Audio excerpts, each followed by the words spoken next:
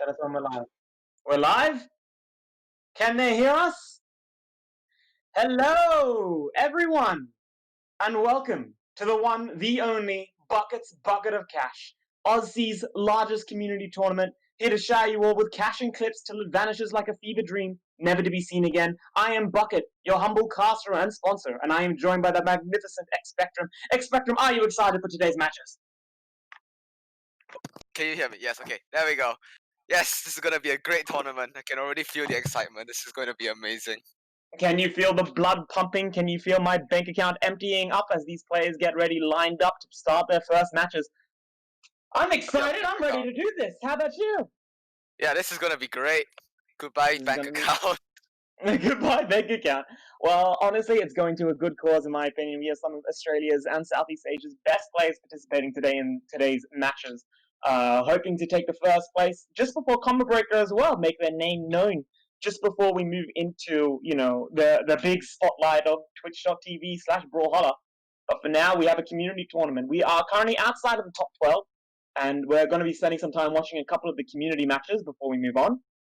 First lined up, I think we have Ketamine and Goddess, which should be a very exciting match. Both of them are very flashy players, and I'm looking forward to seeing what they can do. We're just waiting a couple moments for the players to join up and get ready. We are ready to begin.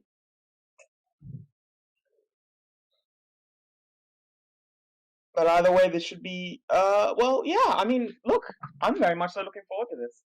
I guess just before we begin, we should say a big thank you to some of our sponsors and the people helping us out. We have a load of fine people and individuals that are helping this whole thing come together, helping this whole thing happen. Oz League, a big thank you to you for your sponsorship. Global Prime, Team Dusk, a very large donation from you. Thank you very much. I have a message here to say a big thank you to Expired from your loving adopted sons. Thank you for all your help and carrying us through our crying teenage years. A big thank you to Zekton and Pixelcorp for splash screens and art, and to many of our generous donors, including Omi, Joust, Skiffy, Goddess, amongst many, many others. Thank you all so very much.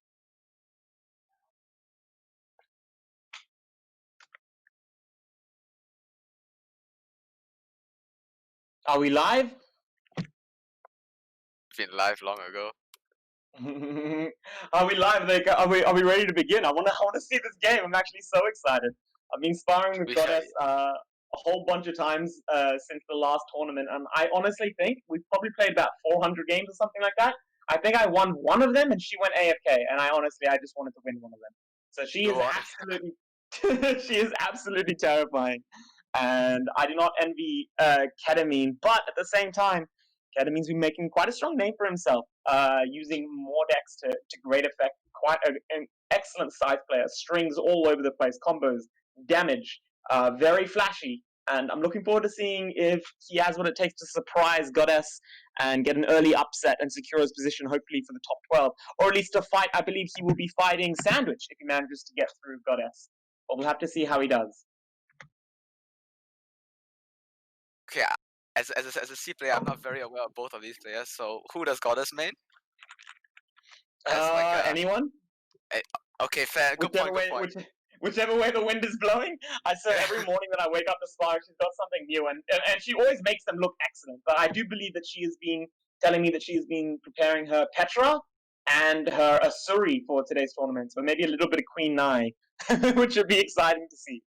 But definitely going to be starting off with Ketamine the on Petra. the level 60 Soul Fire Soul Forged Fenrir Modex. Oh, That isn't it is beautiful? that is cool. Yeah. Have you seen the Mm-hmm. Petra gauntlets on this Modex skin? It is so good.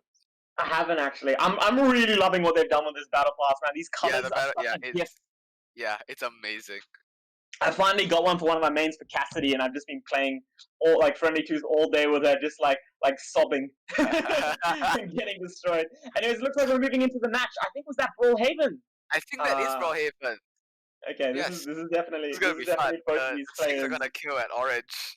I know. Well, honestly, I'm expecting down airs to be killing. Like these players are off-stage players. They love getting their gimps. They love getting their strings. And Brawl Haven is the map That to is do it a on. nice avatar that Ketamine is currently using. That fox. Yeah, well, hopefully he's going to be showing us his victory taunt soon, or at least so he's hoping. Goddess managing to dodge around, get around Ketamine, trying to get a little bit started with his orb, Nice successfully orb managing to string. take stage control. Very nicely done. And another sidelight. She's consistently getting these sidelight startups. That's 3 of them in the first Goes 20 for the seconds. side Ketamine's stick. got to be very careful. 4. Oh, the side And it's stick that done. does it. First stop Oh, gone. fantastic. Oh, The there's the taunt. handstand. The There's the handstand. taunt. Wow, she was angling for that. I've got to talk about that in a second. That was fantastic. Ketamine trying to reverse the pressure, make something happen. He does not want to give up in Goes this the first game when gauntlets. he's only 40 Impressive. seconds The in. strings. Slowly moving around. Off Goddess stage. gets him off stage. There, sec. The D-Light. Is he gone? He can make it Oh, back. Hey, Goddess make it back. She killed herself. Goddess was so hungry for the kill, she ignored the fact that Ketamine had gotten past her and was totally safe and dared herself off stage. But we'll see. She did manage to get quite a lot of damage before she said hello to Davy Jones' locker, so let's see what she can do. True. Oh, Another the Petra side side stick. Even stick. more Just off stage missing. play. Remember what happened last time you went there? You died. Yeah, okay. Oh, Oh the my ground goodness, the pound. ground pound straight away. Oh, this is Goddess in a From the top to nutshell. the bottom, She is Ketamine's out. she is in a rush, man. Ketamine's just gonna have to hope that she kills That was herself another really 2 just times facing if on this is gonna the go D-Light. anywhere. Well, we'll see what happens. Ketamine slowing down the game, giving Goddess a little bit of respect, backing Pay no away, attention definitely to trying me. to capitalize as much as she Skippy. possibly can. Can you not hear me on your other accounts? Because I'm been speaking. Down sig coming up, not quite managing to catch another down sig. Goddess very successfully moving around it. The new Nair recovery. Holding down that down sig, not getting punished. I actually did not know that was a down sick. Yeah, I know. It's such. Oh my god. The amount of The times you recovery. can't see that big startup. The first game going to Goddess, and what a masterclass in the new gauntlets that we have this patch. Use.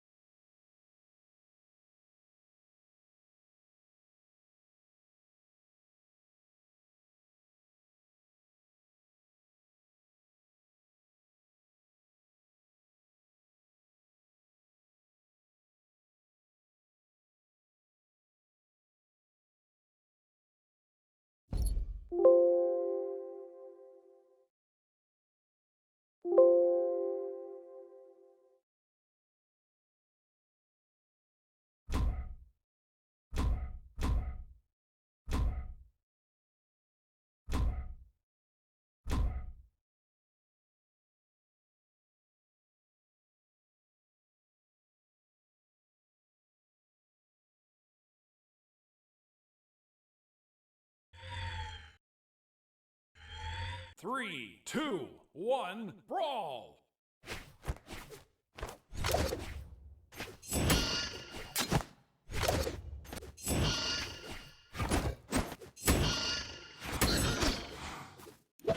triple fire is coming out. Oh no, I'm getting tilted and I'm just Aztec. watching. The Aztec gods are about to. Ketamine is about to face the wrath of the Aztec gods. Goddess is letting us know again and again that the Aztec gods are here in Valhalla. Or rather, should I say, the Aztec goddess. Oh Aha. my god, exactly. Downsig, downsig, downsig. Oh, Ketamine. Oh, Ketamine, no. Don't let this happen to you. Come on, the Soulfire skin. Where's that? You gotta use the luck of the Oh, he's gone. Another downsig. We're not even a minute in, and about 6 downsigs have hit. I think I have more downsigs in one stock than I hit in the full set. And I play Lucian, so. Oh, that's saying something. Nice, D-Light said, sir. What? Even more sigs. That's a side sig, that's a new one. Oh, Ben missing it. That could have been a lot of damage. What do you think? What do you think's Ketamine's option over here, Spectrum? What do you think Ketamine's got to do besides Alt F4? Because that's what I would have done. Besides Alt F4. Run. Get out.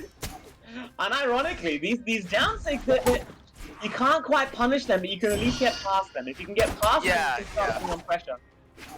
You can't. As long as you don't get hit by them, you're already doing fine. Yeah, well there we go. We're Oh, hitting that's M6. sick. Ketamine, come on. She's 8 defense, but 8 defense can only take you so far, Ketamine. Just a couple more hits are separating you from getting some honor back. Oh no! Oh no! I gotta say, rather him than me. I'm so glad to see it happening to someone else for a change. Yeah. We are currently experiencing someone else's pain. Oh, Ketamine, I don't like to see it stream cover your eyes. Yeah. Oh, we'll see. Hopefully Ketamine can avoid the free stock. And you know what? He's got her off stage. He's definitely got the opportunity. N-Sync hitting! Gets out the recovery. I don't know if... The Could that be it? I don't know if he managed to touch. He did not manage to touch. The mountain has fallen. 8 stocks. Gods can bleed, gentlemen. Sorry, 8 stocks. 8 defense. Goddesses can bleed. But, the power of very the much. Aztec gods can't save you from everything. And I'm dead right. But honestly, I think Goddess doesn't mind. She's sitting pretty on 2 stocks clean. Ketamine slowly going into kill sec. Yeah, one more stick. I don't know if it'll do it, but it will definitely put Ketamine in a very bad position. Need one more. And now Ketamine needs to dodge. Oh, I was gonna say he needs to dodge 1,006, but apparently it was only one that mattered. And it is Goddess. He could have dodged 1,000. He would have dodged 1,000 if he missed the first one. Ketamine's such a shame. I feel so bad because Ketamine is a fantastic player, and against any other person in Australia, I guarantee you would have been seeing so many gimps coming out, so much destruction. But that is Goddess for you in a nutshell. That is what Goddesses look like in the Australian scene. They simply take our best players and they really run them through the gauntlet. They make it hard. And they make it hard to demonstrate just how good they are. Goddess, what a magnificent performance that was. And absolute destruction on the Queen Nai. Definitely, your plan is succeeding, and I am terrified for everyone else involved. This is good luck to the rest of the people in the tournament. Is that what we're doing next? Are they coming? Are we watching Eldrak and Jimothy? Are they coming to our lobby? No, this is for top 12. So Eldrak and Jimothy, to my understanding, will be fighting for top 12. And although those aren't names we normally hear, I will warn you all, Eldrak has climbed his way through some big names to get here. But Jimothy has just taken out Cursix, and he's taken out, just a quick reminder for me, he took out Cursix, and he took out, oh no, I thought that was Sandwich. Who did he take out? I'm in the wrong thing. Can someone find out for me? Because I will tell you for sure that Jimothy has been on a journey to get here, and I don't know who he is, and I'm terrified. But I'm looking forward to finding out. He's in the lobby. We are about to see. The first thing we see is a very nice. Is that a lion? It's a Rayman. So we're gonna... What? Okay. He took it. Okay, hold on. Let me get it up really quick. I actually want to see this. Eldrak. So let's see. Jimothy has beaten. He beat Carrot 2-0. He beat Cursix 2-0. Both of which I believe with this Rayman, this Black Rayman. And I'm looking forward to seeing it. Yeah, Eldrak's been putting in a lot of practice. Level 27 Rayman. And even more gauntlets. I'm taking notes. Yeah, I'm looking forward to seeing what he does. Both of them on defense stats. They really do not want to die, do they? No, they did not. I'm seeing Eldrak they go again to on the. They pick defense stance and go to the smallest map. Wow, okay. This is gonna Yeah. be fun. Alright, well let's see what happens over here because Eldrak is once again on the Soulfire, and I'm curious to Hey, see that's if the Soulfire. the Petra orb. That's how it looks like. Soulfire colors. Oh, that's so cool. I want that. Oh, it's so pretty. It's so distracting. I have the orb. I don't have the colors. No. But don't let that distract you from the fact that Eldrak is getting a very healthy early lead using this orb nice fantastically, avoiding Jimothy's axe quite successfully. Axe just did take quite a bit of a hit in the most recent patch, and we're going to True. With the side end nerf, and I do find that orb is a weapon that especially can really maneuver around the axe swings and get in those punishes. And you can see that's happening right now. Timothy in red, Eldrak in yellow. I'm looking forward. Look, I'm actually really looking forward to seeing this new meta coming out with Hammer and Sword taking a bit of a back step and punches him in the face. Reads the jump. Eldrak very healthy. Well Raymond, played. you are going to need a bandage on your nose after that one. That was a punch. Skins for that one. But yeah, I am looking forward to seeing weapons like Orb return to the meta. Orb can be used like such a scalpel to successfully maneuver around your opponent and use those dares and those sidelights to cleanly get in around those hitboxes from your opponent and cause some havoc and take some stage control. And we're going to see Eldrak lose this spot very early. You go to the smallest map. It's the smallest Give map. me a chance to breathe. I guess that's Recovery exactly kills that. at orange. I mean, it is an axe, and you know what? You get that read, you get hit by the recovery, and that can be it. So more often than not. But Eldrak managing to continue to build up this lead. Jimothy slightly behind. Yeah. Eldrak's hammer really showing that he is currently in charge of the game. I hate you. Oh, do you? But I respect you. I respect it nonetheless. And right now, oh, he's continuing that lead with the orb strings. The set. You see that gorgeous weapon throw with the orb there? He's got down. He's gone. Oh! Orb throws on nerf doesn't matter if you hit it. Jimothy, come on. My Where's some of the monster killing magic you had a bit earlier? Can we pause stream? Oof, we need to pause that game. That was We're gonna take just a moment. So for anyone wondering, Eldrak, the man, the myth, the legend, the Thor, and Jimothy on the Rayman. And that was a very convincing game from Eldrak. Eldrak is here for top 12. Goddess is typing to me in the chat. What's up, Goddess? Have I told everyone your secret? Was I not meant to do that? Can you tell me what Gunter means? Do Sandwich and I play our game? I'll find that out. Can I speak to management for a moment and ask, are Sandwich and... Okay, Jas is answering. Thank God. People don't ask me questions. I represent money, not logic. I don't have an understanding of how this works. I just enjoy watching it. Okay, so they're going to be moving on. Returning to these games. Yes, as I was saying, I'm really looking forward to seeing these new weapons get a little bit more into the spotlight. Seeing a little, I've been playing a lot of experimental. I've been really trying to grind out with this battle pass, and I have noticed a lot more orbs, sights, gauntlets, obviously coming out of the woodworks, katars, guns getting a little bit of showtime with the sidelight buff, and I definitely think that this is a very fun meta to be experimenting in. Yeah, unfortunately, the meta has made some of my best weapons quite bad. Yeah, so... how you feeling about your sluggish lance now, buddy? It hurts. It gives me physical pain. I'm so sorry. At the same time, it's nice to see Lance not going into the air and instantly doing a yo-yo around the world and just spinning around in full 360s with consistent nair. I enjoy doing the just going up in there, spinning around and around, making myself dizzy and hitting my opponent every 2 seconds. Yeah, do you know when I once took a trip, I was actually in EU for a brief spell, and this was back, I was top 50 odds, I wasn't terrible, I wasn't very good either, but I was like, I had enough, I was good enough to have an ego about it, like way more than I deserved, and I went against, I wish I could remember his name, one of the European pros at the time that named Scarlet, and he 3-stocked me using only Lance Nair. And it's been 4 years since then. But 3, 2, gotta say, 1, brawl. I'm happy to see it left. I've been suffering. Yeah, I see how it is. I've been suffering that hurt for quite a while. And yeah, you take that, whatever your name was. Salty about that, are you still salty about that? Yeah, I'm still salty, man. It's been 4 years and I still stay awake Alright, at night. Jimmy swapping to this Ragnar. Do you see what level his Ragnar was? I I didn't. did not. Oh, But, the Katars coming out already. Good damage. Goes for yeah. the Elite. So what's he dropping? He dropped the gauntlets and went to the guitars. Interesting Yeah. decision, but you know what? I kind of respect it. I kind of like guitars into orb. It's not the best, but it gives you a lot of opportunities to pressure in. The weapon throw saved his life there. Yeah. Oh, Jimmy just stood in the face of that lightning. Yeah, I mean, look, Stood there. Eldrak actually brought this back quite quickly. Jimothy had quite an early lead and looked like he was going to be taking the first stock with that momentum, but Eldrak slowly manages to get it back. Obviously, we are back inside the weapon matchup we were before as well. The Orb Axe, perhaps this is what Jimothy didn't want, and now he has the Katars back. Perhaps that is the change he was looking for. I also personally think that Ragnar definitely has better Sigs than Rayman. I find that Ragnar Sigs are more useful. Maybe that's just me because I play Ragnar more than Rayman, but... Okay, fair enough. I definitely think Ragnar has some of the very utility-based Sigs, but nothing is more terrifying than like then when hearing you know yeah!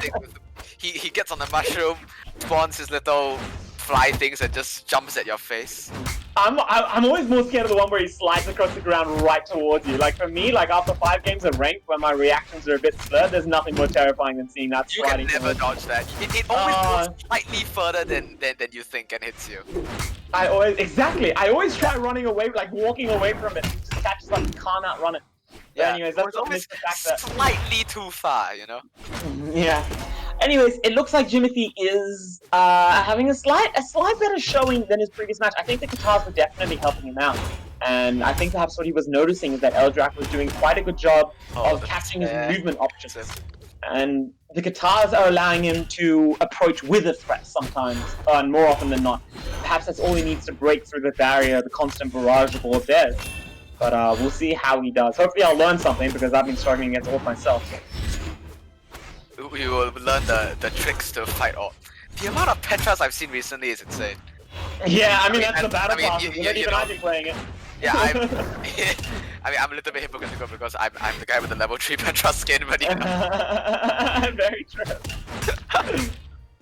Nice sideline there. Can he finish off Eldrak's stock? Can't hit him in the face. Have you ever gotten a true combo? Jimothy pulling it back. Have you ever gotten the true combo where your opponent like juggles the weapons and you enlight a weapon? Yeah. If you can get 3 enlights in a row. Yep, it's great. It's true combo. Oh, it's so delicious when it happens. Yeah. But Eldrak is convincing me. Eldrak making exactly the right choice over here, by the way. He's not rushing. He's controlling the space. Jimothy's struggling to get his feet on the ground, and that's what Axe needs, honestly. Like Axe, all he's really got over here is a Sair, and Eldrak knows how to space it. Oh, and he's just out. pressing on to get there. I do want to comment on that as Eldrak moves on into top 12. By the way, congratulations to Eldrak, Jimothy, the Titan Killer, going down to losers, which is surely going to terrify the people that he beat just a moment ago. Perfect. I'm gonna lose to this guy again. Yeah, I know, right? Yeah, honestly, Cursix and Carrot, best of luck to you. Thoughts and prayers. But I do want to comment on Eldrak doing a masterclass of Thor over there. Getting Jimothy into red and then just not giving him a chance to get a foothold in the game. Not rushing, not chasing him off stage. A little bit of greedy Sigs, but not getting punished for him, and maybe he knew something I didn't. And just successfully controlling Jimothy's approaches more often than not. Jimothy, every single time he was jumping up, Eldrak was either ready with an Orb Dare or a Hammer Dare, ready to get a KO, and you can just imagine the amount of pressure that was causing. And Jimothy, I am very sorry. Best of luck in losers bracket. Hope to see you soon. In both those games, Eldrak was definitely exerting a lot of pressure with his, hammer, his Orb, just sort of being there and preventing Jimothy from doing like anything really. Oh yeah, Eldrak's improved drastically, by the way. He's been putting in a lot of practice. I sparred him just recently, and I was finding it really difficult to get through it myself. And from memory, he's based on the way that he used to be playing, like even as short as a month ago. He is playing in such a thoughtful and controlled manner. Thor? Okay, you're gonna see much more of that. Okay. You came here for the bucket of cash. Yeah, you get what you deserve. Yeah, that's what I get for allowing that stupid name to go through. Bucket's bucket of cash, gentlemen. Anyways, a couple of thank yous while we wait for a couple of quick thank yous while we wait for our next game to begin. I just want to say a very large thank you to the Aussie Discord community and tournament team for generously donating their time and experience to turn this tournament from a crazy rich man's dream into the reality it is right now. Honestly, I approached Aussie and I was like, look, I represent a little bit of cash. I'd love to make this thing happen. And I was shocked at how helpful they were of providing me with streamers, with casters, with tournament organizers, with announcements, with cash of their own, with drive, with communication, and I just watched them build such a fantastic team around this tournament. And even though this is a once-off, there are some future community tournaments that we're hoping to do, which we are gathering sponsors for, and I very much so look forward to seeing what OC can do with that in the future. Best of luck to them and with their endeavors. Looks like we've got our next game coming up. Who have we got? We've got Dummy versus... I gotta go ahead. I cannot find any of the brackets, so I have no idea who Dummy's supposed to be fighting. Oh, really? I'm running through it right now. Dummy. I can see the brackets. I'm very bad at finding names. Yeah, wait, I'm looking. Dummy versus K's Daddy. Ooh, I'm looking forward to this. K's Daddy, one of the few people representing guns that has a definite chance of top 8, maybe top 4. And I'm looking forward to seeing the pressure that he manages to exert. I'm looking forward to seeing what he can do with them. I'm trying to pick up a lot more guns myself, and I'm definitely going to be taking notes. Your turn to pay attention while I learn about guns. All right, we're done with the guns. I'm famously really bad at playing blasters. Yeah, I cannot play those weapons whatsoever. Don't even try. Don't even try. All right, Dummy here on the Scarlet. Is that okay? He's rocking the Scarlet. Oh, Lance into Blasters used to be a pretty okay matchup, I feel, and then they nerfed Nair, and now I'm sad. I personally, like I've recently been struggling with Lance into Blasters, but I had a golden period where I was doing really well with it, and what I realized is that the gun sidelight outranges the Lance sidelight, and the gun Sair outranges the Lance Sair. So a Lance can't zone versus guns. Lance has to be positional and movement based, which completely changes the playstyle of Lance. And guns can get a lot of compensation if they're paying attention. And if Lance ever makes the mistake of starting to float above them in desperation, I mean, that's just one jump recovery away. So we'll see what K's Daddy can do. I believe he plays Baruzza normally, no? But I'm looking at a level 72 Cassidy and wondering where the hell I got that idea from. Maybe he... Did you just say 7? Oh, that is 72. Okay, maybe he wants the higher... I was gonna say speed, and I looked at the stat. I meant dex. The higher dex of Cassidy against... I guess the attack of Scarlet ? I mean, I would have thought he would have loved to have the axe into the lands. I thought that was a fantastic matchup. Yeah, axe into. Can you talk to me about that, because I play neither weapon. So what does a lance axe normally look like? What does it look like? It looks like the lance player missing all the stairs and the axe player daring them 50 times into red. Okay. Yeah. Okay. So pretty much like the axe versus anything else matchup too. Okay, I got it. I suppose anything else matchup, but especially against the one weapon that relies on outraging and going in. Yeah. Small Enigma, not a very common lance map at all, but a very good hammer map. So maybe that's what Dummy was hoping. Both of them have hammer. Both of them have hammer, so I guess that's what it was. A bit of a. I don't mind lance on Enigma, but I can agree the platforms can be a bit detrimental to the lance Nair. But you know. Yeah. Emphasis on the Nair. Nice read out of the end line. And already you can see the blasters. Yeah, working hard with these dares, catching Dummy's soft landings, reading the fastballs, and staying very floaty, very fluctuating, moving around with these stairs. A very safe nice move on into net. Oh, if only you could have net faster. I'm still salty. Ooh, Dummy misses the opportunity. K's Daddy a bit risky, but K's Daddy slowly moving his way back in, missing that side. Held in a little bit too much again. Damage very even so far. Yeah, I want K's Daddy to pay a little bit more attention to the movement Dummy is exerting, because these stairs are barely missing, and if they're hitting, we're going to be looking at a much different game. But currently things are completely even. Dummy using these soft platforms to dash around, get a couple of stairs, an early dare, and K's Daddy's currently the downsig, the Scarlet downsig, the fame, oh, I can't speak. The signal killing at literally yellow on some matches. If you land that off stage, pull them backwards, they're gone. Yeah, absolutely terrifying. Yeah, when everyone was complaining about Brack's downsig, I think it flew a little bit under the radar. But it's definitely nice fight at the first stop. And that was actually a very good Yeah. cider. Reading K's Daddy's jumps. His jump, yeah. Yeah. You Which always want to is- read those jumps. Which is very valuable to do against gun, because the only safe thing a gun player can do, aside from sidelight, is jump stairs. So if you can read that, then you're taking away one of the predominant tools that K's Daddy will be using. Although I have been hearing a word of a mechanic from Hyper Hero I was talking to recently, and it is called, if I remember, tomahawking, which K's Daddy is using very effectively, where you just dash jump fast forward without using any options, and it actually is a very good way of approaching both hammer and lance because they can't quite cover that diagonal. So let's see if K's Daddy uses that to hopefully get a couple of early downlights, and early downlights lead to KOs. Yeah, I've never heard that terminology myself, but now that you mention it, yeah, that is definitely a very viable way of approaching. But even so, Dummy is still very good at evening up the damage. Both of them in the second stop orange, literally the color looks the exact same. Yeah, I mean, Dummy's very good. I love Dummy's. Oh! I know what this poison. Very nicely done by KV. I was gonna say that Dummy was playing a very methodical game, mostly empty jumping with a few rare dash jumps in as a surprise technique to approach. And unfortunately not working out for him over there, but we'll see how it ends with that. Oh no, Dummy.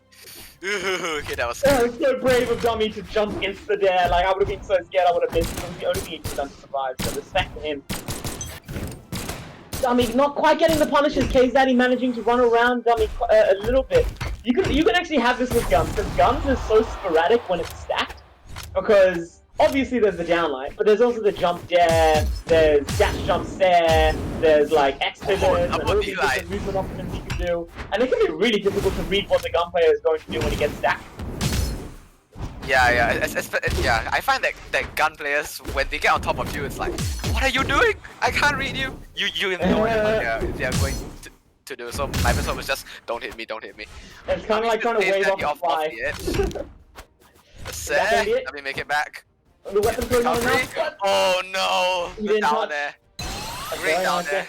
Oh, that was K's Daddy positioned that excellently. He actually got really close to the edge to make sure that the dare wouldn't hit the wall, would actually be slightly apart from the wall, and he did that to make sure that Dummy would not get his jumps back by kicking into the wall. So we hit him just before he managed to make connection. Very cleverly done, and that definitely led to the KO. Okay, Dummy bans out Enigma, leaves Brockhaven, Crystal Temple, and Miami open. I'm not sure Miami. Yeah, Miami, let's go. My favorite map. I think Dummy... Is it your favorite map? It is. You know, I wasn't a fan of it until I guitar recovered someone into the bottom corner of the map and killed them. And it was the funniest thing that's ever happened to me, and now it's my favorite map. So, yeah, I'm with you. Funniest thing that's ever happened to you. Yeah. Okay. I like it for a few reasons. I don't know, I find that I just do really well on this map with Lance. Maybe it's because I can just nair them off the two platforms, but now I can't do that anymore. Okay, no, that actually makes sense. Okay, maybe that's what Dummy's looking for, because I thought Dummy would have wanted more space after Enigma, because he was very cramped and KZ over there, and that's not quite what Lance's Hammer wants. Lance's Hammer wants to be out of range to control your opponent's approach as best as possible. And when you have a map like this, platforms just enable your opponent to get towards you. But it's definitely working out for him. He almost had an edge guard over there that could have led to an early stock take. But K's Daddy slowly moving around him. Again, the stock's so even. Oh, nice down there from the blast from K's Daddy's blasters. Dummy if you holding really want to know, the real reason why I like Miami is the soundtrack. I respect that. I can respect that. There we go. I was wondering when you're going to see a downlight coming out to Dummy. Dummy's been stacked quite a lot, and these downlights have been very helpful to him. What I'm loving that Dummy does, that not many top 8 players use, is there's a... Ooh, hold on! Okay. There was a moment there where I believe. What's it called? I find that a lot of the other players in top 8 find that if they have a choice between a fast option and a slow option, they'll always go for the fast option, which makes sense. It's less reactable, it's more consistent, it's harder for your opponent to adapt to. But at the same time, if you always go for the fast option, it can become predictable. What Dummy likes to do is mix up between the fast option and the slow option. And as a result of that, it can make it very difficult for his opponent to actually know when he decides to come in.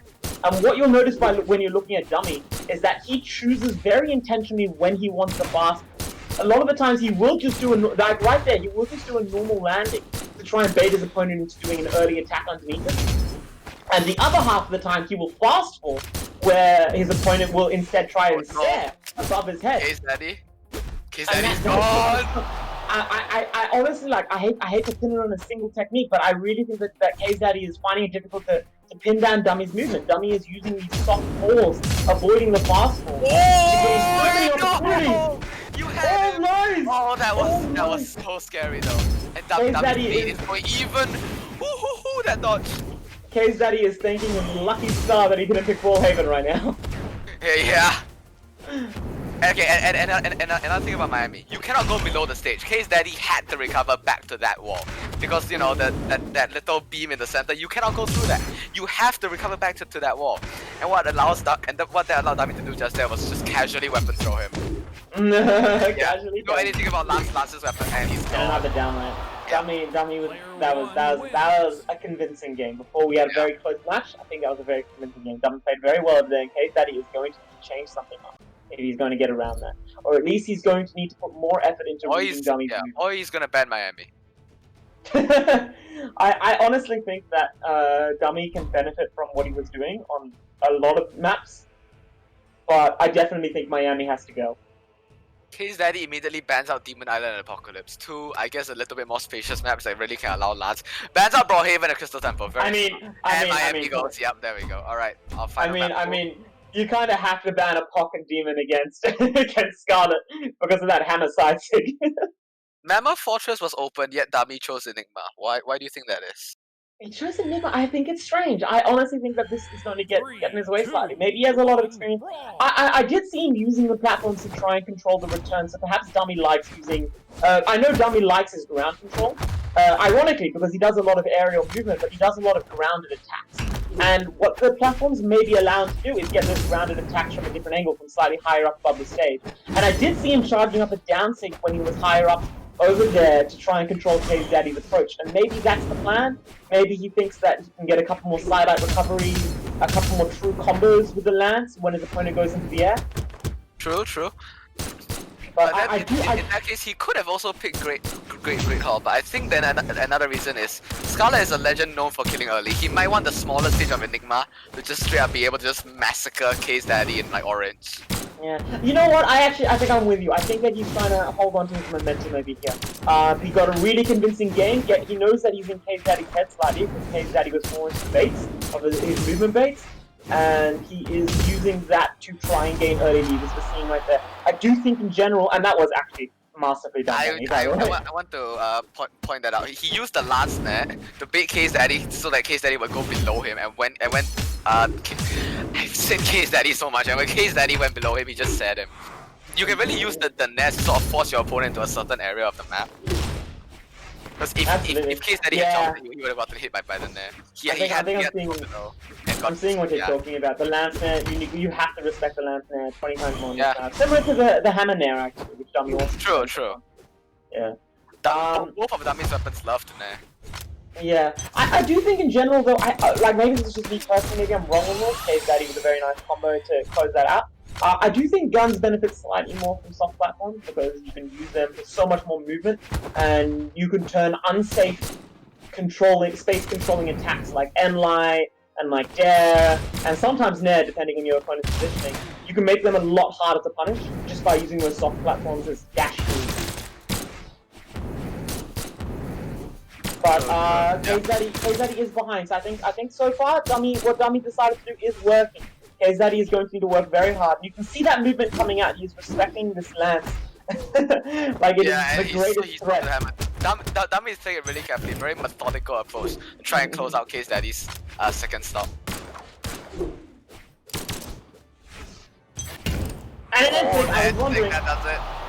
I was feeling an N-Sig, but I would have done it early. I would have actually done it on the run-up. Dummy controlling that instinct most likely to he went behind. He went behind. Yeah. That is actually the value in waiting.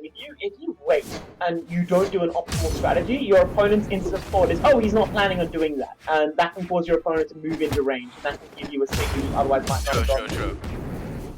If you just wait 1 second before you throw out the N-Sig, they might move into a position where when you throw out the N-Sig, it's gonna hit them, you know?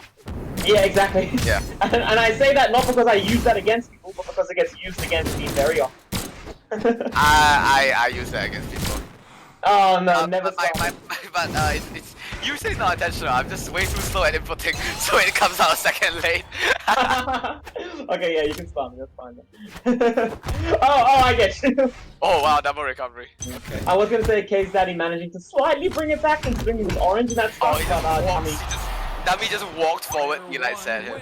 Yeah, Dummy is the sort of player, I think he doesn't notice when he loses. It doesn't do anything to his mentality. He just goes right back in, he's like, okay, I learned from that game, I can apply some of that. Yeah. And he walks in and he applies it, and that can be so scary. Because when you think you have momentum against a stomped player, on the ground and killed him. in my opinion, when you think you have momentum against a player and you actually don't, like that player is totally calm, you are dead in the water and you don't even know it yet. Because believing you have momentum, trying to use momentum when you don't actually have it, is just early attacks that can get punished. And I think it leads to you getting baited more often than not. And I think Dummy used that to very good effect over there.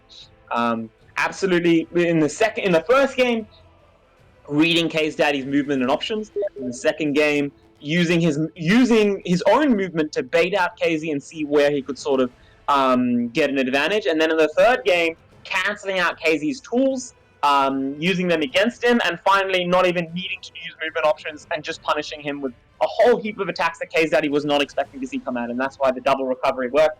That's why the downlight sail worked so well for him. And just a masterclass. And I believe that is him moving into top 12. Which should hopefully be getting set up soon. Which we are probably going to be going into the next game soon, which will be Do and Shadow, according to Joe Suit. So we're just waiting for them to come in, I guess. Okay, I have heard these names. I have seen Shadow play Axe. They call me Shadow. Indeed, they do.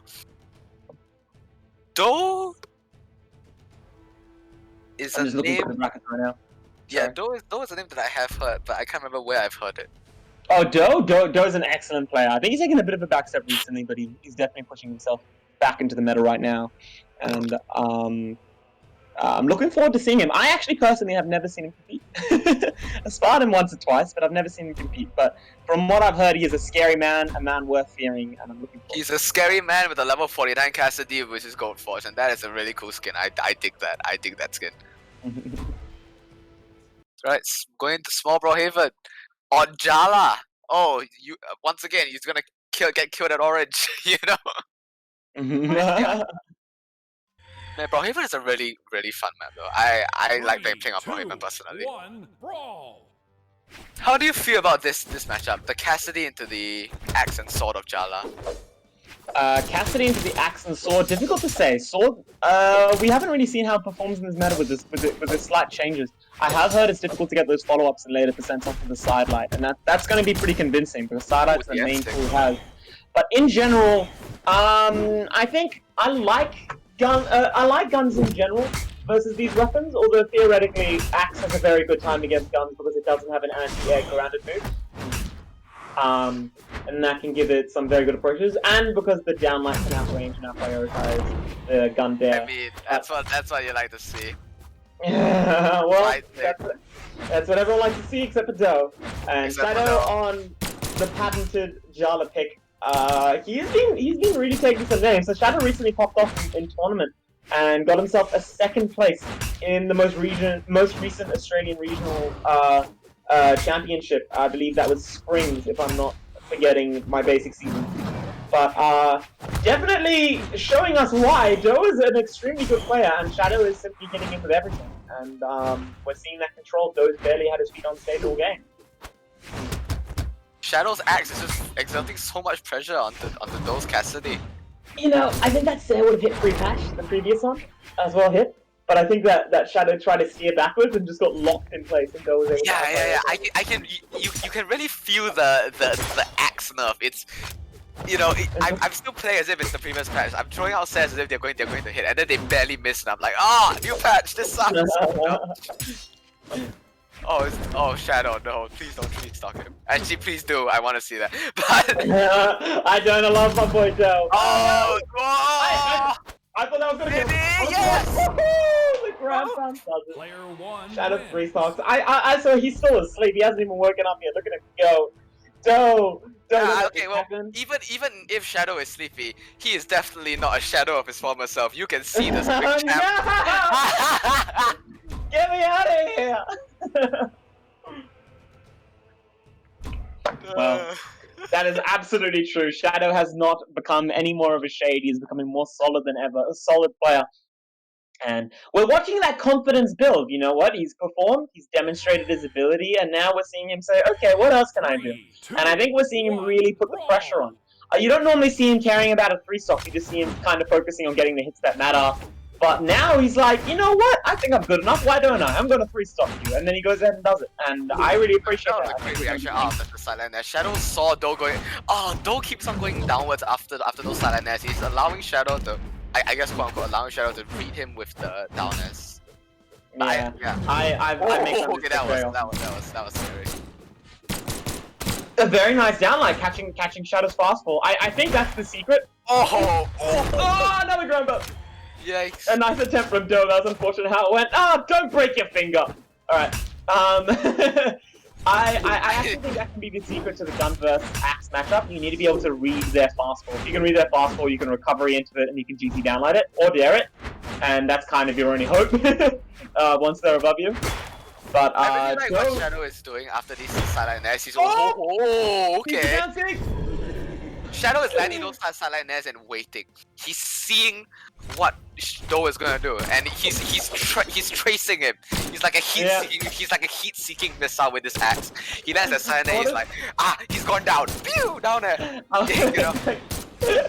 Exactly right. I want to see like Shadow with an eye tracker. I can imagine that like before the sideline air, it's just like kind of calmly staring at the opponent. The second the air is flashing all over the entire screen, like I use like 1,000 numbers.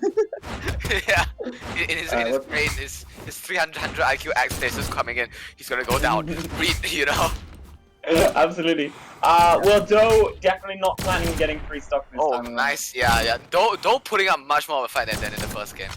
Yeah, and he's using these. Oh, nice, that might do that. Every time I see someone land that, I think two things. One, thank God they nerf recovery. And two, I can't land that. I can't land it. I'm in the same boat. I honestly am happy they nerfed it because I can't land it either. So now my gun versus gun matchup is technically better. And I now have it. Okay, Jala's sword downsing is so fast. I absolutely despise it. But okay, I despise it when it's used against me. But whenever I spar someone, I just spam that and they always go, oh, no! No! Oh! We were talking so much, we almost lost track of the fact that Do almost brought that back. That was a very good performance from him. Yeah, that was clean. That was clean. Thank you, by the way, to all the players for showing up today. We know you want to be grinding out your Battle Pass wins, and we're just thankful to have you. I have speaking no of nothing else to grind. Oh my god, what level are you? What's your tier? Right now I can check. I'm one gem away from tier 18. 18. I'm a 14. 18. I've been playing a little bit. I have the tier 3 podium and the tier 3 Petra. Oh my god. I need help. Yeah, I have 14 personally. Yeah, my. Okay. Alright, we got Kevin back on the screen. Against Amarel, top 8 performer. Very OG player, normally going by the name of Aquarian Nemesis. Okay. I know this guy. His Scarlet. Yeah. 72. Yeah. I don't know him, but I know the Scarlet, if you know what I mean. Very, very scary. Another 72 as well. Well, we'll have to see what this looks like. Ketamine, I'm wondering how he's going to do against the Lance. How do you feel when you come against a Mordex? 3, 2, That depends on who the Mordex is. I think I can respect that. I was going to comment that it's fun seeing Mordex and Jala getting picked. I find them both to be characters that are like, you kind of accept the fact that you're going to have to work a little bit harder than everyone else in terms of, you know, how much it takes to kill you and how much it takes to kill others. Yeah, you know, okay, right there is the reason why I say it depends on who the Mordex is. If the Mordex is a person who understands that you can punish Lance by going above, by being diagonal, then he's just gonna dare you, nair you, say you, and you can't approach, and it's super annoying, and all of a sudden you've lost, and you're like, no more scythe, please. Yeah, I think I can understand that. But I do think Lance and the Gauntlet is an excellent matchup for Lance now. For exactly that reason. Because how are you going to punish something that has a downlight that good? So, Amarel's making very good use of that. So whenever he whips an attack, he's consciously deciding to either jump, spot dodge, or, more often than not, throw out a downlight. And the downlight will cover him very cleanly from pretty much everything that the Gauntlets can pressure him with. From the side light, from the depth, from the set. The downlight might beat it, but honestly, you need to be very close if you want that downlight. Yep, and the delayed Lance Nest coming out. Yeah. Wait, I find that Gauntlet and the Lance actually does better than Scythe and the Lance, simply because Oh, really? yeah, Gauntlets can approach from... I don't know, I feel like Gauntlets are just faster than Scythe. I find Gauntlet players more annoying to fight on Lance than Scythe, and I don't really know why, but maybe that's I guess just... that makes sense. I also think that Gauntlets would really be able to abuse Lance off stage, probably. Yeah, every time I go against Skiffy, I'm like, don't play core, don't play core, don't play core. Yeah. Yeah, no, that actually makes sense to me, because you can sort of get away versus the Scythe with Lance off stage, because your Dare sort of covers their Nair, you know, your Nair sort of covers their Dare, that sort of thing. But the Gauntlets can just come from directly above you or below you, and Lance can't cover that off stage. True. That makes sense to me. Very fast, just spun around and lighted him with the hammer. So while we're learning about the game, Amarel clearly knows this because he is avoiding offstage like the plague, dodging through. Very good, I'd say. Risking getting ripped. Oh, weapon throw, he's gone, he's out. Risking, I love the fact that he's risking getting red by dodging through just to avoid moving anywhere close to offstage. You watch Amarel is like... Oh, nicely on the sideline there. Yeah, there's a lot of damage in case Yeah. in this first game. And this is a loser's match, I believe. Oh no! Oh no! Oh, you... Oh, you saved him! Oh, he thought he knew. He knows. I was gonna laugh at Amarel for fully charging the recovery even though it clearly wasn't gonna work. And then Kennedy saved him, and I don't know, maybe Amarel is just the biggest IQ. Oh, Salai. Maybe he could have gone for the Salai set. I mean, oh wow, he's gone. I felt that ground. I felt that ground. Yeah.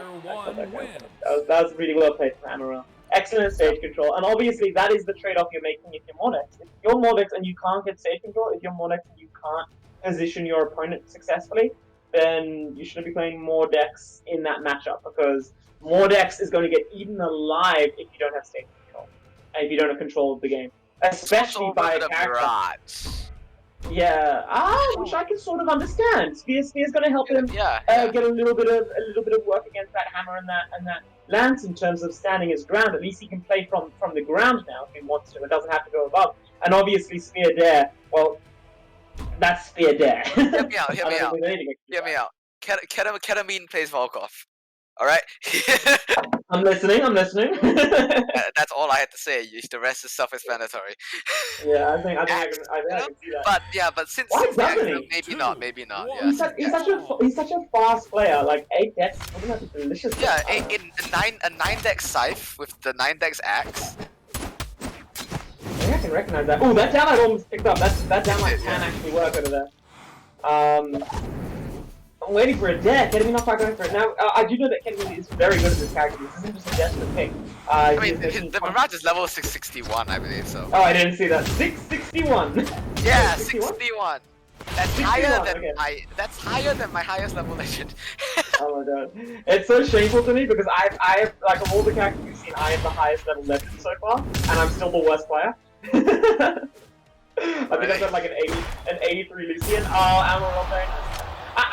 That is a unique tool to Lance because you can cover the wall, the push-off column, the push-off column's push-off column with just one weapon throw.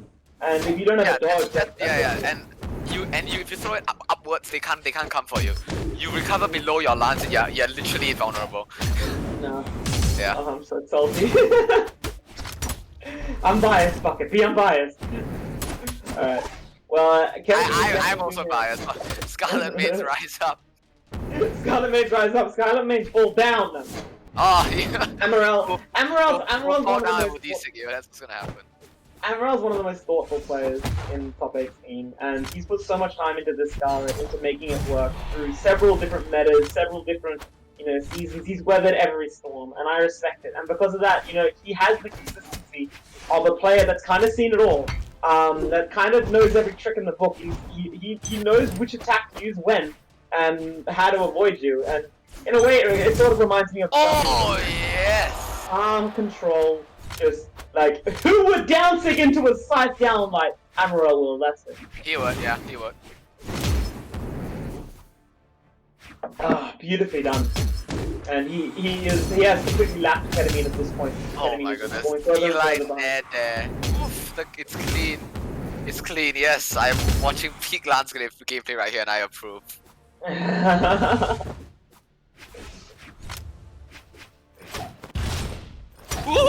Hey Scarlet, honestly, you don't see those very often. Scarlet Sisei is one of those, you throw it out once per game and if it hits, good for you. If it doesn't, never use it ever again. You know?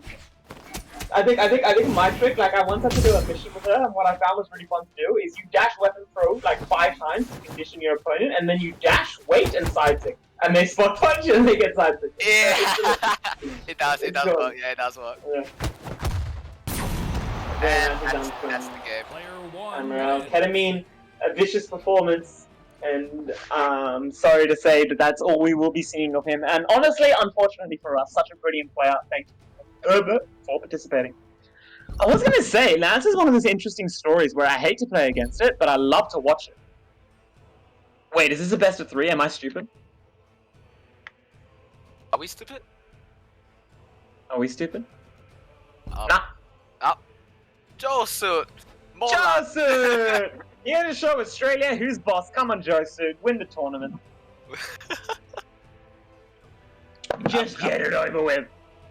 I'm gonna be auto DQ'd from the C tournament, so I couldn't figure out how to cancel my registration or Smash so I was like, I'll just DQ myself. Aqua, you're up again. Okay, cool. So while we're waiting for the next match to get set up, I do have a quick thank you to say for some of our more special sponsors. Obviously, this very large prize pool couldn't be done without a lot of generous support from a lot of people. A big thank you to OzLeague, community tournaments being run very regularly, and he helped us out in a big way by making a practice tournament for Bucket's Bucket of Cash, and for raising community awareness, and actually Zach and the runner of OzLeague did help us out with some splash screens and art, so a big thank you to him. A big thank you to Global Prime, one of our largest sponsors. Global Prime is a 100% Australian-owned and operated FX and CFD provider, specializing in low-latency connectivity to Tier 1 bank liquidity and ECNs for an unrivaled trading experience. Trade with Global Prime today. Also, a big...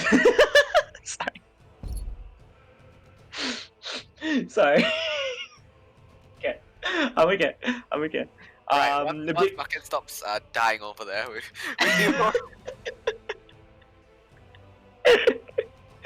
Are you alive? I said it with a straight face. I didn't know if I was going to. So that's everyone. That's my brother's company. I was staring out my window, listening to you say that, and I was just here like, wow, okay. Yeah, that's my brother's company. He sponsored the tournament. Marvelous, marvelous. So I stole his about us. Don't question me. But genuinely, another big thank you. Another big thank you to Dusk, Team Dusk, being run by Lichko. Lichko, thank you for helping us out with casting. He will be casting later, for running mentoring sessions and generally driving awareness towards the tournament. A big thanks to you. We are moving into our next game though, so I'll get off my ass and start talking about the Titan Slayer Jimothy versus Amaral. Gauntlets into Lance, axe into Lance. Oh, I feel. Whew, oh, we are in top 12. Oh, we are? Hey! Yeah. Well, let's see how we go. First match of top 12 beginning. We have Jimothy on the Emerald loves that read, and I approve. That is a really good read. Yeah, Nair into there, especially if they dodge down. It works. It just works. Absolutely. You can do Nair into N6 on Scarlet and it'll catch. Yeah, well, I'm kind of looking forward to seeing what an axe does to Amaral. What's his read against this famous matchup, this infamous matchup? Actually, everyone always talks about the axe versus Lance being so one-sided. PTSD for the Rayman N6. Rayman N6. Oh, I can hear it, and it just yeah. Oh god. No, Rayman, no. Anyways, Jimmerel, I kind of want to see this. You let us know what's going on, Emerald, because I want to see. Sorry. Second, let us know what's going on because I actually want to see what did Jimothy have to do to get here. Okay, what's going on? Jimmy, another N6. Oh no, that's too many. Okay, and another one back from who is he? Emerald. I can't remember his name. Sorry. Right now, Jimothy's off stage. Emerald maintaining the seat control, throws the weapon down, massive lance to the face.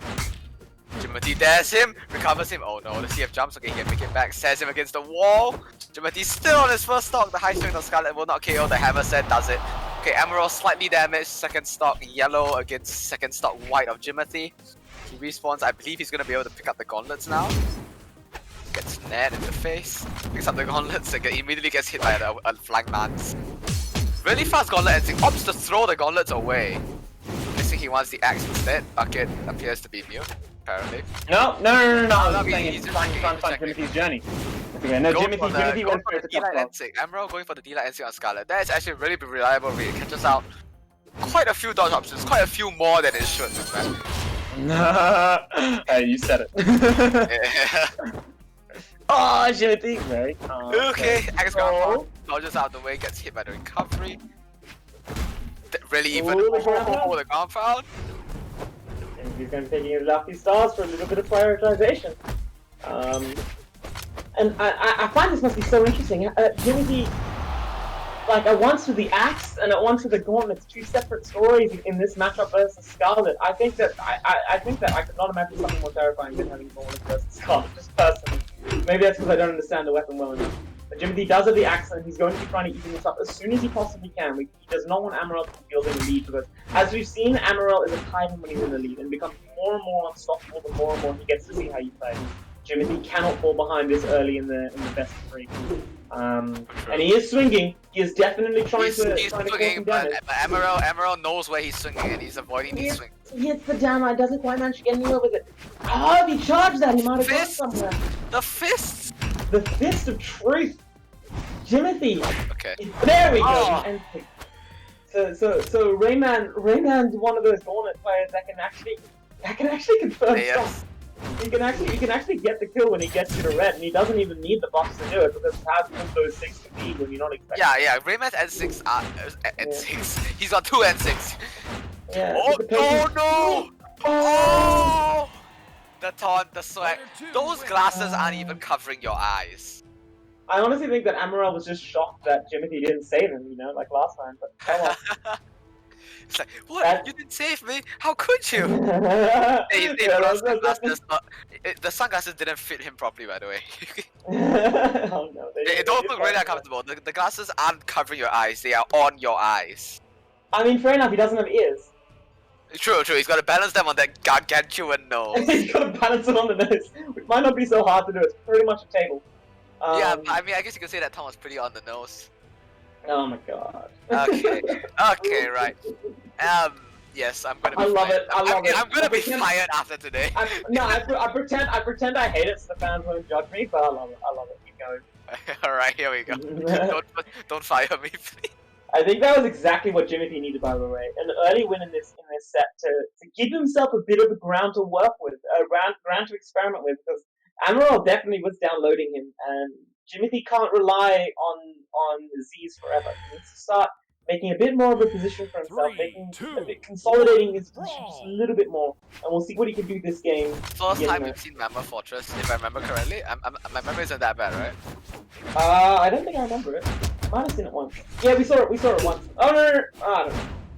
No idea. I guess players there out of the Satellite there went into full on shadow mode. Satellite there, laser eyes, where's he going, you know?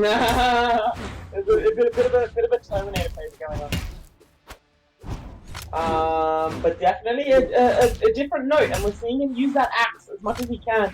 I almost did not want to see him stacking up the gauntlets, but you know what? Maybe he knows something. Gauntlets did get buffed. Ooh, so things are different. Yeah.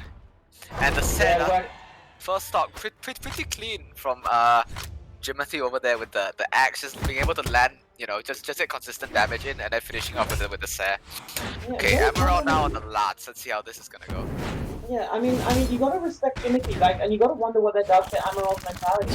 Amarel trying to move around him, still getting hit. Amarel trying to attack through it, still getting hit. Amarel trying to read it, still getting hit.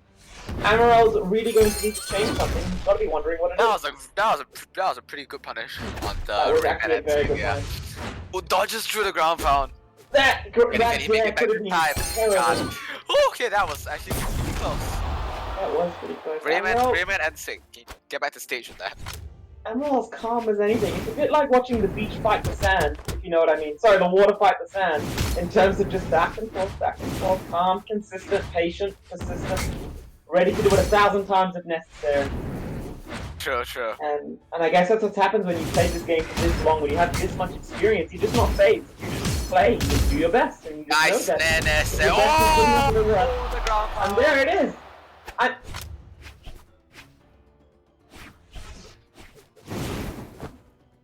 We're going to be running a CC giveaway. Can I just, I don't quite know what needs to be done. Just be in the chat. Just make yourself heard. I didn't know. Yeah, I'm gonna get in the chat. I want CCs. Hold on, I want CCs. Calm. Yeah, give me the CC. That allowed.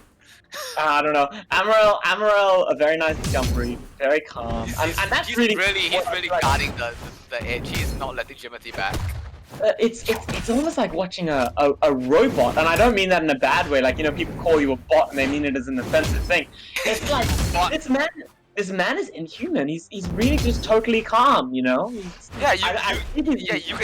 said no, just and that's it. He's a game down. He was a stock down, and he didn't change at all. He was just like, I know this is gonna work, so I'm just gonna keep doing it, and he just kept doing it, and it works. And it works. I always have infinite respect when a player that is behind and starts dashing more. I saw a Black Scarlet. I saw a Black Scarlet from Jimothy. Oh, okay, he was great, right? But he's changed his color. Wait, no, he didn't. He was already on this, wasn't he? Soulfire. No, he wasn't black.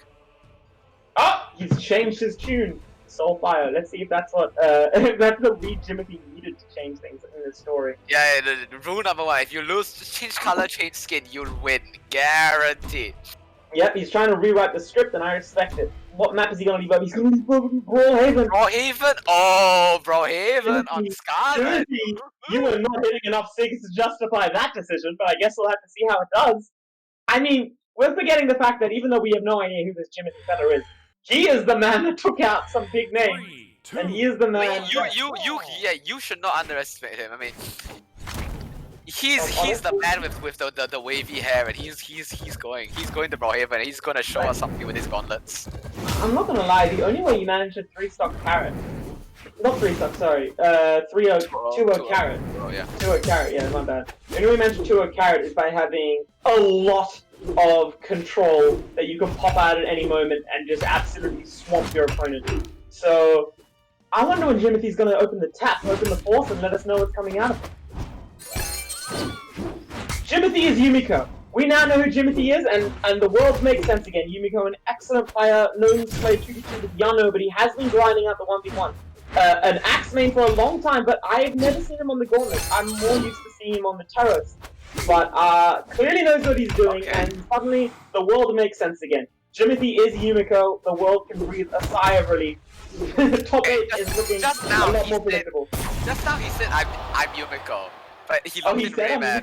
He said I'm Yumiko in chat, he locked in Rayman. I was super confused. I was like, no, you're Rayman! I didn't know that Yumiko. Oh, okay. I now realize that I am absolutely. Yumiko's a recent name, but he's definitely been making himself heard. So, slowly, the world is going to start hearing him more and more often. I'm not surprised not hearing about him yet in Southeast Asia, but he definitely are going to soon. And looks like he's trying to start that journey right now. He is obviously one game in, one game behind. Things could go either way, and we had even stocks. Amarel was a slightly due to some fantastic runs, but managing to get the weapon and the stage control. Going for 2 nairs in a row. Did you read the patch notes as Amarel? Do you want to be sitting there for 30 seconds? Jimothy trying to work his way back on stage. Is that like a personal attack or something?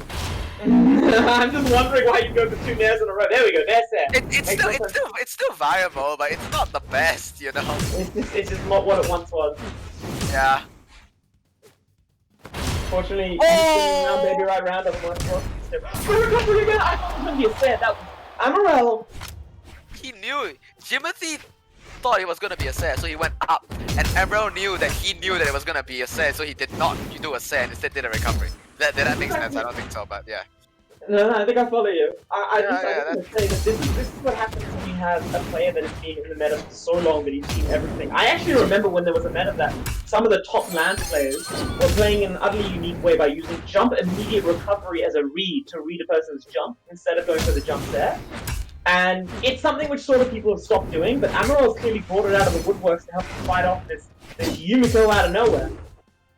And that could be it. That was very nice from Amarel.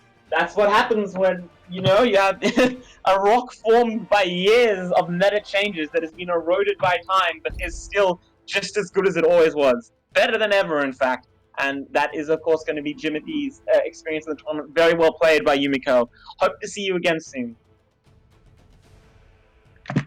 Will be...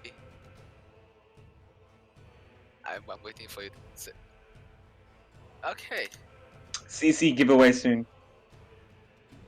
Yes. Okay. Yes. I'm just paying attention to what's going on. Alright, Cheese Face and Shadow, I think. If you see the bracket, I think.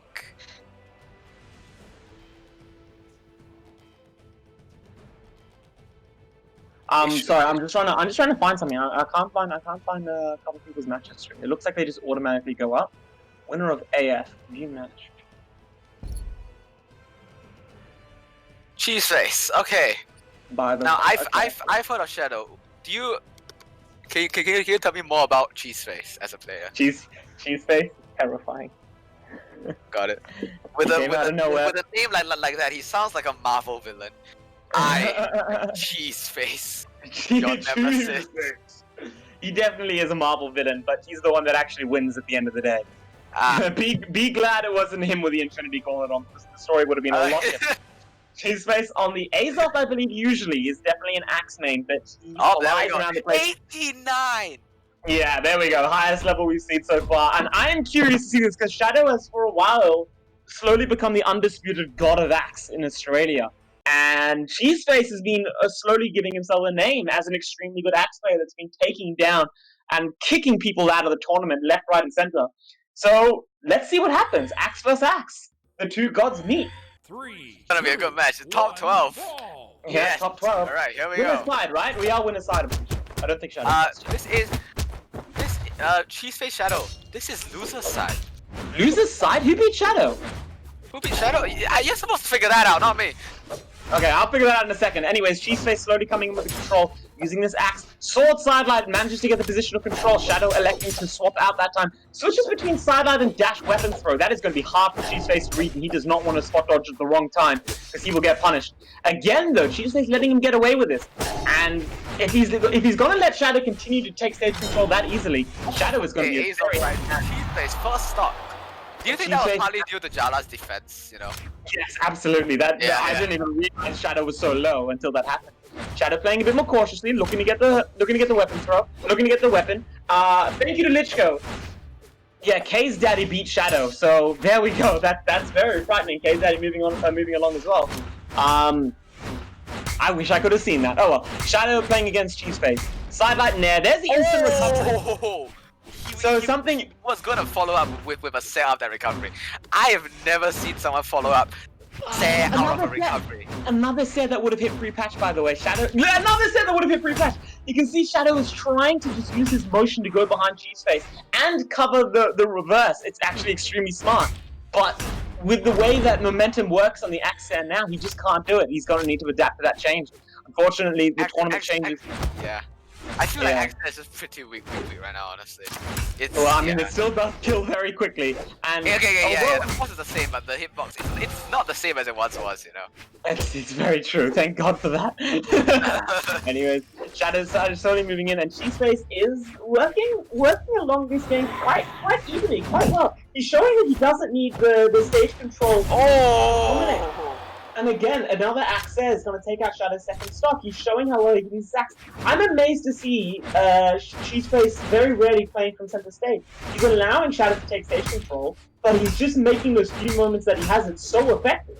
Getting a free downlight off of the jet, getting all these stairs. Shadow manages to clean it up. Alright. And Shadow, playing a war of attrition right now, just slowly building Cheeseface down and putting out his foundations, and we are looking at an almost even game, although Cheeseface is pulling ahead, moment by moment, that's how axe into axe goes. It's a very, it's a quote-unquote war of attrition. You have to have more endurance than the other axe player. You have to be able to wear them down. Yeah, hit after hit. Yeah.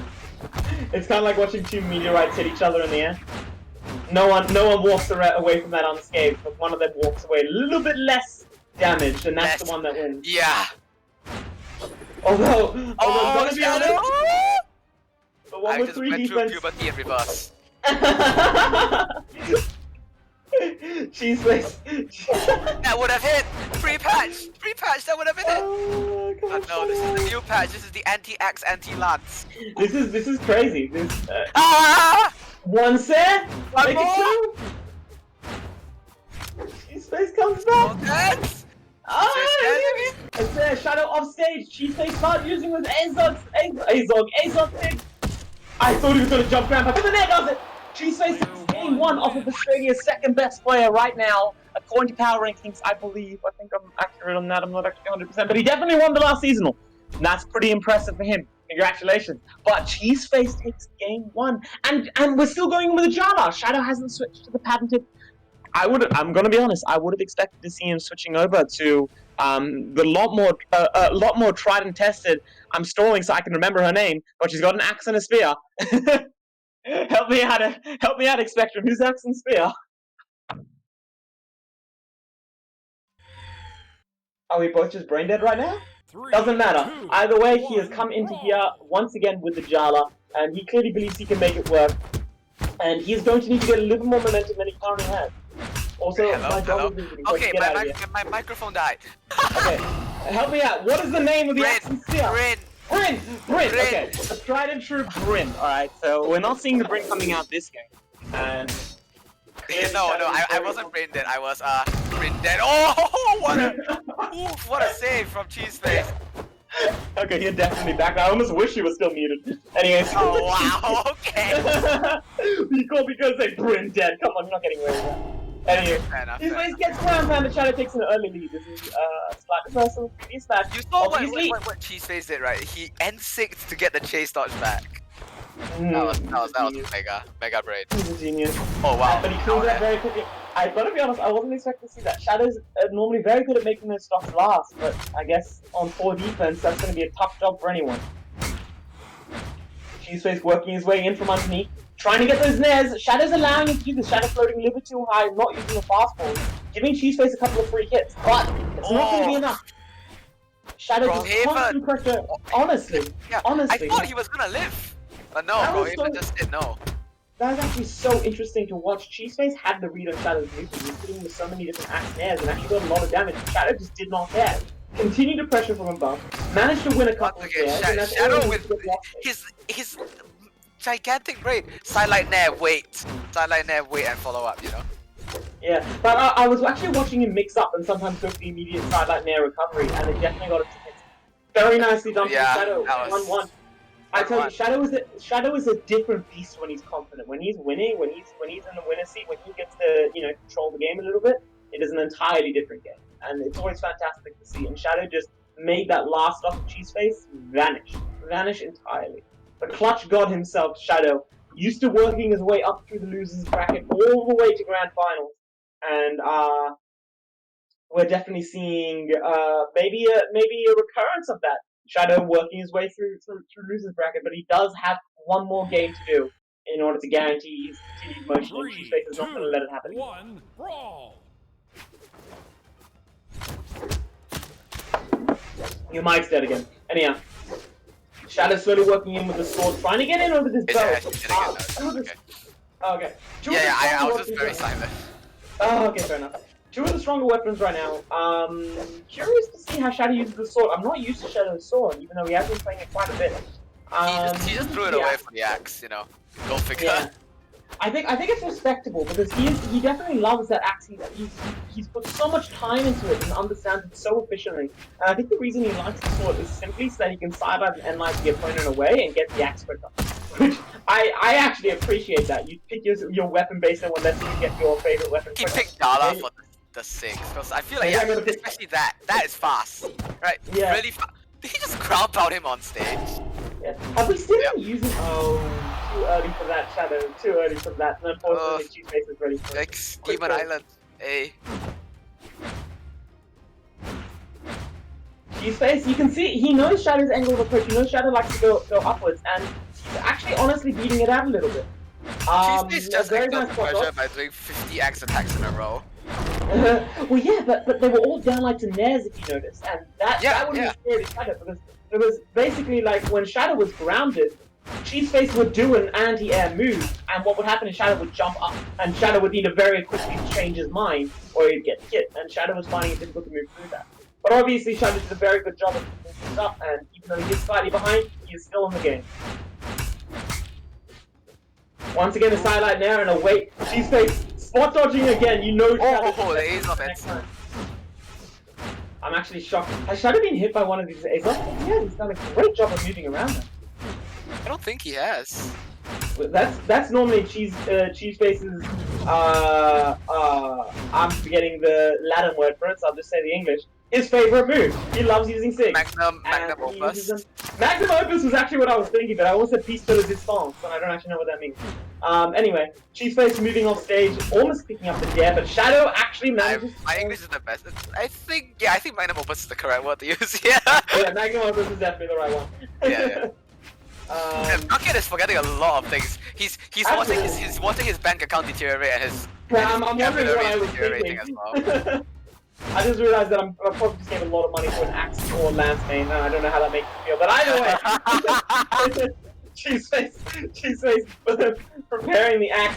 This is honestly more than just bucket to catch people. This is Cheeseface making a statement. He's saying, I can use this weapon too, Shadow. You're not the only one that knows what an axe is. And I am going to use it just as effectively as you are. And obviously, Shadow trying very hard to make... panicked slightly. He hasn't jumped the second time. Right now, he's on the ropes. Anyone listening to the stream, I'd love to know who beat Cheeseface to send him into losing. But either way, Cheeseface slowly moving around Shadow. One mistake could send him off stage and put him in a bad position. Shadow once again trying to steer us in. That doesn't work anymore, unfortunately. Again. The set! The defense! He dodged through the weapon! It flashed! How about a clash? He takes it! Shadow's out! Oh! Player 1 wins. Cheeseface! Cheeseface! Cheeseface! Oh, damn. Well played! I don't know if anyone else realized this, but if this was a Marvel movie, Cheeseface just snapped. Yeah. And half I guess half the population is gone. Shadow is gone. That's Goodbye, Shadow. Wow. Nothing but respect from Shadow in the chat. He There's not even a recognizes... shadow of Shadow left. He just he just deteriorated. That's so sad. Wow, I was not expecting to see Shadow out this early. Cheeseface, what a performance. That was an insane game. That was great. I would argue that was probably one of the best sets we've had so far. That was brilliant. That was a masterclass in axe. That was an excellent set.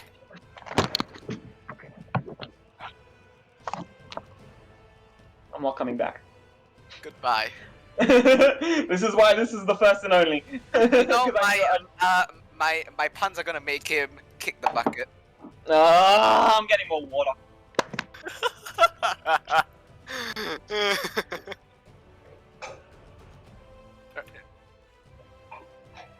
Oh my gosh, here we go.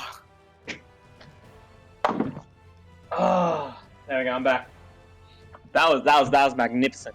And like I was saying, like honestly, I was expecting Shadow to close it out. And what I was going to say is that Cheeseface has definitely made a statement right now that he is mastering this axe. He is moving along the bracket, and he's someone that people are going to need to start being scared about. There isn't just one axe main in Oz. And Shisei's was showing us that he definitely knows what he's doing too.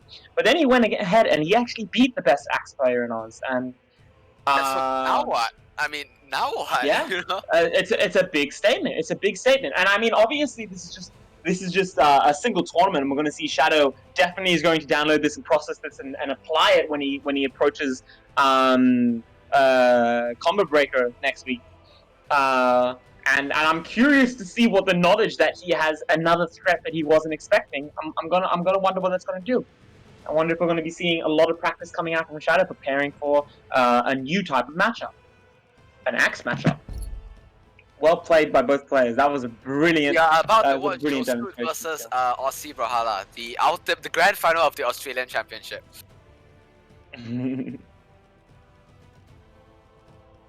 All right, I'm just looking away a little bit.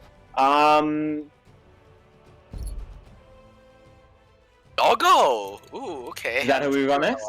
I don't know. I actually don't know.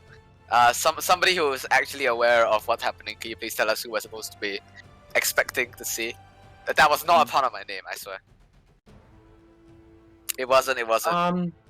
Are we streaming all of top 12? By the way, I should probably be on some of this. This is right now. Okay, this is gonna be our first best of 5 set, I believe.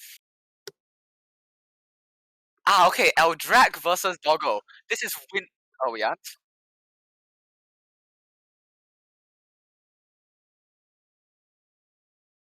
Okay. Okay. This is both Okay, 5. both This 5. is Eldrac versus Doggo. Okay. Okay, this is gonna be fun. Lin Eldrac Fei. versus Doggo. Winner side, by the way. Yeah, winner semis. Ooh, this is gonna be a good match. I'm looking forward to eating my lunch after this. Anyway. Eldrac. Eldrac. I'm trying to find him in my friends list. We did see Eldrac earlier on, right? He was the Thor, I believe. Yeah. Sorry. We did see Eldrac. We saw him playing. I'm trying to remember who he was playing against. He was playing against Yumiko. He was playing against Yumiko. Yeah. Timothy, yes. And did a really, really good job with showing us all those hours of practice coming into play. But he is currently going against Australia's one of Australia's best players, Doggo. Came out of nowhere. This is a name that I've heard.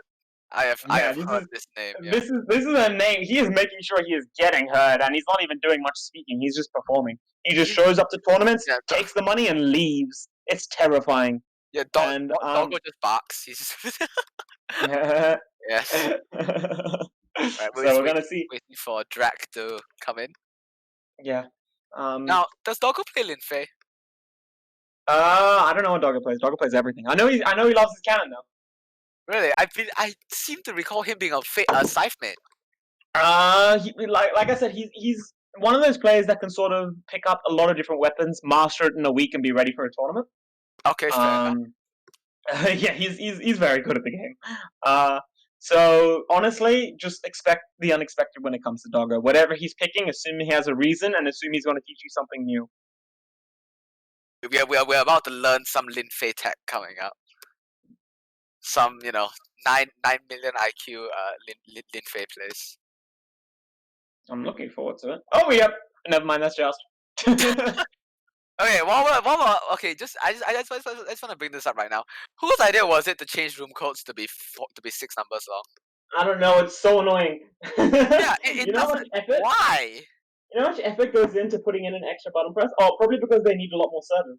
10,000 wasn't enough. True. Which is pretty awesome. Well, let's Eldrac, finally in. He's here, boys. Hey. Got him. He forgot how to press join. I think he's just doing a couple of breathing exercises, warming himself up, stretching his fingers, because he is going against.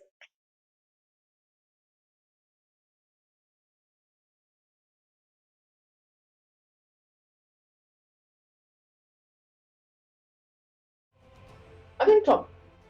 Okay.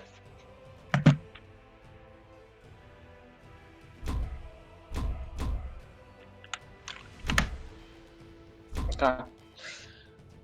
Alright, so we're moving into the game. We have Lin Fei versus Thor, we have Doggo versus Eldrac, we have Hammer, an Orb versus Cannon and Katars. Cannon just got a major update. Sidelight is completely different, and I'm really looking forward. 2, 1. I'm really looking forward to brawl. seeing what he can do with it. I actually haven't seen the new Cannon get demonstrated at all, because I know a lot of the players were just patiently waiting for the next balance patch. And Doggo's clearly got him what he's looking for, because he switched right back to the Cannon. Starting off on Guitars, though, very successfully hanging out right above Eldrac.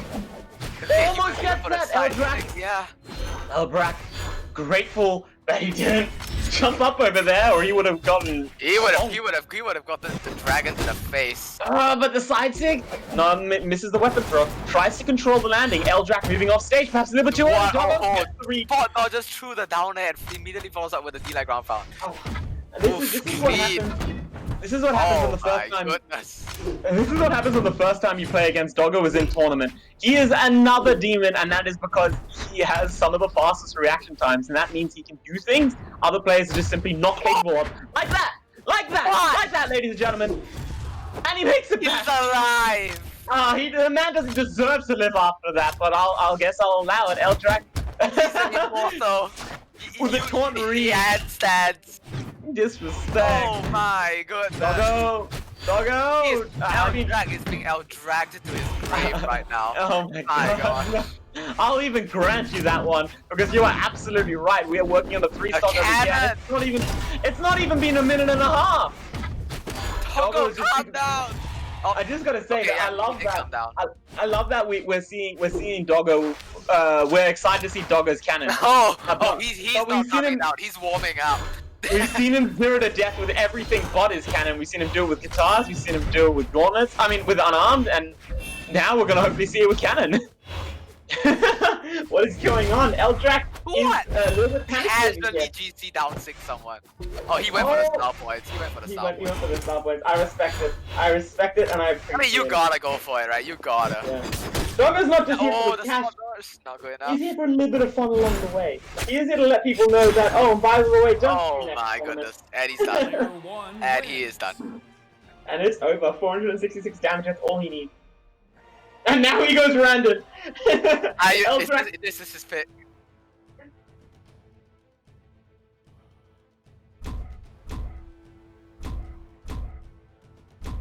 Gucci, Okay. Gucci.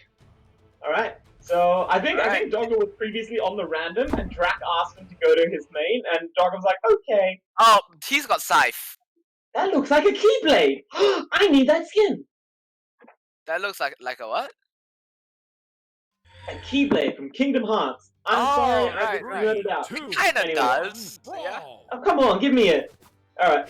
Anyways. I'm poor. I'm not buying it. Wait, what is that type skin? Where do you get that from? I have no idea. I want to find out. I need to find out ASAP. But either way, Doggo's definitely giving us a chance to see the side and running around a little bit, using those stairs and dares to poke, sidelight, to punish, and that is what you want to see from the spear user. Eldrak is It's struggling. a very efficient spear. It's a very calculated and methodical spear. I'm just amazed at how much pressure Doggo's managed to Wow. Eldrak is Okay, Eldrak. Okay. Eldrak has no choice but to stay aerial. If you notice before, Eldrak preferred to be grounded, preferred to use the ground to punish his opponent's approaches, but he just isn't getting the opportunity. Doggo's just saying, no, this is my ground, you can't have it. And Eldrak is struggling, although, to be fair, very close to actually bringing that stock around, and only a couple of hits away from evening this up. Either way. Oh my goodness, the Nest, the Sass, they're coming out now. Eldrak has touched 3 times this life, but a side sig will do it. Brawlhaven, perhaps. I think Brawlhaven was the right decision for Eldrak. Brawlhaven, yeah, Brawlhaven. Yeah. And here, Dog is slowly walking his way back. I This love poor it. dodges the Sarah and punishes. Oh my god. I gotta comment on something over there because this justifies something I've been practicing and it's good to see it being used, is Suller stepping. It looks like BN and it kind of is, but at the same time it is very effective. And I'll see if Dogger does any more of it. Either way, successfully controlling Eldrak's approaches. Eldrak just not quite managing to gain control. He barely avoided getting hit by that scythe there. It's like Okay, Doggo is very good at spacing these just scythe dares. He just falls off the stage, grabs them from the wall. I can't do that. I kill myself when I go for scythe dares like that. Scythe Dare is a notoriously difficult attack to use off stage actually. It's one of those that if you hit, well done, you win. But if you miss, You know, Okay, that's that gonna was- happen more often than not. That was clean. I don't think Eldrac touched. And I think we're gonna see some taunting coming. Either way, I would have face palmed there. Hell. And Eldrac is back in it. Eldrac is hopeful. The end line going the wrong way. Come on, Eldrac. You need to focus. Don't let yourself get Oh, don't zero the national spear like that. Not like this. This is your hope. This is your prayer. This is winners. This is not the final match, by the way. Either way, this is the best of 5 set. That's a 5, so. Yeah. What I'm enjoying watching, it's almost like watching a I can't remember the name of it. You know those guys. What's the name of the red guy? The guys. No, I think that was there. He is. Sorry. Drac takes the game. That was spectacularly done. So much damage behind, but Eldrac is slowly pacing himself and slowly getting the damage he needs to. And we are seeing another Garnet, another Petra coming out. Okay, now help me out. What do you call the bloke that has a red cape and gets chased by bulls all the time? It's on the tip of my tongue. I know! Help me, someone type me. I'm googling. Bloke, bull man in ring terminology. Red cape. Red cape. A matador. A matador. A matador. A matador. Yes. Doggo, when he has control, is reminding me of a matador. He stands there and then he moves just as he gets attacked, and he's perfectly managing. Bro, I've got the red flag. Red flag. The red flag. That's actually smart. I gotta do that. Yeah. Anyways, either way, it's very effective, and he's managing to he's managing to stay aggressive and stay high pressure while at the same time Honestly, leaving Eldrac he's in a standing circle around this arena. Yeah. And you pointed out, right? He stands there and he spots us. Yeah. He stands there and he jumps, and he uses those reactions to really make Eldrac question which attacks of mine are unreactable. Because Doggo's reacting to Imagine them. those, you know those like anime menacing thing. It must be terrifying just having Doggo just walk in front of you and just stop moving. Like, what do you do if you get he dodges? He's good enough. He's fast enough. He can dodge. Imagine a primal predator running at you, and he just stops there in his tracks. That's what's happening with Doggo right now. Just, So either way, it's absolutely terrifying. Either way, we need to swing some attention to Eldrac, because Eldrac is putting on quite a performance, and Eldrac is looking confident again.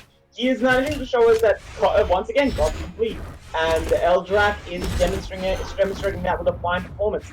He is managing to actually get the hits that matter, although Doggo is managing to string Eldrac quite a bit. He's not quite managing to turn it into anything, and Eldrac is making sure that every single hit he gets leads into something valuable. And we're seeing him in a slight lead. And remember, he does have one game to his name. Doggo does not want to let him get two. But either way, a very successful weapon guard. Eldrac, not quite managing to recovery. return. There goes for the GC sidelight. Doggo just staying abreast. Eldrac going in with the downsig, not quite going to work, but he still manages to get the weapon. Using that hammer which can give a player with slow reaction sometimes an advantage based on how effective that downlight is. Oh! Reads the fast fall, absolute control, destruction, beautiful. Love it. That was absolutely fantastic, and Doggo is back in the lead securely, several hits away from losing his stock. Combo? Is Nair there a true combo now with the buff? Yes, I think so. What? Recovery. Okay. Ooh. Yeah, Wait, just, I'm gonna test that later. Man, that is strong. It's all based on damages and positioning, but there's definitely a lot of true combos now. But the main one is you can now get downlight, Nair recovery, and it's all true. And I believe that's at any %, which is pretty gross. So that's a kill confirmed at 130, I've been told, I think. I'm sure Lichko will at me in a second. Lichko, our resident number cruncher. Either way, Doggo, patient, waiting for his opportunity. Eldrac recovers a bit higher than Doggo was expecting. And I think that's the name of the game. Eldrac is somehow managing to be a little bit unpredictable. He's predicting God. And even though he is very far behind, Okay, that will kill. he is looking to change it. And Eldrac charges up. Oh, no, sticks to the hammer. And he's going to need to play a cautious game over here. Sometimes the hammer commitments he's going to be forced to make. Oh no, that might be unfortunately going to lead to bad circumstances. The high defense of Thor keeps him alive. The sidelight, can he still make it back? He can't. That's it. He's offstage versus Doggo. It was it like 30 seconds ago. And just none of us knew it yet. Oh, we're straight into the next match. Eldrak is ready to continue because he's confident. Going. Oh, I think Doggo might have picked Thor. Yeah, Doggo picked Thor. We have a mirror match. Oh. That's gonna be very The interesting. lightning is. What on earth is that hammer? I have no idea. It looks like it looks like the bullhead or whatever, like the ram It looks sword. I'm like. just trying to remember what Okay, it comes he heard your matador analogy. I heard it looks like an egg sack. 3, 2, 1, from. It looks like a xenomorph's about to burst out that hammer. Jesus. Maybe that's part of the strategy. Look, we don't know what makes the hammer return to him during the down kick, okay? Maybe it's alive. Either way, we have a true mirror match. Doggo, It's not some Mjolnir powers. It's literally alive. Doggo in the charged OG, Eldrak in the new soul colors, whatever they're called. Soul fire. Soul Are fire. they soul fire or are they soul forged? I can never remember. Soul something. Soul fire sounds right. Soul fire sounds Oh, right. yeah. Either way, Doggo is definitely using these weapons very effectively. Eldrak manages to work his way back in with the side kick. Oh, Just the dodging his down kick. guy. Look, he's saying you might have the reactions, but I have the knowledge. I know what your character is capable of. I mean it. Just misses the down kick. I think it would have hit. I don't think spot dodge was the answer. A good read from Eldrak, unfortunately, not quite performing it correctly. The down light hit, and we have ourselves a Russian Mafia. Gorgeous. Swinging that egg sack around. Yes. Eldrak just got hatched on. Either way, Eldrak falls back in with a punish man. Please never use that terminology ever again. I know, I feel. Anyway, manages to move around, but Doggo covers it with an M-line. That M-line, I swear, it always hits me and I never hit anyone with it. But Doggo is showing me how. Side light nerf, not allowing that hammer to hit over there when it otherwise might have. But Eldrak, once again, I actually don't see Hammer Mains doing that too often, and Eldrak has done it 3 times now against Doggo and against Jimothy. Manages to read the recovery and gets an immediate jump there that is unfortunately just nothing you can do about it once he makes that decision. Very nicely done and convincingly, consistently getting in stocks. But Doggo is in the lead, especially with that side. That's gonna be it. Eldrak unfortunately Yeah, wastes his opportunity too early. Do you think he could have dodged back the stage there instead of doing a G-Sensei? I think he could have, but I think Doggo would have been ready for it. Honestly, He would I have think at that point. great read on the dodge, the hammer! Oh! So much damage! He just falling reverse said he knew where Eldrak wanted to go. Beautifully done. My brother Doggo tried to temporarily go. closed. What just happened? Doggo trying to go for a crazy damage setup, but it didn't work. Oh. I remember when there used to be like true like 80 damage combos and stuff using weapon throws. Back when they started trying to nerf it. I think my favorite was there was like an N-light weapon throw, N-light weapon throw, N-light weapon throw was true and it did 80 damage when they were trying to nerf it experimentally. That was a great day. Oh, okay. Eldrak, for long range say you don't even need force at that point. Yeah, you just hit them that close to the kill box and they're gone. Yeah, I feel like an unarmed dare would have killed too. Either way, he did what he needed to do, and he did it very well. Doggo hits him high with a recovery. The total opposite of the ground pound he got with Corners earlier, reading the high movement, and that will be it. 3-1. Doggo takes the set, sending Eldrak down into losers. Well played to Eldrak, definitely putting up a very convincing fight against Australia's best, but Australia's best is exactly what the name implies, and Doggo will be moving on. Right, next we're gonna have Dummy, I believe. Dummy into Bailey. Dummy into Ooh. Bailey. I'm looking forward to watching that. Who's Bailey? I that name does not ring a bell to me, no offense. Do you know the name Sandwich? Oh, okay. Bailey is Sandwich and Sandwich is Bailey. Australia's best 2v2 team currently, I think. I'm pretty sure. Yeah, their best current Australian 2v2 team. I believe they won 2 regionals in a row. Doggo and Bailey. And Bailey is an extremely good 1v1 player. He unfortunately had some ill performance and some problems in recent matches. He definitely underperformed, and that's unfortunate, but I'm hoping we get to see quite what he's capable of. Sandwich is terrifying. He is one of those pro players that have really put the time and effort it takes to understand neutral game and to understand how to constantly be asserting pressure and dominance. And I know I keep saying that because that is an intensely valuable thing right now, especially against such controlling weapons as Lance and Hammer. If you can... Pros? Never mind, he's playing Terrorist. I was not expecting that. I have never seen his Terrorist. I'm looking forward to it. What level is that? 26. Okay, decently high. I mean, it's black, so Decently you know. high. Oh, I love that skin though. That tarot skin, I'm not a fan of that tarot skin. Doesn't it look like a waffle? The mouth? Yeah, that's why I'm not a fan of it. The face looks kind of. The face is off-putting to me. It's like a Right, I don't want to waffle, get man. beaten up by a waffle bowl. I want to be a waffle. Is that Anyhow. that your ambition? That's my ambition, man. I Right, don't use know. use the remaining money in your credit card and become a waffle bowl. I'm not stopping you. Maybe I'll just eat one for $20 or something. I don't know how much they cost. Good morning, sir. I would like a waffle bowl. Waffle, please. Anyway, Bailey coming Okay. in with the act. I wonder if that's specifically 3, versus 2, Dummy, because 1, Bailey roll. labs. Bailey like doesn't just walk in here and take money. Like he puts the time in and the effort to getting that money. And he's constantly sparring, constantly active with the community, and he's very good at developing particular playstyles for particular opponents. And I think that's what he's doing against Dummy. Dummy is a very recent name to the top 8 scene, but he has consolidated his position in a convincing way, and I would not be surprised if Sandwich has taken the time and the opportunity since the previous tournament to actually practice a bit against Dummy's dominating performances. Oh no, it's this matchup. Yeah, Yep, yeah, well, not anymore. On. No more lads for you. Bailey with an extremely good lead. And I think he's just not allowing Dummy to do that move. And we can see that he's actually. Oh my god! Wow, I can't believe what I'm looking at. I'm actually so impressed. I'm pretty sure Bailey has been labbing Dummy, or at least had some thoughts about how to counter this in the past. Because Dummy is trying to use his non-fastball, his kind of just jump and calmly land, and Bailey has been intentionally staring higher to cover it, so Bailey is definitely expecting him to not fastball and reading that. But Dummy's slowly working his way back in, and That clipped him.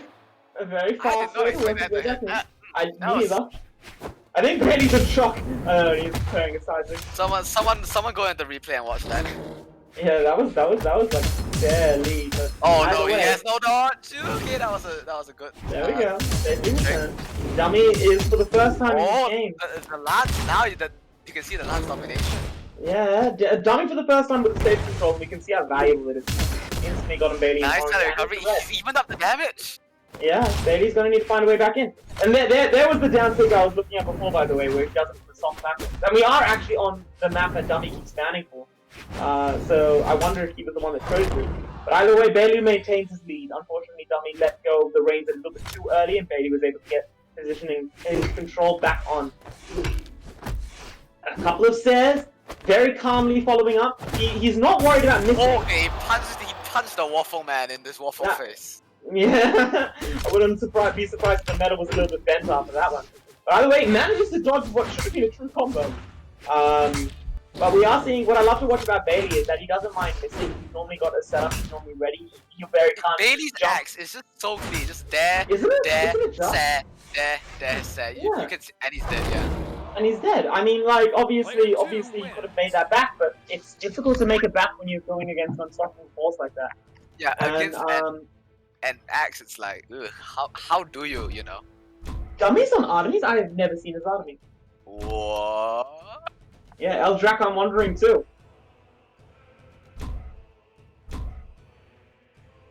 Either way, game beginning. I do just want to say that in Bailey's gameplay, like, exactly that his gameplay is so clean because he has a plan when he misses, not just when he hits. 3, 2, And that's kind of what separates some of the experienced players, because they know what to do for each matchup, for each weapon, for each scenario, when they miss as much as when they hit, and that requires a lot more data to be able to. Yeah, do. true. It's like, okay, if I hit sidelight, obviously I'm gonna follow up with a nair or whatever. But if I miss sidelight, what am I gonna do? You know? Well, it depends on the weapon. It depends on the spacing. It depends on the health. Depends on where you are. It depends on their habits. It depends on Yeah. You process like 15 more things than Exactly. But Bailey's definitely got the kind of mind that allows him to do that. And we see in Bailey something rare, which is both an extreme understanding of the game and extremely good reaction to utilize that understanding. But then again, Dummy did show us that he's a good player, and Dummy did show us that he's an extremely controlling player. And I think that the longer this set goes on, the more Dummy's going to learn, and the less Baby is going to be able to apply some of the information and practice he's been doing in the past. And the more and more this is going to become a new game for both of them. They both need to explore the situation together. Which sounds lovely and romantic, except for the fact that they're both fighting for the fight of their lives, trying to get further and further into top 8. The top 8. Yeah. Top 6, actually.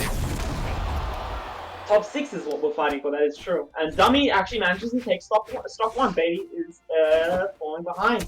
And I'm wondering if the terrace pick is what he's going to be looking for when he's in the background, when he doesn't have the lead. Terrace is something you want when you want to hold the stock, maintain your stock, and push a lead. But sometimes it can be difficult to recover when you're falling behind because you don't quite have the speed you need to surprise your opponent. But then again, he did manage to do it, not taking too much damage. Maybe only 50 or 60, something like that. And charges up the weapon, misses the GC down, that's unfortunate. And Dummy was able to get the weapon back, moving back into another neutral. In the previous game, the Lance into Hammer matchup was what allowed Dummy to get his lead back. It was the fact that Dummy was able to recognize that the hammers, the hitboxes space around them and punish them with the Lance attacks. Mm. And getting very, very fast sidelight dares and lights, sidelight nairs, sidelight recoveries. Yeah, I can't help it. Oh, sorry, I'm getting Steam messages. How unprofessional. Yeah, I'm getting a lot of messages. Double recovery, triple recovery, how many recoveries? Well, as many as it takes. D-light nair. Never mind. And Nair will do it. D-light nair, alright.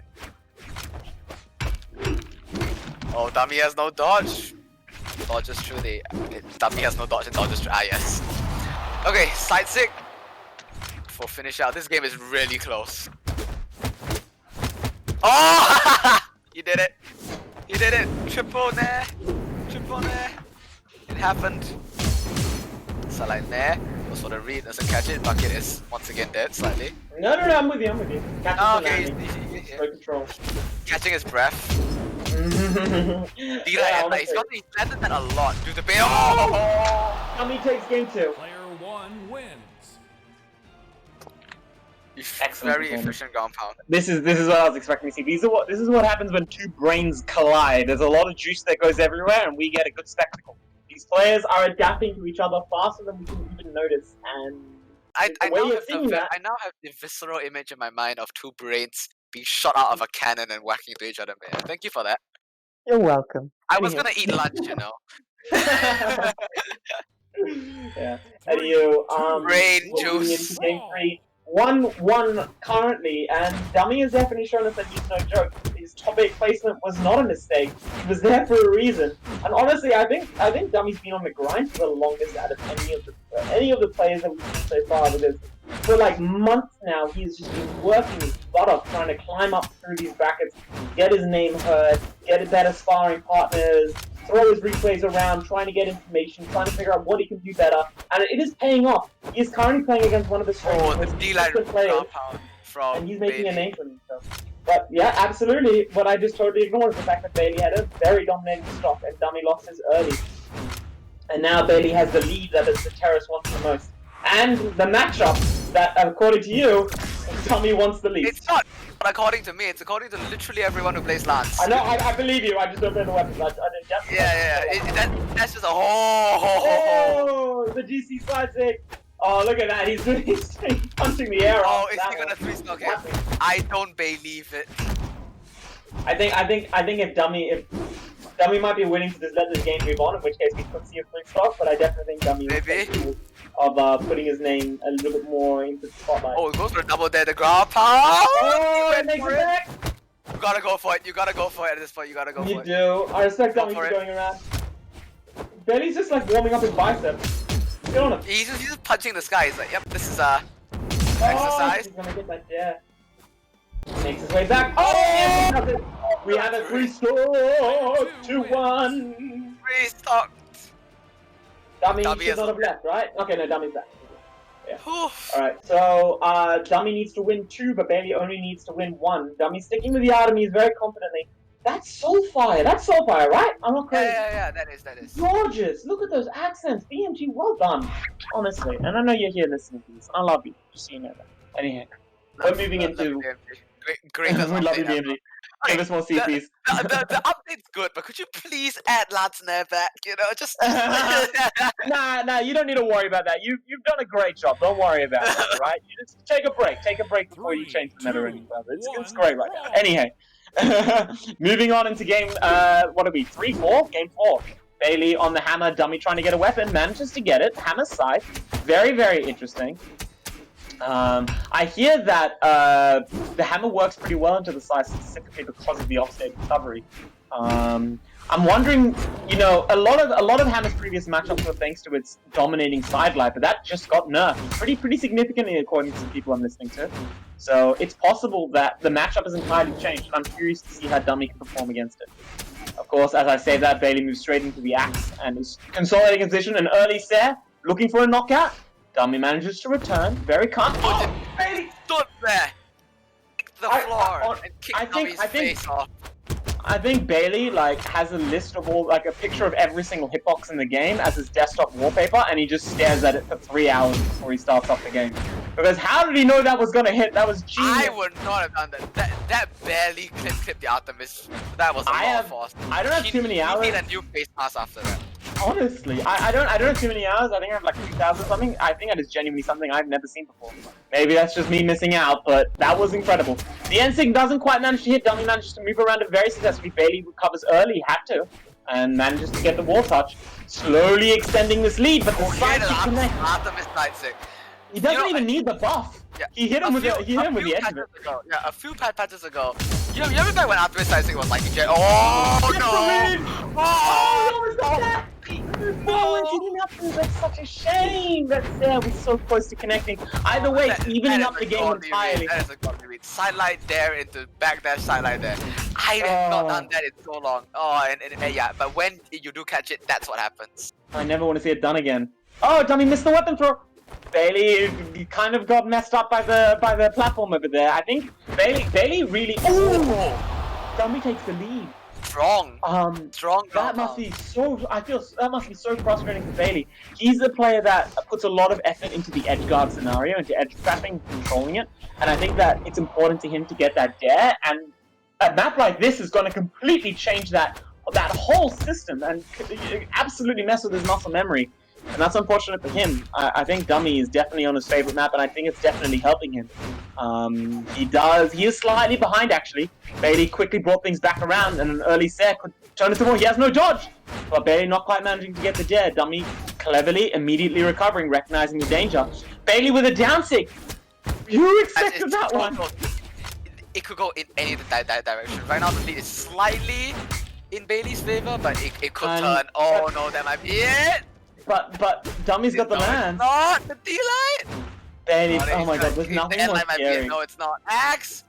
There's nothing more scary than a player with good reactions just standing there and watching you. And he does it. Oh, that's the edge trapping that I'm talking about. He gets in your head. He gets in your head, and then he just stood there and dancing. Wow, what a play. Bailey moves on. Okay, so. Absolutely. So thank you guys so much. Okay, absolutely. So me and Expectrum are going to move on and have our lunch and join the stream and chill out with all of you. We are going to be covered now by Lichko and Goldie. Lichko, head of Team Dusk. Goldie, an extremely good player that is actually joining us. He used to be a Brawlhalla player, and he moved on to several other games. I'm sure you'll hear more from him. But they are going to have a lovely perspective, and I hope you'll stick around to hear them out. But Lichko and Goldie, take it away.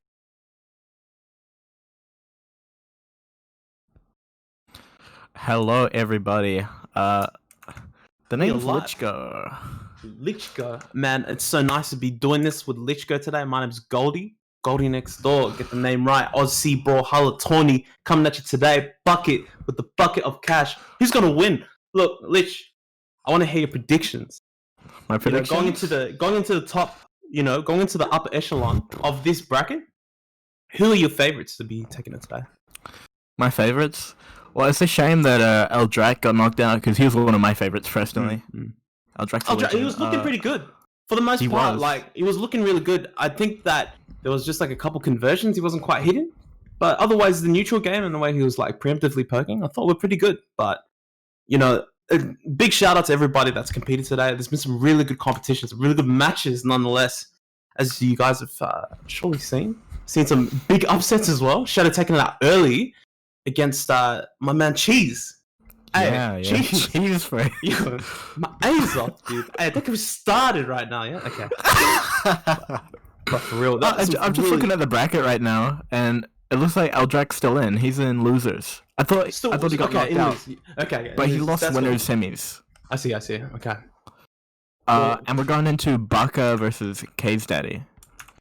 Baka K's versus Daddy K's actually he beat Shadow in winners. Yeah, that's right. Yeah. Oh, it was Shadow versus my bad. Shadows versus K's Daddy. Thanks for that. But otherwise, I think this will be a good match. I think this will be a good match because I want to see how K's Daddy plays in this matchup. We've seen how K's Daddy was playing against the Scarlets a bit earlier. But you know, this is going to be quite different because Baka obviously being on the upper echelon of the OCE scene knows how to adapt really quickly on the fly. Yeah, absolutely. BO5, he's got a lot to really bring into this game today. So yeah, we'll see how I we go. said PR5. He's power ranked 5th. He's a big name. Oh, PR5 big boy. power rank 5. So yeah, there we go. That's your name right there. Oh well, we'll sit and we'll see. So what's your call? Who do you think is going to be taken today? What's your call? Eldrac, you still think? You put your money on that? Oh, I don't think I'll put my money on it, but you know he's he's coming out of the woodworks. Coming out of the woodworks, indeed. Yeah. Well, no one's holding no punches back. No, there's no pulling punches. Yeah. This is some money. This is bucket of cash. Honestly, Bailey's looking pretty clean today. Yeah, I think Bailey could really win this.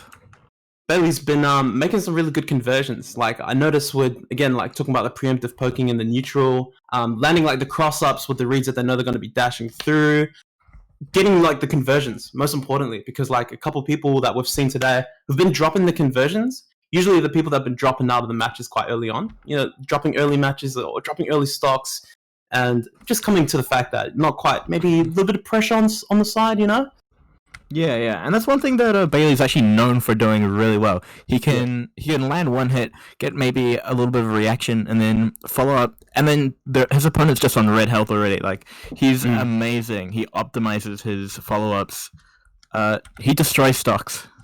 Absolutely, and that's definitely why we're gonna be looking at a good game. But it looks like we're taking a little bit of time, just trying to figure out what's going on here. Just getting their orders in their affairs in order, I should say.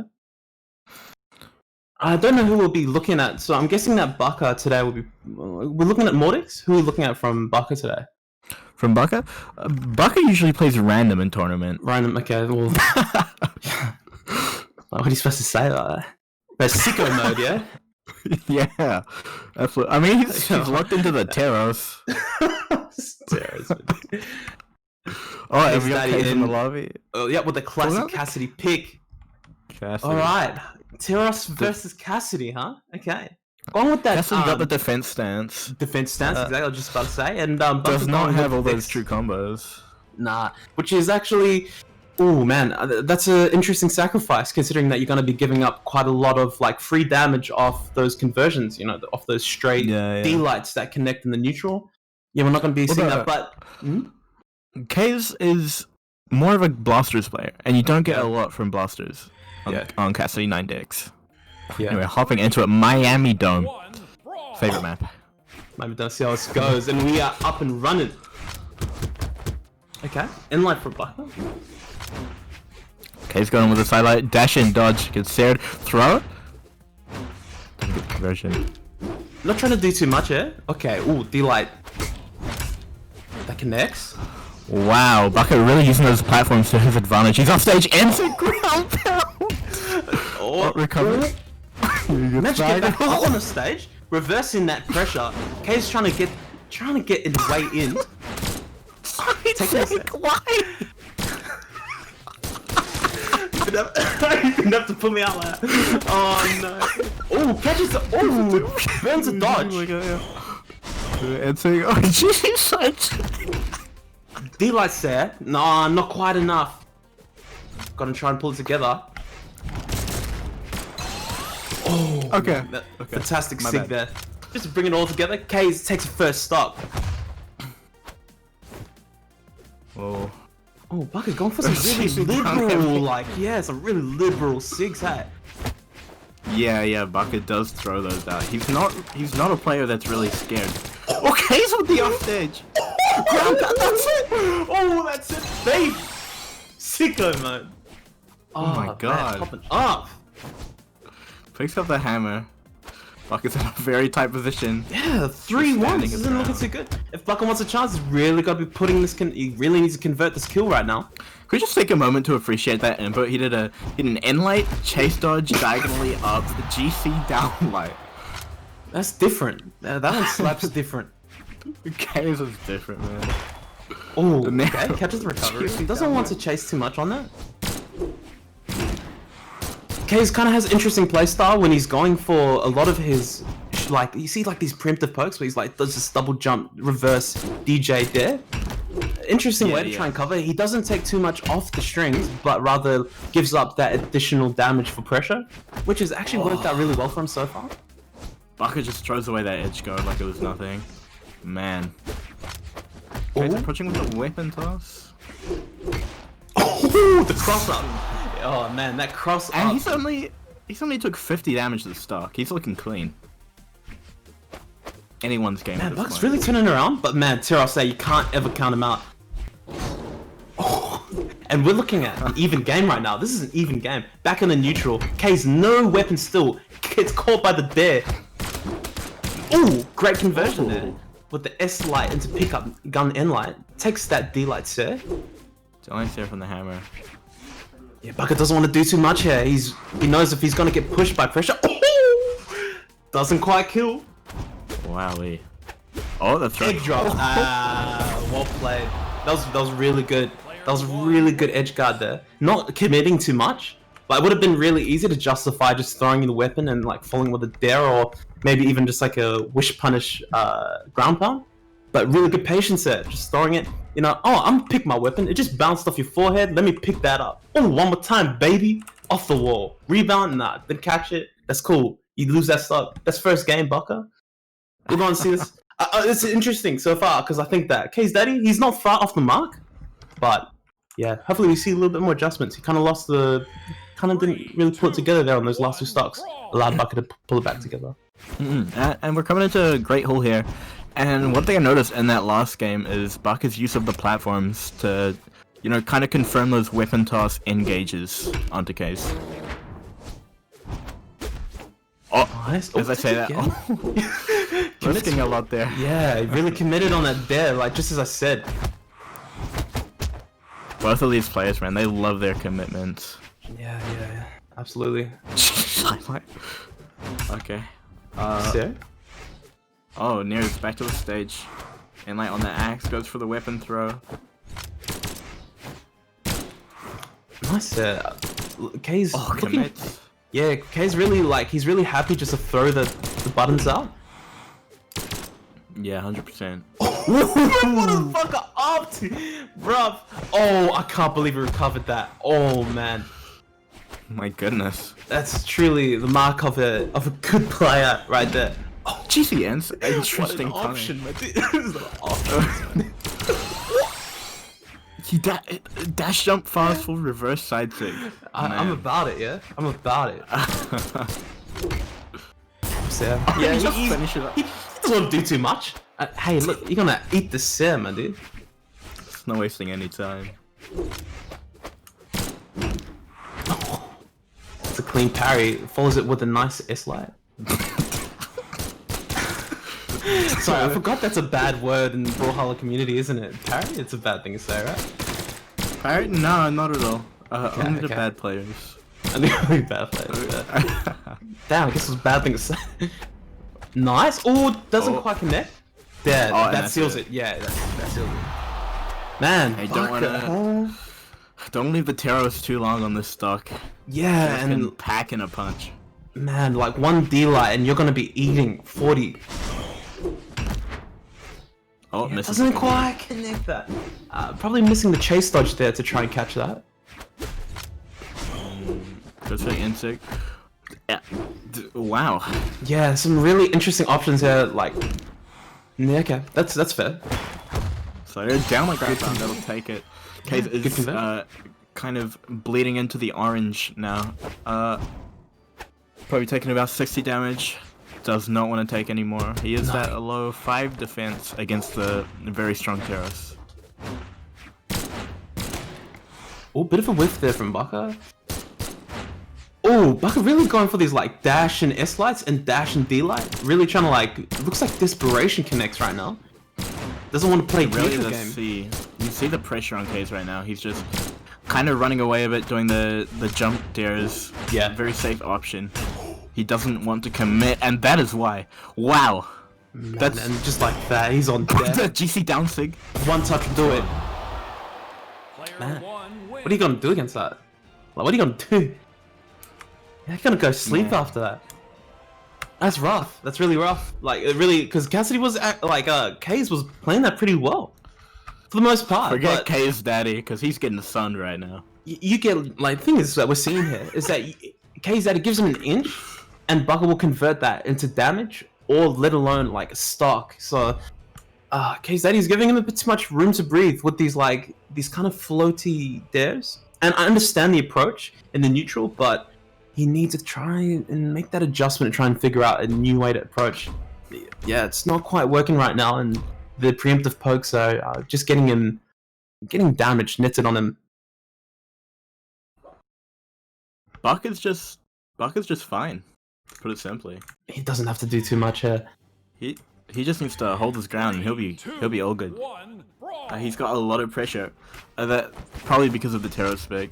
You know, that's a very scary character to take some hits against. Yeah, absolutely. But Case needs to do something. He needs to turn some momentum around if he wants to bring back the set.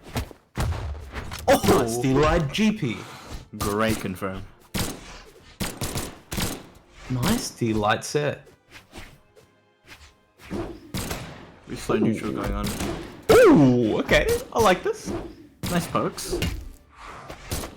Oh, eat the Some nice concepts here from Kaze Daddy. Man. Okay, he gets back to stage. Dare into Sarah, true combo. fantastic. Nice confirm. Fantastic confirm. Ooh!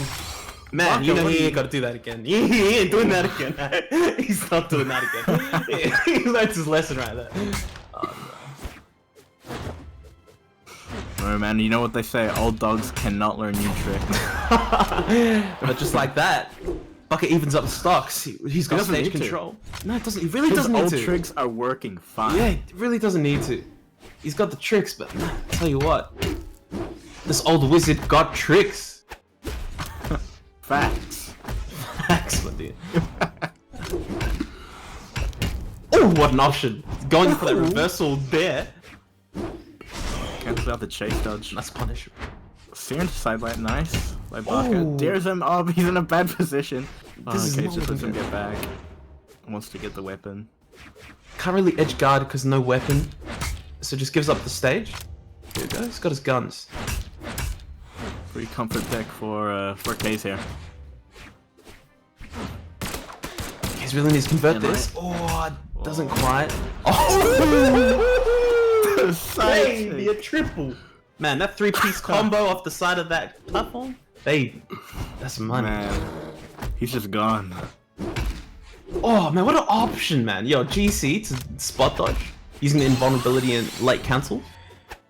Yeah. Okay, well, okay, he's not out. We can't count him out yet. That's only about 30 damage. And diff. Just kidding, forget what I just said. Man, that is. Okay, Yeah, it's more like 70 almost now. looking like 70, 80 damage. Wow.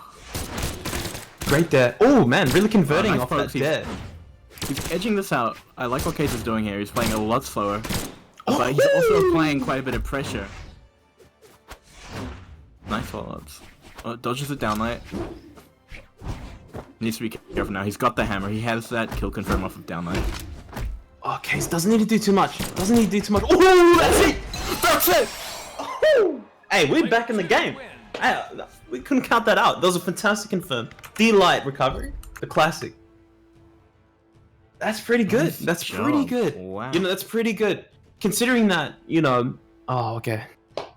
I was just about to say, I was like, you know, considering like he's got answers to tear us now, and then he goes and picks, of course. Bukket already one step ahead, already feeling like, oh yeah, K's starting to figure out the game plan. Got to switch it up. Man, he's got a lot of options. Like he's got a lot of like things that he can switch up from this point forward. Like even he's got, say, he loses this game, he's got another game to play with it. Yeah, man. And Bach he's a bit of a jack of all trades. He can play anything. He's just good at the game. Really good understanding of the fundamentals of the game and the mechanics. Goes a long way. Goes a long way in understanding the matchups and how to play the neutral game. Here we go. Game. Bodvar. Cassidy. With the Mountain Dew color. Oh, okay. He is a charged OG right now. Ooh, taking that Enlight as the punish. Fair. Interesting. Oh, that was looking pretty fancy. You know, Yeah. Bukket having none of that. He's saying, eat this, Sarah, real quick. Oh, there. Oh, I guess a dare. Tries Wow. it. Man, some pretty wild concepts being played here. I try with the sword now. Nice S-Light. Side-bite? That's a really strong option in the neutral. Oh, that's rough. Oh, that's not good. Did not touch the ground. That is unfortunate. Wonderful control from Baka. And he's still going with the sword. He's still going. Yeah, he's adamant. He's quite happy with the attacks too. Yeah. Sword has some amazing wake-up game if you wish. Absolutely. It's got that 5 frame. No, I think it's 7 frame inlight. 7 frame startup inlight. It's ridiculous. Yeah. Oh man, I love that K's conversion. clapping back. I love that conversion. Really good. Oh, takes the reverse DJ there. Yep. Oh, I thought something really funky was about to happen, but no music today. No music. No music. Just jazz. Just jazz, but man, what's going on? Nick doesn't quite connect, man. What is These guys are juggling. Bunch of clowns. Takes the set. Oh, it's like that. oh, Yeah, that's it. that's pretty Oh, honest. That was honest. deep. Yeah, that was really honest. That was a really honest punish. Good timing to throw that Sarah out with the hammer. But, Yeah. you know, strips himself of his own weapon. Ooh, okay, cheeky little D-Light recovery. Oh, and that's it. It's kind of looking like a mountain to climb here for Cave's Daddy. He's got a lot of damage put on the board. You gotta be giving it up to Bukket right now for really putting this pressure in the neutral game, not giving much room for Cassidy to even breathe.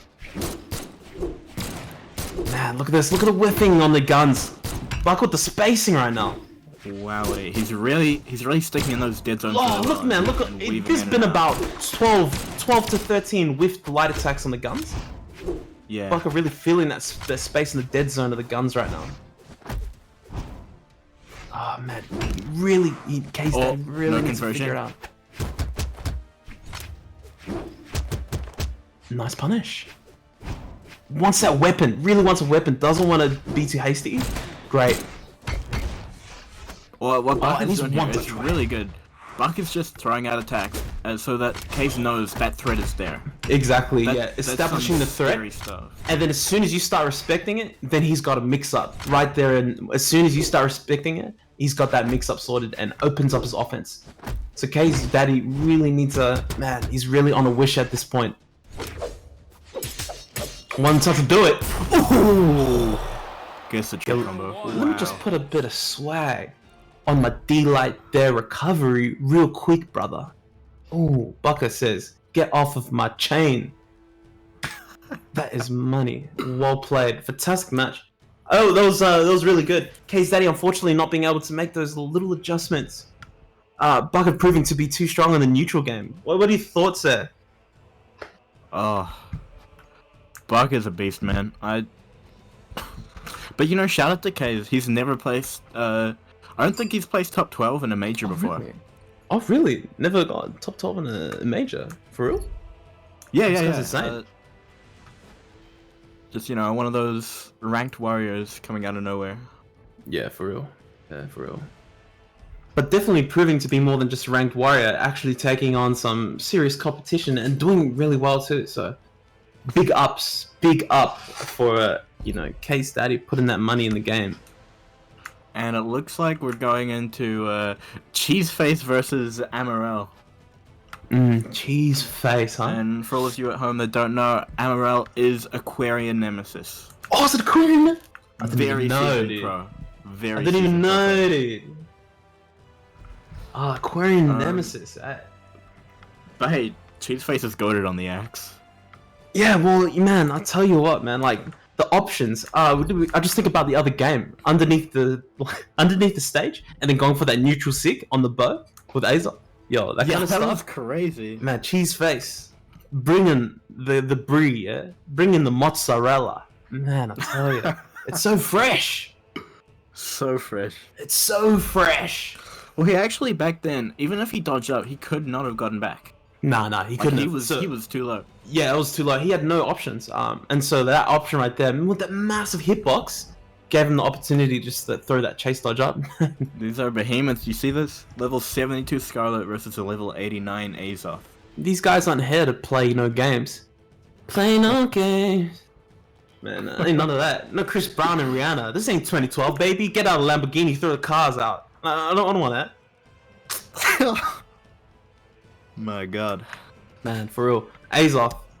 That's an interesting pick. Like, it's one character that I always think to myself, I'm like, man, I really don't know how you can be competitive with a character like Azoth.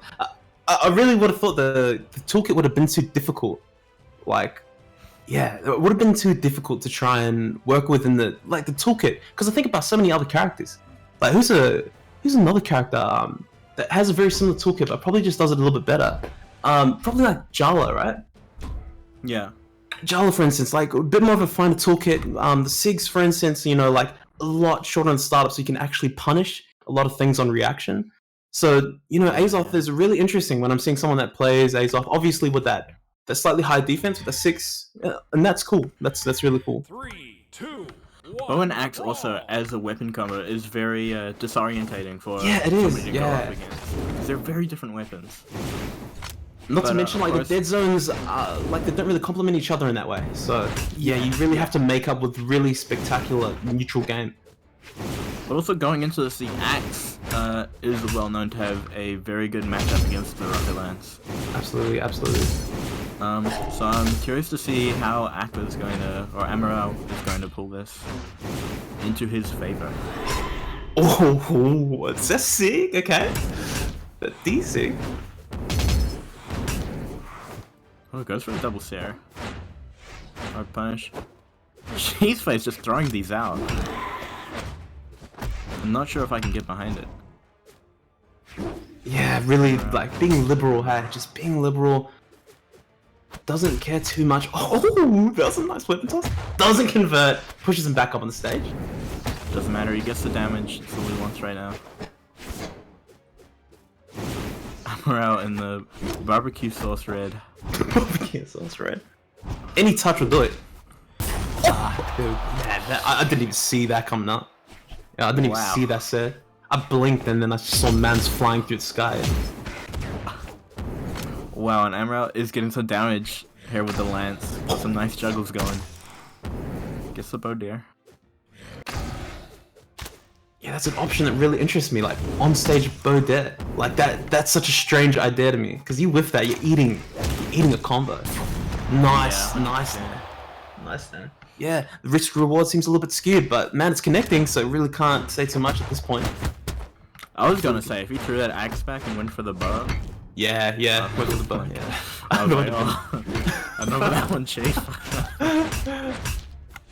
Great follow. Oh, tries to go for the big Oh. read with the S light. Nah, doesn't catch. Nah, Amarel ain't having that. Oh my Amarel ain't about that. The early KOs from Amarel. Keeping it honest, not doing too much. Keeping it honest. Just, you know, Not too many overextensions, just playing the neutral game and winning. Yeah, playing the neutral game. That's like the point, right? Is that we have Rocket Lance. Rocket Lance being notorious for just controlling neutral. But then we talk about controlling neutral, we just have Cheese Face throwing the cheese with the D, with the easy. No, okay, it doesn't connect. Cheese Face, known for his cheese with the D. Cheese with the... Alright, TOS! edge guard Recovery, situation. fantastic. Great recovery, that worked out in his favor. Taking the frame kill. Oh, nice there. Doesn't want to do too much. Near punish. This is interesting here. There. Amaro had a huge advantage, and it seems to be an even game now. Oh, Emerald not. Oh, Emerald just coughing damage for nothing. Oh my goodness. Oh, Ground what was pound? that? Oh, baby. Oh my lord. What a stock by Cheese Face.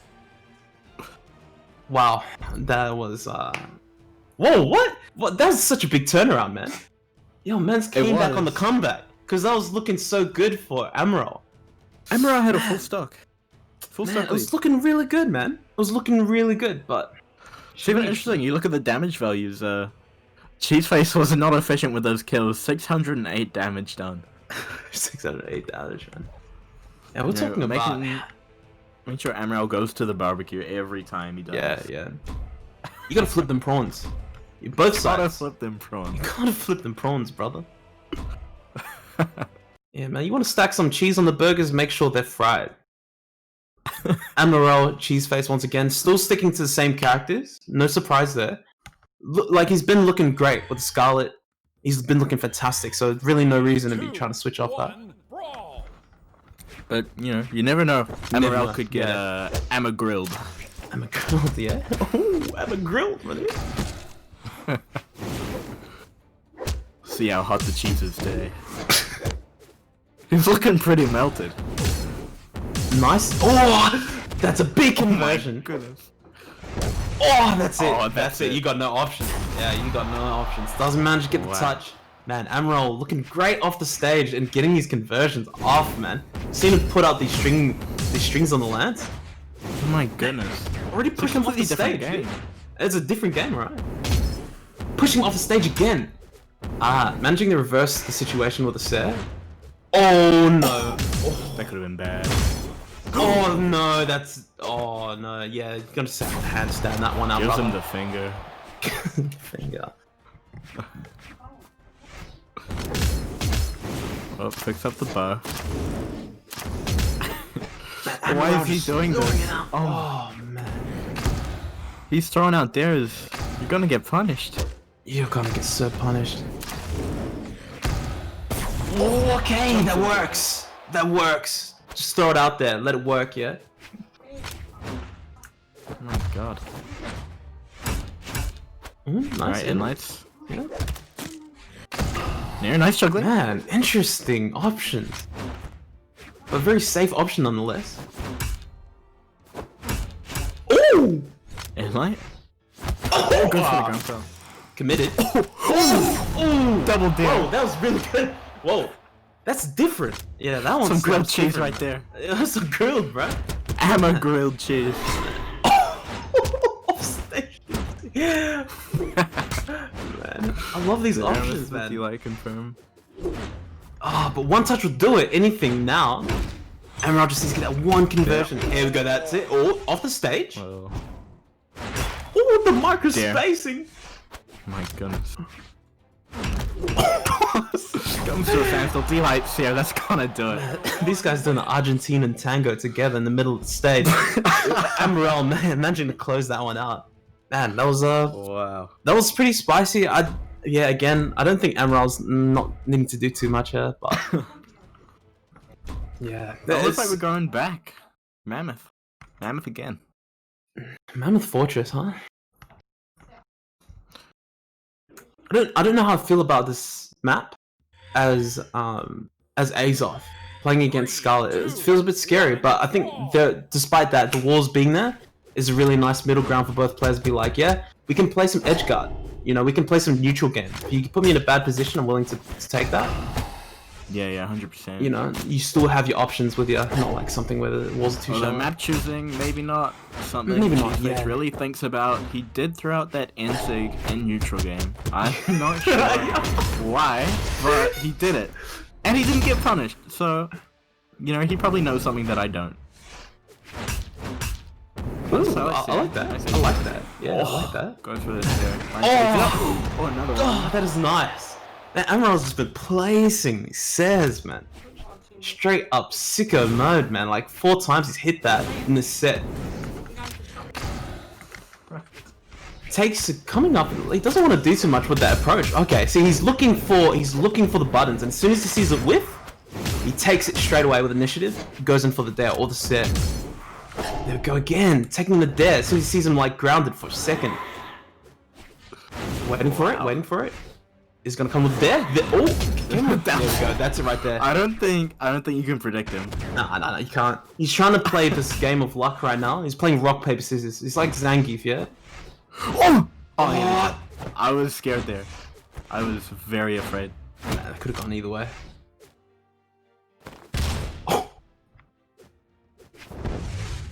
Gets back on the stage, gives up the edge guard completely with the middle ground palm. Okay, resets back to neutral, and like to be honest with you, Sake! What? Oh my lord! He's a madman. He's off, bro. He's off my bar. It takes the set, and light pushes him off. Man, check that pushback. Check your privilege, man. Oh! Amazing edge guard. Wow. Man, how are you gonna defend against that, man? Nerf hitbox does not matter. It doesn't matter, man. Great inlights. Look at this neutral game right now. It takes the edge guard, reverses the situation, but oh man, you know, Cheeseface could be doing so much to like really apply some pressure when he's putting Amaral back on that corner. Amaral pushing off the edge again. Taking to the air. Oh man, this is looking really, really bad now for Cheeseface. Anything would do it. And Sig. Oh, he's adamant about these offstage Sigs, hey? This game for Cheeseface right now is looking like he's got to climb Mount Amaral. Oh, yeah, for real. Well and truly. And that's it. That's it. The king of the hill stands still. Amaral, once again, taking the match. Fantastic play there from Amaral. Really good exhibition like that of just how to play some lands. When you're in neutral and like you're not trying to do too much, and if your opponent is out here trying to throw out some wish punishes, like man, that's how you play it. That's how you punish.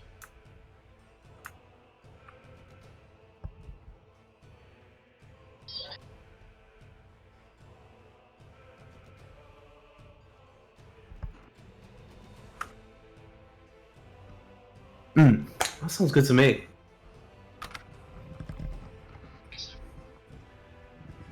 Awesome. That's perfect. All right, well, we're gonna see what we're going next, yeah. Okay. So what's our next match we're playing? Is this still Cheeseface? Yeah, still Cheeseface. Best Still of Cheeseface. five What's here. the score we're going on right now? 2-1. 2-1. 2-0. 2-1. 2-0. 2-1, I believe. Yeah, 2-1. Okay, 2-1. Let's see how this goes. And we got rid of the mammoth. I like that. Yeah, that's Good a job, good. Chief. It's about time because man's getting He cooked on unlocked brain. No more mammoth. Cooked, man. Nice guy. Yeah, he's not about it. Look, Amaral's a chef. Like, Cheeseface can't handle the heat of the kitchen. It's not gonna happen, man. Man, Cheeseface is the one getting Amma grilled right now. Oh, nice. Alright, near to start it off. Pretty nice. Got some nice He's been weapon winning salvage his going early on here. engagements so early, man. Yeah. Definitely great at starting off that neutral game.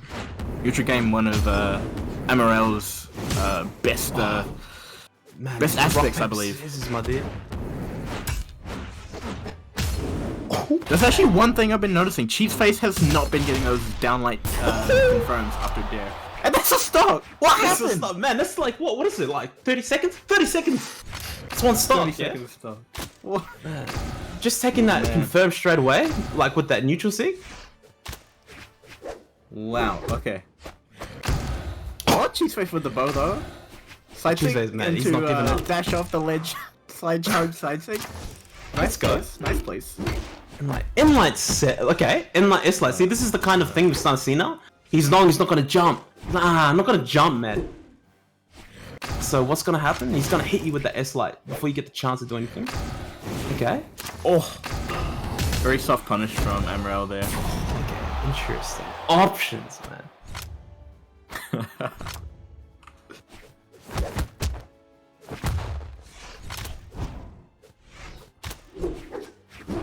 Going to the second star. It's whipping, my dude. She's face trying to get up somehow. Amaral with the follow though. Oh, that's nasty. That's nasty, man. That is really. Oh, man, you have to hold that. Holy shit! Man, that straight up cross up. Man, he's so ready, man. He's so ready. Oh my goodness. Amaral's got the stage to himself now. He doesn't have a worry in the world. Gets the dodge read. Wow. There. Oh, I like that. Yeah. Oh, he went for the big boy read. Man, what is? Man. No, goes for what a that big player. GP. Nothing going on there. Right? Neutral light pushes him off. Amaral looking for the options. What's gonna kill here? Oh, playing it cool. Nice. Back on stage. Nice He's punish. safe. Man, he managed to get for back it. every time. Side stick. Oh, what you got for gets us? Oh. What's he got for us? Oh, he went for the hard punish. That was like the hard punch. Just like That the. was Man, that was the iron hard. NWA right there, man. Straight out of Compton punish right there. Oh. Finishes right up, man. Neutral sig, man. That's straight up. Right up in the air. Man, Amaral. And that goes 3-1, I believe, to Amaral. AME on the rail. Man, this guy's unreal. For real. This guy's. AME on the rail, bro. Man, he's insane, man. Man, Aqua Nemesis, aka. Oh, what? Amaral, aka Aqua Nemesis. Put it on the real show for us. Really, really good stuff there. So it means Cheeseface does get knocked out. Oh, man. So he places 7th, I believe. Oh, 7th. Well, those Not a losers bad are- placement. I was Good really, job, Cheeseface. Those are really, really good performance. I mean, like, especially with that play style, yeah? I'm really impressed that you can get to this point in the tourney with that, like, with that kind of style of play, you know? Where, like, I mean, it's he a really beat Shadow. unconventional style. Yeah, beat Shadow, exactly. Like, it was a really unconventional style of play. But that's what's the beauty about Brawlhalla. You know, Brawlhalla, you can come and you can win playing your No kind one's of game. conventional. No one's conventional. Everyone's got their own taste, their own swag. Man, but I tell you what, Victory doesn't care about your own swag, doesn't care about your own playstyle. Victory only cares about the money. Bucket's bucket of cash. Aussie Brawlhalla. Exclusive event, guys. Thank you for tuning in and listening with us today. Damn, Again, right. Bucket back up. But this time, Aldrak. Do you think you're going to be seeing much, do you think we're going to be seeing 4 this time? Yeah.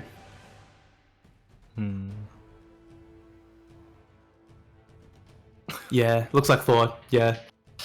Looks like they're locking in there. Alright. BO5. So we got Baka versus Eldrak. Crimson Cold reppin'. Crimson Straight Cold. up. I'm gonna need some lore on that Crimson Cold. What's the story? It's my clan. Your clan. Man. Yeah. Crimson Cold represent. Big ups, Crimson Cold, right? Eldrak. Okay. Going for that defense stance, man. I tell you what. This is one thing that really gives me a lot of trouble against Thor. The 8 defense stance is really, really difficult to deal with. I do believe Bucket is throwing out a true combo with Downlight Seer. Downlight, yeah. With his decks. Okay. He's taking it away. Let's see how we go. Oh, sure, he's already, my dude. This guy's out here sewing jumpers. Oh, okay. Cheeky. That's really cheeky. Man, he's really like putting along the on-stage pressure. Grabbed up! What? Holy shit! What the hell was that? He's clean with it. What the? Man, what is going on? Man just took him to the laundromat. Oh, washing machine tings. Oh, near recovery confirmed. Nice there. Oh, last hit on the D-light. Doesn't connect into the Sair though. Oh, gotta be careful. The orb comes out. We all know what the orb can do off stage.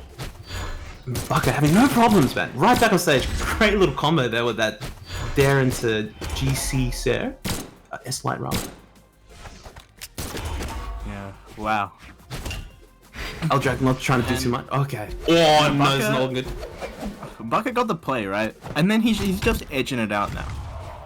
He's like, you know what? If we take the same amount of damage, I don't care, because I have a stock on you. It doesn't matter. Sliding haymaker. Forget what I'm saying. He's not playing careful at all. Man, I tell you what, man. This is a really dynamic way of playing. Nobody really committing to a game plan per se, and it seems really reactive. I'm seeing a lot of really reactive options coming out here. Oh, Drac getting that on the platform, just not quite connect. Oh dear! Nice. Man, he's netting this damage. Look, he's already like on one touch. Yeah, this is crazy. Oh! Commits to the GB, misses. Doesn't get the punish. Oh, that. One more touch will do it. Oh, dash jump there, gets the jump read. Wowee. That's He all could you have just need. sidelight Saired him. He could have sidelight said, yeah, but like he really felt that Sair right there. Man, I respect it. Oh, getting that nice little string, putting on nice 40 damage. Gets in there. Oh, down my recovery. That's gonna be beautiful. Beautiful. Man, look at that. See that recovery so you can get that gun up a bit higher. Interesting little optimization there. Try and stop that weapon spawning, but nonetheless still spawns. Oh, see, Drac is really adamant about taking this grounded approach. Oh, he's switching up now. Throwing little short hops, trying to tomahawk his way in. Yeah. Oh, chase dodges off the inlight. Oh, man. He was really ready for that turnaround there. Oh, recovery there, and Drac would have been dead. Needs to be careful if he's fighting Aaron. One touch, man. Either way. Oh! Drac with the ground pound. Oh my god. GB, man. Like, there's so much commitment, man. People getting married out on the side of the streets, man. Off the corner. GP? Yeah, that's full commitment, man. Full commitment. Beating the grand old wizard. Game 1. Wow, I wasn't expecting that. I really wasn't expecting. Buck was looking so good for so long, but you know, Drac really being ready to just throw those options and being really liberal. Wow. I've seen a lot of that today, where people are like really confident in their decisions, which is really good. It's really good to see because people are really confident, really like willing to bet, put that money on the line. 3, 2, 1, brawl! Popping into game 2 on Apocalypse. Eldrac getting a little bit of unarmed damage. Gets the hammer. Neutralite. Nice follow. Oh, nice confirm. Get a juggle going? No, he dashed. Smart dash back. Yeah, Newt wasn't going to quite juggle there. He was quite ready to space that out. D-light recovery. Recoveries. Oh! The dare! Wow! Nasty. Man, that is a dangerous game to play with hammer. You gotta be careful. You have to be careful. Even on Apocalypse, the highest ceiling map. Oh man, it's still just finding ways to convert those kills. What I think? My god. Check these options, man, and check your privilege while you're at it, man. Don't come on my stage. Man, don't try to touch my stage. I got the side stick waiting for ya. Oh, nice conversion. Takes that side light set. Nair doesn't quite get it. Nair's on hammer. Oh man, really trying to trying to maximize these reads. That's interesting. Oh, grab out on stage. And to wake up there. Interesting. Downlight there, nice. Doesn't quite make him. Oh, that's big. Oh, man, that could have been bad. Wow. That was dangerous for El Bukket Drac. really ready to just punish it at the moment that he sees an opening. Oh, did it misses with the end light? I was really surprised to see that miss there. I feel like if that was me in that situation, I could have ate that. Oh, goes for the recovery, does not quite get it. Falling Seer, nice. Pushes forward. Oh, misses the kill confirm. Gets it again. Yeah, That's okay. that's okay. That's okay. Made up for that little blunder. That's a bit of a flex. It was a bit of a flex. You but miss man, the kill confirm, then just get it straight after. That's a bit of a flex. Man, these Seers are getting just connecting, man. Well, it's such a great move. It's like a mini hammer Seer, actually. Yeah, it is like a mini hand miss. You can fool on them, and it hits basically stacked. It's a really, really nice move. Oh man, getting that Clips big head. And Bug has taken like 90, 100 damage, 120. Man. Oh, Bukket not getting like confirmed. Finally converts the kill. Man, he's got a lot of work to do here. He's already down one game. Gets the end light. My only fear here is that Eldrac's going to overcommit to something off stage and then eat a ground pound. Oh man, you're already making that comeback. Already about 40 health in. Oh, that's it.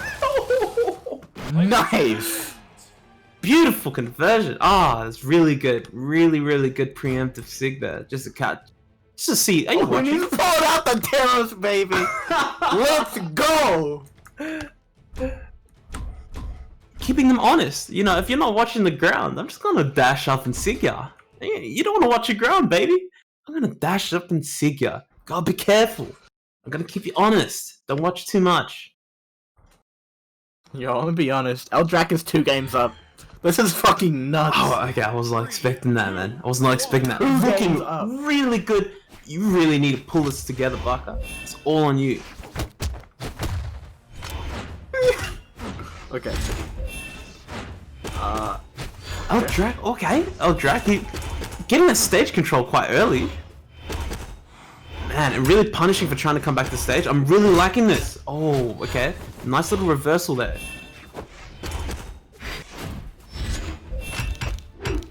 And light. Nice.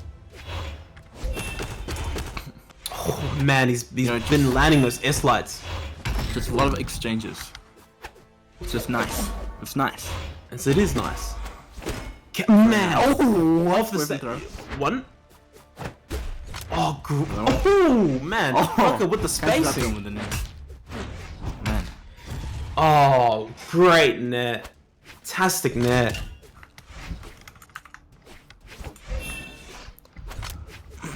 Bukket really trying to find the answer here. Needs to convert this kill if he wants to get back in this game.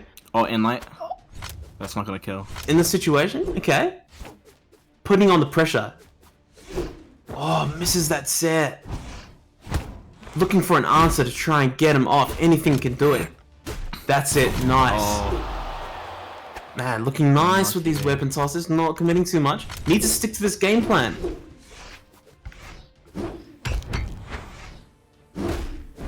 Oh, clashing the side lights. It's been a while since I've seen that one. Okay. Ooh, weapon toss. Takes the set. Recovery back on the stage. Gets back. Gets Haymaker. pushed off left side. Yeah. It's like. Oh, great option. Oh! Right there. Oh, man, what a beast! He's nuts! What a beast, dude. Eldrac with the money, he's got sicko mode. Oh, man, dear. just like that. Bukket don't want to take none of that. Man, Bukket needs to pull it together. This is last chance, last stop. Here's the Seer.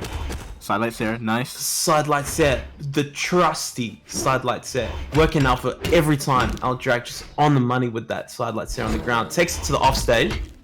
Ooh, Oh, but Bukket getting some nice damage. This is Taros. He cannot afford to be taking these hits. Oh, the damn punish. That was beautiful. We're looking at quite an even game here. Could go either way. Oh, and it's back in. Nice. Oh, gets back to the stage. A beautiful fastball. If he didn't do that fastball, he would have taken a hit for sure. Absolutely. Oh, that's All it. sides here. Oh, No. one more touch will do it. Nice. Dips down so we can get that recovery. Oh, eats the hammers here. Ooh! Bad position for El Track. Oh, and Bukket takes Signed one, and three. delivered. Great Unlucky. ground pound. Oh man, Double Buckle four. really needed that. Oh man, really needed that. Last interaction, managed to clean it up with that weapon toss. Man, it's been working for him. It's really been working for him. You know, Bucket is proving, man. You know what? I'm gonna pop my collar. You wanna try me? I'm gonna pop my collar. I'm gonna drop this hammer on you. If you wanna get off the stage, I'm gonna drop this hammer. Be careful. 3, 2, 1, brawl! He is hopping onto the Thor. To the mammoth, yeah? Perhaps We're going to give the it- mammoth, okay. Give more power to his hammer. A little bit of shock. A little bit of shock indeed. Oh, great conversion, man. Oh my god.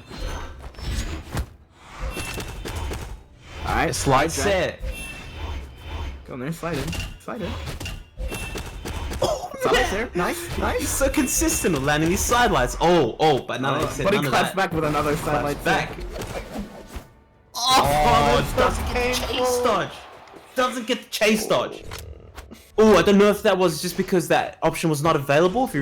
Yeah, I feel like maybe that option was not available to him there, but No, it was what he did is he It was- turned around his momentum. oh, he turned around his momentum. Okay, so he would have gone into head bump, I'm guessing. Okay. Well, he hit bump with the recovery, and then because he turned around his momentum, the spot dodge, the chase dodge no longer became an available option. I see what you mean. Yeah, I get ya. Ah, yeah, I get what you mean. Takes the Jack- net. Takes the net. Oh, he's tanking so much damage right now. This does not look good for Drac. Yeah, great little Yeah. set there. Nice. Oh, the commitment.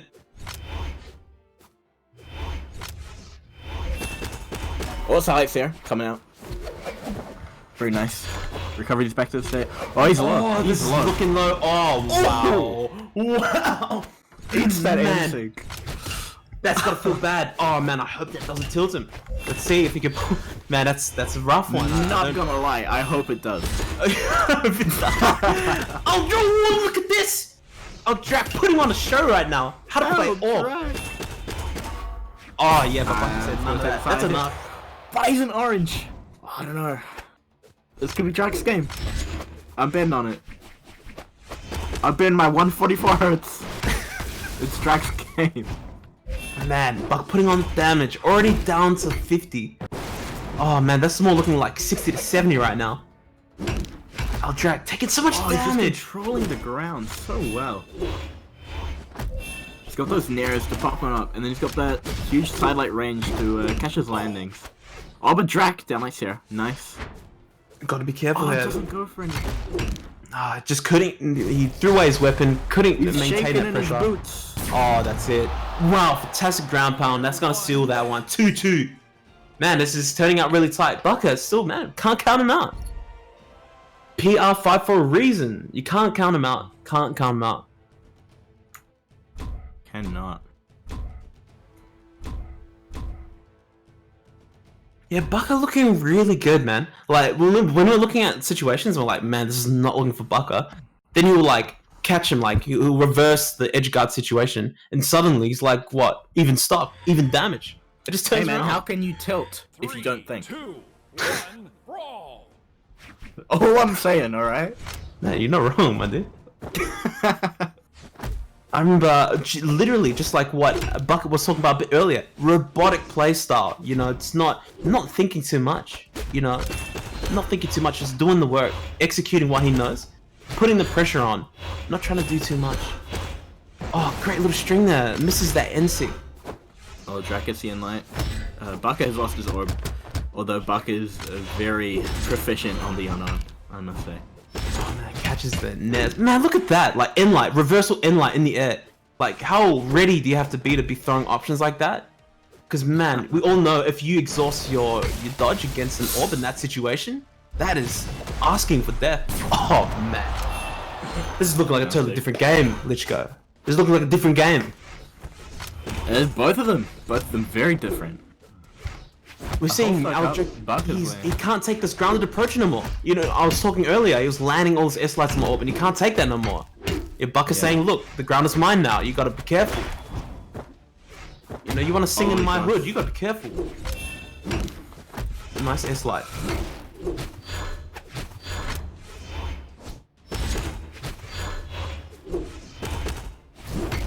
Oh, nice. Another fear from Eldrak. They're coming out. Eldrak with a bit? Okay, okay. Nice. But man, got a lot of work to do. Still got a lot of work to do. Oh man, that's disheartening. Wakes up with the sick. Oh damn! I did. That's How high is that ceiling, dude? How high is that ceiling? How high is that ceiling? It kills him with the dead. Man, that's insane. Must have tanked quite a few hits to get to that low. Absolutely. Oh, the Drac with that orb! My conversion.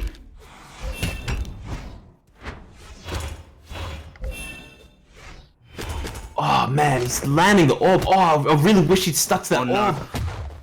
Oh, he puts himself into a bit of a sticky situation here. Nice set. Nice side sig. Oh, committing.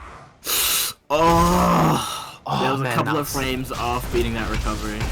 Oh, just wakes up with that side sig again. The orb recovery. Tapped by the recovery. Like Oh, it doesn't get the Sarah out. Oh, side sig again! Holy shit! Shit-a-doodles. Man, ready. So ready. Can he do the impossible, man? Can he do the impossible? Got one chance. Oh man, great little conversion. We're looking at 50 damage right now. Wow. Eldrak. Oh. Does he bring this back? Come on, please, Drac. Everybody put Eldrak in the chat. Oh, he gets like. Oh, what? This is a set. Whip through. Oh, it's tense. Oh, both players looking for an answer right now. Anything to do it. There. Unarmed. Wow. Bukket, man, with that clutch, unarmed set. Man, you don't see unarmed set killing much, let alone to win a set 2-2. Last stop, last interaction. Man, great play, dude. What a play, Bukket. Just like straight up saying, like, don't count me out, man. Don't count me out. wow. Man, don't count me out. That was really, really strong there by Bukket. Man, I'll be honest with you. When Eldrak went up that 2-0, I actually thought he was gonna clutch that. I really did. Man, I was so hyped for Drac. But hey, that ain't a bad placement. that ain't a bad placement. That is fantastic placement. Okay, so like, just to set this straight, Drac has not placed top 32. Oh. Top 32. And just placed 5th. Welcome to the big league. That's $30 in the bank. Hey man, you know what you're gonna do, man? You're gonna get yourself some KFC. $30, dude. You gotta feed your family. $30, man. Yo, that's my man right there. Eldrak in the gang. Whoa. Pro Fantastic player. play. Just saying, Great pro player. plays. Pro player, man. Great Pro plays player, all around. Eldrak. Daniel Fantastic Roke. playing. And he will make his exit quite honorably with that $20. My bad, not $30. Eldrak giving us that little correction there on the side. My bad. $20. Hey, my man's still eating. My man's got bread. All winners out here. Amaral versus Dummy now. Volkov and Scarlet. This. Okay, I gotta be honest with you. This is a matchup I have no idea how it plays out. Of course, I know how the axe and and the Lance and how those matchups play. But in terms of like their kits, I'm really intrigued to see how this is gonna go. So the Scythe on Volkov is a bit of a weird one because you have to play low speed, and low strength. That's rough. That's really rough. But you do have the high dex. But I'm not sure it makes up for it. I have seen Dummy pull out this Volkov a little bit in rank S. Okay. And his scythe is pretty good, and you know Dummy's axe is great. Oh, it's looking really good with these conversions of the S-Light, man. Oh, this Fighting! Oh, he catches the touch though. Yo, it's still not out. Amaral still fighting. Oh, Neutral doesn't connect. Down sig, that's it. That's it. That is great. Hey, That's man, really those good. Volkov 6 have a lot of force. He may be 3 strength, but you know, the 6 make up for it. Man, the 6 make up for it, right? And not to mention the active frames. This round down dodge read does not connect. I'll try to do something with the lance where he pushes off to the side, but I don't know if he can get it in this case. He's going for this. He's committing so much. I'm not sure he's really in the position to do that. Yeah, not quite catching the edge guard to be able to justify this commitment. Again. Man. Oh man. Okay. Oh, this is okay. Doesn't quite convert. Oh, could have taken a netter. Nice. Oh, dear, that's it. Yeah. Oh, What? Oh, beautiful. Nice. Beautiful. Ah, tasty. Kiss my fingertips. And Dummy, like, really just trying to, like, establish the ground. You can really see he's really trying to establish the ground so he can start hitting the S-Light, just to say. Puts on the set. Oh, did you check that sequence? oh, ground pound. Man, ground pound is That's a 3-star. Man, did you check the sequence? Player 2 wins. You gotta be careful. Man, you put some respect on that one. Yeah, you gotta put some respect on that one. Because if you're not ready for that. Just 3-stock in top 6. Sheesh, dude. Sheesh, my dude. God, What a sequence. Like, that pulling up, he threw that Sarah out. And he knew, so he chased it up. And then, because he knew that he was chasing it, old mate Amaral was like, oh, look, I can probably reversal this. Does a dodge up and away. It catches him with that Sarah again to punish the punish. Man, this guy's on point. Yeah, that was really nice. Can we get a 198 in the chat? A 198 in the chat, my dude. 3, 2, 1, brawl. Emma grilled, just saying. Sharks, man. 198, that's rough. That's really rough. Amaral. Oh, nice there, Delay. Man, he's That's a compound. converting, man. He's converting.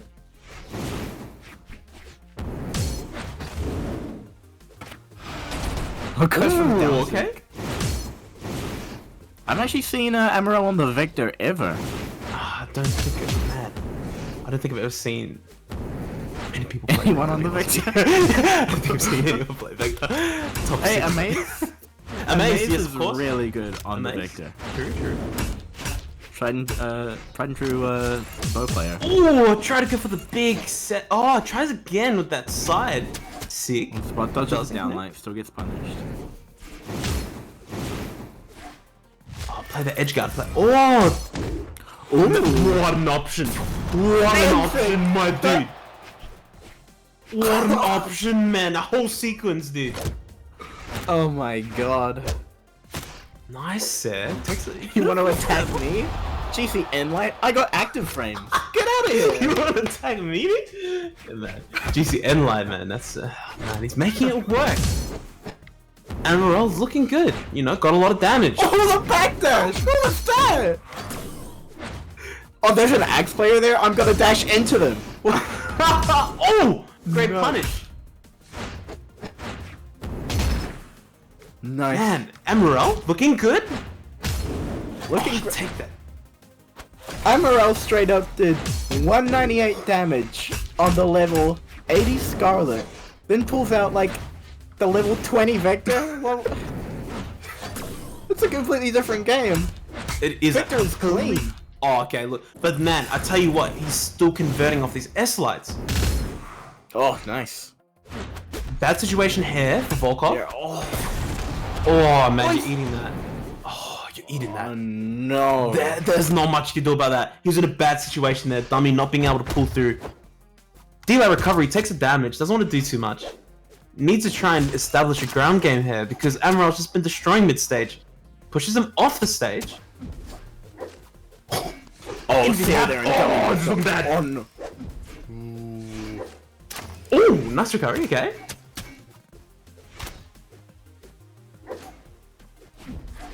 Oh, I love that one. I love that one. DJ fast forward. Yeah, I love that one. Oh, nice. I guess it's there. Yeah. It's back in. Takes that optimal weapon toss there to try and stop spawn. Okay. And seemingly succeeding. Amaral is unarmed and Dummy has a scythe. Gets a nice 50 or so damage. Oh, it doesn't quite catch the punish he's looking for. Looks like a bit of a misinput there. Oh man, what a man! The active frames in that nair. That's like the last active frame that caught there. Yeah. Wow. Oh, Emma! Man, these nairs are working. Oh. Okay. Okay. Okay. Dance for me. Dance for me, dude. Option. Dance for me, dude. Oh, and what in there? In that situation? Oh, my goodness, Hey, you gotta catch this right straight. Man, my man's need to check those boogers in his nose, man. He got haymaker out of the city. Amaral is most improved player. 198 to 540 something. That's pretty good. Oh, that's pretty good. That's a whole looking like really 300 damage more. But you know what? Still could not pull out the victory there. 2-0. Are we gonna see another reverse sweep? Or is Dummy just gonna wrap this up right now? Oh Dummy putting out like, man, the conversions that Dummy's been pulling out on the axe is insane. Like those S-lights are just working. Man, they're working. It's not often you get to see that kind of like the S-light just consistently connecting. Yeah. Oh, catches the dodge. Oh, he's gonna eat a lot of damage. Oh. Oh no! Okay. Wasn't worth it. Wasn't worth it.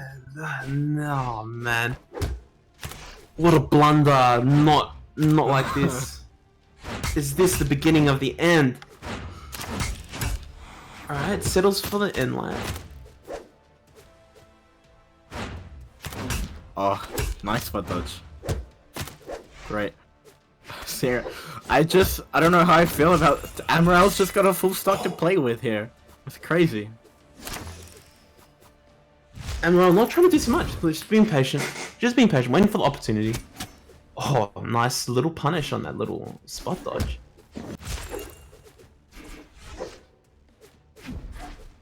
Oh, committing to the ground pound? Luckily, doesn't kick him. Okay. Wow. Good for the answer. Hard Interesting. I sideline. think Yeah. I've never seen that move used. Oh, really? I use that so much. Hard sideline? Great way to push them off the stage. No, Ensig on Victor. Not. Oh, Ensig on Victor. Yeah, you're right. You're right. Oh, man. Ensig on Victor. You're right. That's wild. No, I've seen hard sideline. I've seen hard sideline. Yeah. I was gonna say like fundamental there. Yeah, like fair enough. Great little conversion. Yeah, I like that. Oh man, that's got pushed back on it now. Oh, anything does it. Nice, Sarah. Well placed. He's Sarah. still a full stock ahead. Man, I just wish Dummy didn't throw away his stock like that. Oh, let's hope that it hasn't affected his mental game. Great deal there, dealer.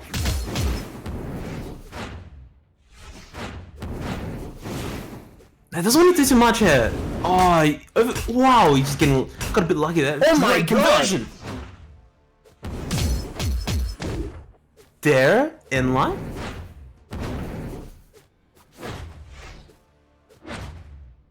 Taking the edge guard, misses the end light. That was really crucial there.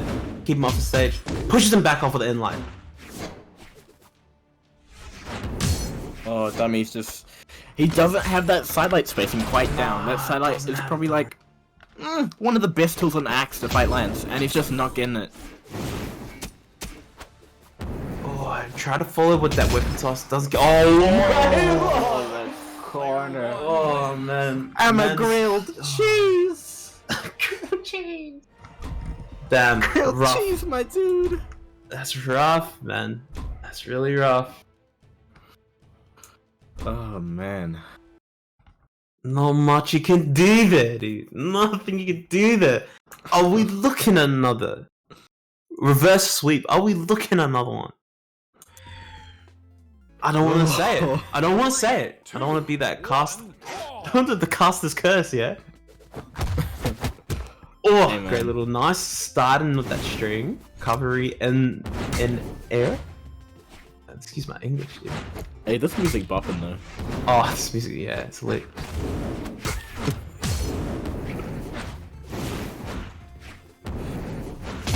Wow, he's doing a great job of pushing Dummy back. Amazing control.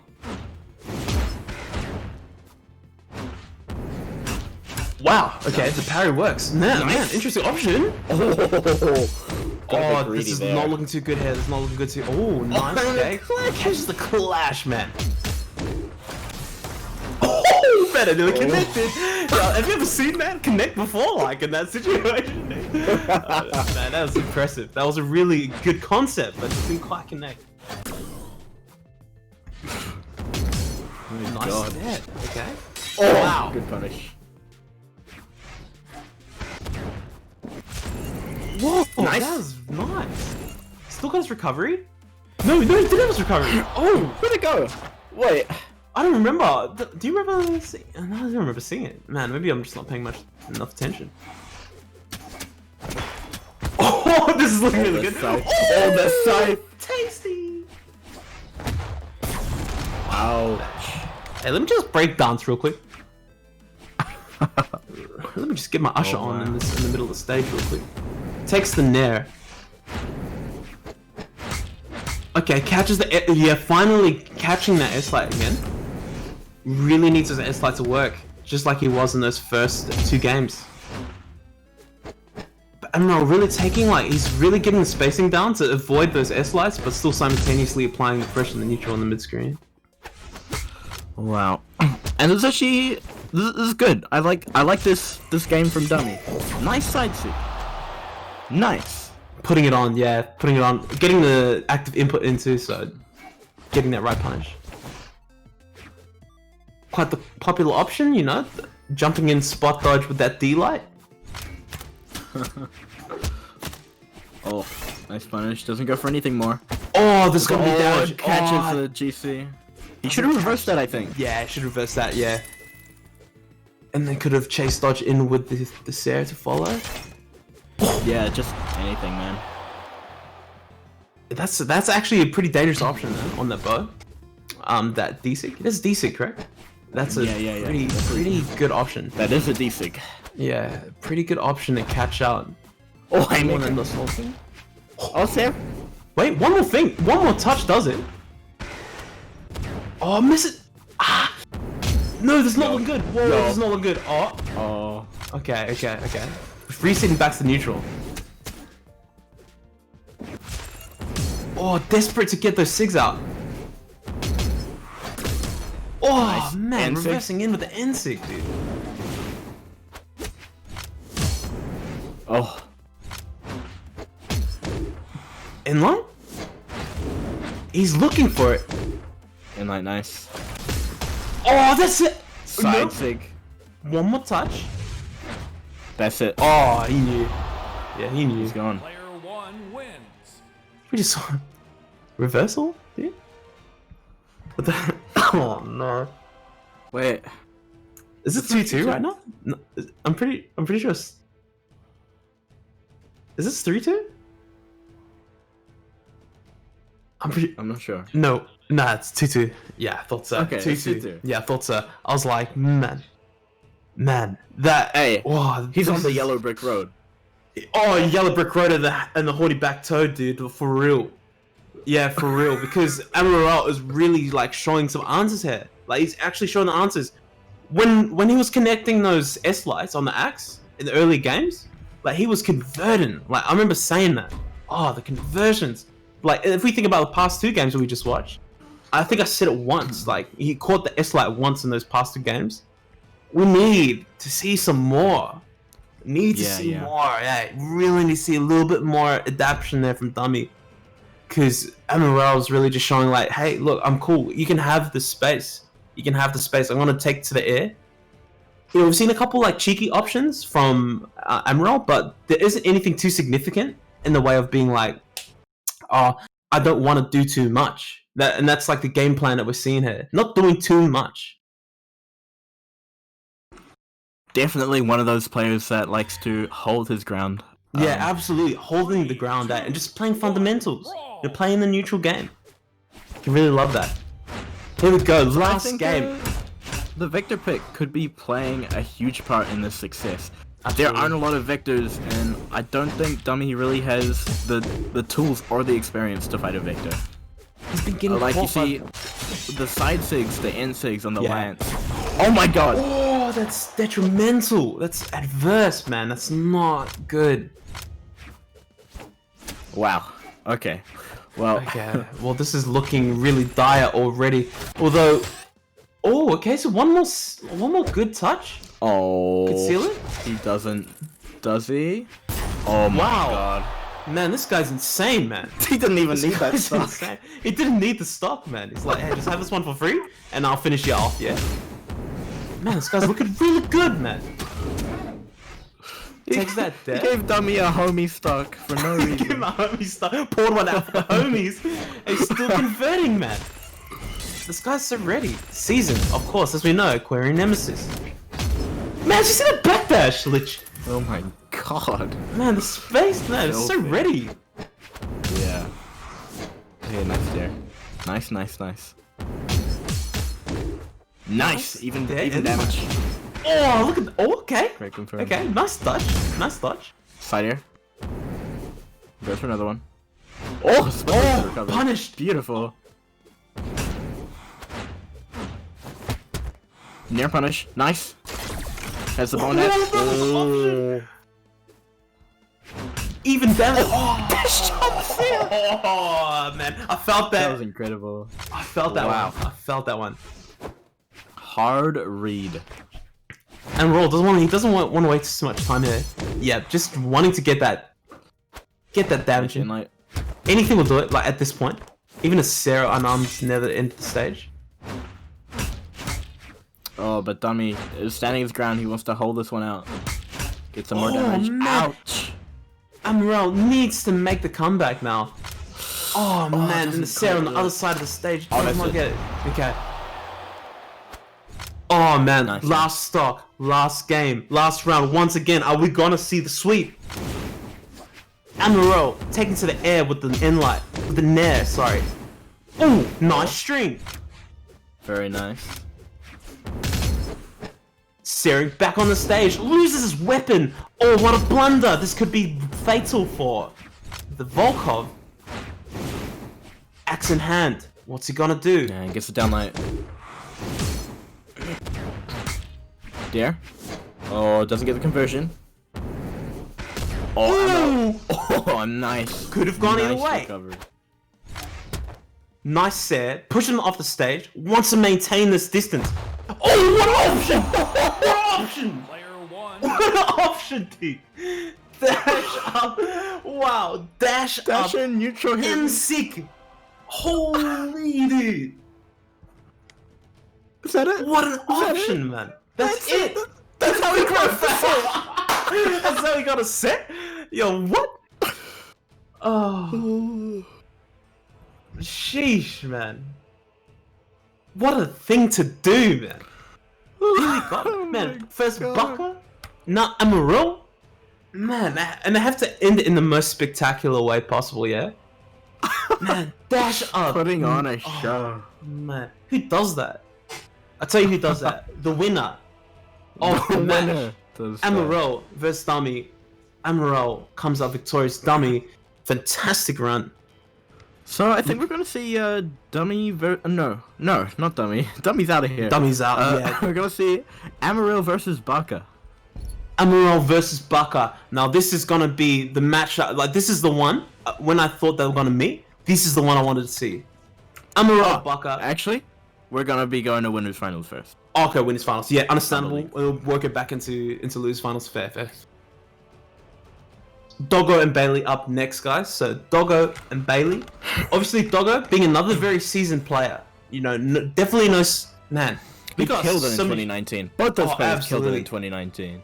Yeah, even I remember Doggo from back in the 2018 era. Man, yeah, strong player. I didn't really get to see too much during the 2019 era, but I'm sure that it is still just as strong. I mean, hey, Bailey took a set off Kyler Ellis in one of my community tournaments, and Doggo has beaten Wright in official tournaments. Man, well, I'll tell ya, official tournament. Man, I'll tell ya. No sleepers, eh? No sleepers. We have some strong. We've got some strong players here. Got some strong players, and this bracket has looked really good thus far. We've seen some great matches so far. And obviously, you know, man, Bailey must be pretty money, hey? Must be pretty money. Taking games of Kyle Ellis, obviously, as we know, the #1 PR of Australia and OCE. So definitely no sleeper. Both of these players, though, have kind of fallen off in the official tournaments in 2020. Interesting. Okay. Springs, Bailey placed 9th, and Okay. and Doggo placed 7th, which are Okay. quite upsetting placements for those players. Okay, I see. Considering at the time, both players, Doggo was PR2 at the time. Okay. and Bailey was PR4, I believe. I see. So quite the upsets in Springs, but you know, they're proving themselves here. They're doing well. Winners finals. Absolutely. Getting up to this point, you have to have a lot of confidence in yourself. To be able to get to this point, you got to have a lot of confidence in your own game and your own philosophies to approaching how you're gonna actually deal with, like, especially with Brawlhalla, because you got such a diverse roster. And not so much with like the matchups per se going into like sort the weapons, but definitely talking about the way that you should optimally play. I mean, it's so diverse. Like, there's no real concrete way of playing the game, and I guess it's one of the beauties about Brawlhalla compared to like a more traditional FGs like Street Fighter, Tekken, Grand Blue, Guilty Gear. You know, where we have guarding systems, but more playing towards the Smash style. And I like that middle ground. Yeah, we're seeing some good. You get to see a lot of talent, but rise in a really different and really unique way. Really appreciate that. If you look at both these players from objectively, right? Sandwich, known for his confirms, his great conversions, his just huge strings. He can take away stocks, and Doggo's known for his mix-ups. Doggo is probably one of the most unpredictable players, along with Bukket in there as well. Oh, absolutely. I think from the early games that we saw from Doggo, we saw some, like, there'd be quite a lot of times he would give up the guaranteed damage to be able to apply the pressure to push you off stage further. I saw that a lot, where he was giving up the, not guaranteed damage, but, you know, like the potential follow-ups, the safe follow-ups, to apply that pressure mid-game, like mid-screen rather. Yeah. 100%. So he's got a really nice little game plan in which he keeps quite dynamic and keeps you guessing. And on defense, that's really scary. Like, especially in the neutral game when you feel like you're just getting pushed around, getting tagged by like the odd S-light hair, maybe the odd dare hair. But it all adds up. You get to a point where you just start thinking, man, I need to start spacing. But before you get to that point, he's probably chasing you off the stage already. Yeah, absolutely. Kyle Ellis in the chat saying this guy stalled winters by going to buy hot chips. Hot chips, yeah? What a dog, my dude. Hot chips. Hey man, he's up against Doggo, but Sanders a real dog. Yeah, Bailey's absolutely. the real dog. Oh, Bukket in the chat. Oh, guys. Yo, we got the OG Mordix? Oh, I haven't seen this Mordix since 2019. 2019? Oh man, okay. He's been switching off, probably because gauntlets haven't been in the best best position, but both players now switching to the gauntlets, which is Yeah, interesting to see. Yeah. You know me, I always love seeing gauntlet players come out of Oh, the... of course, yeah. come out You're of the being one dust. of, obviously yourself being one of the more decorated gauntlet players in Oceania. Let's see how this goes. First match, Bailey, Doggo. Doggo landing the first couple interactions. Putting on some damage. What was this? Nice answers coming from Yeah, Doggo. nice answers, yeah, nice answers. Not doing too much, hey, just... Because watching this game, it does seem like Bailey has been in the advantage, but Doggo does have the damage advantage, which is strange to see. It's not a very traditional way a game between Doggo and Bailey goes. Oh, nice conversion. Nice. True combo. Oh, that's a big net. Can he convert? Ground Nice pound. ground pound. That's Just like He was that. on the back foot, but now he's in the lead. Man, that net really putting out. Obviously, Gaunts, not being able to mess around with that off the stage. You gotta be careful. I'd like to see a bit more respect on these Gaunts. Oh, I want to see some respect on these Gaunts. Ooh! Oh, nice punish! Oh my goodness. Man, Sideline recovery, nice. Man, look at that's a lot of damage. Taking there. some hits. That's a lot of taking some damage. hits. Yeah, taking some hits, alright. Trying to sneak in that cheeky haymaker. Oh, handlight drops. Oh man, he's already put him up. 60 damage. 65. Doggo not taking too much damage here. He's doing alright. That was a sick punish, man. That's what we like to see. Nice, yeah, that down was sick, really nice. good. That was really nice. Knowing that he was going to try follow. Great stock from Doggo. Yeah, a really nice Incredible. little adjustment there. Oh. See, what we're just talking about, you know, giving up that follow-up, just apply that pressure, you know? Knowing you convert, look at this edge guard. Oh, man, neutral, great amazing. edge guard. Oh, The get Getsy the light, nice. He's waiting for it. Oh, nice, goes reverses for the the side situation, gets on the stage. Doggo's taking a lot of damage. It's a complete reversal of how it was going before. Ah, Oh, yeah, no. ran out of options. Oh, a bit of a blunder there, but that's okay. Man, Doggo, Doggo. like, he's got playing that 70 edge damage to guard his quite name. nice. Yeah, 70 damage.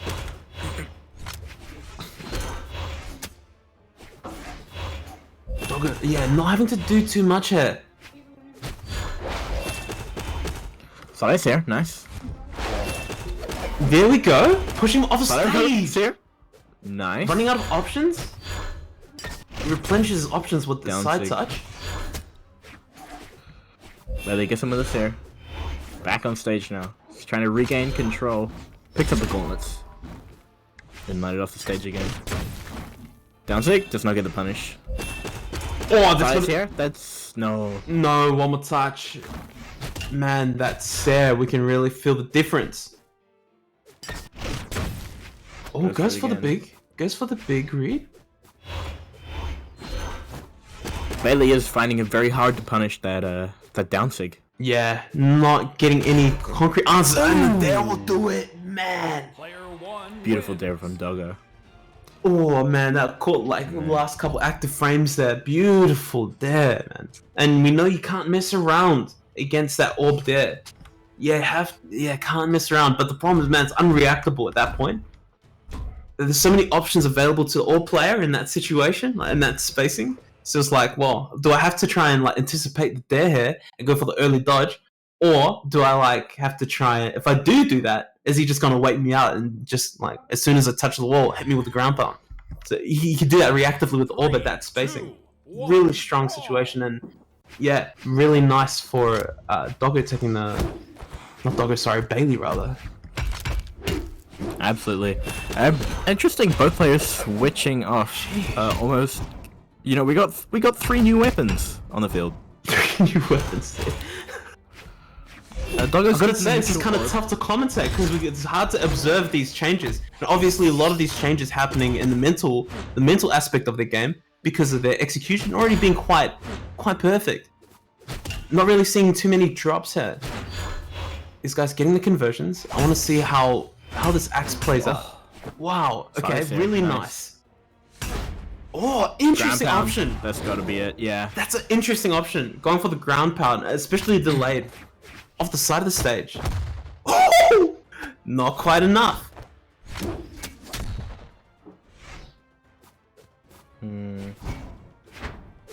Oh, Doggo. Messes up that input. That's unlucky. Really getting some nice damage in. Man. Doggo gets that stock pretty early. Yeah, pretty early. I didn't expect that to kill, be honest. I was not expecting that to kill. Sidestick does have quite a bit of force on the Fate. Oh, just missed that Sam. That's some good spacing. Doggo staying back, not really wanting to commit to a punish. Guess Oh, what? goes for the neutral. Okay. Oh, just misses that. Yeah, it might have been just the one frame Down dodge that window. recovery. Nice. Oh. And Bailey gets stage control. Man, what an option, dude. Oh. Oh, what an option, man. Amazing punish. Doggo thrown up the side. It's gone to the skies. Bailey, tough spot. Yeah, not an easy spot here because, oh, Bailey has to find some answers. But Bailey, Doggo like- right now must be terrified Okay. as he acts, and that's Okay. that just does it. Down seek. Okay. You know what? I know we're a neutral game, but I feel like throwing out a down seek here. What are you supposed to do against? Unexpected. Doesn't quite Good catch. Man, I must say, I don't know how these guys catch these one frames so consistently. The one frame dodge windows. Man, they must be spamming that dodge window. Doggo, so ready. 144 hertz for sure. 144 hertz, yeah, defs. Nice. S-line set. There.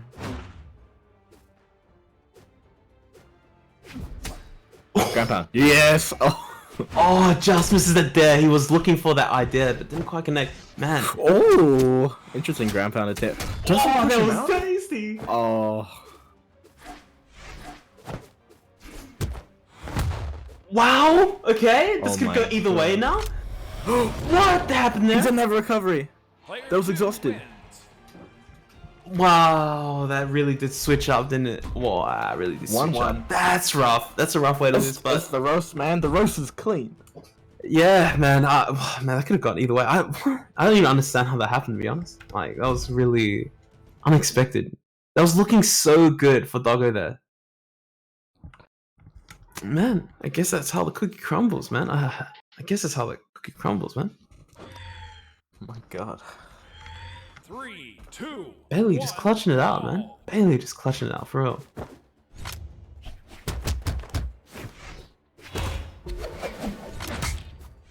Oh.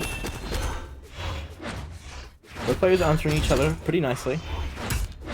There we go. How are we going to convert off this? Okay, it goes for the, it does usually catch quite a few different dodges, but fortunately it takes the up dodge to completely avoid that ground pound. S-light serve. Nice orb damage coming out. Oh! Answers back with the axe. Wow. These players are really even. Ah, just misses that serve. It has to pay Yeah. for it. Yeah, he caught that D-light as Doggo was just off the ledge, only caught his head, so the D-light did not bump him up Yeah, enough for that. didn't scare. quite bounce him high enough. Hey, yeah, That's unlucky. yeah, bit unfortunate, but still. Oh, interesting. Interesting. Was expecting a. Oh, expecting a nice! neutral? Okay, I like that. Doggo tried to cover his landing with a weapon throw, but Bailey just went over it and stared him in the face. Oh, dashing into the serve. Okay, it's just taking that on stage. See, doesn't want to give too much.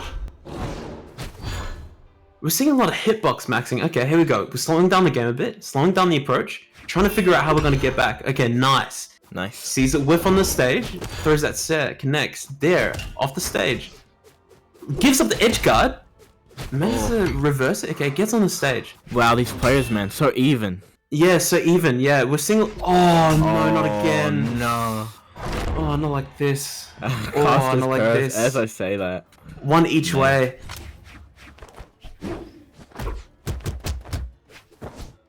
Commits into the ground pound. Pretty safe ground pound to commit Oh, to. the spot dodge, nice. That was a nutty spot though. Oh, goes for the true Ooh, combo. Man, interesting. Wasn't close enough for the down sig.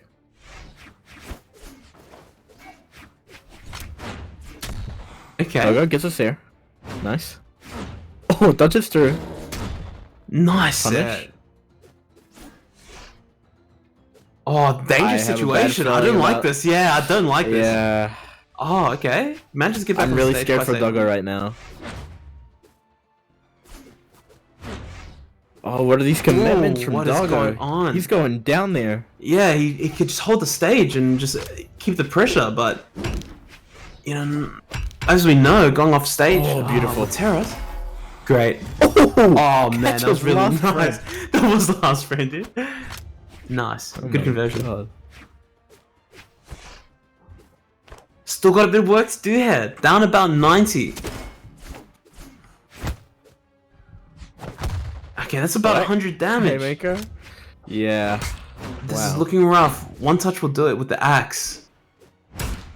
Oh man, delight. Right. Nice. There? Oh, okay. Oh, hits him with a recovery. Anything to get Doggo. He has the axe. Man. Man, fighting for his life. Out here. Oh. Oh, he gets it Doggo there. pulling it No. on. No, that Oh, was fair. Oh, is he gonna pay for this? Oh, That was a great bit- dodge up. He was dead already. You didn't was have to dead do already. that one, Bailey. Nah, I didn't have to do that one. Chill out. Man, Teros, Hits him hey, with the really. unarmed down air swag. 2-1. 2-1 already. Yeah, not looking too good right now for Doggo. Not looking too good right now for Doggo. We've seen, like, too, with that set, we've seen that axe set miss quite a bit. Like, obviously, with Yeah. that new nerf, it's been affecting some of our axe players there, and especially with Shadow. I wonder how much that really did affect the mind game there. Like, you know, it would be hard to hold together. Still a very no, new. Shadow's mental was on point. Okay. I'm amazed because what you saw Shadow happen to Shadow, right? Oh my God. Oh Okay. man, I thought that was gonna be it, dude. Yeah, Shadow, like, he took a lot. He took a strong loss, and then Yeah. he also took like a 0 to red combo on axe Yeah, I to remember the that. face, and then he brought it back with a 2-stock. Yeah, that was pretty nice. That big combo that he got hit by Cheats Face in the first stock of game 2, that was like the only combo he took. Yeah, that's true. That's true, actually. Every other was just honest pokes. That's fair. Oh, nice recovery. Putting on the pressure. Oh, you got options though. Yeah, you're back on the stage. No problem. Man, both these players are just extending so far. I can't get behind it. Doggo gets a side light. Okay, the ground pound connects. Nice. The ground pound connects. You know, we're talking about commitments here. But man, like, it's really working out. That wasn't too bad. Bailey does have a pattern of jumping out as soon as he touches the wall. Yeah, that's been happening quite a bit, and we've seen the yeah. punishes come from that Dog has been putting on. That Dog has been putting on Bailey. Recovery lands. Close out the Yeah. stock. Nice. On stage Even recovery, game just once wants to get it out. Yeah, not much risk associated there. Oh, Doggo gets the end light. Side light, down light. Oh, nice little tomahawk. Okay, doesn't want to go too much. Side light near, nice. Gets the end light. Nice punish. That was a really nice punish.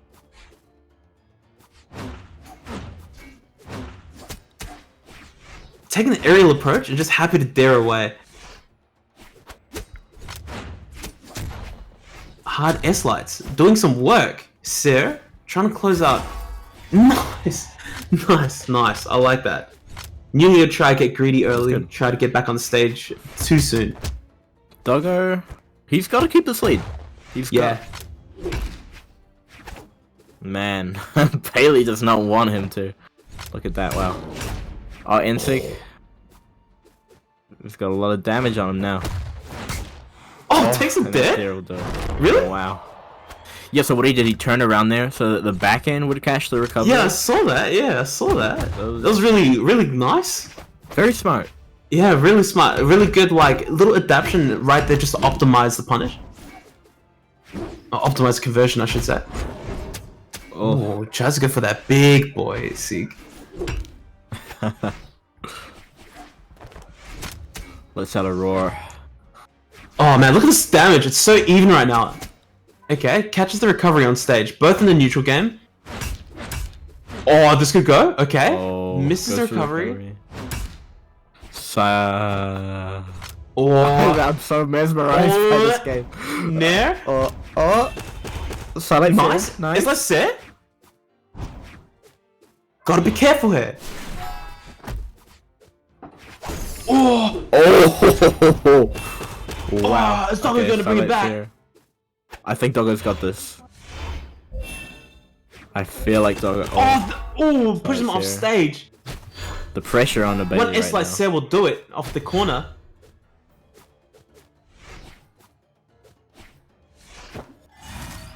Oh, goes for that. Oh no. Oh no. This is not looking good. Oh, this is looking really dangerous.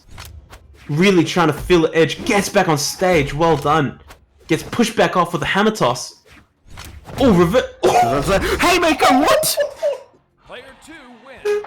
Hey, let's just forget about neutral. Let's just forget about everything that's happened in like the past 3 I stops. hate this game, but I love my haymaker. Yo, my mans, I'm just gonna give you this right straight real quick. Knuckle sandwich in the kitchen, baby. Oh my god. That's money, man. That's money. Well played. Okay. Well played. Wow. Just like that, huh? 3-1. 3-1, dude. It doesn't feel. It feels like 1-1. A 3-1, man. Oh man. Man, what a 20, man. We've seen some really like. These are close sets. I won't lie. I was expecting Doggo to pull through on that, but man, you can never know. Hey, you really can never know. GG's to Bailey. GG's to Bailey indeed. Bailey looking great out here with that Teros, man. Teros, dude. Yeah, I was not expecting that. I was definitely not expecting that. Man, while we got the time, quick shout out again to Aussie Brawlhalla. You are joining us. My name is Goldie. My co-star, Lichko. Brawlhalla. Oh man, it's been a great day. We've seen some great matches. Some really cool upsets as well. So, man, and this is only getting started. We're only warming up. So I hope you guys stick around. Don't forget to stay hydrated. Only time where an upset can make me happy. Oh man, absolutely. I don't think there's many other games that upsets like are that exciting. You know, I mean, don't get me wrong, they're pretty exciting, but something about Brawlhalla. It's just the volatile, like the violence of it. It's so volatile. Anything can happen. So quick. Okay, Amaral hopping back onto the Scarlet. Bukket, Amaral. Who are you feeling here? 2, 1, brawl. I don't know. I feel like just because of the nature of Bucket's playstyle, he beats Amaral. It's very hard for players that have really solid fundamentals to beat somebody who's just good at mixing it up. Absolutely. And as we get started here into the losers semi-final, Bukket versus Amaral, we're seeing some good damage here on Amaral. Managing to evening up the stock. You know, not too much damage difference. We're looking at a one-touch here from the hammer on Amaral. Oh, nice. Man, that's gorgeous. Nice. That's gorgeous. Yeah, I love that kind of stuff. Meaty S light into D light, catching that set. Beautiful conversion. Oh, the sword. Just outlasting the spot dodge there. It's a shame he didn't go for a chase on the sideline or something. Yes, Could have had a free yeah. conversion there. Oh, egg dropped. Oh, egg dropped, man. That was such a Beautifully quick done. stock. That was 15-second stock. Man, big XDs in the chat. Wow, bringing it back. Amarel's got some work to do. Bukket was not happy about those games that Drac took. Nah, he was He not went happy, man. straight to the training room. No, okay, that's a good option. Yeah, just push him out. Push him out. Nice. I mean, there's no real risk with that recovery, hey? No real risk.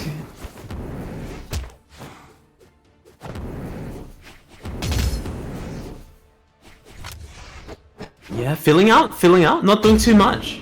Both players. go for Derek. Don't want to Interesting commit option. too hard. Sideline intake. Interesting Nah, that option. works so much.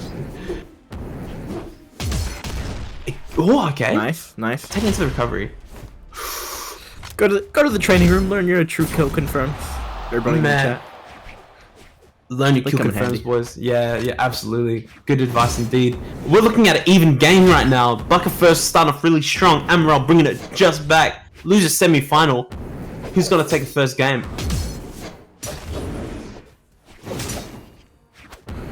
Oh, it's looking strong for Bukket here. Oh, Amarel just pulling on damage, still like keeping the damage together. We're seeing a lot of Nice. dares. Gets D-Light's punished here. finally. D-Light set. Nice. Oh, misses an air, gets punished. And light. Down heavy. Oh, hard punish. Oh, that's gonna be it. Oh my god. No. Dodges the egg drop. Oh my god. This Okay. could go any way. Okay. Takes the dodge.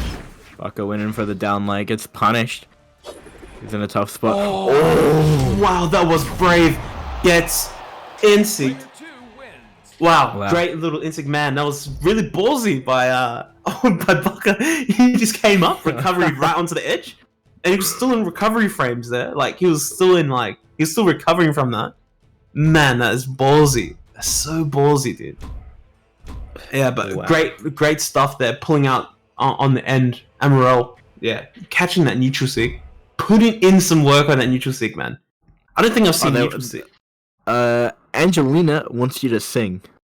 Angelina wants me to sing. Angelina, I'm sorry. I'm gonna need a little cheeky paycheck for that one. You feel? Never mind me. Second match, loses final. Amarel.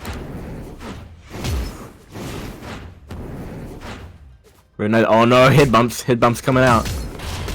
Nice dare, insect. Instinct, dude. Whoa, There? man. That... GC sideline, Whoa. interesting option. Yeah, GC side. You know, players like to dodge in there. That's a fair option. That is fair. That is fair. I didn't really think. I thought like perhaps maybe inline. Oh man. Nice there. Very hard punish to go for. Oh, that's Oh. another D-Light. Sarah, drop. Kyler's That's gonna a- be crying in the chat. Oh man. Oh man. That's rough. That's really rough. Looking great though for Amarel, man. He's just putting. Look how much damage he's had. Stacking it on. Oh. We're looking at it whole stock now. Unarmed loops coming out. Nice dare. Oh man. Bukket Double really fair. really looking to try and close the stock out. Getting this Oh edge man, guard. he's throwing weapons Jump right now. GC downlight recovery? This man and his options. Wow. He likes his GCs. He does like his GCs, and they do work out, but in times like this, he really needs a more solid game plan to stick on the ground. Oh, giving up the edge guard there for the big read. Man. Bro, gets the insect. I'd like to see Bukket make the adjustment of just like playing the ground and being more content on the ground rather than trying to push him off the stage constantly. Okay. Nice. Oh man, I hate that. I hate that, man. I gotta be honest with you, man. Oh man, that is, I'm I a felt grilled that. cheese. I'm a grilled cheese, dude. I felt that. Oh man, that is rough. Nice conversion. Takes that S-Light and makes some money. How's he gonna feel with this recovery? He catches the S-Light, but he's still got his options. Recovery's back onto the stage. Catches the corner with... Oh no. No way. Amaral, man. It's insane, dude. Amaral's insane. In the chat, I did not deserve that. What on the earth was that? I couldn't even be hyped because... man, what? The heck, dude? Man, Amaral's looking nuts. Amaral typing in the chat, I did not deserve that. The humility. Fantastic. Bukket, go for the mix? Alright? The cheeky mix here. Hey, this is a throwback. This is Yo. this was his 2017 pick. And, like, mind you, going for the speed stance. Okay, interesting pick. Giving up decks, I guess not really needed per se. Goldie is shaking in his boots. Oh, you know, my old man, you know how that feels, man. He's gonna head over to Bucket's DMs in a minute and be like, "Hey, you know the strength stance is pretty optimal, man." Strict stats on it. It's so optimal, Nick, dude. Nick's for sure. I think it could really improve your tournament gameplay here, Mr. Bucket, Mr. Old Wizard. Man, Amaral, like, really winning these, like, neutral interactions? Oh, he just stood still. He just stood still. He Yeah, doesn't man, need that optimal stat right there. That kills. Optimal stats for what, my dude? Oh, it doesn't quite catch. Yeah, he thought it would go a bit further. Maybe if it was soft S-Light, it would have caught. Nice. Oh, recovery. Oh, no recovery. Is he gonna milk this? He milked it. Nice. Oh, that was really good. Yeah, man, that was really good. Nice. Knew he didn't have many options to try and escape there. Just cashes out with that side air.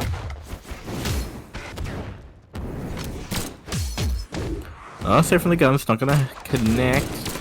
In light. Near. Oh, There. Oh, these man, oh, beautiful. Oh, it's still going.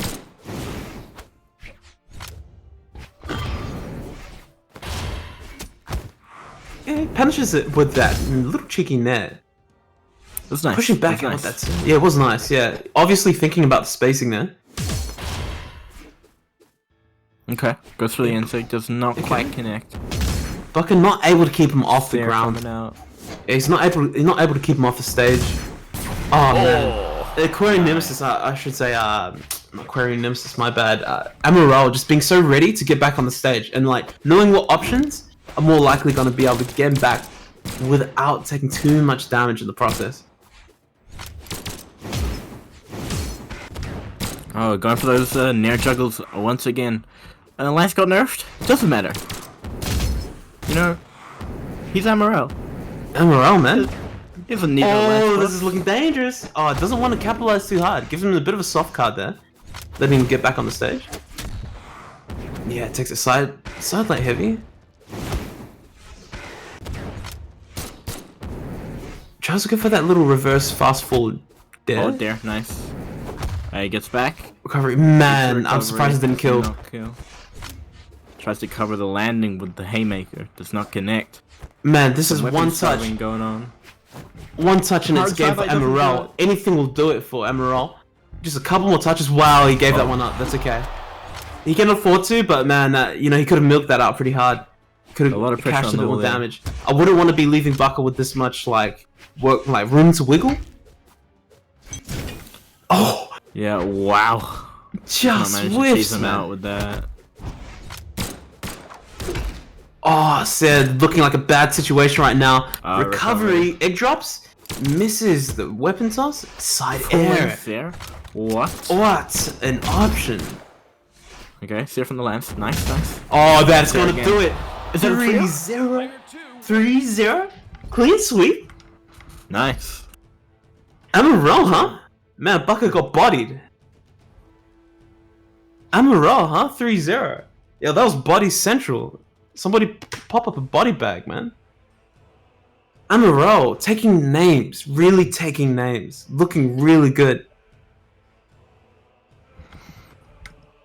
Nice. So,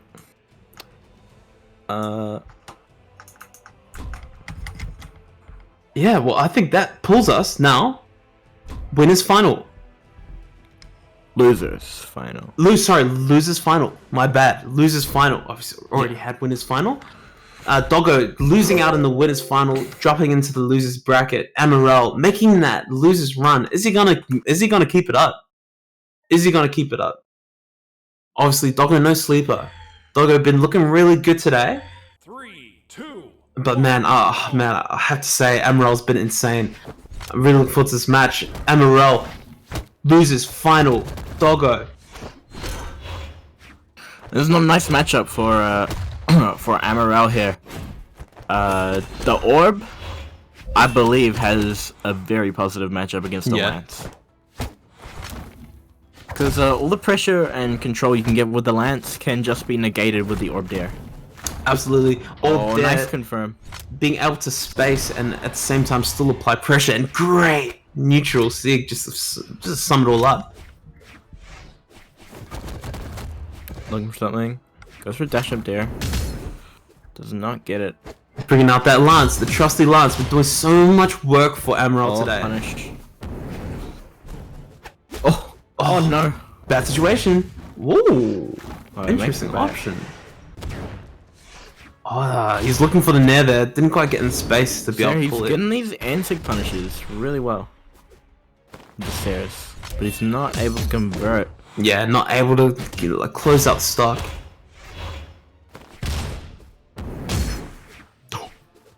Here with the stair. Wow. Max range. Oh, no, recovery that seals it. Okay. Ouch. Pretty even. Pretty even. Not looking too bad here for Amarel.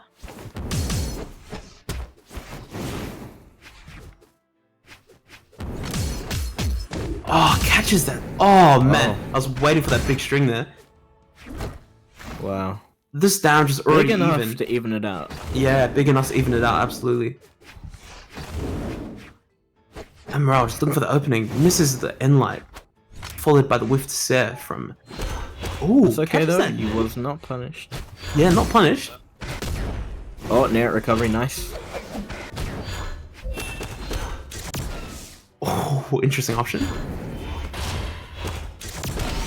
Wow! Oh, catches answers. a down dodge. Man, answers, dude. Answers. Nice read.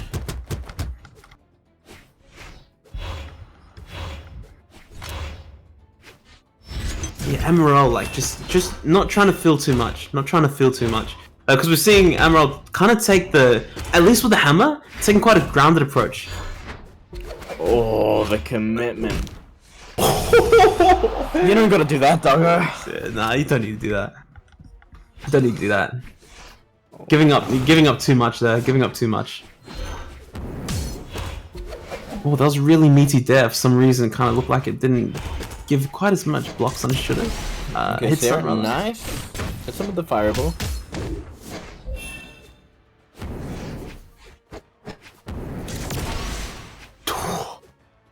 Another one. Another one. Another one. Another one. Doggo gonna be buying a house after this tourney. Oh, The pressure's insurmountable, dude. Insurmountable. He couldn't even I get don't up on even the know same. what that word means. Yeah, he didn't want to touch. He just didn't want to touch, man. Man, you see that social distancing on that wall real quick. Man. Bro, keep man. your space. Keep your space. Man. Crazy out here in these Brawlhalla streets. Man, I tell you, man, we've seen a couple of these today. People really take this quarantine seriously, dude. Interesting, really interesting. I wonder what really stopped him from, like, what got him to that point. Because he could have touched. Like, he really could have touched. But was he that scared?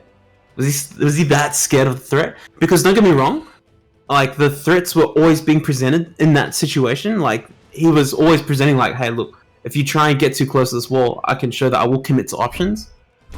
I don't know. That seems like two galaxy brains to be trying to think like The Lord Vrax, though? yeah, Lord Vrax, man. The Lord... Oh, the lance on of Lord Vrax is insane, to be fair. Okay, shame on him for not using the Elvis skin. But, you know, I'm keen for the Vrax. I'm keen for it. Amarel Lord Vrax. Yes. 3, 2, 1, brawl!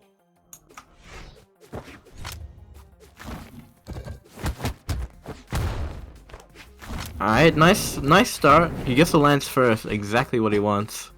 Okay. Doesn't want to do too much.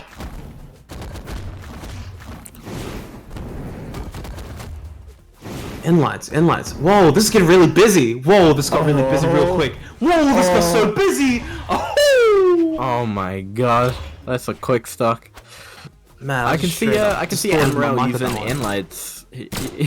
He's using inlights where I think he could be finding more use in a downlight. Yeah, on the more lines. using downlight for sure, man. Because man, you Doggo's can't really get pushing forward. Yeah, he is. He's really committing. Look at this. Oh my chasing.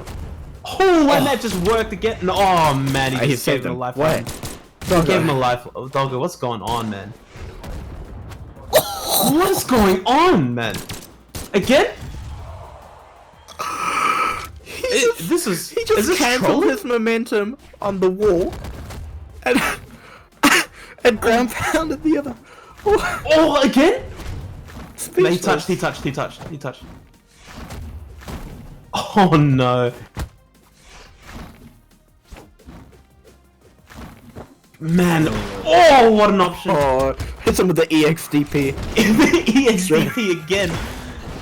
Oh, man. Catches, nice. Wow, doesn't quite convert the D-light. Yeah, that's gonna be the start. No, he touches.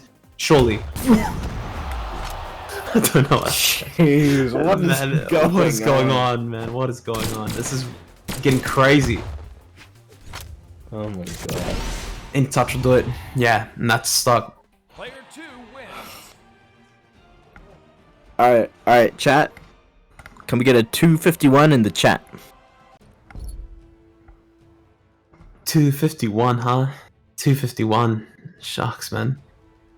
Well, I was like literally saying just before, hey, look, you know what the Vrax lance is like, but man, he didn't even get a touch. Doggo just put some work in with those Petra gaunts. He couldn't do anything. Or Garnet gaunts, I should say.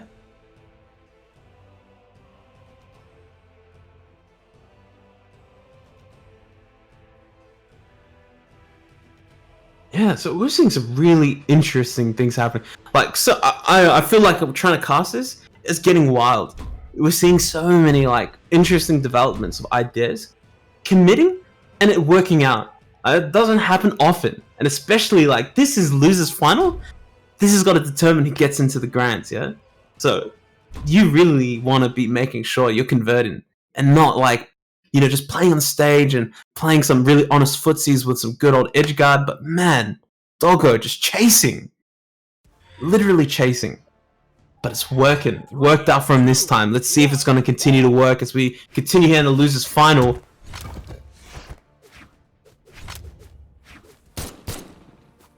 We got the guns. He's sticking to the Vrax pick. Amarel.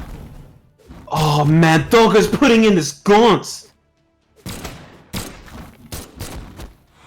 Amarel catching that side air. Oh, that nair.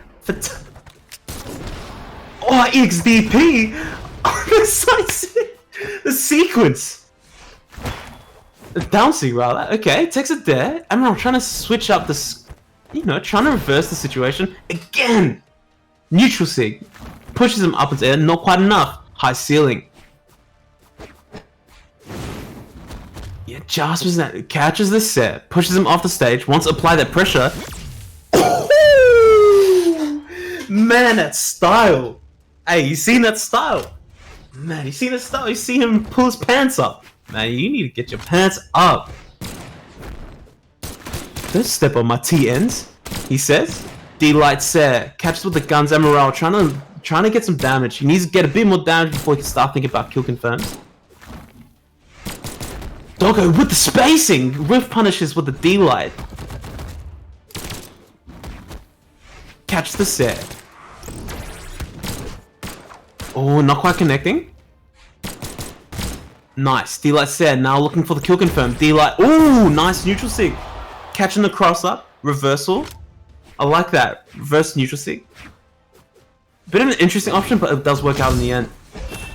On the lance, yeah, this is what I thought was going to happen. I thought we were going to see a bit more from the lance, but man, he's just not even been able to pick this weapon up. Okay, catches that net. D-light.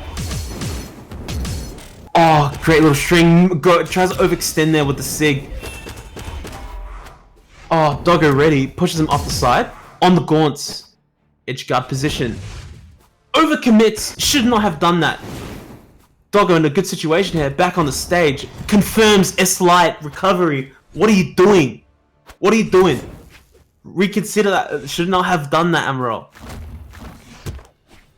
Giving Doggo room to breathe here. Catching that N-light. Great yet fantastic side sig there. Amaral really needs to keep his mind together here.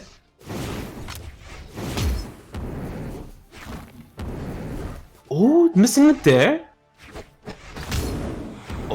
Oh, interesting. Tries to chase dodge and reverse off with that dare, thinking he's gonna dodge inwards. Oh man, with the SIGs. And it's doing damage. Down sig, connects, recovery, N-light, pushes him off. Not enough.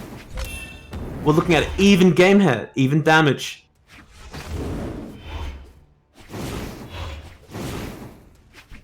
Oh, neither player needs to do too much. There was a big commitment.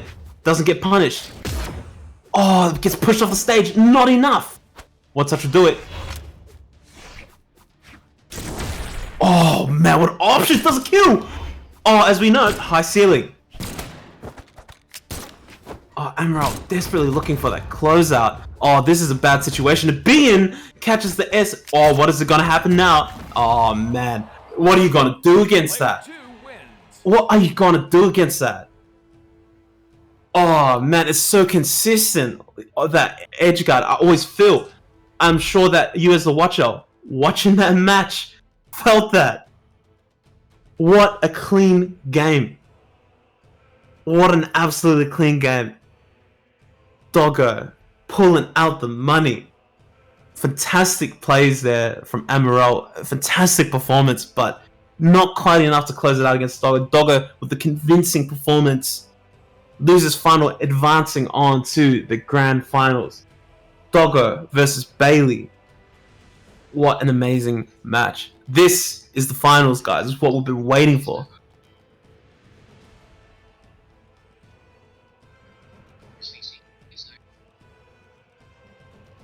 So guys, I have some news from the directors. We got a giveaway going, a CC code, community color code, and I know you guys want it. How to enter?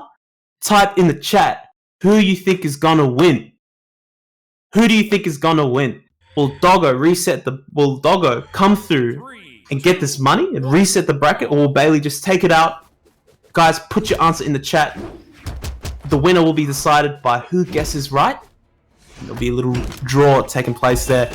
Anyways, nonetheless, let's get straight back into it. Bailey, Doggo, grand finals. Petra versus Teros. Already Bailey off stage. Doggo commanding the stage. Not doing too much. Not doing too much. Okay, okay. Doesn't want to do too much on the stage. Takes the D-light ground pound. We're looking at pretty even damage here. At this point, probably too much will be going on right now. Hopefully Doggo not feeling too taken up by the last game, but man. So, oh, the commitments! Not quite connecting on that D-light ground pound.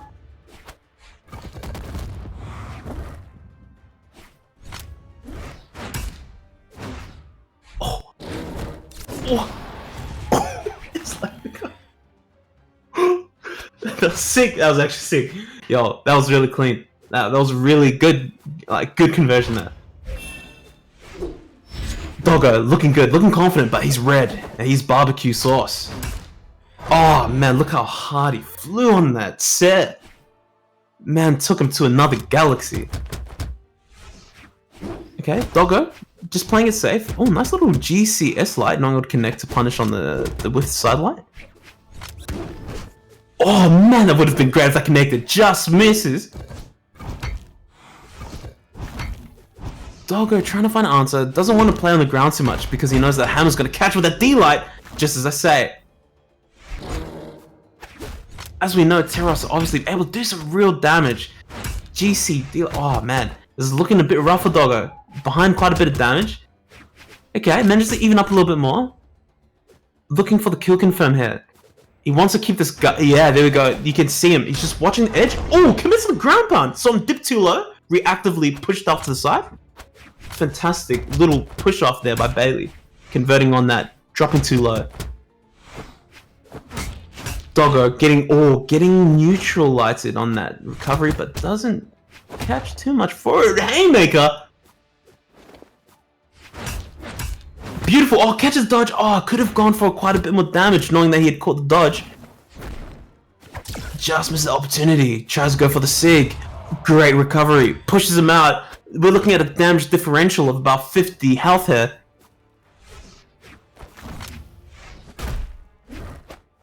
Oh, tries to punish with the inlight, doesn't quite catch. Doggo, big string. Attacks the inlight. There we go, this is what we want to see. Good old footsies. Respecting the angle. Nice little commitment there. Oh, beautiful. Absolutely gorgeous stock there.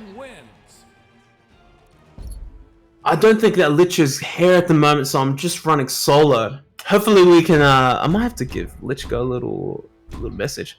Yeah, give Lich Go a message and see if he comes back. But as we just saw there, man, okay, Doggo is really, yeah, this is breaking it down right now. Doggo is really starting to get some nice conversions here.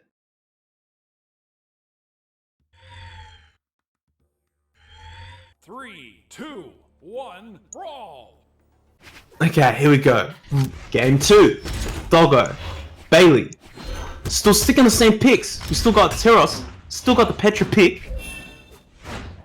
Is that a Goldie boy I hear? Oh, is that the bucket of cash? It is the bucket I've come to save you in your full throat.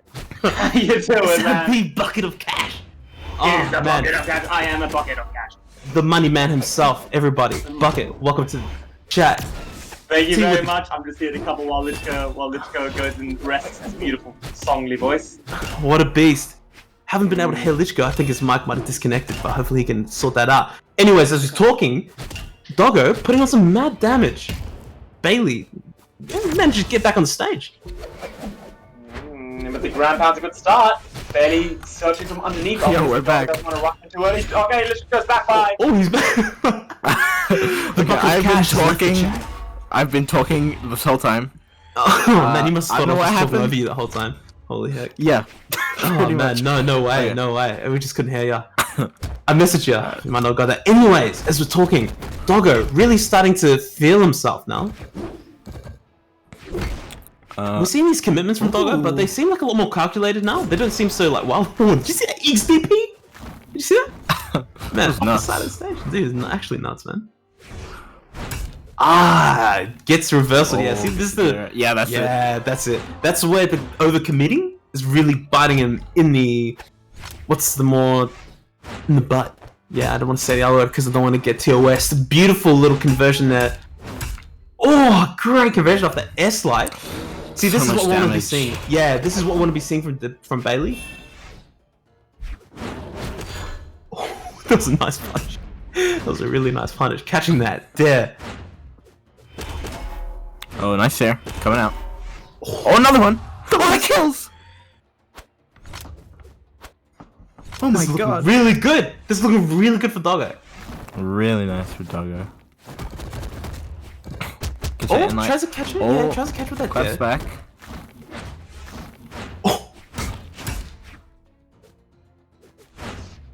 Oh, okay. Bailey trying to get a bit greedy. Nice. Edge nice. guard.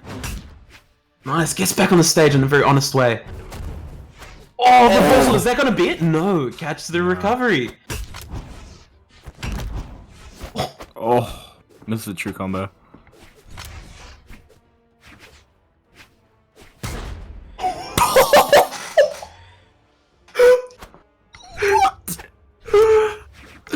Yo, Oh my dude, just dash up ground pound? Yo, this guy's insane.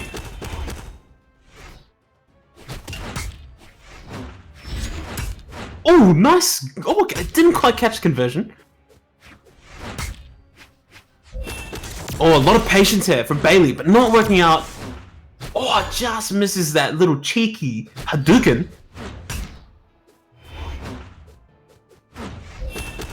Oh, S-Light, no conversion.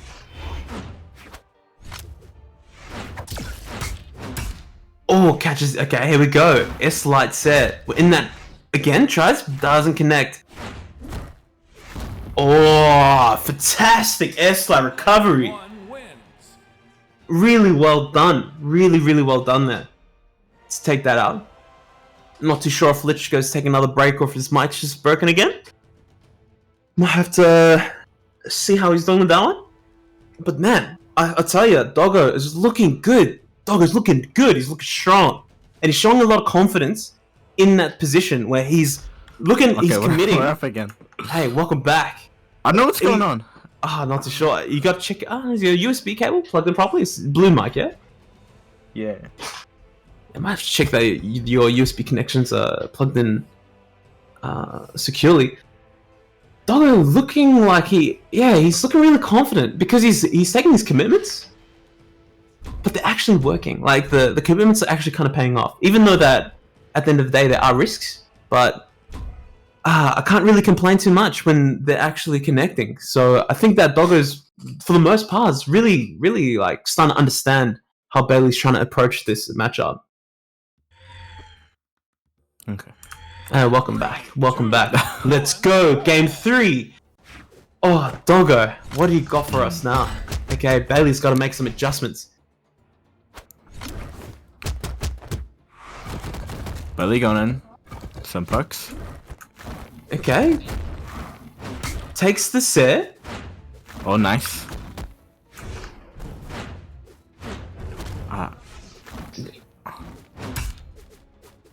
Doesn't want to do too much on this. Okay, nice. Nice down sig.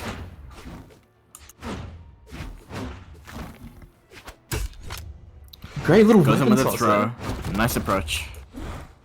Oh, nice meaty there. Doesn't quite get a conversion off it. Oh, tries to take side that DP, yeah. Gets punished for it.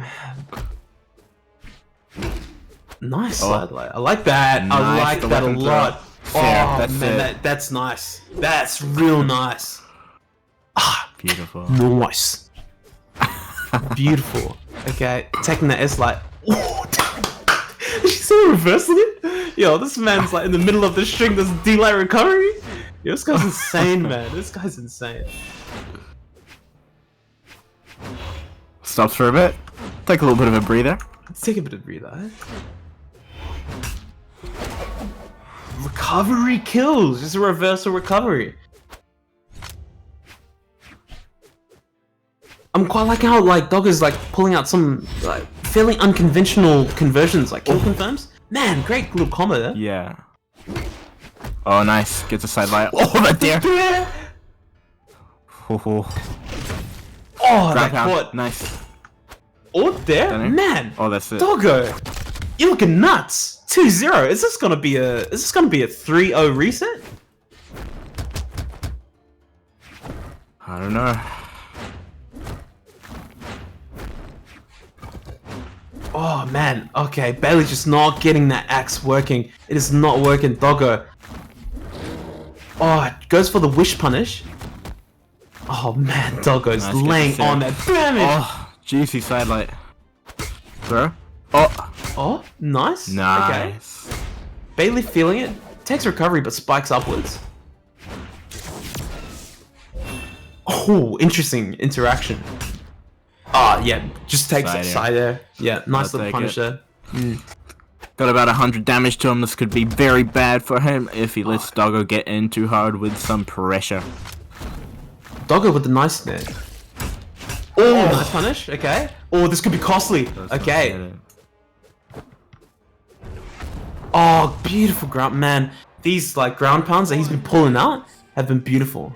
Like they've been really Yeah. good. Like they've been connecting. Man, that's a reset, boys. That is We a got a reset.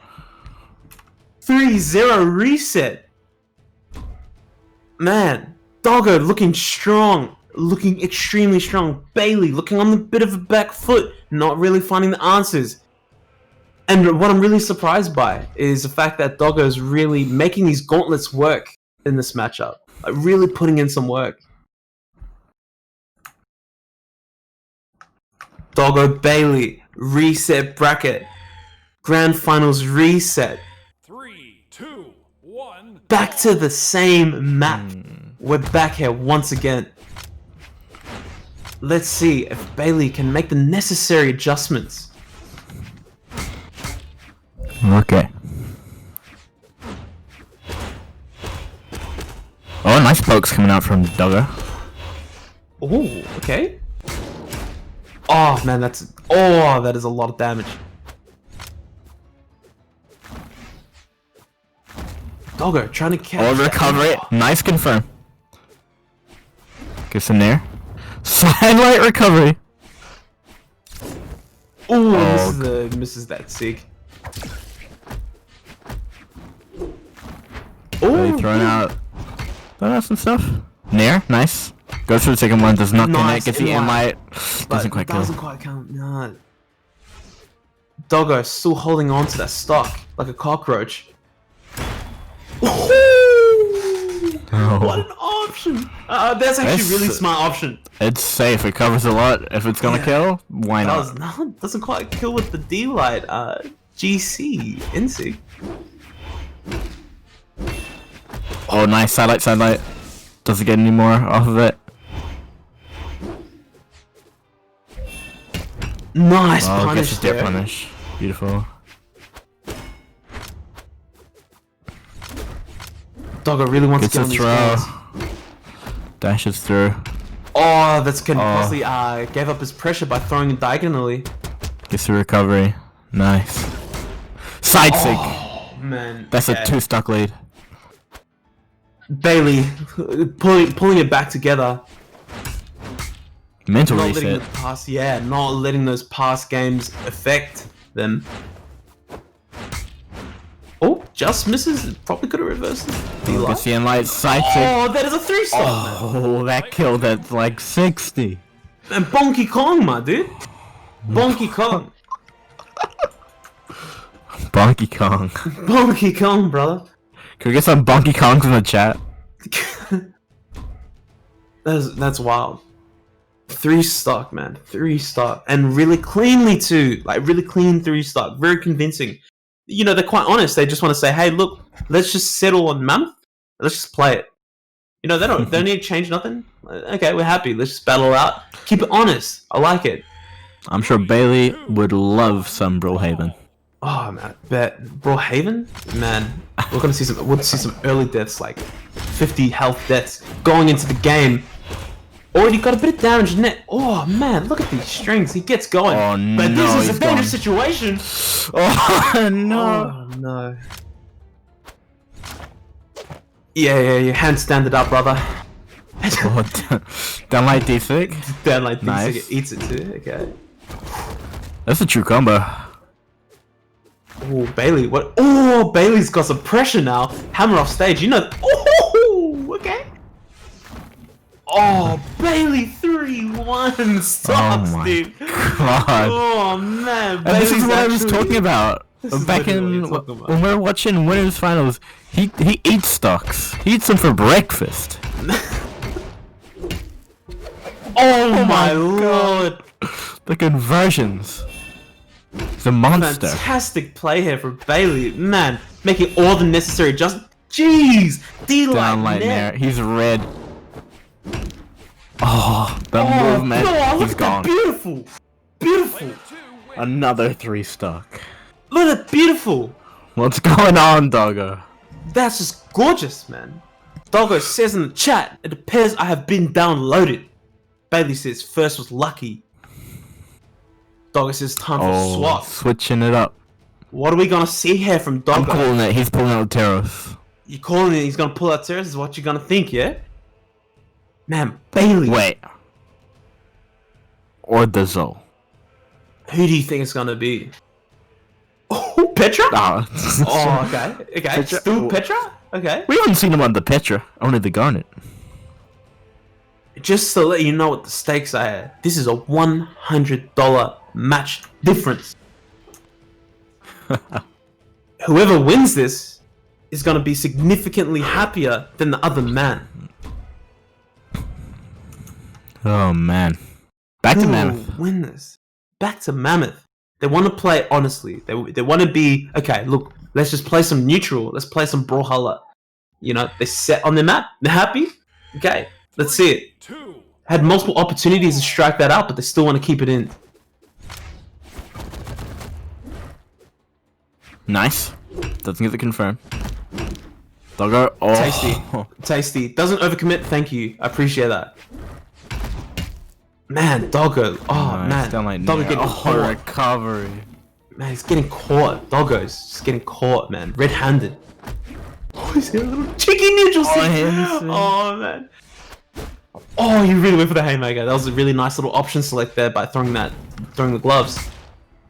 Misses true combo. Does not get that near recovery. Oh, jumps here. Nice Oh, punish. Goes for the goes for the ground pound. middle. Yeah, not quite working out for him. He's okay. He's back on stage. Back in neutral game. Oh, tries to go for the meaty there. That's nice. Oh, bit of a dangerous Sarah on stage. Misses, gets caught by the S-Light set. Recovery. Nice. This is a much better game for Doggo here. Yeah, looking much better indeed. Nice recovery. Doesn't quite kill.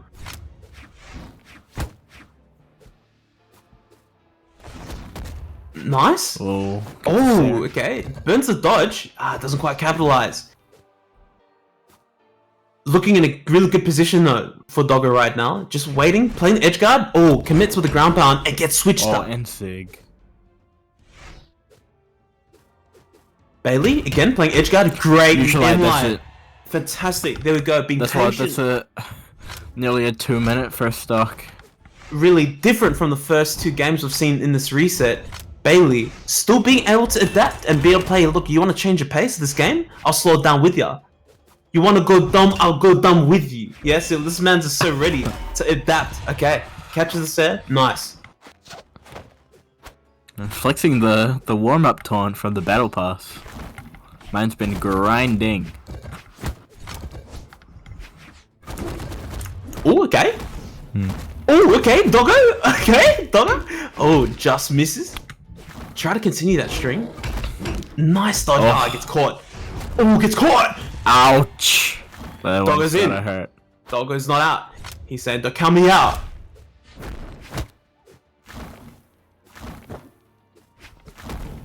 Ooh, ooh, ooh! Kill him. Nice. Oh, ground pound. Spikes with the ground pound. Jeez. Recovery. Doesn't Spikes quite kill. upwards. Doesn't kill, even though with the optimal spike there. Sear. That'll do it. Beautiful. Even Yeah, game. Once again.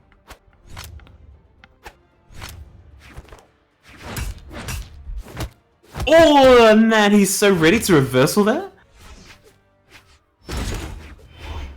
Oh, gets the light. Nice. Sear. Catches the light. Pushes him off stage. Doesn't want to commit too hard on this edge guard. Nice! Little S light into the set. Oh, that was looking really good for Bailey there. Even stocks. We're looking at even damage. Oh, Pushed off the insane. stage. Oh, caught with the nair. The damage looking really even. Could go either way. Whoever gets pushed off stage first. Who's it gonna be?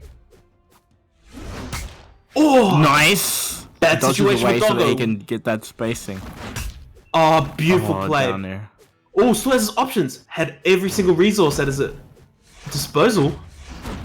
Doggo with the godlike spacing, dodging through all the attacks. Okay, see the side sig. And we're looking Does at a not different quite game. kill. Oh, And he brings it back. There. That's Player 1 wins. that's The 2-1. reversal there, my dude. It's not over. He Oceanic did not get Brawlhalla this reset for nothing. did not get this reset for nothing at all. This has been some real Oceanic Brawlhalla. Doggo, Bailey, reset grand final 2-1 to Bailey. Doggo saying, don't count me out. Don't count me out. I still got some bread. Let me butter this bread. Let me. 3, 2, 1, brawl! Running it back. I feel like we've seen this match already 50 times. These guys are so willing to play this honestly. They don't want to play no dishonesty. They want to be able to keep mad. Nice. Doggo putting in damage. Bailey eating this damage. Whoa, there. Orb coming out. Another nair. Nice poke. Axe is coming out. Could be even damage Man. if Doggo That lets him. backdash from Doggo. Oh, insect, that's it. How much pushback Nice. is on the NSIG? There's a lot of pushback on the NSIG, isn't it? A lot of force on that one. Yeah. Man, that's rough. Huge hitbox too. It's great Yeah, for a huge suck read. hit. Yeah. Oh, Great set. Nice plays. This is really good. Pushman's the edge guard doesn't quite get to punish him for trying to escape. Oh, nice. Nice That full was- escape to the platform. That's important. That's a really strong threat to establish there, because now he's feeling like, if I invade this space, I'm gonna get caught by a falling set. That's a really good seed to plant right now on Doggo. Both like neutral Doggo going in for the double dash, trying to apply some pressure. The mix up. Nice. Nice. And light. In light. Oh, Light, man. down light. Ooh, Oh my god, that was Doggo with tasty. the orb. He's clean. Nice. Man, reactive punishes, I really like this adaptation from Doggo. Oh man, Bailey trying to milk that. Oh, just misses that punish. Wanted to spike him down with that set. Oh, Man, yeah. Sure you It can- comes out. sure you can. Sure you can do. Oh man.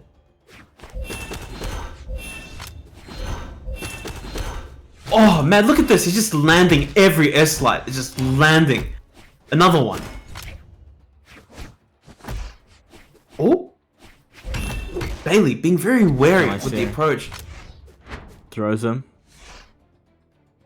Oh! No recovery! Just Where'd it right go? now, really? Man, I must be tripping. I'm not seeing these recoveries, eh? Catches the net. Haymaker to the face. Oh, nice Side punish. sig. Just commit to the side sig. Not too sure if that was reactive or preemptive, but it worked. Oh, just missed the punish. Man, that would have been a great whiff punish. Recovery, recovery. not quite enough. Side That's sig, gonna that's seal it. it. Guys, 1 wins. 2-2. Last game, last round of the tourney. Who's it gonna be? This is like what, game 8, game 9? Man. Doggo versus Bailey. Game Final 10. Game.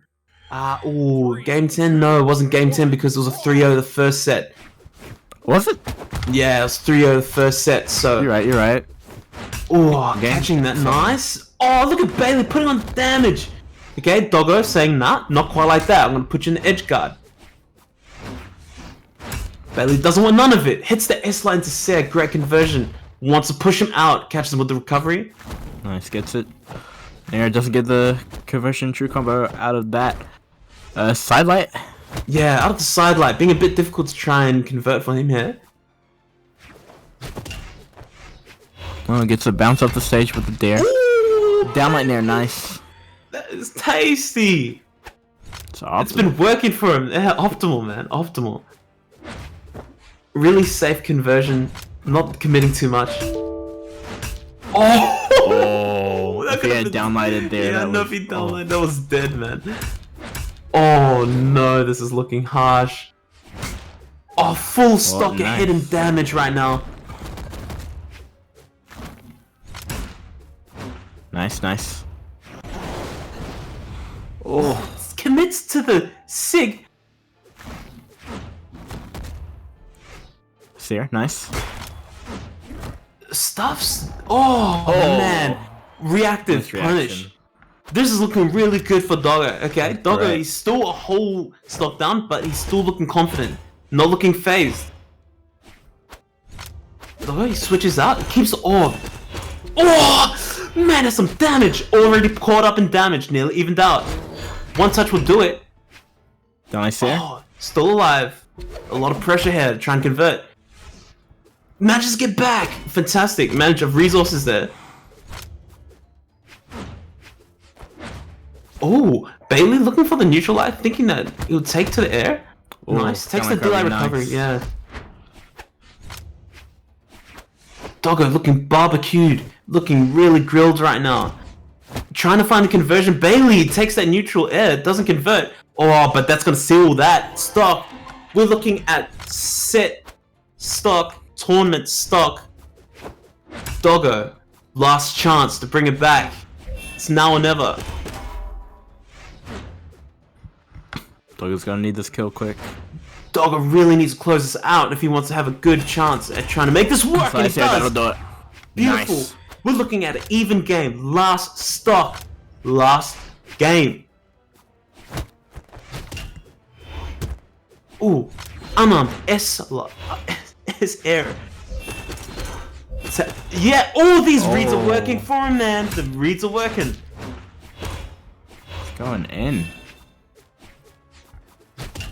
Although take one hit from Teros to even up damage, but as I say, Everybody's playing a little bit slow. so tense. Oh, dashes in, gets a Seer. Ooh, Twilight Seer. Oh, gets another one. Bad position for Doggo. Is this Dodges gonna be away it? from Zero. Oh, goes for the neutral heavy. $100. Haymaker! The ritual on the line. The $100 interaction. Hey man, he was spending $100 on the Haymaker. The $100 set. And the Seer, that's it. Oh, there it is. Your Bailey winner takes it. of the Bucket's bucket of cash. Aussie Brawlhalla Tawny is Bailey Teros. What a game. GG's to all that participated today. Big thanks to our sponsors. We got Dusk. We got Us Leak. We got, everybody. What a game. GG's to everybody. Oh, wow. What a game. Did not see that coming. We got Global Prime, we got Joust, we got Skippy, we got Goddess, we got Omi. Thank you, Bucket. We got 1 second, hold on, I got more. We got Expired. I have written here from your loving adopted sons. Zecton Pixel Corp, thank you very much. Oz League, absolute legends. Thank you to the Aussie Discord community team and tournament team for generously donating their time and experience to turn this tournament from a crazy rich man's dream into a reality. Thank you everyone for coming. Crazy rich man's dream indeed. Thank you so much. Big up to Bucket. Go ahead, tell us how it works. Could you type in chat? Can you hear? Can you hear? I don't think so. I don't think chat's hearing ya. Nah, I don't think chat's hearing ya. Aldrax says, cannot hear that person. No worries. 200 AUD. Until I get turned up. Is it? Are we getting turned up? No. Aldrax still can't hear ya. No, nothing. Oh, hello. Okay. Okay. So what's going to be happening is we're going to have a short, about half an hour break or so. So, you know, the casters and everyone on the team can go get some water, get some food. I think I'll just be sitting in here for a bit. And we're going to run a few CC giveaways between the two tournaments. And then we'll be right back for the top 12, I believe, for SCA, which is going to be hype. No, I'm not the best girl, Omi. Stop this, okay? Transition it.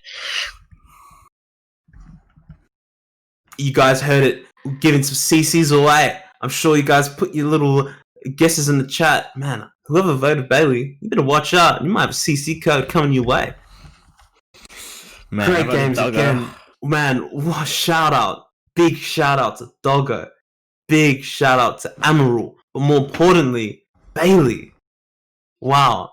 What a reflection of mental fortitude. Losing 3-0 and just being like, man, you know what? Man, let me brush my shoulder. Let me brush my shoulder in 3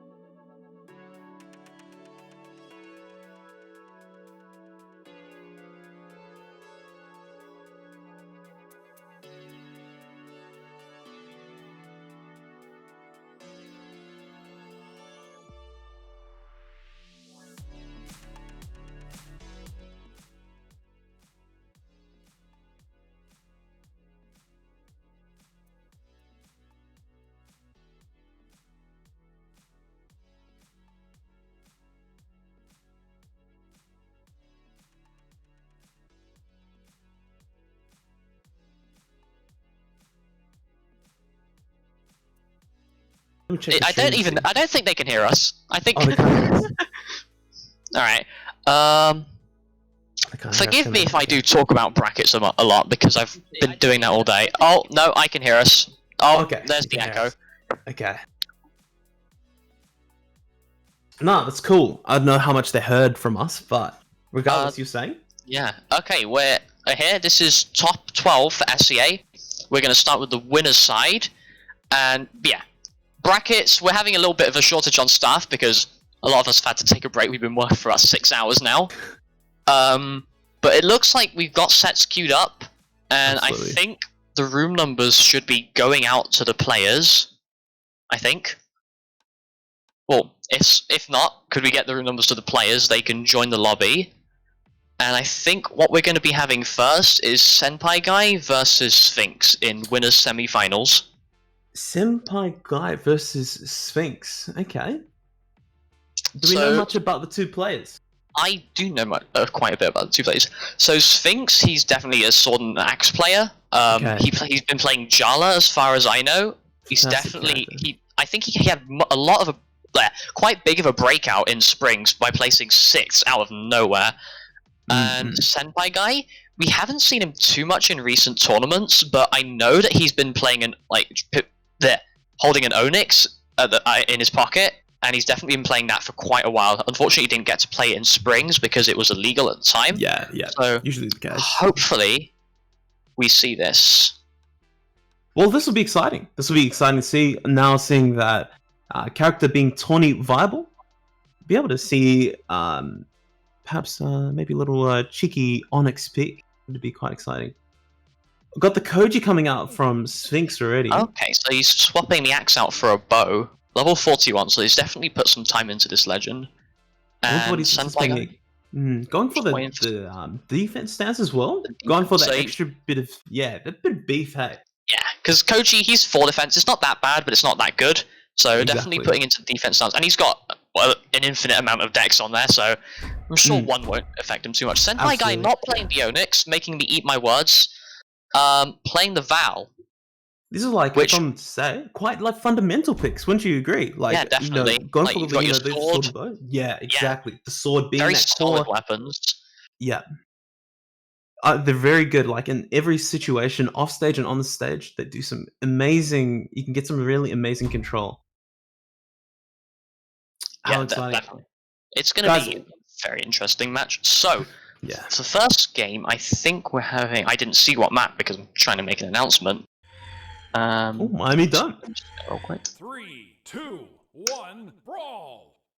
Okay, First so match. we're going to be getting into the first match. Senpai Guy picking up the sword, immediately getting an end light onto Sphinx. Is he going to try and weapon guard? Goes for the read, but gets punished. Great unarmed string. They're playing quite. Here we go. Getting some little like whiffs going on. They're trying to fill each other out. To be expected. Cheeky little side airs. Yeah, a Nothing lot of connecting dashing too much. upstairs.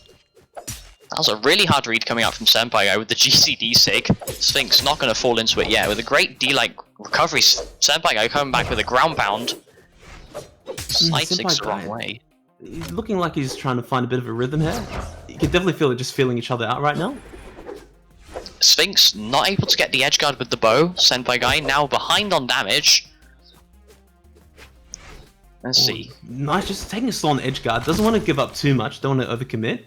Yeah, Sphinx with a lot of pressure by just staying on this corner. Oh, Great down there. Beautiful. Stuffing out his recovery. He's going to stick with the bow. Ooh, go for that little cheeky dab. We've seen that a lot today. The D-Light GC cancel. People really committing to that. Oh, falling up. Doesn't quite convert. Right. Not getting punished for his end sig. Definitely looking for these stronger hits now with these sigs, trying to end Sphinx stock.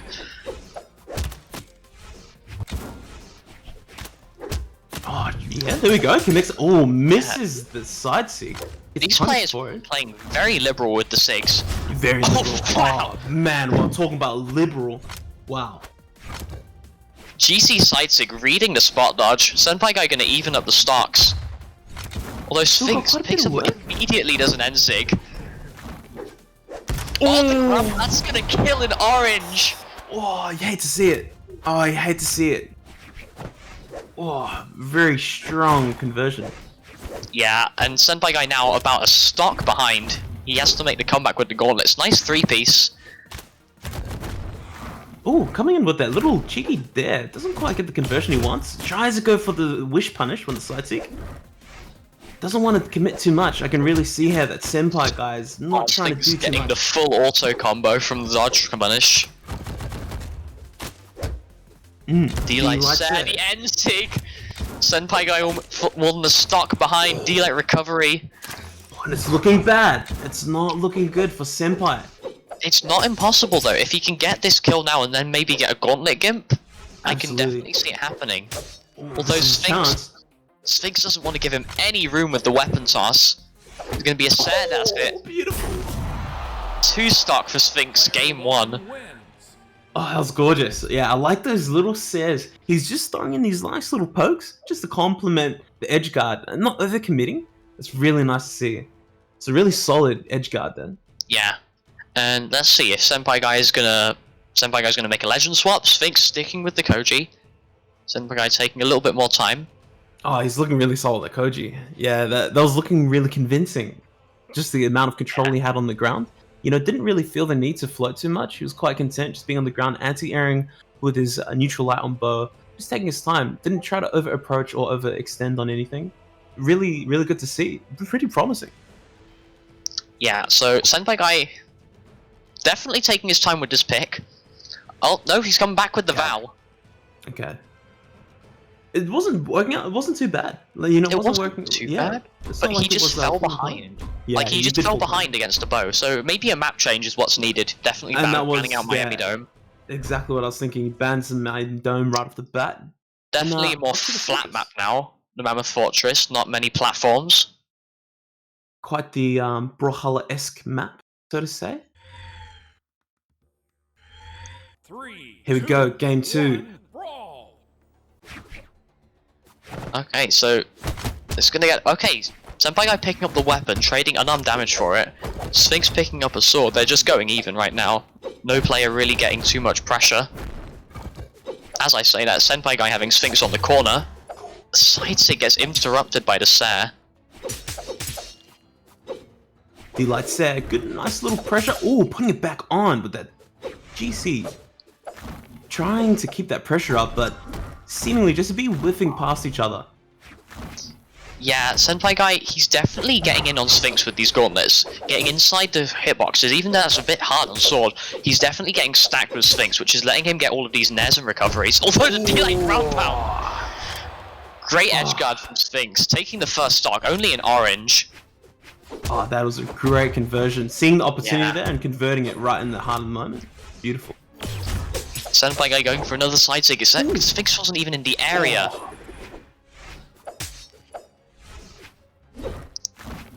Seeming to be just, you know, just kind of feeling each other out. Still not really seeing too much from each player. Great. Yeah, great ground pounds and edge guard. Very, very, very good. So that's stocks are even. Senpai Guy, if he gets one gauntlet read, I think he can even up the damage immediately. Gauntlet's definitely known for their ability to just string you to high heaven once they get one of your dodges. Absolutely, and we know that he's playing on that attack stance right now, so he's got that little bit more just to juice out those kills. Yep. Sphinx using another dodge for a GCD like doesn't get punished that hard though. Oh, great reversal. Yeah.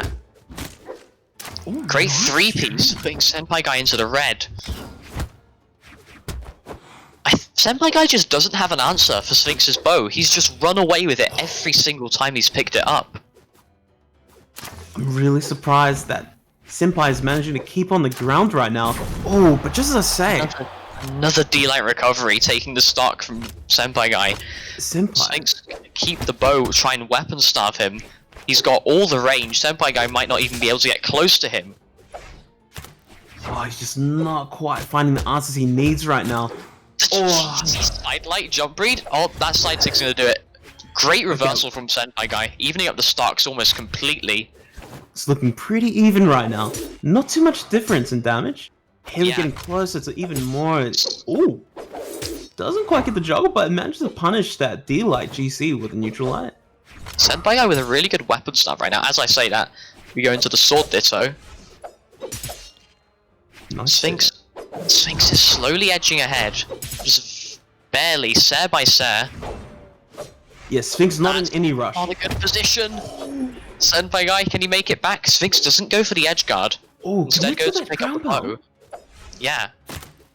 Very risky in considering how slow the bow ground pound is. Oh, Drops strangely there. drops. Strange drop. Another D-Light recovery from Sphinx. One more of those will definitely kill at this point. I think he might go for a sword side sig. Senpai guy's definitely playing very grounded. Oh, Weapon toss. Nice weapon toss. That's And gonna be it. Securing game 2 with the bow weapon toss. So Sphinx is up 2-0 with this Koji. Is Senpai guy gonna stick with Val? Or is he gonna swap to something else? I wouldn't mind seeing a switch here, because I'm noticing that both of his weapon choices in this matchup seem to be falling short of what he needs to accomplish in the neutral game. He's getting snuffed so much by that D-Light approach. Might need to try and find something to give him a bit... Oh, that's just the change that we're probably looking for here. Going into... Now he's gonna swap to the Scarlet, now with a lot longer range on his weapons to hammer the lance. Definitely gonna do him a lot better against this bow. We're gonna have a lot more, a much more violent toolkit, you know, to be able to just push in some really good pressure without having to sacrifice too much space. Yeah, he's gonna be finding the kills a lot earlier now as well, which is something I think he struggled with. Yeah, I think he had to cheese quite a few kills with the sword side sig as well. Absolutely, absolutely. We did see him cheesing quite a bit, and though cheese in itself is not necessarily a bad thing, but with certain characters, there's definitely more advantage in being cheese-like. For instance, Scarlet, definitely a lot harder to punish comparatively. So let's see, Senpai guy, let's see what the Scarlet pick can do, because he's gonna have to reverse 3 if he wants to take this set and go to winners finals, but Sphinx doesn't look like he wants to let Senpai guy even have a chance of doing that, immediately picking up the bow, crocking him into orange with another D-Light recovery, weapon starving him completely. Oh, this guy's on point. Senpai guy, I don't know if he has an answer. D-Light Nair is a start. Yeah, I feel like that might be quite a critical part of doing the GC D-Light. You can catch a lot of that D-Light approach from the bow. Yeah. Let's see if he can apply that. Yeah, he tried to do an option there. But he has no dodge, Sphinx can get the weapon toss. Senpai guy's dead. Man, this is not looking good. Yeah, this is a really bad position to be in. 2 games down, and if Sphinx can push an advantage with the bow, this could be almost impossible to come back from. Now, this I'm curious to see how he plays with the lance against the bow. This is his one-time answer, and it's not looking too Great good. dodge read. Oh, the crowd pick up. Well, it works. Wow, the commitment, and he pays off. No debts around here. He played really well there. That's going to be a D-Light, N-Light, Side-Light Nair. Doesn't get the read. He's evened up the damage completely with this lance. He really caught right up there. The lance pick is really working. Weapon toss. This is a really good position now. He's definitely turned it around. Yeah, Sphinx off. He goes for GCD sig. I think that would have killed, considering Scarlet's force. Oh, we've seen some interesting spacing. Oh, okay, interrupting that recovery. Exhausted recovery. Wow. What an You can definitely see that Senpai guy's keeping Sphinx at the very edge of his attacks, like the hammer yes, Nair, exactly. the hammer Sare, like the lance Nairs. He's keeping him far away. The Sphinx can't do anything. And just the raw haymaker sending him off the right side. Let's see. Senpai guy does have a lead. Sidelight Nair. This lance is working much better for him. We're seeing, look at this, we're seeing some great approaches here. Yeah. Actually finding a way in, and obviously against a sword, so it really seems to be doing a lot better, but Yeah, I wouldn't count Senpai out right now. Yeah. Oh, great Senpai face dodge into the recovery read to take the stock from Senpai guy to even it up. This is his winner's bracket stock if Senpai guy can't find something here, and Sphinx looks like he's got so much pressure with this bow. The threats alone is really pushing Sphinx to have to try and pushing Senpai to try and find an answer. recovery. Sphinx has all he's the holding it. control with this bow. He almost got hit. Is he gonna throw it out again? Oh, is that dead? No? He's not dead. This is the closest Senpai guy has been to winning. Oh. That's the ground pound The gets ground completed pound. recovery. Sphinx has so much stage control right now. Oh, gives up his weapon. This could be detrimental. He managed to pick up bow. Ooh! Silent recovery, not gonna kill the ground pound. Baby. Senpai guy holds on.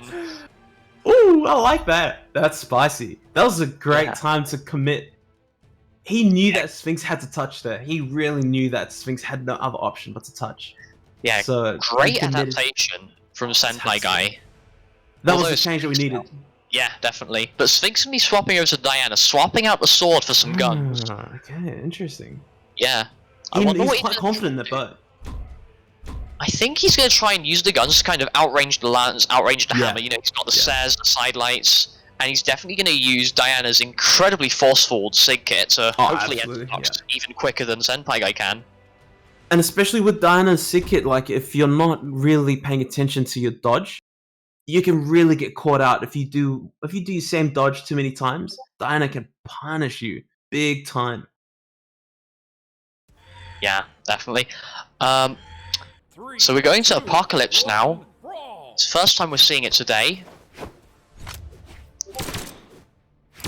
Yeah, definitely. Sorry, yeah, it took me a second there.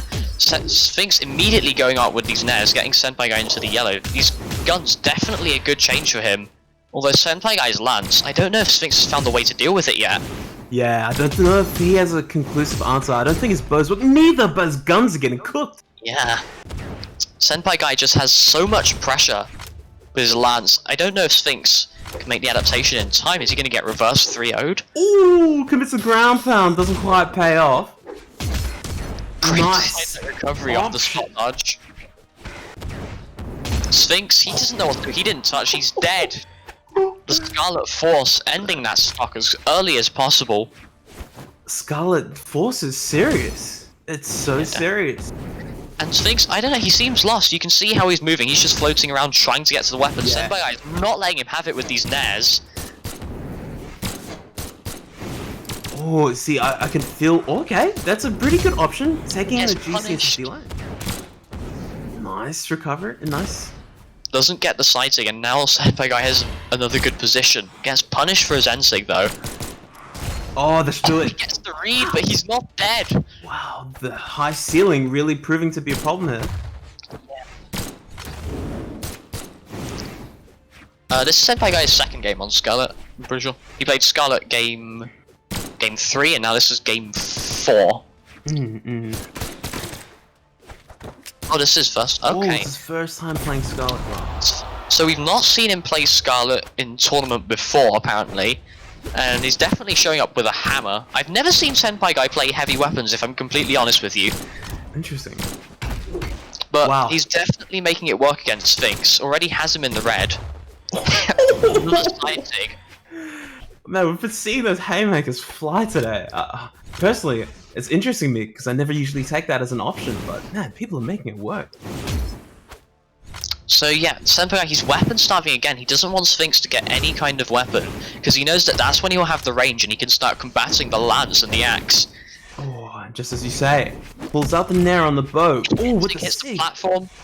Senpai guy has the recovery. Oh, he gets Nice. a ground pound. He doesn't dodge up. Oh, wow. Sphinx evening up the stocks regardless of the amount of a lead that Senpai guy had. Oh, taking that there, and I'm really curious about how he plays this hammer against his bow. Yeah, it seems that he's definitely moving more around this platform. Gonna try and abuse the dashing. Yeah. Sorry, the dash to get some more sares, some nares. Nice conversion. Gonna see Applying his that lighting. pressure. Scarlet is notorious for being deadly on the edge. Get a side to go corner, spike you down, get a slide charge DC, it'll kill you in orange. Ooh, just misses. Yeah, that was a hard read right there. Absolutely. I don't know what Sphinx needs to do to bring it back. Because that recovery's going to send him off the side. He's still not dead, but this goes to game 5. I don't know if Sphinx can adapt. That's going to do it. Wow. Wow. Two wins. Taking that fourth game there. What an adjustment. What an adjustment from not even playing Scarlet this tourney to just picking up. Yeah, just pulling out the Scarlet. Although we're going to see Sphinx now keeping the bow as he's had for his Koji and his Diana, but now swapping out the guns for an axe. Just like you said earlier, pulling out the axe with the sword. I thought I might have seen a jar. Yeah, but we really saw wanting Jala earlier. I mean, we didn't see a Jolly earlier today, but Sphinx has definitely played Jala in the past. So we know that he has an axe. So let's see what he can do with it. Axe definitely a good pick against the lance, I would say. But Senpai Guy's just been doing so well on both of his weapons. Oh man, these that lance has really proven to be a problem because Sphinx actually hasn't shown that he has a concrete answer to the neutral game. Yeah, he's definitely been swapping around a lot because he doesn't know what to do. We're back on Miami Dome. Could Azoth be the answer? Starting things off with a nice S-Light. Although Senpai Guy, you can see he's doing these dash jump dares. He's trying. That's the third one he's hit now. He's trying to be out these side lights, these down lights that Sphinx is just throwing out to approach. Ooh. Ooh. Ground pound. Committing. Yeah. Some very interesting options taken by Senpai Guy, but he's landing all of them. Senpai Guy really showing like his proficiency of just making it on the fly, making it work, committing really hard with that ground pound, not quite getting what he needed there. Yeah, definitely showing his adaptability. He can just pick up anything as long as he knows it'll work. Understanding the matchup, quite the skill here, proving to be quite beneficial. Barely missing. Both players whiffing a lot. Senpai gets the nair. Clashes with the weapon toss, but he still gets the force. Senpai Guy takes the first stock. Here we go, picking up the axe straight into the send him. Ah, that's a really strong option. Yeah, I think Sphinx, it's a lot more even than it's been in the past. It's definitely a good adaptation, but I don't know if it's going to be enough. Like, Senpai Guy still feels like he has so much more power, he has so much more control over the game. Yeah.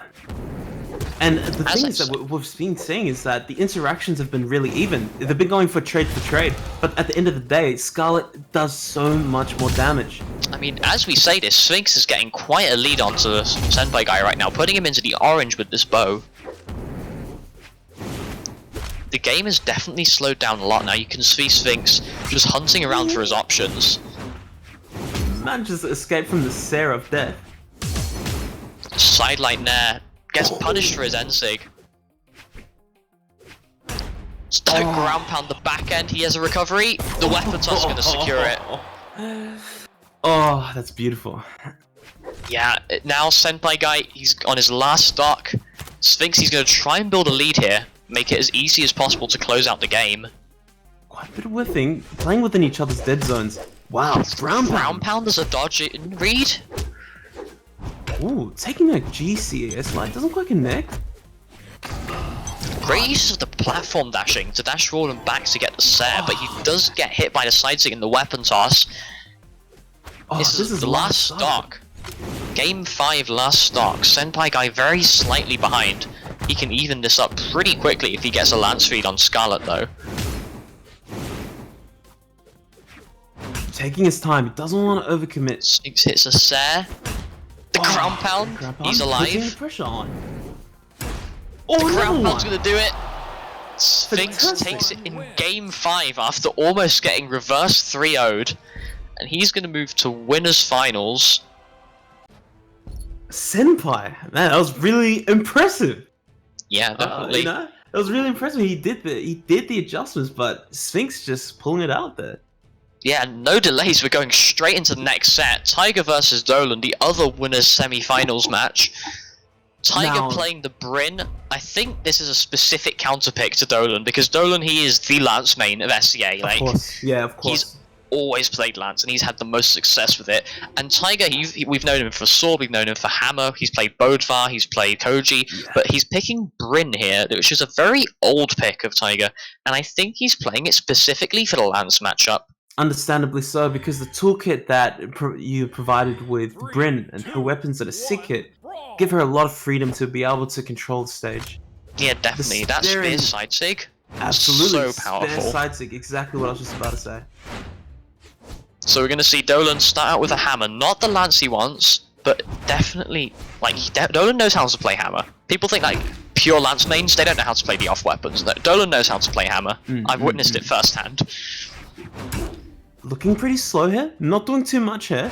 Playing in that edge guard position, great conversion there off that S-Light. So yeah, Tiger now has stage control though. You can see his axe shredding Dolan. He's finding these Sares, these Des, almost gets a D-Sig read. Nice side Sig. Dolan's gonna finally pick up the lance. You can see Dolan's movement, he's just running around Tiger, waiting to see when he's gonna do something that he can snap in and punish with Scarlet's high force moves. Oh, great N-Sig. Huge N-Sig. Dolan takes the first stock. He's going to stick with the hammer. I think he's going to try and use the true combos and the follow-ups that Hammer has in white to just build as much damage as possible. You're not looking like there's too much right now. Puts himself in the edge guard. Great dodge on the N-Light, keeping himself on the stage. Oh, Says going to do it. Doesn't get much of a lead at all. Tiger, sticking with this axe, just wants to bash Dolan's head in. yeah, I'd like to see a little bit more aerial approaches from the Lance. I know that Dolan would be able to... Oh, Tiger Oh, punishes with the ground pound. Another one? No, middle. doesn't make it. Nice net of to get Tiger out the way though. Definitely a positive trade for Dolan, coming out with a damage lead. Tiger, nice sidelight nair punish. Mixing it up with weapon toss, another sidelight nair, another nair. Tiger's axe, a Sare! So much control. That Sare's gonna do it. Tiger take the second stock, only in orange after what started out such a strong stock for Dolan. And he makes it look so easy. Connecting those Sares are so much more difficult than it looks, especially on somebody like the His caliber of basic Dolan. sidelight nair, D-light, another nair. Tiger has, I think Tiger has like a lock on what he's doing now. Dolan's switching over to the hammer though, mixing it up, but Tiger knows exactly where Dolan wants to move. Not And he kill can- yet. Oh, sidelight recovery though. Punish Great on the confirm. ground pound, reading Dolan's dodge in. Dolan's gonna stick with the hammer again. He's liking hammer to open out these stocks. Going immediately to the lance now that he has the opportunity. Ooh. Nice dodge read. Here's the N-Sig. You can see Tiger, he knew the N-Sig was coming, so he spot dodged and immediately cancelled it into a D-Light. Into a D-Light. The N-Sig! Not killing. Tiger has all the control now. He's going to be searching for a kill option. Ooh, so close. Oh, he gets hit off to the side. Tiger now unarmed. Tiger looking for that option to kill. I can feel a Sig coming. I can feel it. Oh, Or is he just going to spear Sare? We all know Tiger only does spear Sare. Nice N. Ooh, Yeah, Tiger's got nothing? these great follow-ups off all these options he hits. That Sare's going to do it. Game His 1 for placements. Tiger. His placements of his moves are really, really accurate Yeah. and precise. Like they're really connecting and getting a really good feel for where Dolan wants to be, and knowing how to control those spaces so that he's not really feeling comfortable. Like we're looking at Dolan, he's really making the best out of the situation for what he can, but he's getting put into these situations where like he's kind of not really having much stage control, and by the time Yeah. he does get control, you know, Tiger's already moving into a new position to try and Yeah, attack. or Tiger's just trying to developing- reverse it on him immediately. Exactly. Always developing this like a dynamic approach. Very impressive Yeah. stuff. Going back to Mammoth, it wasn't as dominant as I would have like thought, because we all know Tiger, he's just this dominant force. He's Absolutely, never lost a absolutely, 1v1 tournament ever. But Dolan made that look pretty close. So I don't know, is that an adaptation from Dolan, or are we going to see Tiger adapt now and completely take it away? So it's gonna be. Let's see if Dolan can bring it back. He's making a really good start with this lance. Has Tiger in the deep orange, in the red now. On a This is kill percent now. for Scarlet. Ooh, what is that net? Looking for that neutral sig again. You can see Dolan just slightly stutter. Oh, just a raw side sig in the And face. the tables turn just that quickly, and we're Yeah. even on the damage. The Nair's just gonna kill. That has to That's be the high serious. force of Scarlet. Oh, absolutely, absolutely. Tiger now on the spear. We've only really seen him play at the end of game 1. Oh, Dolan doing a D-light the wrong way. Oh, Nice not bad. dash there. Great 2-2. Tiger now has the edge guard. You can see how Dolan does that nair over the corner to so he's looking for the corner of that to kind of bop Tiger away, and he can get a true combo into a Sair. But Tiger's gonna find that D6. Stocks are even, very slight damage lead, and Tiger's gonna stick with the spear. He's done with the axe for now. He's quite happy sticking on this spear, knowing that if he lands that sidelight, he'll be able to convert big time. Great GCNZ catching Tiger sitting on the corner. Oh, Dolan throwing out a lot more SIGs now. I think he's realizing what he can get away with. Oh, Nice spot dodge. Tiger doesn't jump and he gets an end light. Gets hit by the recovery. Oh, he goes for the he made D-Sig! that back. He could have recovery. I mean, he could have just ground pounded Tiger. Goes for another D-Sig, gets N-Sig in return. Oh, look at this oppressive air pressure. Applying so much pressure to... Oh, that's gonna be a punish. 2 stocks each, incredibly even. We're already almost 2.5 minutes into the game. Let's see who's gonna take this stock. I feel like whoever takes this stock is gonna that's gonna be the set. I said, I feel like whoever takes this stock is gonna have a massive advantage going into these final stocks because of how even it was for such a long time. Oh, just pushes him off the edge. Still nothing yet to be concerned about. And we know what Hammer's like. Oh, he reads the dodge up. Tiger now, weapon control, playing the spear, no, the axe. Immediately gets the Sair. Really optimizing those conversions. So something you saw there, Tiger did a move, Dolan went to punish it, and then Tiger threw out that move almost as a bait, because he went immediately to punish Dolan's punish. Absolutely. Although you can see Dolan fighting back with this lance, keeping it somewhat even. Oh, look at this pressure! Hit by Sair. Sidelight Sair!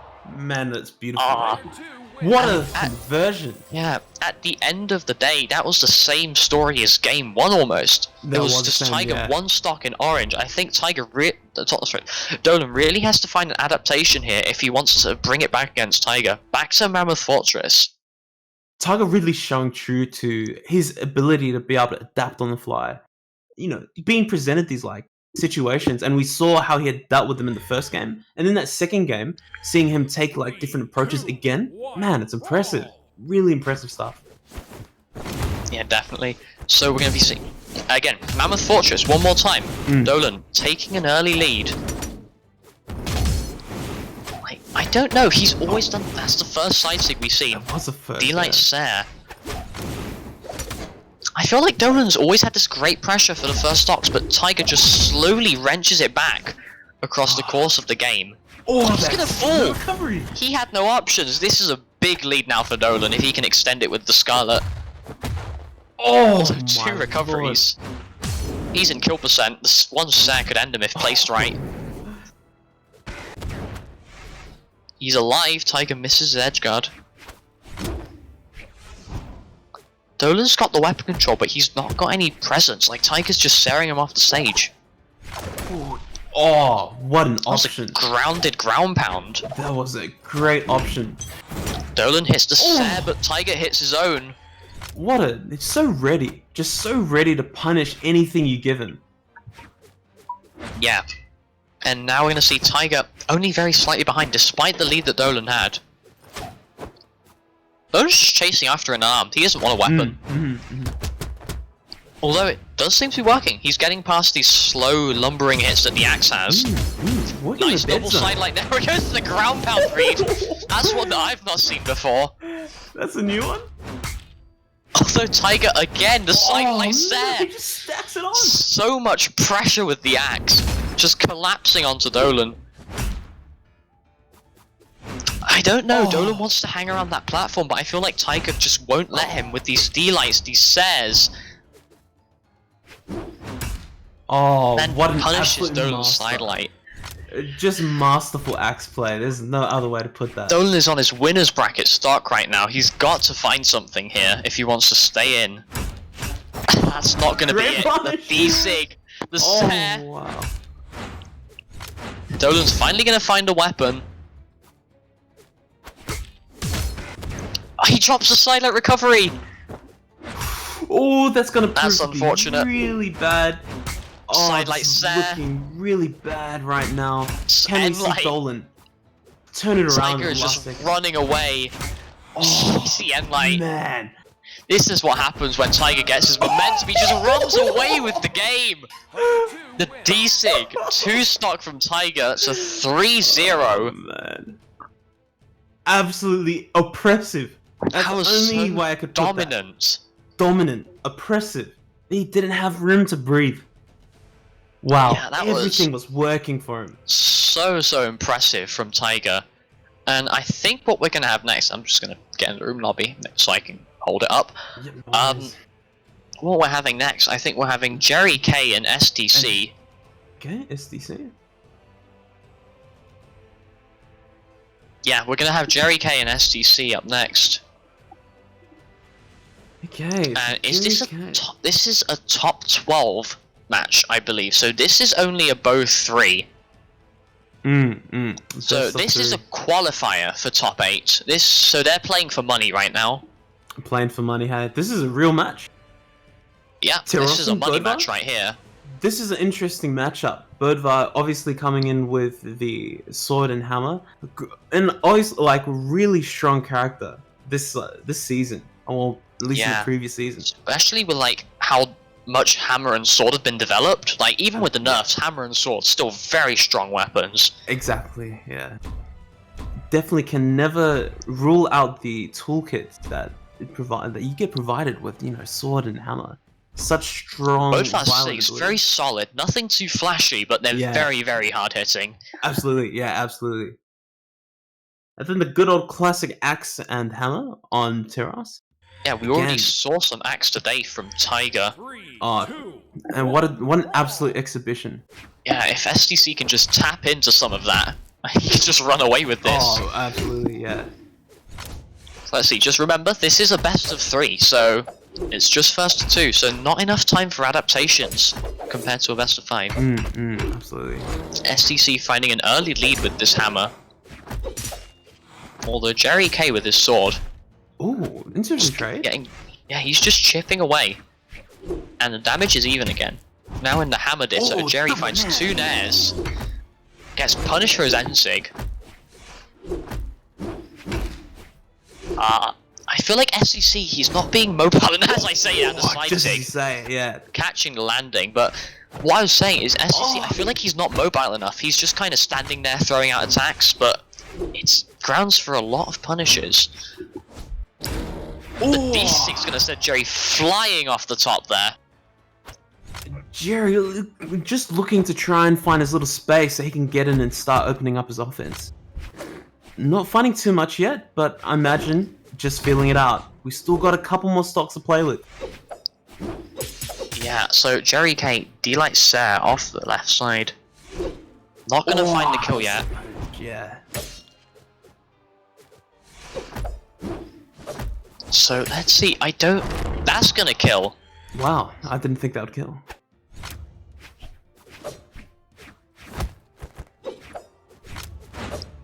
Both players not wanting to do too much, not wanting to keep in too much. It's very even. Jerry with a very even. GC side sig, but it went the wrong way. STC slowly finding a lead with this axe. Oh, recovers in time and hit him with that neutral light. Oh, nice little option there to catch the dodge. Okay, sorry, I just had to ask some things from the bracket mod team. You're good. It's You're good. still so even. Like, So this match has just been hit for hit, blow for blow, the entire way through. Jerry finally finding a bit of an opening, but I suspect we'll see SCC clap back almost immediately. D-Light into nothing, drops the Sare. Oh, Chris wow. eats the ground pound, doesn't recovery in time to spike Jerry down.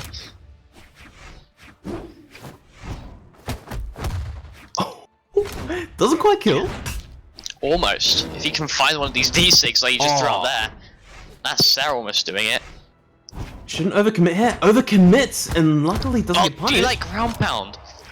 That Oh, was that really could've- interesting. that Jerry could've stopped chased bad him news. back up. Jerry chased Absolutely. him back up, but he got to back up quicker and just punished Jerry's lumbering hits after him with a D-like ground pound, evening Very it right back up. Yeah, very good eye there to spot that. So, it's so even. Oh, so even. Yeah. We're coming up to almost, what, 3.5 minutes into the game?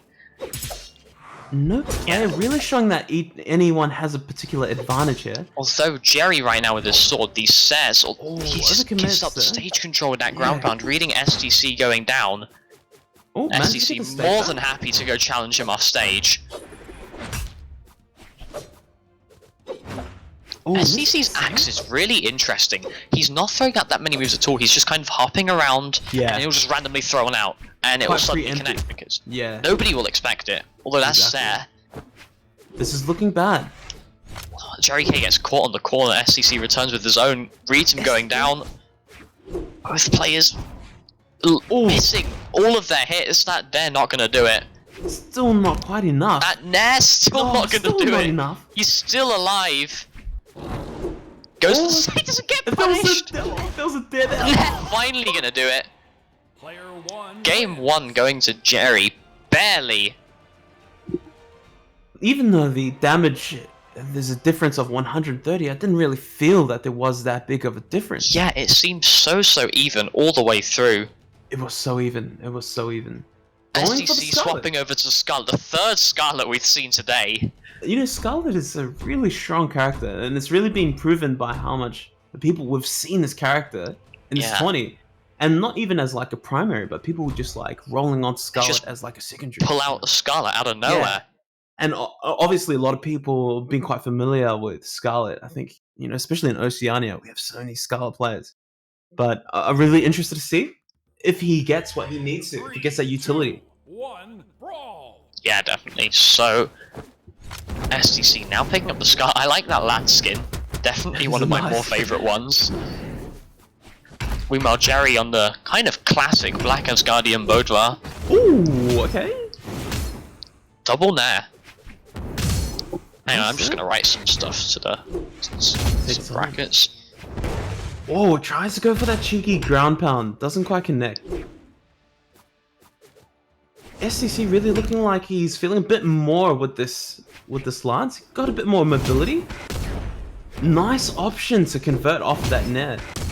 Again, Yeah. Nair into Nair recovery. recovery. Jerry, now it definitely feels that STC has a lot more ground on this game. I feel like, yeah, okay.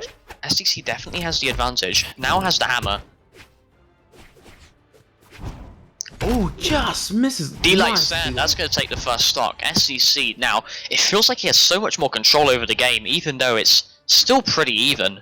Absolutely. And I think that pressure from when you get hit by one of those moves, you know you're losing life. And that's a lot of Yeah. pressure to deal with. Although, Jerry, he doesn't charge his recovery long enough. Charge it. Thought he could get a bit greedy and just stare into the stage. It's okay.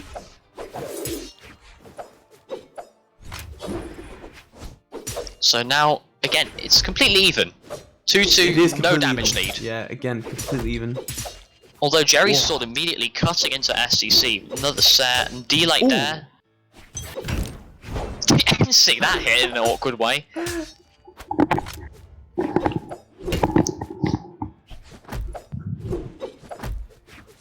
Oh, just quite a lot of dead zone here.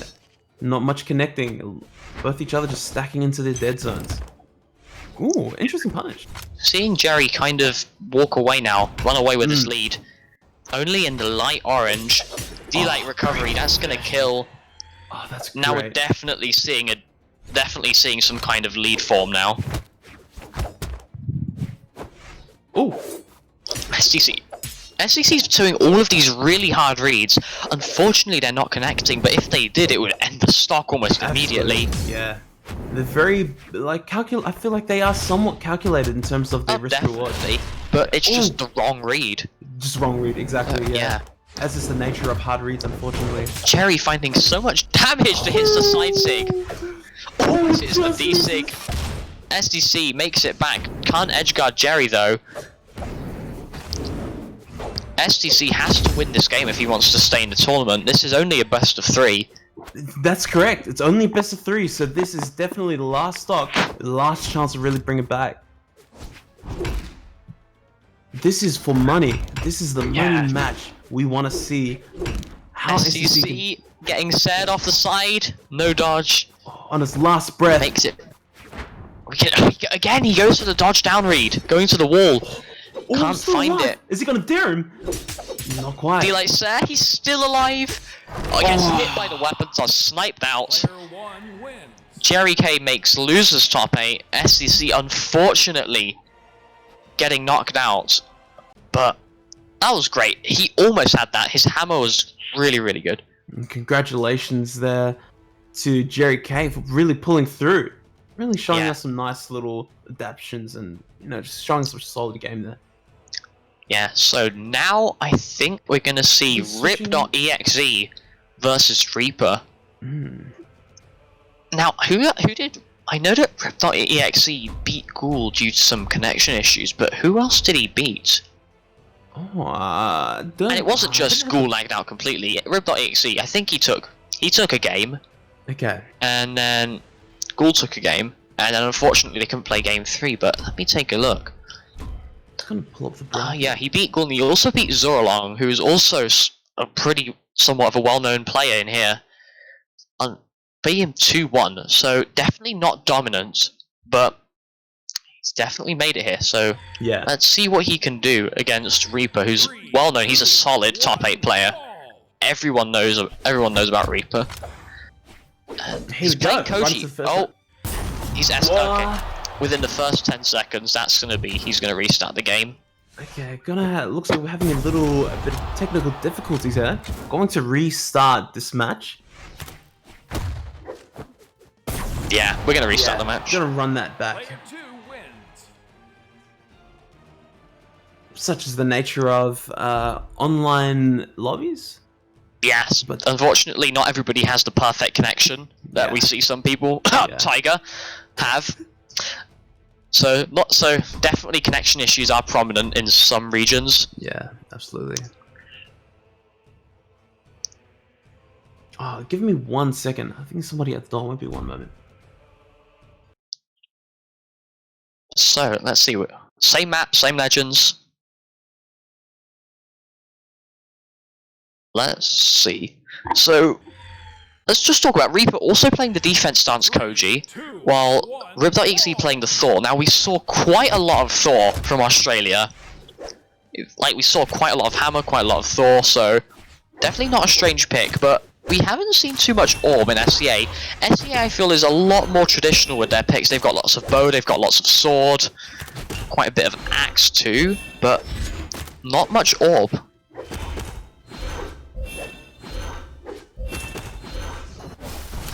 My apologies, I'm back. That's no worries. Reaper finding a little bit of an early lead with this bow, although Rip.exe keeping it even with this Orb and definitely using Thor's defense to his advantage. Ooh. Using a lot of these Orb sidelights, you can hear the noise. Another D-line there. How many did he hit right there? D-line there. Wow. Proving to be Reaper quite gonna strong take the first stock. And D-line I feel like I feel like on this kind of map, Thor can't survive as long because of how small it is. Literally what I was just about to say. That D-line there proving to be a strong tool in a map like this. Side sig from the Orb, evening the stocks up right away. It would be an insane upset if Rip.exe took it over Reaper here. Ooh. Ooh, just playing in each other's dead zones. Reaper getting a nice side light end light, picking up the bow, getting interrupted by the end light. Rip doesn't find the side sig. Damage looking really even right now. Yeah. Reaper with a slight lead, although Rip.exe has stage control with this hammer. Oh, charges the D-sig, gets punished with the hammer Sare. And now we're starting to see the bow nares come out from Reaper again. getting swatted away by the hammer there, though. Rip.exe definitely using Thor's Sigs and how much area they control. I feel like Reaper could have recovered. Yeah. Yeah, if Reaper recovered, that would have been a kill, but instead he's going for there, and that's going to cost him because the D-Sig is going to kill. That should have been a recovery there. Yeah. I'm not too sure why he opted for the neutral air there. I mean, he took the stock, but he could have had a lead here, but instead it's even.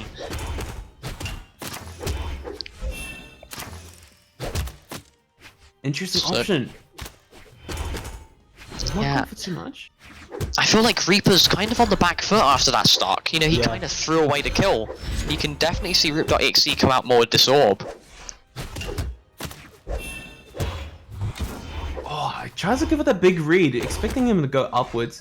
Not ooh, trying to trade each other with these Sigs, just throwing them out liberally. Although Reaper, you can kind of see using the diagonal attacks, the end like the dare, really kind of picking him apart. Yeah. Though now he has the hammer. Oh, one touch. It looks like a big lead, but a hammer combo into a Sig could kill Reaper right now. Playing only 4 defense on this map. Oh, Reaper misses the punish! He's dead! What a comeback! He reversed almost the entire stock there. He was in barbecue sauce color.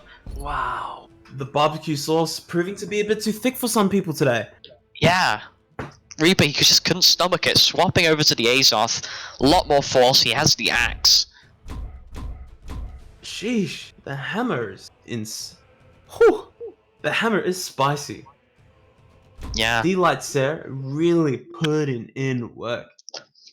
So we're seeing Rip.exe playing the dexterity stance for Thor, making his stats a lot more even. It's a 6-5-6-5 instead of playing maybe a defense Thor, which I've seen a lot, which puts him on the 8 defense. Which I think is actually really strong. I think it is too. Yeah. I think it is really strong, which is rather confusing to me to go for a dexterity stance. But I also feel like Orb, you don't need that high of a dexterity because you have all of these Orb legends with 4 dexterity, base 4. Exactly. And, yeah. Although Reaper playing the speed stance Azoth, getting that extra speed. Azoth, one of the more slower characters, hitting these Sares definitely looks like a good adaptation. Ooh. He has the Ensig. Reaper can't get the Sare! Doesn't quite get there. Given a second life.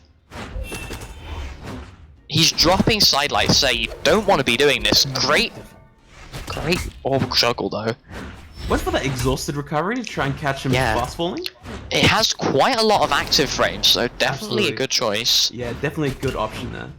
And as much as Reaper started out well, look, he's almost evened it up. A Hammer Sig, or maybe a D-Light Sarah in the right position. Oh! Didn't have to commit there. Yeah. Rip.exe bringing it right back. Wow. Endlight nearly killing their neutral air rather. Finally dies that Endlight. I guess he's showing us that he didn't really need a defense stance. He can just bring it back immediately. Oh, trying to chase that was such an aggressive recovery, just chasing him really there. Aggressive, yeah. Ooh, interesting option. Yeah. Reaper getting the D-Light there into Nair. Oh, he reads him going the other way. Yeah, he's really stacking some damage now. Says gonna do it though. Points in? Already about 90 points into that. Although we have seen him reverse leads like this before. Yeah, absolutely, absolutely. Although Azoth having a lot higher force could possibly be ending the stocks early with his Sigs. Oh, you almost see it there. Yeah. Oh, he drops the sidelight Sarah again. You can't be missing your combos like that. And he's gonna fall, he doesn't have enough options. You know, surprisingly not too far away, considering also Thor with his very violent toolkit. Definitely put some force in. Oh, already looking pretty decent. Can't afford to take too much damage here. Really need to try and get a close on the stock. Yeah, I think the thing is, he's definitely falling behind. Reaper's got a lock with this axe. Oh, nearly a whole stock ahead at this point. Oh, it's the D-Sig. D-Sig. And like, yeah, Reaper's more than a full stock ahead. Man, just not giving him a chance to touch the ground. Wow, And the could not ending touch the 2 ground. stock from Reaper. The floor is lava. Rip EXE did not get a touch of ground for at least 10 seconds there. Being Yeah, so dominant and just controlling the ground. going straight into game 3. I like that. No hesitation. I like that. You know, getting them games rolling. Yeah. Definitely don't want to spend as much time in game as they possibly can. Mammoth Fortress is going to be the map for game 3. Loser of this is going home. The winner of this makes it to top 8 to fight Far, who beat Harlox off stream. Oh, okay. Far. Interesting. Far, another Orb player. So if Riptide XC takes this game, we could see an Orb mirror match. Interesting. Very exciting to look forward to nonetheless, but as we go into this match, we're seeing some real damage come out here. Yeah, Reaper with this axe really tearing Riptide XC apart with another N-Sig. That's gorgeous. Trying to give him PTSDs, there's so many. Raising Sucking from the his soul dead. with the D-Sig. Oh. Looking like a GC necromancer. Enlight. Interesting option. Once again, trying to get that neutral sig off. Reaper is finding so much damage off these sidelight combos. Also, the N-Sig sending up to the top left corner. That's Ser. He Still still has has his other recovery. options. Oh no, he doesn't. Doesn't have his recovery, sorry. Oh yeah, his recovery got taken away by that N-Sig. That's right, you are right. Yes, you're right. So, despite the dominant first stock, he's evened it up pretty well. Wow. Yeah. Wow, Another so ready Enlight. with this neutral with. I think he's definitely taking advantage of the angles that Hammer can't cover. Yeah. Hammer doesn't have that downwards diagonal. Meanwhile, Exactly. Bode has the exact opposite. Has the upwards diagonal. Completely stuff out any aerial approaches. Although, he's making this comeback with the Orb. Another Ooh. N-Sig. And we're looking really even in damage. Yeah, it's the recovery. He's throwing out these D-Sigs. They aren't in the best placing, but he's not getting No. punished for them. Which I can't is... blame him too much. Wow, misses unfortunately with the platform, blocking that attempt to spike there. Wow, he almost fell into it, but Reaper gets around it, hits the Ser. that was pretty fair, but that was a bit disrespectful to not think unless he just comes in with a recovery. Fair enough. Fair enough. Yeah.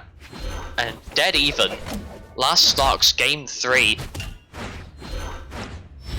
This could go either way. We saw This could well Riptide truly EXP go either way. Absolutely. Could come back definitely for go either way. game 1. Reaper make a dominant return for game 2 with a 2 stock, but right now it's incredibly even. Reaper gonna take the axe, hit the Ser. Priming his next axe up. Oh, catching that sidelight.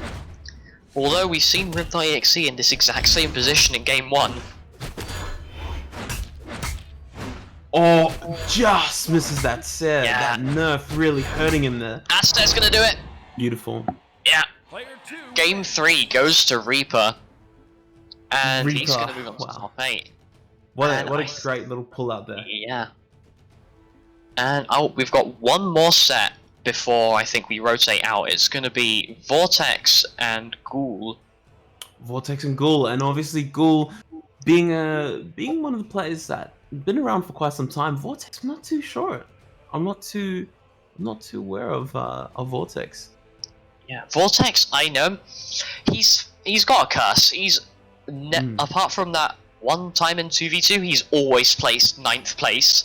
Oh, He has got the 9th place curse. So let's see if he could break it, because if he loses here, that's another 9th place on his belt. Oh, that's a story that needs to be rewritten, and if Yeah, that will that's- be rewritten today, maybe that day. Hopefully. He's Yeah. gonna try and break the curse here. Knock out Ghoul. It's harsh being the bride and never the groom. It's a very difficult thing to accept.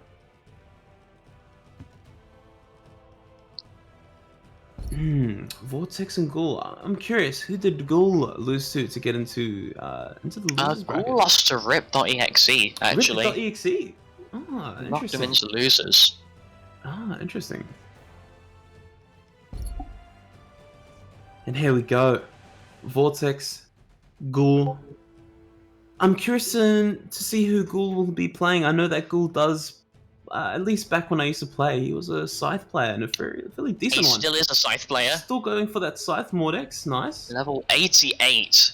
Yep, quite the serious scythe player too. Mordex to having one of the best sig kits in the game. Yeah. Although, Vortex on the Yumiko. See, Vortex, he's like, what if I played this character, and then I played this character? And then what if I played this one? So, he could pull out any legend in the roster at any point, so... Gonna be starting off with this Yumiko, using the hammer against Ghoul.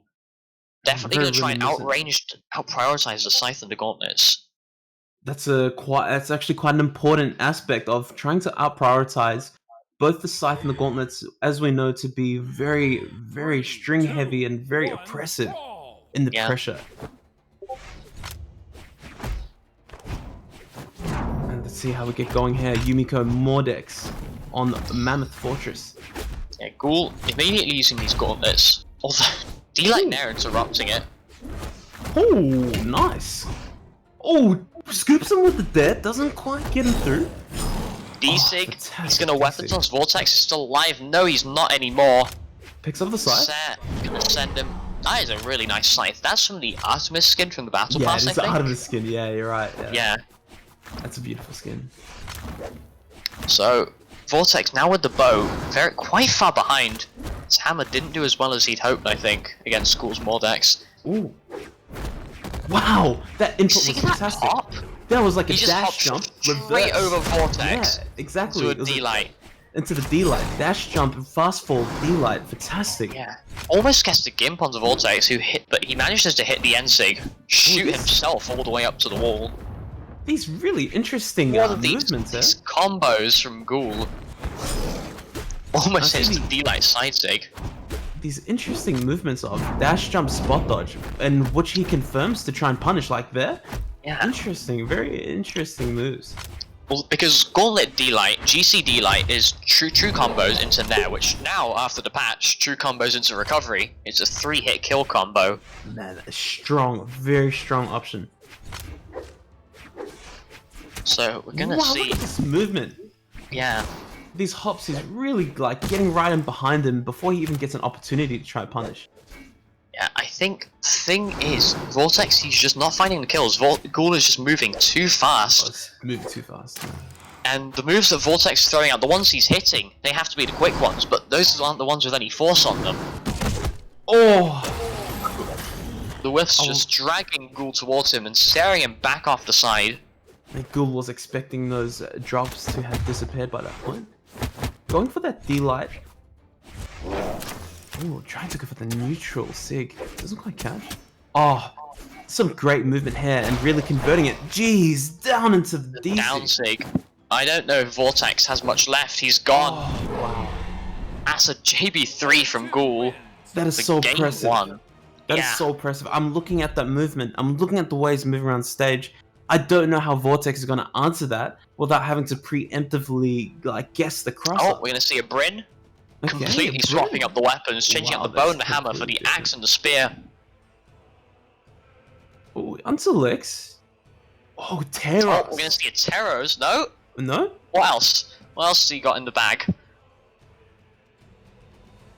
Putting his hand into the cookie jar, pulls out Ogrim, and he changes his mind again. Now he's on the Olgrim now. Axe and Lance. So we're seeing another Lance pocket pick for the SEA. Lance pocket pick. And I know that Lance is definitely no sleeper, considering the fact that its neutral is just so oppressive.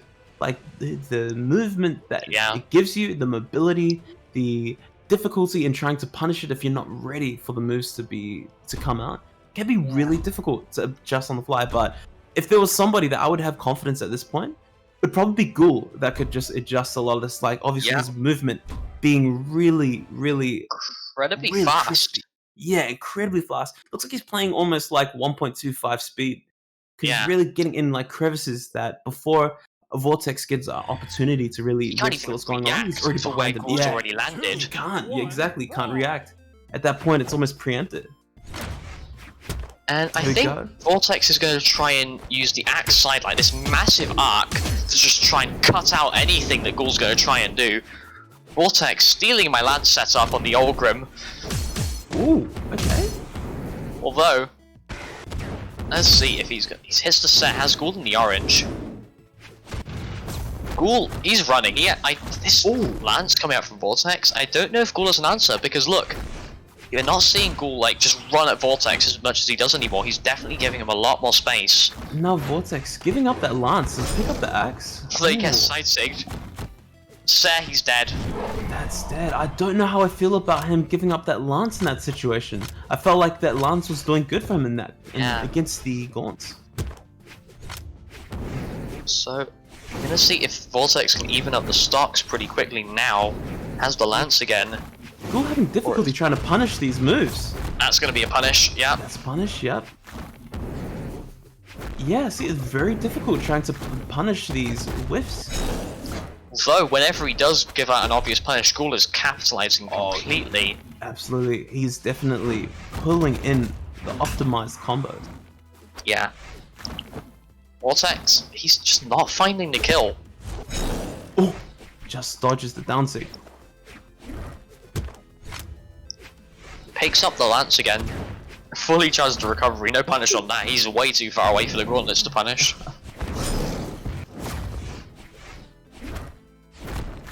Oh, That's big the 3 dealer. kill, that's the 3 hit combo. Oh man, that is just so much damage.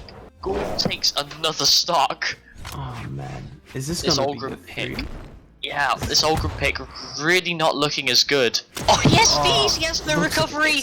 Player 2 Chase dodge is off the right side. Oh wow, Oh no, Vortex. wow, that is wow. That's Wow. unfortunate. You hate That's to so see it go unfortunate. out like that. Yeah, yeah. Sphinx saying in the chat, mentally destroyed. Hey. Oh no. Well, to be fair, Ghoul really put on a real clinic there with that with the scythe and then with those gaunts. Really put on a clinic on how to move around the map. Great play altogether. What a great way to get into the top 8. He must be feeling really confident. Let's hope that he can continue that energy. Well, I Yeah, think that might be us for our block.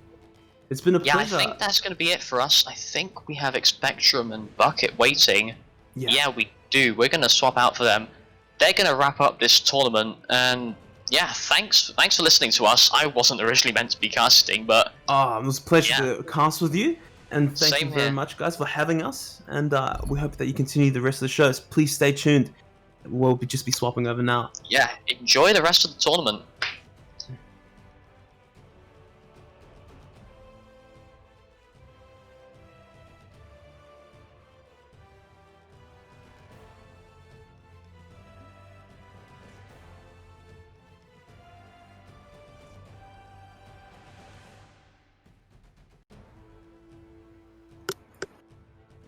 Okay, are we live? I assume we're live. Is my mic working? Yes, we can hear you perfectly fine. Welcome back. Hi. Bucket, say something. Okay, Bucket, say something. Okay, so he probably has mic problems, so we might have to wait for a little bit. As of right now, how's the stream been? Pretty good so far, I think. We should be moving on to, I believe now it's top 6 of C. I believe the match that we are doing now is Jerry K versus Reaper. Right. Okay. Bucket, can you speak? Yeah, we aren't hearing you.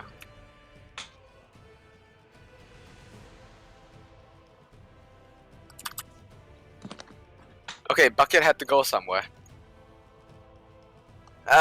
No, we don't start yet. Bucket's gone.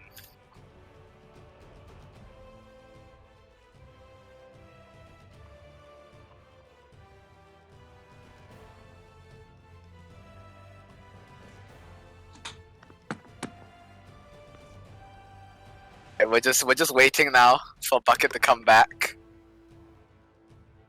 I don't make the decisions. Alright, so going into this match, Reaper versus Jerry K. Honestly, I have no idea who wins this. Reaper looks to be playing his signature Diana. Alright, his bow is pretty much one of his best weapon.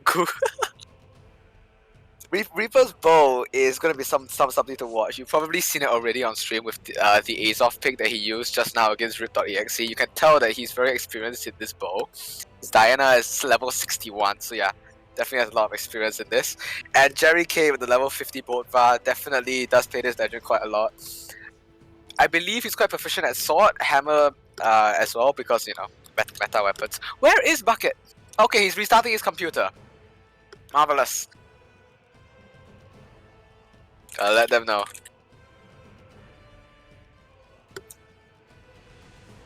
Alright, here we go. We just gotta wait for Bukket. There's literally nothing else I can say other than he's restarting his PC, so this is gonna be great. Oh.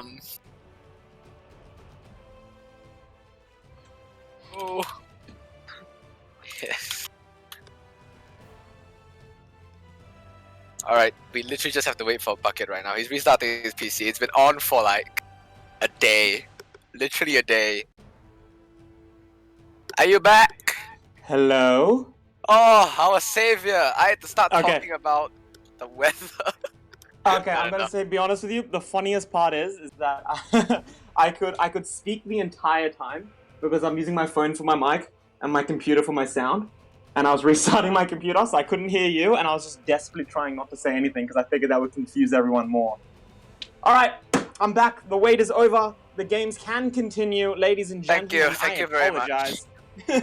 If you'll just give me 20 Weather- seconds to start up Steam. Weather's good, by the way. Weather's good. Yeah, It's he's terrible here. Actually, it's a bit cloudy, not gonna lie. Reaper, how's the weather at your side? Dude, it is raining. Raining all over my window. Actually, it's calmed down a bit. Maybe it'll be nice. Either way, I'm apparently updating Steam, so my computer does this sometimes. So you know what, Expector? Maybe you should just sing while we wait. As Rosist Brawl Oh, advises. Reaper, the weather's great. It's cloudy AF, but we'll be fine. Alright, yeah, my Steam is still updating. Last time this happened, it took 30 seconds to start up. Maybe I should just play Brawlhalla on my laptop. Is that smart? You guys can start. I'll be there in a minute. Library. Alright, guess we're just gonna cast the first 10 seconds of the game without Bukket. Bukket, you have access to the room code, right? You should have it. Yeah, I've got everything. I'll get it. Don't worry about me. It's right. You carry this cast anyway. Go for it, Spectrum. Take it away. Alright, I've already talked about Reaper is showing off his Fun 9 Flicks, you'll billion- get a giveaway when we start a giveaway. Sorry. Okay, right. Very aggressive denial of giveaway there. Reaper's flexing his 9 billion Brin skins. He goes to Koji. Yes, pick something.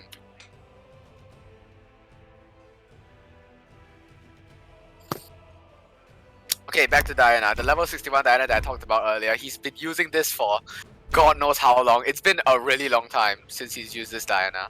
I mean, it's level 61, go figure.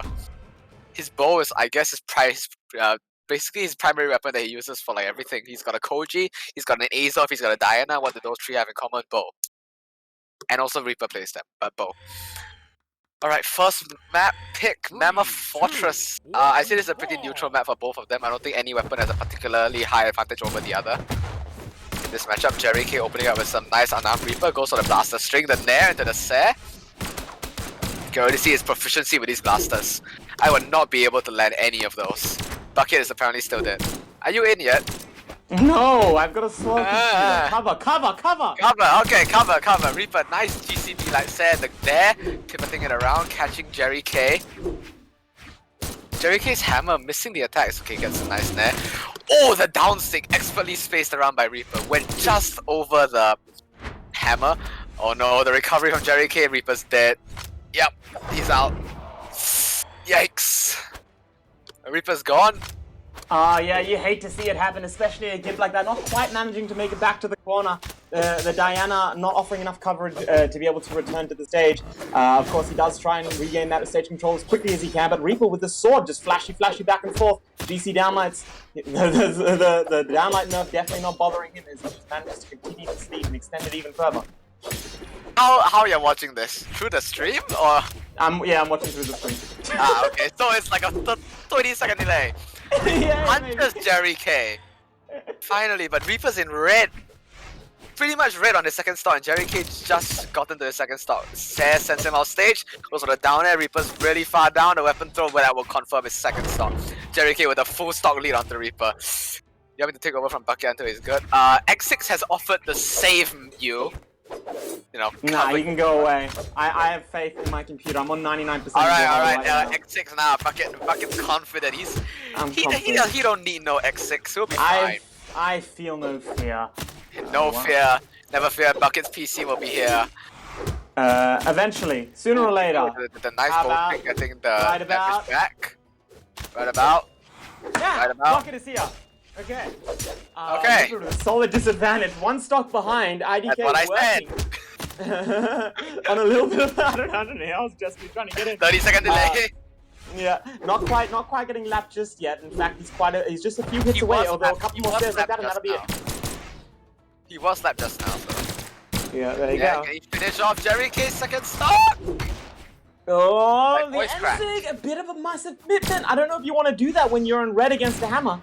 But then again, with guns, maybe what can you do? Fish for a recovery? Fish for another nair? You need to get that kill soon, or this game's going to be running away from Jerry K, his health is the same color as his legend. you. Oh, that Reaper's gone. Well, there you go. That's game one. Game 1, Jerry K takes game 1 against Reaper, the handstand. I feel like I just ran into an exam room and that I didn't study for, and I don't even know what the subject is. But Subject is Jerry K and Reaper, two of the best C players in my opinion. You know, Reaper, the wow. Singaporean, kind of my height. okay. Anyway. Ladies who sing. Yeah, sorry. Anyway. Reaper, wanna go date? Sorry about that. All right. Bucket's getting in the zone. Bucket is back. Sorry, that was a bit of a nervous panic for me, but we are going to manage for. Alright, you know, very wait, solid when you lose, gotta switch up the skin. Reaper's known for his Skyforge Diana. I mean, that's the trademark, Skyforge Diana. Yeah, well, you know what? Sometimes, honestly, you pick the right skin and setup, and it strikes a chord of fear. If I ever go against the Cerny Bander's Queen Nye setup, the one that's all spacefaring and in the black color scheme, honestly, I get 10 times more scared. It has a psychological effect. Yeah, Really black going to that. just lets you know that you know. Oh, yeah, no, we're serious Right. over here. We ain't here to play no game.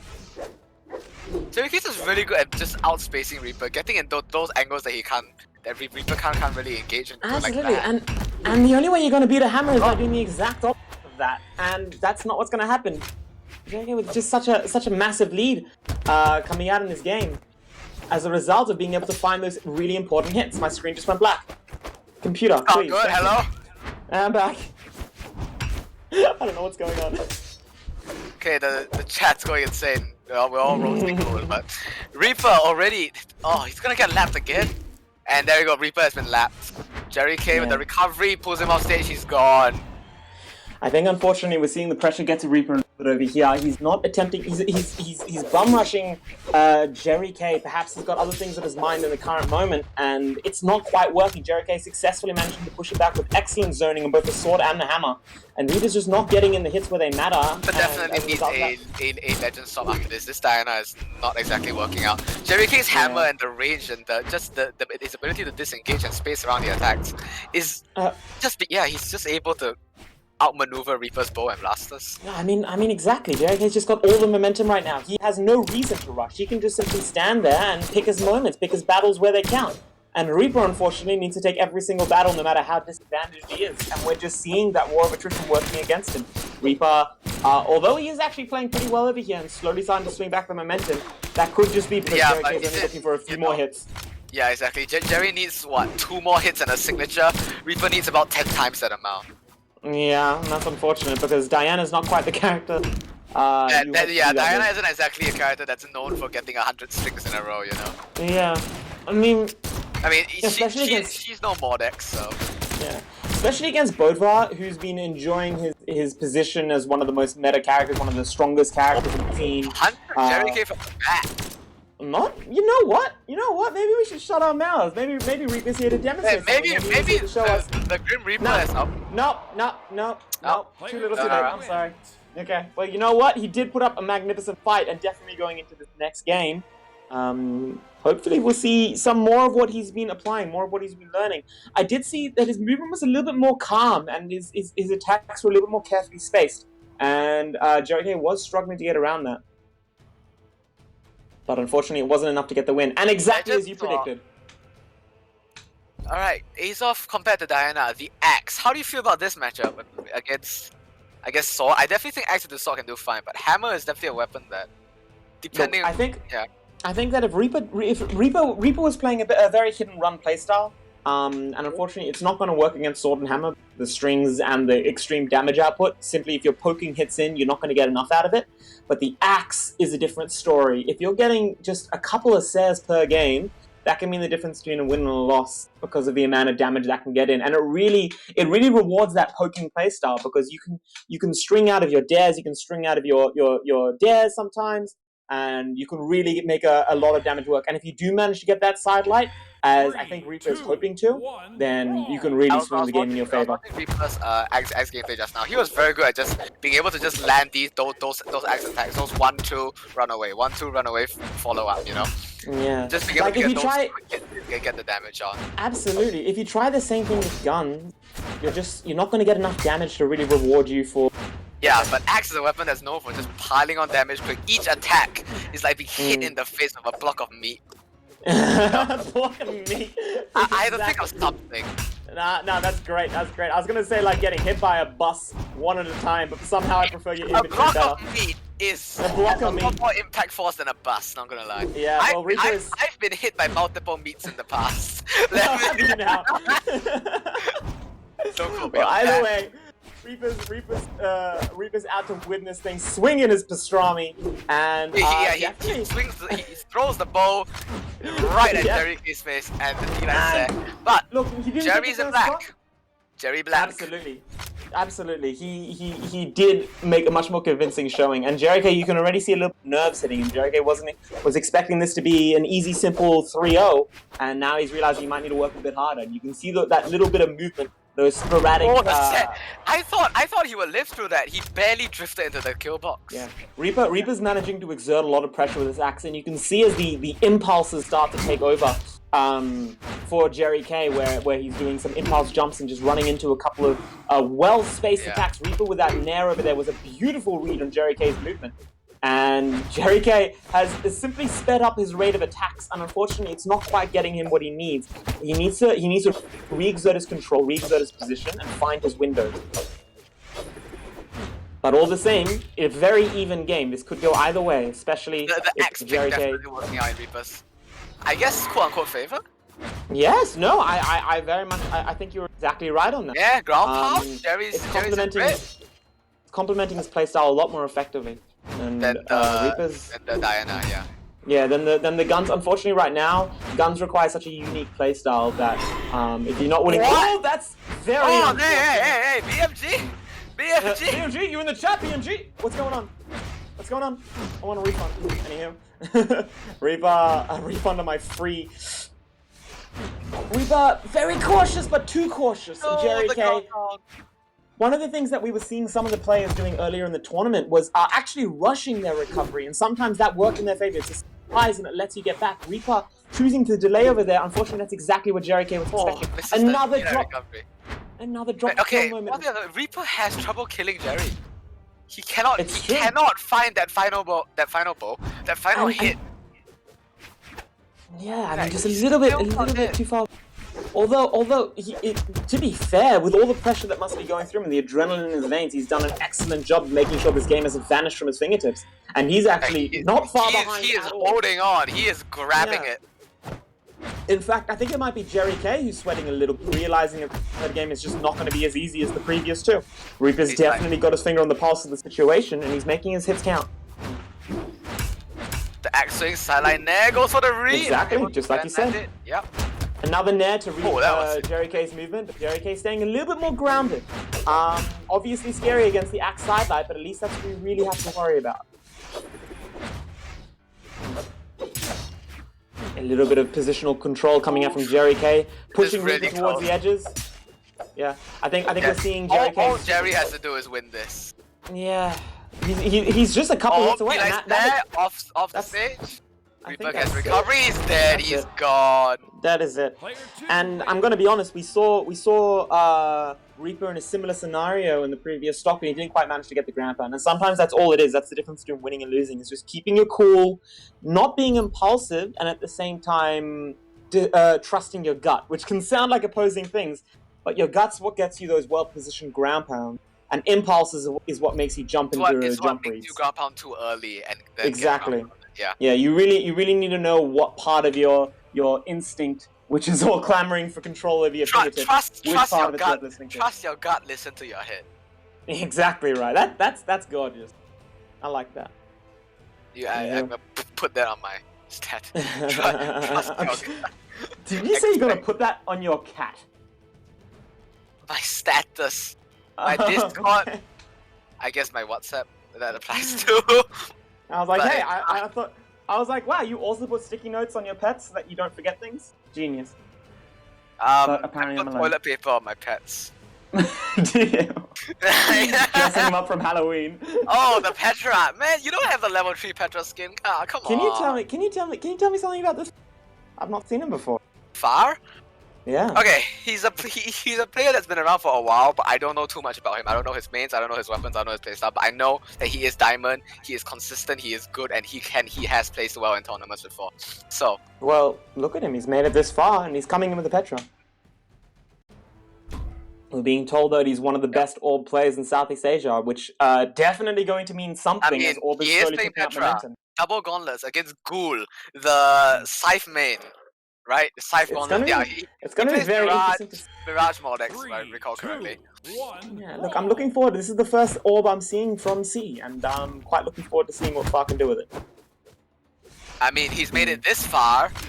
Nah. Ah, okay. I knew there was something to look for. Far managing to get these hits in.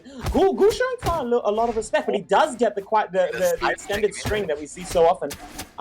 Getting a read on Far's that movement. is a read that Ghoul does a lot. Wow, this game was entirely even until Ghoul got 2 reads in a row, and now Far Yeah, is that's well my behind. first. And he ground pounds him. 30 seconds. I was gonna say 30 stocks in 3 seconds down. Now that would be impressive. I can't even count. Don't worry, you're doing great. I can't count. Yeah. I gotta wonder how often these players play against each other, because Ghoul was aware of what Far was trying to do before I think even Far knew about it, and that implies a lot of preparation, a lot of practice against the matchup. Now you're seeing fast orb, and it is going well against It Ghoul. is actually. So He's managed far, he's to... No! Mute him! Kick him! Yeah, I can do 2 in 1 set. Unironically, I have to. Far has managed to bring Ghoul into the red, and he hasn't gone down too far. A couple hits away, he really can't Not take down any too extra far. damage. Yeah, not too far. This is worse. Never cast a set with right in it, by the way.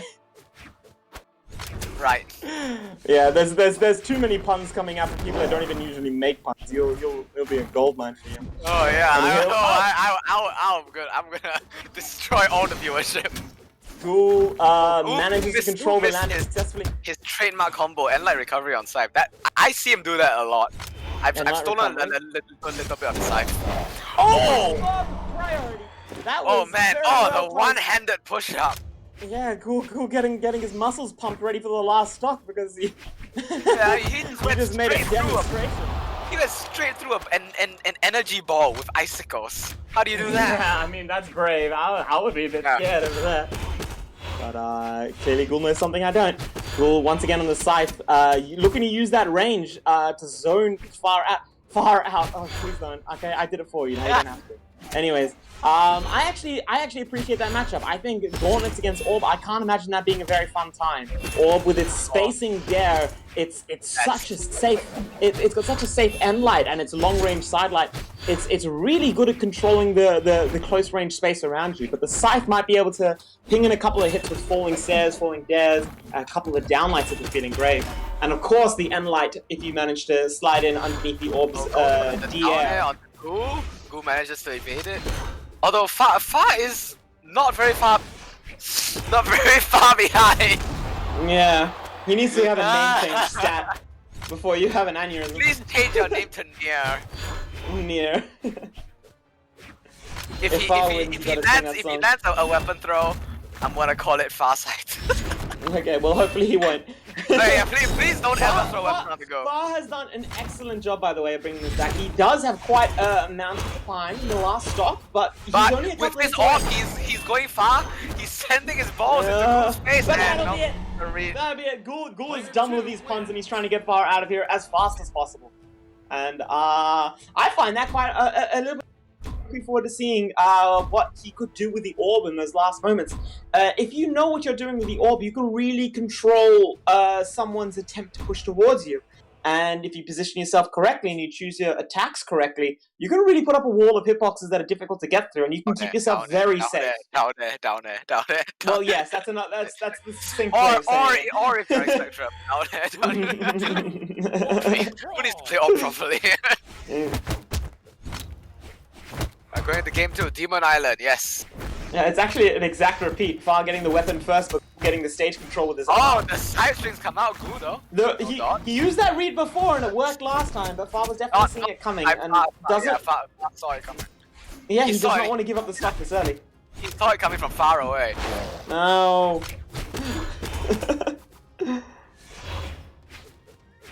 Either way, this stock is definitely Bulls needing to work a lot harder. And Okay, he goes right under the ground pound. D-line and and sick. Far's not just making say it look that? easy. Ghoul went over the weapon throw. Yeah, Ghoul does take the first stock, but he is tipping over into that kill percent. Far's not got too much longer to go. But he is getting weapon stock. Yes. Managing to position himself and get that weapon. He's got the gauntlets. He misses the down sig and the dash and the downline. Ghoul manages to get the dodge, but doesn't manage to get the kill. Overextends and Far gets the recovery. A very early kill. Definitely earlier than before. Yes, you could say Ghoul went a bit too far. I hope you don't say it. Okay, thank you. What? What? You could say, but you shouldn't. But you shouldn't. Moving on. Moving on. Gauntlet into orb. This is what you were talking about. Absolutely. I'm kind of curious to see how it goes. Ghoul manages to push him with that side light, and if you don't see it coming, then it doesn't matter the weapon matchup. You're going to get hit. Yeah. And Ghoul is definitely picking his moments to come in and approach Far. Goes for the D-line into the nair. Just misses that end light, would have been absolute destruction, but doesn't quite Oh, the manage to skylight catch set. it. You see skylight set? Same thing. Yeah, well, I mean, Oh, the GC end sideline is punish? what makes it also scary. Doesn't punish the end sig. That's quite surprising. Okay, coming out Far from Ghoul. really going for that far-reaching side sig on the Just headbutt. manages to outspace that side sig. Excellently done from Far. He is really doing a good job staying Oh outside no, of he's the just range. sent off stage. He just dies straight out. I have to admire Ghoul for that, by the way. Ghoul recognizing that Far was doing his best to stay out of range of those hitboxes, used a weapon throw. Now you cannot stay out of range of a weapon throw. You need to jump above it or dodge it. He was trying to stay far. He was. It didn't work Yeah, out. he was. The GC GC side side there. Let's go. We're seeing a lot of those Yeah, gravity a cancel lot. side coming out from Far. And they Yeah, are they're- hitting. They're hitting very consistently, and not only that, they're not. They don't. It's kind of a safe hitbox for Far right now. Ghoul's not quite found his way to work around it. We're Now seeing some of just those orb really dares. being able to just bone out his gauntlets, double set. Very Ghoul excellent cannot control. approach. He Ghoul can't is get barely close. landed. He gets close and he gets balls to the face. And this is what we're talking about. It can be so hard once Orb has the position and Gauntlets does not. It is really hard to reclaim your situation. Far As sends Ghoul him was off finding stage out. with the gauntlets, picks up the orb, Yeah. throws the Collecting the Kamehameha orb. over the corners. Highlight set, will that do it? That is. And that will a great game from Far, showing that he's here for a reason. He's here to stay, cause some havoc before he goes. And we are, I believe, 1-1 in the set, unless I'm making a mistake. I wonder if Ghoul's questioning the Mordex. I could kind of understand that, but looks like he's going to go for it anyway. I suppose when you're level 88 on a character, you're not used to switching off it, which I can respect as a level 80 something Lucy. Yeah, that is. Okay, I did not realize Goose Mordex was that high. And high as in high level, not high as in, Yeah. Well, either way, Ghoul's gonna need to work pretty hard. I think he might need to avoid the gauntlets. 3, Because, 2, as Far 1, demonstrated, he's ball. very good at using Orb for positional control. And if Ghoul ever makes the mistake of giving up his position, Far's really going to abuse him and make him have to trade a lot of damage in order to get it back. But as long as he can stick to the scythe, he has the range to maybe question some Far's moves. Now going on the side of the gauntlets. On to Miami though. Interesting Yeah. map choice. Your favorite, isn't it? Yeah, my favorite map, yeah. What's yours? goes Wallhaven.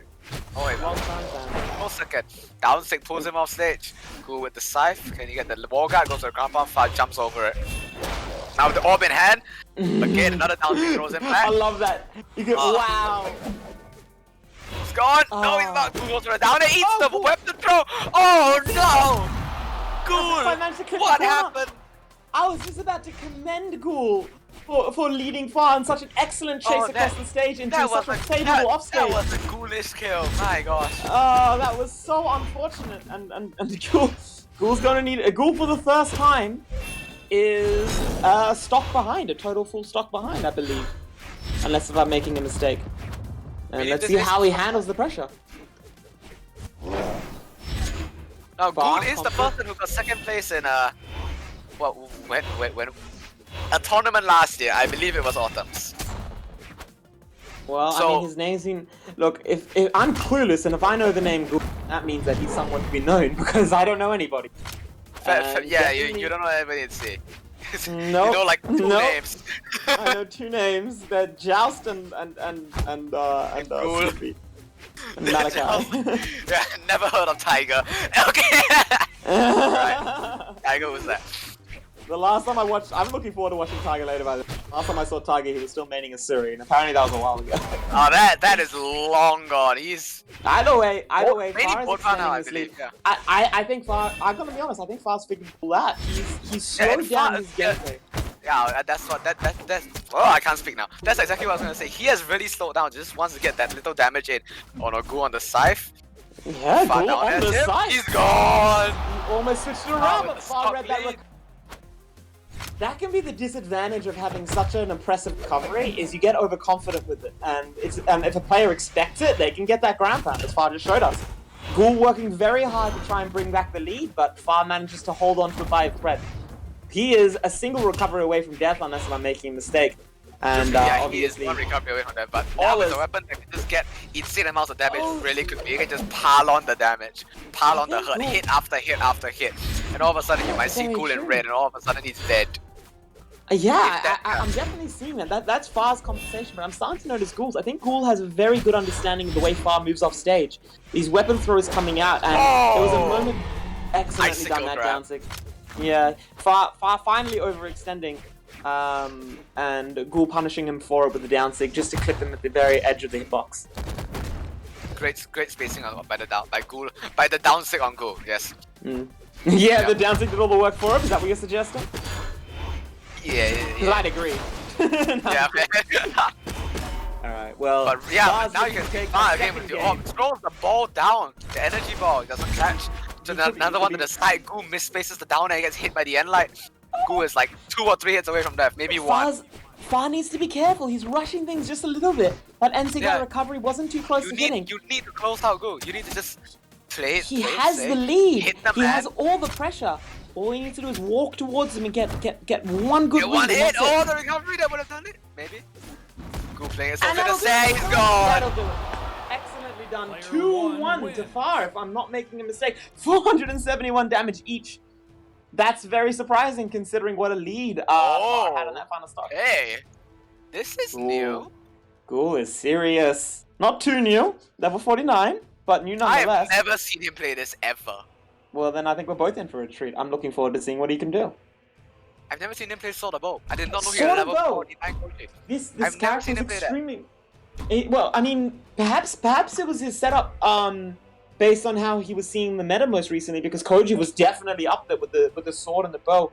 So oppressive. The sword with 3 sidelights and the bow with an unpunishable sidelight made it very difficult to lock down both weapons. And Koji's could make a lot of work out of just the light attacks, and that's not even mentioning the 6. or there have been some recent changes, and I'm kind of curious to see how Koji performs against this Petra, especially the buffed gauntlets, in post-patch. Yeah, I think we have some technical difficulties on someone's end. I don't know whose.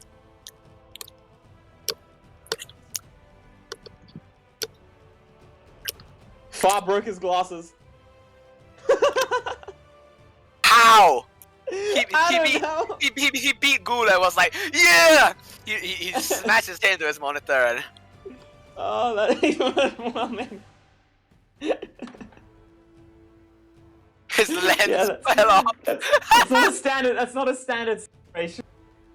Well, guess you could say he really didn't see that one coming. Ah. It was a spectacle. No. It's like the more tired you get, the more puns, the more puns. He can't visualize. Okay, I'm done. Okay. Hey, it's Well, apparently I don't know so. what he's done. Alright, he's either taken his glasses off, he was like, I'm not playing with one lens, I'm gonna throw them out the window right now, I don't need glasses. No, I'm picturing him running down to the kitchen, grabbing the duct tape, and quickly taping his glasses together and slapping them on his face while sitting back down. He's got money to make. Yeah, he's like, ain't no glasses stopping me. Yeah, you can't let blurry vision get in the way of that. Well, either way, we'll be moving on, and I believe Ghoul is one match away from losing, and that means he's going to need to play very cautiously. I'm wondering if the switch was an act of panic or a very calculated decision. It's level 49, he has played this legend quite a bit. It's true, and you can kind of see where he's going. Orb and Gauntlets, although Orb does have some range on the dare, it's not really known for being a very rangy weapon. True. You have to sort of get in a little bit close to your opponent. Yeah, I think maybe he's just looking to outrange his opponent. He's looking for a little bit more favorable neutral game, which the sidelights of both weapons will have, because whereas before Far was successfully outranging those attacks, now Ghoul chase him down with oppressive dash sidelights on the sword and downlights on the bow and dash sidelights on the bow. The downsick, the light mat, you know what I mean. Oh, okay, the arrow and he's out. The long range weapon throw was so satisfying. It went so far. Yeah. Well, either way, I definitely think that the switch up is doing something. Fire has something entirely new to adapt to. 2 new weapons that he hasn't seen from Ghoul before. And if we haven't seen it, who knows? Maybe he hasn't either. Yeah, I have never... How did he get 49 levels on Koji? I mean, maybe some guys in free fall are really scared of his Koji, but yeah. Yeah, they tell of a legendary Hunter 22. Of a legendary Koji called Ghoul who plays free fall and only Koji in free fall. Poor boss. I would do that. Either way, I think that Ghoul is definitely the right decision. Yeah, I don't think Far can make it back. Yeah, the additional range that Ghoul has means that he can really poke it far, and he doesn't even need to worry about offstage, because neither of his... Well, Bo obviously can play offstage from afar, and Sword can poke with his dares, but you don't need to. You can simply take stage control, and I think that's what Ghoul's hoping to do. He's just going to splash far away with his dares. Our weapons are just stand on stage and just go, attack, stage control, you know? Yeah, so Ghoul's like, yeah, I'm gonna skip that one, thank you very much. I'll drop the scythe and I'll grab the sword bow. I do think it is a bit of a slight measure of respect though that he's allowing Far to keep the gauntlets, because obviously he didn't choose a character with bow gauntlets or sword gauntlets. He chose to completely give up on his gauntlets. I think that's a lot of respect that the Far is managing to do. Bow sword. New weapon, guys, Koji. Yep. Koji is a weapon. Koji is a weapon now. You hold him by the ankle and you just spin him in a circle. Yep. You can throw Koji at people? On your tombstone, you're already death by flying Ronin. Either way, we are looking at a very similar situation last game. And I think this is a testament to something very respectable about Far. How he managed and recovery will do it, he's gone. Yeah, it is 2-2. Far's going to need to do some very quick adapting, and to be honest, we've seen him here before. We've seen in the first game. That might do. Yep, dropping the cornets, getting a little bit of range himself. And you can kind of see where he's coming from. I was going to say that a lot of respect to Far, because the first game of the set was just as convincing as the game we just saw. But yeah, Far managed to bring it back. top 6. We are in top 6. Yeah. All these players are very evenly matched in terms of their skill and just their ability to understand the game as a whole. Well, yeah, Right? I'm just And admiring they Far's probably fought ability each to. other a lot. So Yeah, look, I'm just admiring Far's ability to adapt to the situation. I'm curious to see if he's going to do it again. Ghoul was able to prevent him from doing the microspacing kind of footsies that he was able to do in the previous game. In the previous games, I should say. But now we'll see what Far's intending to do with the hammer. Ghoul playing a little bit of footsies himself. Yeah. Oh no. Controlling... Oh, I believe, yeah, that's it. Yeah. Far can make it back. First start goes to Ghoul. Yeah, Faz is struggling to compete with this excellent edge guarding that Ghoul's managing to throw out. And obviously Ghoul does have a very good read on Faz's movement to return to stage. That is, like, I believe the third ground pound we've seen hitting to kill extremely early. And by extremely early, I mean time-wise, not necessarily health-wise. Early as in 30 seconds in and already. You can see Ghoul's bow, not Bow's Ghoul. I can't speak past 6 p.m. There's a new player called Bo, and he uses a weapon called Ghoul. See, it happens to you too. Anyways, getting sides in, not dying though. Looking to extend this just a little bit further. And that will do. He ate the lightning. He Right in rode the the mouth. lightning, and it wasn't fun. Yep. Let me tell you, riding lightning is not good. Ghoul enjoying the invulnerability frames over there. Once again, I think Ghoul's so far done an excellent job of using those invulnerability frames and unarmed to get stage control. We're seeing this pattern where Ghoul sweep his opponent away from center stage, pushing them towards the corner and forcing them to play an unfavorable edge guard. And it just happens again and again and again. Ghoul just really wants them on that ledge. He wants them away from the center of the stage, and he will. It's fantastic. And he's good at getting them in that position. I mean, it's lovely to see a player with so much confidence in their control, their ability to control center stage, to focus on playing around that. The off stage, getting double ground pound is not able to confirm the kill on the Ghoul. Still some good damage. Ghoul's However, now in red. I mean, very good damage. Faz managed to pull back entirely, and it almost looks Yeah, like he brought it back. He brought it back. Oh, Far. People are so used to the lightning being just a movement option, they forget it as hitboxes too. Ghoul eats it for a second time, and unfortunately he didn't learn the lesson the first time. That definitely has hitboxes. It's a flippin' technological arrow into your face. I believe this is the stock of the set, right? We're on 2-2 as far as I know. Tournament stock for both players.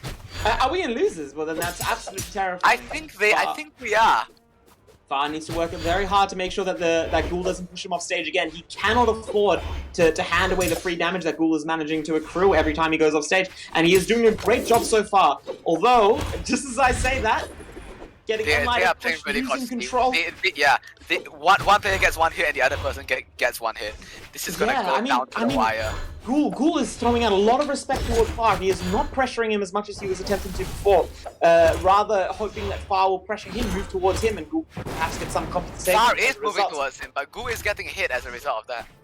Yeah, well, definitely. I think that perhaps in fact Far is against. And even though Ghoul's definitely not used to seeing the pressure Far can do as Far was playing the footsie game earlier, Far is demonstrating that he's no slouch when it comes to that, and he's managing to hand out quite a bit of damage. The weapon throw into the Sair, jump read, Ghoul off stage without a dodge, but Far will allow him to get back, focusing instead of getting the weapon. Ghoul fails to guard it, and Far throws the hammer, and on stage goes on a side stick, picks up the end light, catching out. Oh my goodness, I cannot speak. Cool as ice, missing that side stick and immediately looking for the end light. Ghoul in kill percent against a hammer, but Far loses the off stage, the down air, he missed Far. Sidelight puts him off. He's with the orb. Get back. We've been told it's his favorite weapon. Kill percent yet. Far is quite far. Oh, that does it! The dare will do it. Is that a handstand? That is a handstand. Well, you earned your handstand. Hey, he's you know gone. What? You keep playing like that, and you're gonna go far. Sorry. Oh yeah, you are really going far. Right now, we are going at Derry K versus Jolan. All the way up the bracket. What a brilliant game. I cannot speak. And that is good. Okay, Dolly K versus Joran. Here we go. Yeah. Dolan I versus said, Jericho loses quarterfinals once again. Another best of 5. These players are going to need to play very no, carefully. apparently not. Oh, Sphinx who are we versus- playing? Who are we seeing? Sphinx versus Tiger. Oh, I'm going to get my take on Oh, Tiger. okay. Good old- Okay, before I have to say anything, Sphinx is a Scythe player who's known for his Orb, his Mordex. Mordex is a weapon. His Fate, his Mordex, his Scythe. And he suddenly plays Koji. Okay, and Tiger is, he's known for his sword, right? Bodva, Azuri. I think we are And- doing Dolan Jerry. Oh, we are. Oh, we are. Some disrespect in the chat. We're going to that one close. Oh, well, that's how we insult each other all the time. It's I love it. It's beautiful. You guys have better banter than we do. I'm actually ashamed. you know when we can out banter the Australians that there's something. Yeah, there's something messed up. Australia's got to work on its game. We're way too respectful in the post chat. No, we insult everyone. We call everyone passive, especially if we know them. If we are from the same clan, you bet there's gonna be some insults thrown around.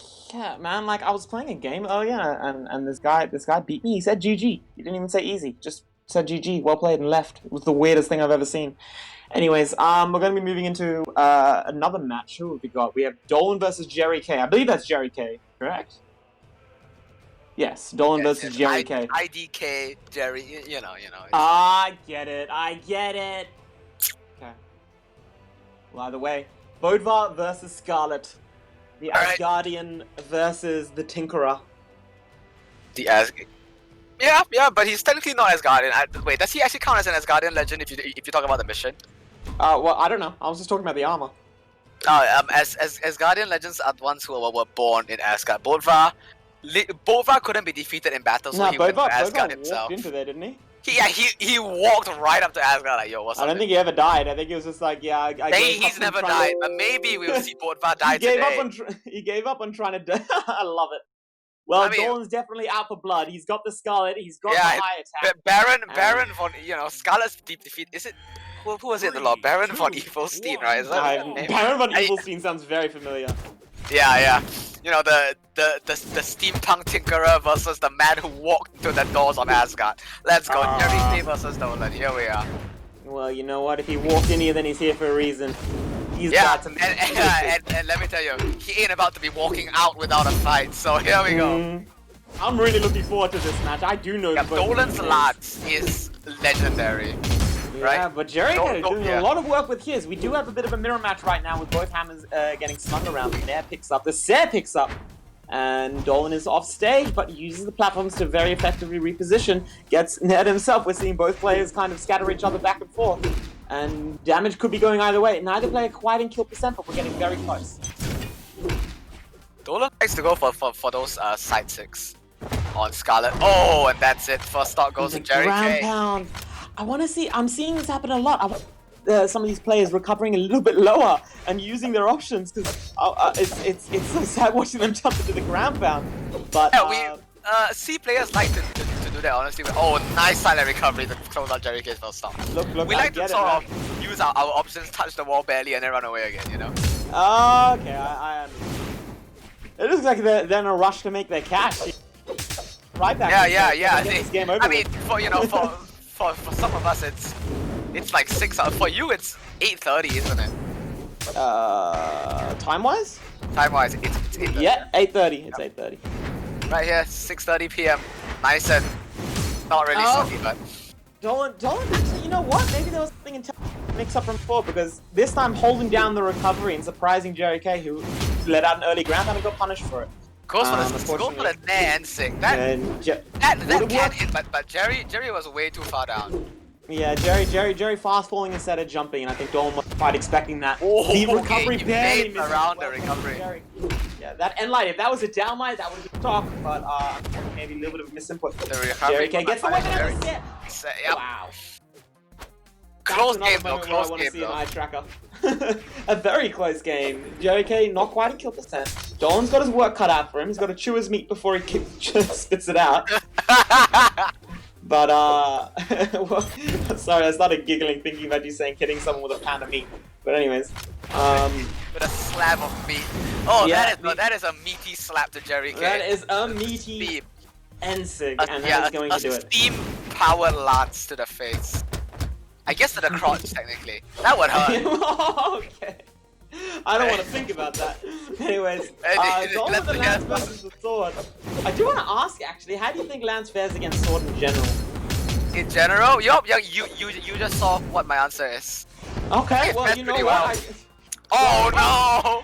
Oh Oh, Player you know two what? no! Fares pretty well. for every Sword Achilles, range is for every not the best. Sword range is not the Look. best. It's fast, but it's not very far ranging. Look, what can I say? Yeah. For every Achilles there is a heel, and we just saw Dolan's, and that is getting weapon throwed when he's in the middle of recovering. Very rude from Jerry K, but understandable during the circumstance. I mean, yeah, sure, it's rude, but what else you gonna do? What else you gonna do? Let him It's a recover? lot. No way. Nah. It's a lance. You throw your sword into his face. You turn your sword into a kunai and just flick it at him. I'm done with you. I don't want to play with you anymore. Why? Well, no, you weapon throw someone when you're done with this. Oh, right. It's the ultimate. Let's move on. I weapon throw them at white. Oh, okay. I'm done with them at the start of the game. Yeah, look, I'm done with them before I even turn on my computer. Alright, well, we're moving Just into like- game 2. You should throw your Different, throw your computer at them. 3, 2, 1. different map, more space this time, less platform, one less. Does move though. This one moves, yeah. You can Yeah. recover under the stage. There's no random scaffolding blocking your way. Yeah, I gotta say, I do like the lance in the situation on the map especially because the sword sidelight becomes exponentially better the less space there is to run away from it. And on Mammoth Hall, you do have a bit of extra space along the ground over there, which is gonna let Dallin microspace it out and get a little bit, get a couple of sidelight punches of his own, maybe a sidelight recovery here. And Jerry Man, Kane I'm said gonna hit you from pretty much any. Oh, that's yes. Near it to Ensig. Let's go. Oh, it doesn't hit the Let's second go. one. Oh, But then- great sidelight recovery. That was really satisfying. That's a great punish to do. That was clean. That was clean. Yeah, and Dolan's enjoying a healthy lead as a result of that decision. Very nicely done by him. I think we saw a similar decision before. I think he's expecting Jerry Kane to recover high, to move high, Down to like match his jumps. recovery. Yes. Yeah. Yeah. Either way, oh, Oh, that was beautiful. That was really nicely baited. The dash in, dash back to make Dolan think that there was pressure, and then the jump up to cover the zoning option, and then a very safe N6 to well played by Jerry K over there. Unfortunately, Dolan eating a couple of sword attacks, swishy, swishy. and unfortunately, what was a very healthy lead is starting to look very sickly. Okay. One thing that I have to say about Dolan's off stage is The ground pound again in the same spot. It always hits over there. yeah, it's like a always cursed right spot. there. It's right there. The same The thing curse that from a happened with Bar Mammoth before. Fortress. Yeah, okay. Yeah. Dolan's last off stage. Dolan's one of those players who will not hesitate to down at you 50 times off the wall. Right? He will go for you when you're on that wall. He will go for you. But sometimes you can punish him, and that is one of those times. Nice D-Light second half from Dolan. Has he hit a single hammer side sing this entire set? To be honest, Jerry Jerry knows what's up. He knows there's gonna be steam coming. He knows what's up. He's like, look, we gotta hit down to that second stock really quickly, but look at how much work he's getting out of it. Oh, okay, Three that stocks. was hit. Weapon throw combo. The jumps there a little bit early. We don't usually see him miss. There is not quite enough to finish it. Yeah, that's Dolan that's what I going mean by- a little bit that's what I mean by- overly yeah, hasty. Dolan will just go for you. He will go. Yeah, He does not care. He's going for you. Oh, There's man. Jerry. Not the ground pound this time. Actually, yeah, I think Jerry K went exactly the same thing he did before. You're correct. I think that's actually really interesting. Dolan doesn't mind playing a little bit unsafely, a little bit riskily, but Because every if he can zero time, to death, yeah, not just Jerry that, K. but like every time a risk doesn't pay off. That's unfortunate. Every time a risk doesn't pay off for Dolan and he gets hit, he learns something from it. So, for example, over there, he learned how hasty Jerry K is with those ground pounds where he likes to hit, and he manages to cover himself with a nair. So he doesn't mind giving his opponent opportunities, provided he can learn from how they handle those opportunities. And you got to respect a player that's willing to use their health like that when they're this far into the tournament. Orion's coming out now. Okay, I myself have had the pleasure of fighting Dolan's Orion. I've also had the pleasure of being 3-stocked by Dolan's Orion. That was very long ago. That was very long ago. Now I would get 3 stocked, but I would at least hit him once. Okay.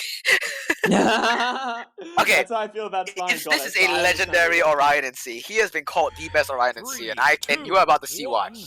Okay, on Spear there is a move called the Dolan, which is literally your reverse slide charge NSYNC on the wall, and he just catches you and he will just massacre you and murder you. Right? He will go for that NSYNC. He will slide it. He will reverse it. Yeah, a lot of my Orion has been what I've learned from just watching Dolan play. So. Yeah, so basically this is my bonus lesson, you know? Yeah, fair enough. I think we've got an Orion like that in Oz, but what makes it doubly terrifying is the fact that he's always recording, and if he manages to hit you with too many N6, you're guaranteed to get seen in a YouTube video. Sean. Ah, yes. I beat him on stream. Ooh, I wish I could say the same. Alright. Well, Dolan, God, you can is beat managing... Sean. Yeah, oh, yes. I'm shocked they didn't kill. I think that would have been amazing if they killed. Orion side thing is like weak now, but still good. It's still good. I don't think it's nothing. It's just He almost killed him off the top with the side stick. Yeah, he will do that. He will go. But JK successfully reversing the pressure. He's just looking for a couple more hits over here. Both players unarmed. No, Dolan has the spear. And can't say I want to be where Dolan is right now against a hammer. Oh. I feel a D-Sig. I'm calling D-Sig. Yeah, okay, he does go for D-Sig, but the N-Sig is a shame, huh? There we go, that's the D-Sig. Called it. Sorry, okay, he will throw those out. And when Dolan throws out D-Sig, it's like a magnet. You will walk into it. It will attract you. It will attract the iron in both of us helmet, and he will be pulled into that D-Sig. Yeah, I gotta be honest. I I do not know how Orion mains do it. That down sig is just like hunting for me whenever it comes. It is something I can't quite figure out. Yeah, it is a magnet. When you throw a down sig, and if you're an Orion main, right? If you throw a down sig and you're an Orion main, if you focus hard enough, they will walk into it. Okay? It works, trust me. You can ask Sean. I think there's a rule about Orion Zigs that the harder you're trying to avoid them, the more likely they are to hit you. Yeah. And Dolan is a player who will throw out 6. I 6-spam more than him, but maybe that's why he's here and I'm not. Hey, it's respectable. It's respectable. It is a large hit and it gives you a lot of control. And if you pick your moments correctly, you'll suffer no penalty. He didn't concentrate hard enough there. Yeah. Okay, he's going for it now. He's going for it now. This is the down line, but gets an end line, gets another end line, slowly pushing Dolan off stage. Spear doesn't want to be returning to stage, Spear wants to be controlling a person's return to stage. And that is where Dolan is right now. The down sig a bit early, but end line's cover. Oh, the ground pound stopped by Jerry's nair. But the dare was ready. Yes! The end sig! Okay. Here we go. The down sig. We got the down sig, we got the end sig. I've seen that. What do you think we're going to get the side sig? Okay. You have no idea how satisfying that is to hit. You have no idea. And you have no idea. Yeah. You know how satisfying. Yeah, it's really satisfying to hit. And and as the enemy, when you get hit by that, it's like, oh no. No, I'm very used to that. Don't worry. Yeah. Anyways, Dolan trying to get a little bit of extra damage, make the stock count, and he has actually done that. Jerry K slowly moving deeper and deeper into orange. Okay, that's a read I've not used for a year and a half. I think he heard me and he wants to get the side sig, but Sideline Nair side sig catches out very specific dodges. But when it does catch, it catches. Trust me, it is. Yeah, I remember. And it can kill. Right? One of the single-handedly won me like many games, and there we go. A single dare, Execute the decision. He just lobotomized Jerry K with the death. I hope if Jerry K is managing alright, because he's still got a couple more games in the set. Yep. But immediately bans out Brohaven. Can see why. Crystal Temple has to go. Enigma gone as well. The Spear really being able to do well. Great Hall, Tri-Platform maps suck. Miami. Please no. Oh. Thank God! Mammoth, I'll take Mammoth again any day. Are we 2-0 right now, or 1-1-all, or something different? I actually can't remember. I think we are 2-1. 3, 2, 1, brawl. Someone has to let us know. We can't count. That's okay. I can't count anyways. You could tell me what it is and it won't matter. No, 1-2. 2-1. Jerry K is in the lead, and he's going to try and close it out with the Hattori pick. What do you have to say about that? He's dropping the hammer over here, and that's sort of surprising to me based on what I've seen so far. Picking sword over hammer. Into spear could work, but into lance, I actually think that it does work. What's it called? I actually think that into lance, the lance has a favorable matchup against sword. But I think he chose Hattori because of 1, her speed, 2, her spear. Right? He wants those quick attacks into Nolan. He wants the ability to zone with the spear against his lance. You can already see that spear is coming into play. Just really being able to zone Dolan off stage. Yeah, I think he's just trying to remind. I think he's just trying to remind the viewers that, you know, Orion might have all the flashy SIGs, but Hattori will always be old faithful. Yeah. And she's got the speed. She's got the quarantine hair. I feel personal. That's how my hair. That's how everyone's hair looks. Okay. Oh yeah, no! Dolan versus no! it. That girl. That would have been gorgeous, but he didn't need it, thankfully for him. And cues up the lance. Nope, drops a spear. Picks the spear over lance. Reads the jump. Is he gonna get it again? Jerry K playing a dangerous game, hovering around that down. But I think Dolan didn't take the bait. Right. D-Light N6 is again a read that catches out way too many dodges. Except that one. Are we talking about sword? No, I'm talking about lance. D-Light N6 is really good. Oh, D-Light N6. Yeah, Orion lance N6. You can use it to zone people, right? You can just zone. Oh my god, it is a battering ram. You can just literally do that. It works. It's such a cool looking SIG, I'm not gonna lie. But it works. It is personally my favorite and most used SIG in the game. Look, I mean, look, JRK's got 2 games to work with over here, technically speaking, but he definitely doesn't want to close that door. Clean side SIG. The spaceman energy. Spaceman powers. Oh, he went for it. He did. I've never seen a man go for 1 and not go for a second. Oh yeah. You hit 1, you have to go for 2. For shame. He dodges through the nair into a down SIG. That was clean. Well spaced, very confident. Oh, okay. Yeah, see, he's just going for those.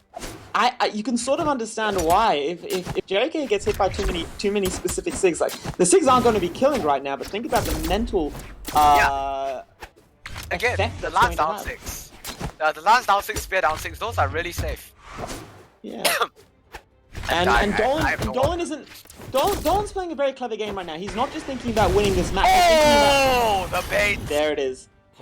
He looks like he's standing on the horns. Yeah, I actually have Dolan over there. Most players would have elected, instead of fishing for the SIGs, to instead get a little bit more damage, build up a little bit more momentum, try and guarantee themselves the win. Yeah. Instead, Dolan says, look, I've got room to work with. I might as well cause a bit of a mental image in my opponent. Might as well give them less information. Might as well play a little bit more simply, a little bit less effectively, but focusing on the next game, because now Dolan's going into this. Sorry, Jerry K is going into this with no idea of how Dolan is going to handle that situation, and also with a little bit of trauma. It's not fun getting hit by Orion side. I can attest to that person. Okay, two things that I need to. But Jerry K, once again, not wanting to go to the hammer, and he decides to take gauntlets. Yeah, and also to add on to your quite surprising to me against the Lance. What do you reckon? Huh? 3, 2, 1. Yeah, gauntlets into the last.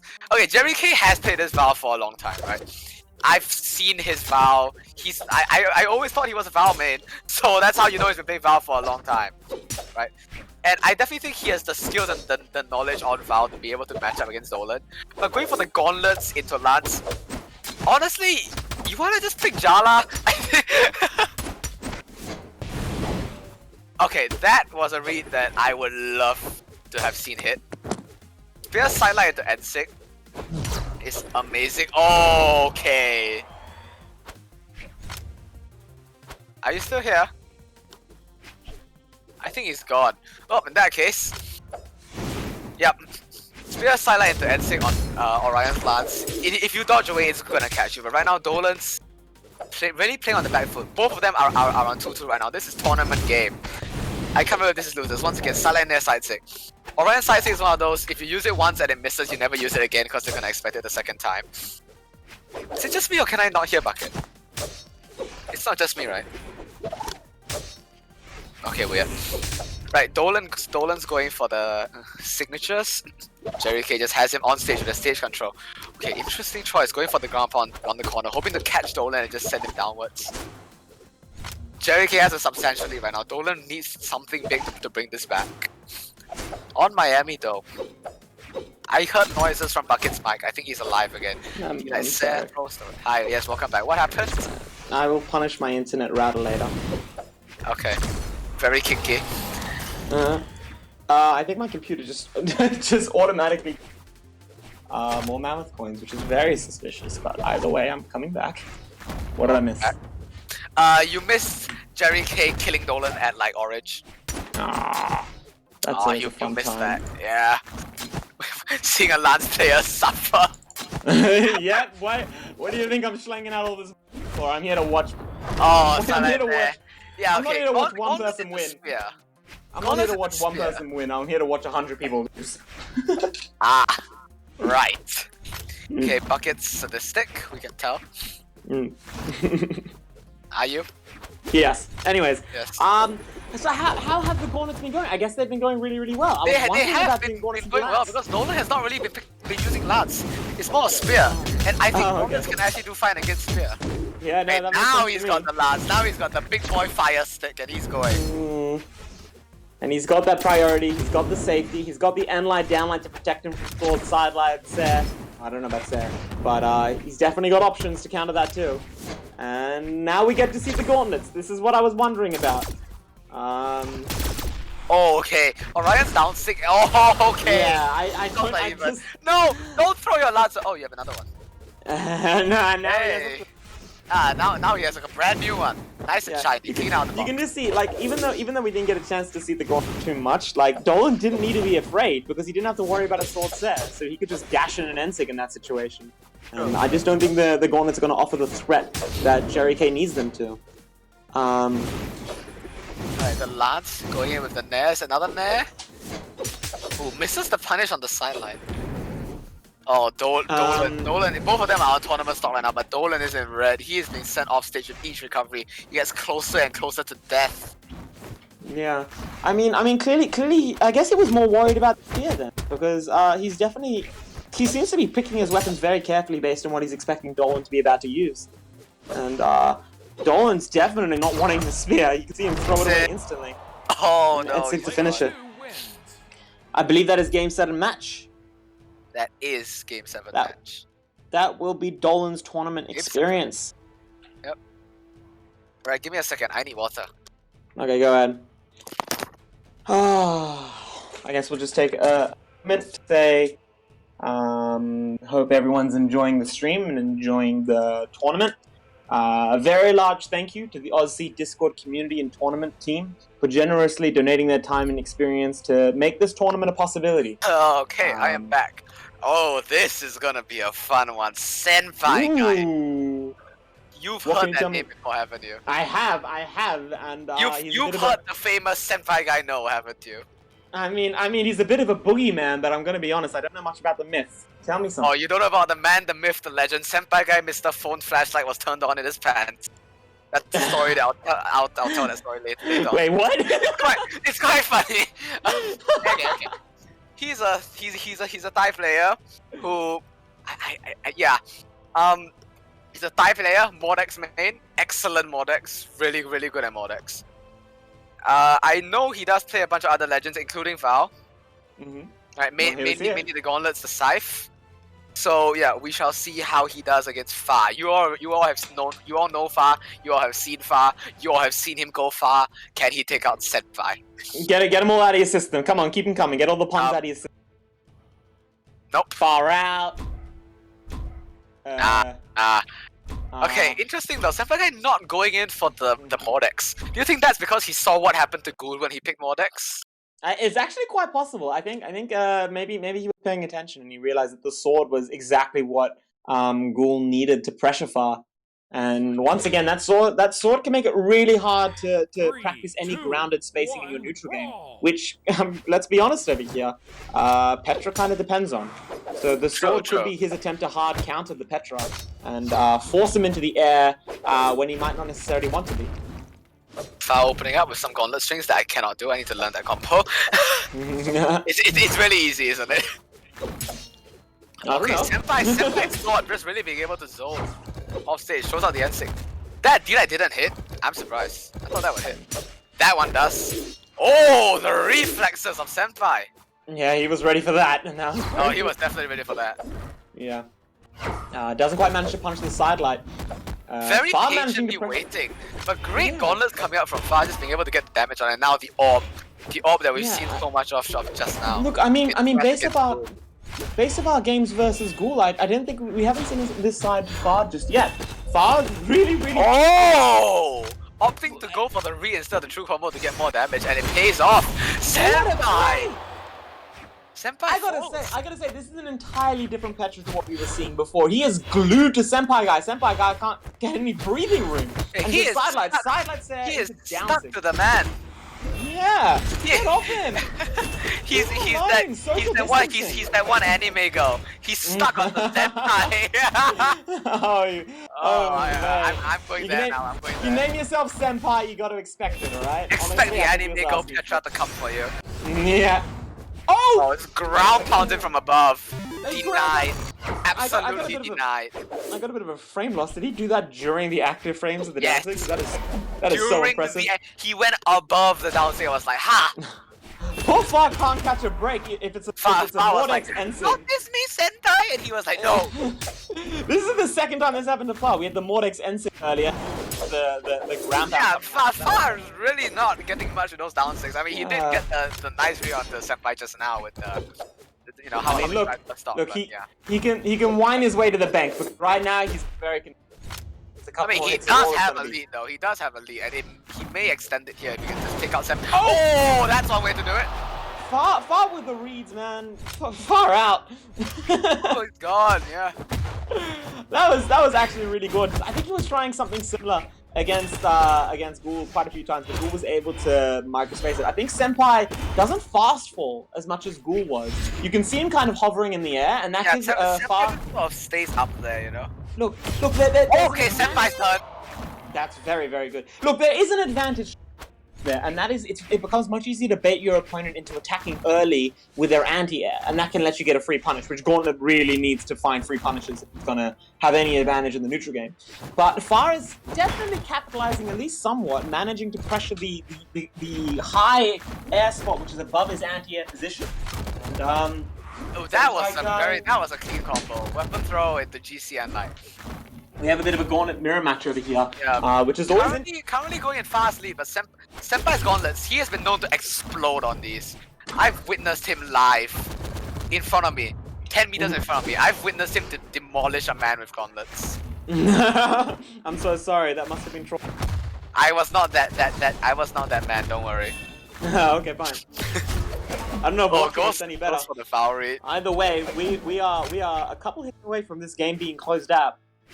Far and Senpai Guy working very hard to get that last hit, slowing down the game a little bit. I would say that this is a I guess the download your opponent kind of game, you know. Yeah, exactly, and I'm really respecting Far for avoiding these sword nairs. About 3 or 4 of them in a row that he was able to. Oh no, he has not touch. He does touch. Senpai thought he would go low. He went to the platform. Side 6 Senpai. Oh, so far. Doesn't got killed. He's gonna be down so 6. Far. Another one. Goes for the ground pound. That's not catch. Far is now off stage. Goes for the end. Okay. He didn't have a dodge. Player 1 wins. Very cleverly done by Senpai Guy. It is so sad to see that. 666 damage. It's so sad to see. It's a bit like the Indiana Jones moment where you see him running away from the rock, sliding towards him, and you're aware that he could just. That rock is coming for you. Yeah, but you could just like walk like left or right by a meter, and you'd be totally safe. But instead, he just chooses to run directly away from it. And you're always wondering why. Mm. Yeah. If you the Prometheus school of running away from things. Yeah, I need to watch that movie. Yeah, that one scene where never mind. You know what I mean. Spoilers. Anyways, moving on. Hey, spoilers for a movie that came out 10 years ago. You know. Some people might not have seen it. I haven't. Yeah. Either way, we're gonna see them using a bit Oh, of down great read! information. Okay, Senpai, Fa just called out Senpai, right? He just called him Yeah. out. He knew, yeah, you're gonna ground pump me. Nah. I think Senpai Guy is sending a message to Far right now. He's like, saying, look, sure, you can stay stuck to me if you want, but if you do, I'm just gonna keep hitting you. Senpai Guy, instead of electing to run away, is electing to zone out. I Far and now control have him the with his image attacks. of that one anime girl being like, notice me Senpai, Senpai's just whack, get away from me! Except Far is definitely not. definitely not there an for anime reasons- girl. For If he kind changes his purposes. name to anime girl, I have nothing to say. Mhm. Alright. Well, Far's working very hard. Oh, down sick from CC down Senpai sick. kicks him What a away.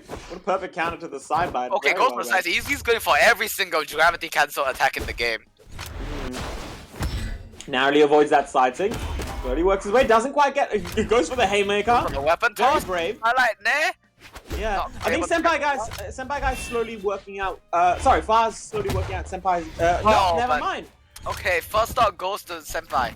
Yeah, Pretty Far close. needs to pretty recognize. close game. Far needs to recognize And that the game has. that's gonna close it out. Yeah, Far needs to recognize that the game has changed. Senpai Guy is now pressuring the spacer between them, throwing out attacks and daring Far to stay grounded, to stay in that position. And as we see, so many haymakers are coming out from Senpai Guys who recognize that Far is holding his ground a little bit too much. Far's going to need to start either zoning to prevent Senpai Guy from approaching him, or he's going to need to start backing away and trying to play that footsies game he was playing earlier. Senpai just slashing away with the sword. Oh! What a Very nice early out. kill. Yeah, that was a clean out. So recognizing that Fa was gonna stick his head just over the ledge and just send his sword into his cranium. Honestly, this is such an admirable read and mix-up and total change around from Senpai Guy. Absolutely preventing Far from getting any closer to him. Far is just forced to stay at arm's reach. Senpai is just zoning the man out. Breakdancers in his face. Yeah. Far broke out Senpai Guy broke out the anti-Japanese girl spray today, and it is very effective. Anti-Jap. Yeah, well, I need the anti-Japanese girl spray. Well, either way, the game is continuing. Fars is not looking too good, although, honestly speaking, he's got the weapons to turn this around. We haven't quite seen that offstage pop-off gameplay from him yet, but that doesn't mean he's not holding back on it. At any moment, he could suddenly dart off stage and just... Oh my, he's punched fast so many times. I think he has a concussion. He has! Far hasn't quite... Far tried something different there. He tried a side light, but that's not the read. He needs to either end light or he needs to microspace it. And if he does microspace it, that's free side stick. I'm just saying. Yeah. But either way, that's quite a difficult thing to do because you never know when your opponent... Oh, bro, Haven that didn't kill? Oh, my God. Oh, that was dangerous. Yeah. Far fails the punish but manages to avoid getting hit.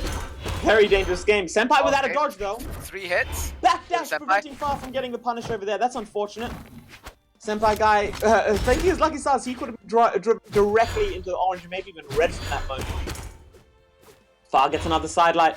There, sorry. Slowly trying to work his positioning in. These players are spacing around each other very cautiously. Trying to just avoid getting hit at all by Senpai. If Yeah, Senpai Senpai Guy, touches him, it's over. Senpai Guy with these binary approaches, either I'm moving towards you or I'm holding. So hard to know when he plans to commit, and he's disguising his intentions perfectly. Oh, that would all have the been, same. that might have been Far it. has evened up the damage. Yeah, he has completely brought this back. And he hit. That Oh! kills. What a well played two game from wins. Far. That was excellently clean. done. He has 100 damage in the lead. That was admirable. That was a thing of beauty. That was really clean. That was nice.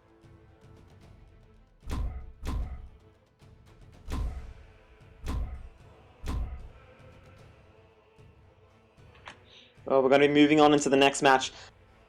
No legend swaps coming out from either of them, and I can see why. Both of them have definitely done really well on I mean, all yeah. of both of these legends. Yeah, I think this is not a sort of situation where it's a play style thing going on over here with these two players delicately picking between highly aggressive and highly grounded controlling play styles, where if you underestimate your opponent, if you make a wrong decision, if you think they're planning on doing something when actually they're planning on doing the opposite, you're losing 40, 50, 70 damage all the way up to that sometimes. And it is an incredibly close game on the mental front, and you know these players are really inside each other's heads. You were quite correct when you said that first game was the downloading game. Yeah. Oh, okay, that. Ensig, And it's like a little bit greedy, but he got away I with love it. doing that. I love doing that on Petra. Recovering into Ensing. It is like every time it hits, it is so clean. It is satisfying. Oh, that might be it for Senpai. Oh, that weapon are not quite is- hitting. The net covers. Dropout. He stopped it right at the tracks. I gotta say, if Senpai manages to turn this around, Far is definitely going to be extremely tilted. That is an unfortunate thing to happen, and he needs to make sure that he closes this out before he loses Okay, dramatically. Senpai goes low, Far goes higher. And Yeah, well, look, he goes to that one set. That's all it took. Yeah, he played that exactly right. He stayed collected and he controlled the situation. He had an advantage by way. That's exactly what he did. The game slowed down over here, which I actually think plays into Far's favor. The slower the game is, the more we're seeing stock extensions coming out. But Senpai Guy maybe trying to read that movement again, trying to outthink Far in each of these neutral engagements. But every time he makes a mistake, Far is getting a little bit more chip down. And it looks like Far's... damage, even more chip damage. Really Yeah, just getting into Senpai's head.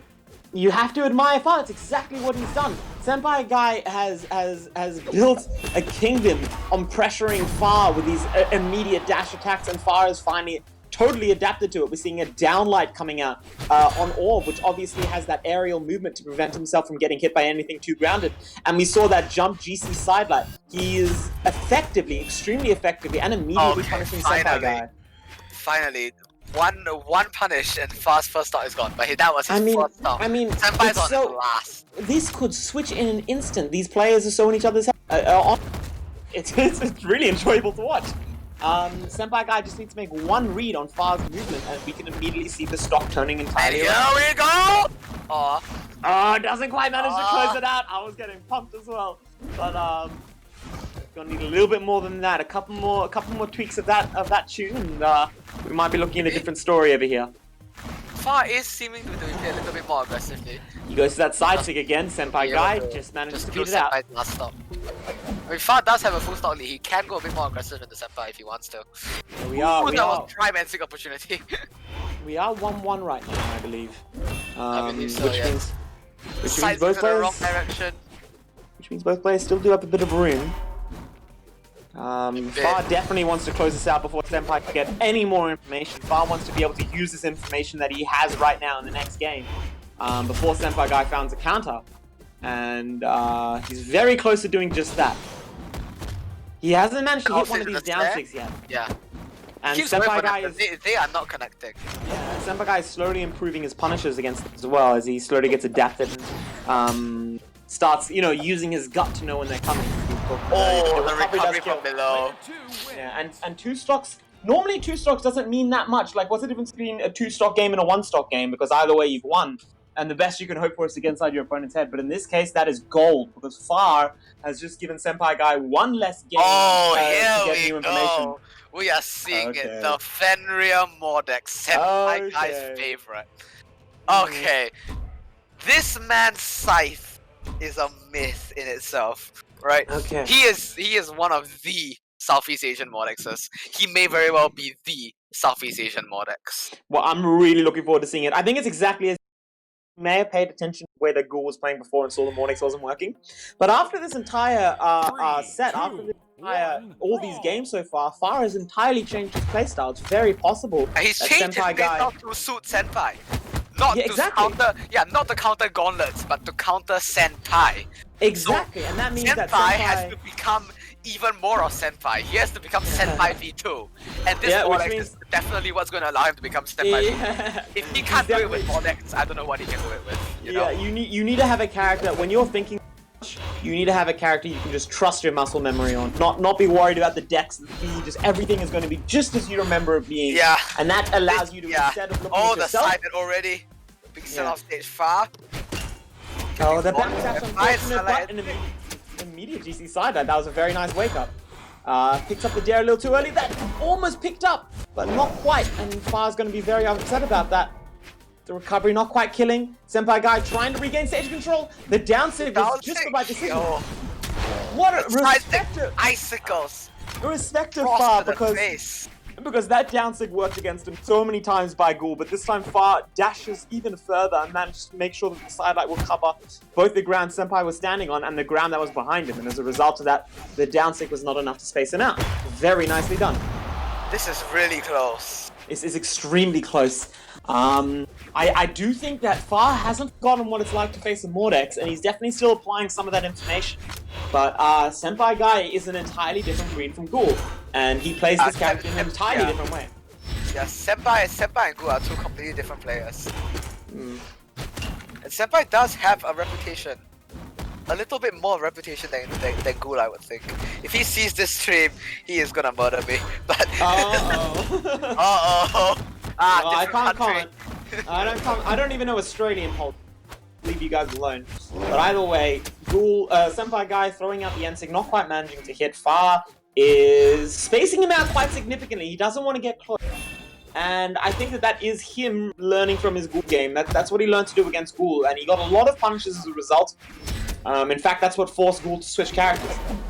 And we are seeing baiting that out from Senpai and just recovering him right back from below. That microspacing is just gorgeous, and it's something which he is able to do against the shorter range of the scythe versus the sword. But then again, he's only one hit away, and Senpai Guy is looking to get it as quickly as possible. He is looking to clean this out. Yeah, Far needs to get a little bit more damage before he moves on. Oof, going for the chase dodge, going for the read, not going to connect. Down sick again, not enough. I admire Senpai. Senpai using delayed dodges over there to make it a little bit harder to read. And yeah, Far today showing that you can make gods bleed. You can help your Mordexes. You meet a Mordex in your ranked games, they can fall. Well, they can be usual. beaten. Is it usual to see Far this far in a tournament? Or is he having an especially good bracket right now? I have no idea. I don't want to say bracket. I have no idea, but I don't. In the previous two regionals, I don't recall him placing top 8. Yeah, I mean, either way, look, I'll say as a bit of an outsider, he's looking extremely cozy in these games. He doesn't look like, he's like the natural one over here. He looks like he's right where he's meant to be. And from Kopassus, the Indonesian clan. And we have a really wide mix of people in top 8. Senpai from Thailand, Tiger, Reaper, Singapore, Far from Indonesia, Ghoul from Malaysia. We got rep from everywhere in Southeast Asia. Yeah, I was hoping to see Oni from Australia. That's it. Senpai Guy is gone. Wow, Far, I have to admire that. In recent times, I'm getting more and more used to seeing players having sophisticated neutral games, focusing on being unreadable instead of focusing on their opponent, and it's very effective. It definitely is, but it's good to see a player who can both be difficult to read in the neutral game and be so adaptive to his opponent, like a glove that can fit any hand. He's just capable of matching you, matching your movement, matching your decisions, and picking the right, making the right judgment calls, essentially. And that was just a supremely good game. That Petra and with Petra. Yeah, with Petra. Yeah, I mean, not something we would have expected to see pre-patch. Even post-patch, it's still surprising. And I think this is gonna be an interesting one. Wow, Tiger versus Sphinx. Another Scythe main. 3 Scythe mains in top 8. Oh dear. I guess, yeah, top 6. Now, this one I believe is in winners. So, I don't think Tiger needs any introduction. We all know him. We all know the man, the myth, the legend, the Tiger. Well, let's assume we don't. Tell me a little bit about Tiger. Oh, Tiger? The undisputed king of sea. His terror is felt throughout the nation, and he is. I so happen to share the pleasure of being in the same country as him. In other words, that means I stand 0 chance of ever winning a land. So, but yes, I have. Oh yeah, I was supposed to tell you guys the story. Okay, so if you remember what I said just now about Senpai's phone in his pants, he came to Singapore to play at a LAN once, and his phone torchlight turned on in his pants. And his phone's what? So you know how your phones have a flashlight, right? It turned on in his pants. Oh yeah. He was walking around with a light shining out his ass. Yes. Truly God's gift to man, glowing. I have a lot of interesting shit, interesting LAN shit that happens. All the weirdest stuff always happens at LAN, and it always involves me somehow. I've short-circuited PCs. I'm looking forward to when coronavirus dips a little bit down and we get to start looking for Australian LANs. I've never been to a LAN. If you can, yeah, they are great. LANs are great. Tigers, it's not.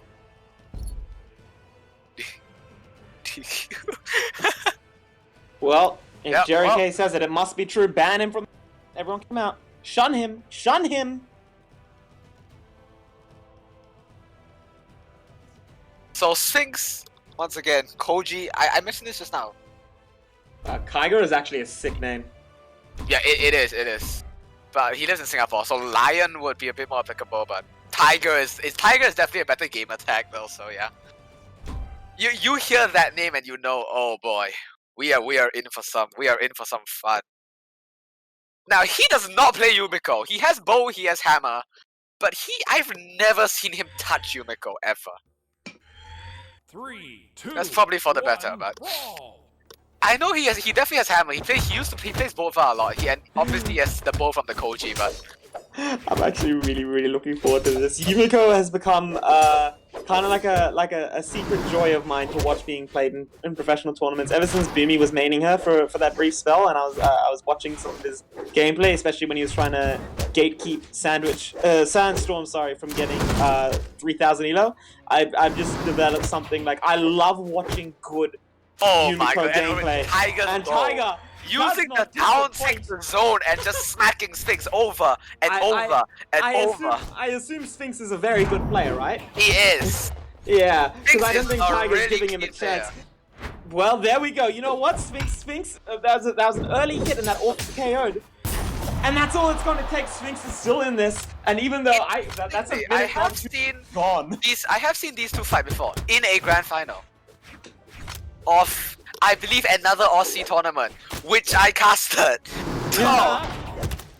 I've never seen Tiger. I'm actually enjoying this so much. It's brilliant. Yeah, okay, Tiger's bow is super fast. It is like ridiculously quick. The speed at which Tiger can just shoot arrows. Picture Legolas from from Avengers. Picture Legolas from the Lord of the Rings, but twice as fast. Legolas Pew pew from pew Avengers. pew pew. Right? Yeah. This is like he's gonna solo take down Sauron. And that's how man is- fast his arrows come out. This man is splashing out arrows like it's Minecraft patch like 1.0. And it is a really He's joyous. just right clicking them. He's gone. And coming from a guy who's been playing Minecraft for the past 5 hours, let me tell you, he shoots the Brawlhalla bow faster than I can ever shoot a Minecraft bow. there was a patch when you didn't have to charge it, so you could just right click and they just sprayed out of you. I know, yeah. Either way, No, Tiger's that was definitely really gonna long. get that Now lead you have back. to charge And it, you have to aim. I think this is such a joy to see. I think a lot of players right now there are a lot of players that are delicately testing this meta between movement and attacks to find out which one's better. Is it better to position yourself or is it better to offer out threats and pressure your opponent using an attack? And there are some players that have Really just love found that golden line in each region. Like Kyler Alice is definitely one of them. Tiger is one of them. And I hate to compare them to some of the giants, but Boomy, Sandstorm, players like Wrenchy, like the way that they choose between movements and attacks, it just comes from so much understanding of the game, and it's such a pleasure to watch. They pick the exact moment to dash, the exact moment to jump, and the exact moment to throw. Their gameplay feels so calculated and precise. It has a mechanical precision. It's inhuman in a way. It's something you can't get frustrated on another level. It is not something you're quite used to fighting, and I'm saying that having played probably about like 60 hours with Goddess recently, and just like I was saying before, just getting absolutely floored by her, dominated, because her reaction times allow her to do more things than I thought a person was capable of doing in game. But even though she's on such another level, the amount of like confidence in decision making that you see coming out from a player like Tiger is so admirable. To just see him never flustered, never caught with his pants down, exactly, just always where he wants to be doing what he wants to be doing. 3, And 2, I do not envy Sphinx having to deal with that. I'm laughing because now I have the image of Tiger with his pants down. I've seen him in real life. Okay. If he hears what I have to say, I am terrified of what he's gonna do to me next time he sees me. Hey, I'm safe. I got an ocean between us. I'm all good. Yeah, you Either way. have an ocean between you and Tiger, but he Either can way. cross that ocean using Yumiko's side sig. He's gonna. Never safe for me because I have accidentally hit Tiger in the face with my keyboard. Oh, I do not envy you. I do not envy you. I pulled it out. It was stuck in the laptop. I pulled it out. It's the wire spun around and smacked him in the face. So was yeah, it that just after? Was it just after like you played against him? That way you were close. No. I was sitting next to him. I was playing someone else. I'm imagining what a good BM now be if you lost to someone and just whip them with your keyboard as you moved away. Yeah. But honestly, no shade to Sphinx. He is definitely making this game look a lot more controlled. He's definitely showing that he's no slouch. He's consistently avoiding these attacks. Right. On his, I guess one of his classic Scythe Legends. Not a classic Scythe Legend. I have seen him play Jiro, but he's more of a Fate Modex kind of guy, you know? Yeah, I think I can respect that. I mean, I can see why he'd want the sword going against hammer and bow, although honestly, once again, it's a pre-patch thought. Everything's kind of changed very, very close to this patch, and maybe he's just not quite adapted to those changes yet. But either way, although he is behind, he is not far behind. And although he is not quite winning neutral game, he's not quite losing it either. We're seeing Tiger throwing out a lot of attacks that aren't getting punished, but they're not quite hitting. You have become a Spectrum. Oh no, we're bleeding into each other. Oh no, that's not good. Bukket. Either way. Tiger maneuvering cautiously. He really does want the barrier of clean stock because that is just going to secure him in the situation, and there's no reason to give it up. But Sphinx obviously not a fan of that idea, and he is really spacing around Tiger quite magnificently. Tiger is ironically going to have to switch things up. Even though he is ahead. Tiger is really good at just throwing out the Will-O-Wisp and just zoning Sphinx. Oh, and they just side-sync them. The side-sync at the perfect time, but classic Sphinx, spam from Yumiko. Sphinx with an excellent stock. That was really, really well played and managed to pull the damage back. Obviously not as good as he would have hoped, but not as bad as perhaps some people might have been better than expecting. getting 0 to death. Say again? Better than having no damage, right? Yeah, no, that's absolutely true, and I mean that's also any damage is good damage. That's my philosophy. That's mine too. I get 20 damage in a game before I get 3 stock. I feel good about that game. Yeah, I put it up on my wall. Every time I hit my teammate in rank 2s, I told him any damage is good damage. Now you can't get springed as easily because you'll be too far away when they hit you. You're welcome. What is he? You're welcome. Oh wow, Sphinx just ran Tiger's sidelight there. We actually saw that new sidelight over there hitting Tiger, and thankfully it didn't prevent the Sphinx from getting the kill. But it almost did. He has. In fact, he's flying ahead technically, about 5 damage. He's technically ahead, yeah. Yeah, he's doing a fantastic job. And he does not want to stop that now because he is behind, which means a fantastic job might not be enough. He needs to output enough pressure. He needs to kill Tiger. He needs to kill Tiger now. Yeah, he needs to stop demonstrating how good he is and start winning games. It's going to be looking good for him. But he is currently fighting the undisputedly best Southeast Asian player. So. Absolutely. You know that every other Southeast Asian player right now is breathing a sigh of relief that they're not in his boots right now. Yeah, and I've seen Sphinx in this position before. He can put up a fight against Tiger. Unfortunate. Yeah, but recently in tournaments, some players have shown that gods can bleed. If you shoot a Tiger enough, it will eventually go down, right? And Sphinx is one of those players, and he's got a rifle. Look, all I'm saying, Tigers are pretty scary, but they're not top of the food chain. Hattori? Oh, what's this? Interesting. That's not Scythe. Hey, that's not. He's cheating. That's not allowed. You can't just play a weapon that's not your main. I think. Look, the Scythe did give him a lot of damage, but the did very exposed, and true. Tiger was enjoying that. So maybe he's hoping the spear he can hide behind that end light. He can threaten his opponent without needing to leave the ground. The range of the Sare, and honestly, Hattori's stats are just better than Jiro's. Let's be honest here. Yeah. Jiro is a character with a couple of different stats. He could have been meta for years to come, but thank God we're not in. I've seen enough Jiro mates. The ones who can't play him are like, oh boy. Yeah, they're scary. Sphinx is one of them. But Sphinx is playing very quickly right now, and obviously the speed of a Tori kind of encourages that, but at the same time playing quickly can sometimes mean playing quicker than you can, and that leads to a lot of whiffed attacks, a lot of misinputs. That side tick, for example, would have been better off not dashed. And Tiger is calm. Look at him. He's just kind of standing He's there. chilling. This is He's not the having a good first time. time. This is not the Yeah. first time. He's Tiger. He doesn't recognizes- care. He he gives zero recognizes- craps. He does Yeah, not he- care whatsoever. Yeah, he recognizes that slow movement doesn't necessarily mean bad game. He's using that quite well. Yeah. Slow movement just means gotta space better, gotta hit them Yeah. more. If they Gotta work. okay, Gotta work a little bit now, harder. But you know if- what? If you can. professional player once told me this, and this advice has helped me win every game since. Hit them, Yeah. don't get hit. Thanks, Igludus. That's genius. Honestly, shout outs. Shout out to Igludus. Great Yeah. advice ever. Greatest advice ever. Oh, he's inches away from taking the stock. That dare was maybe a little bit hasty.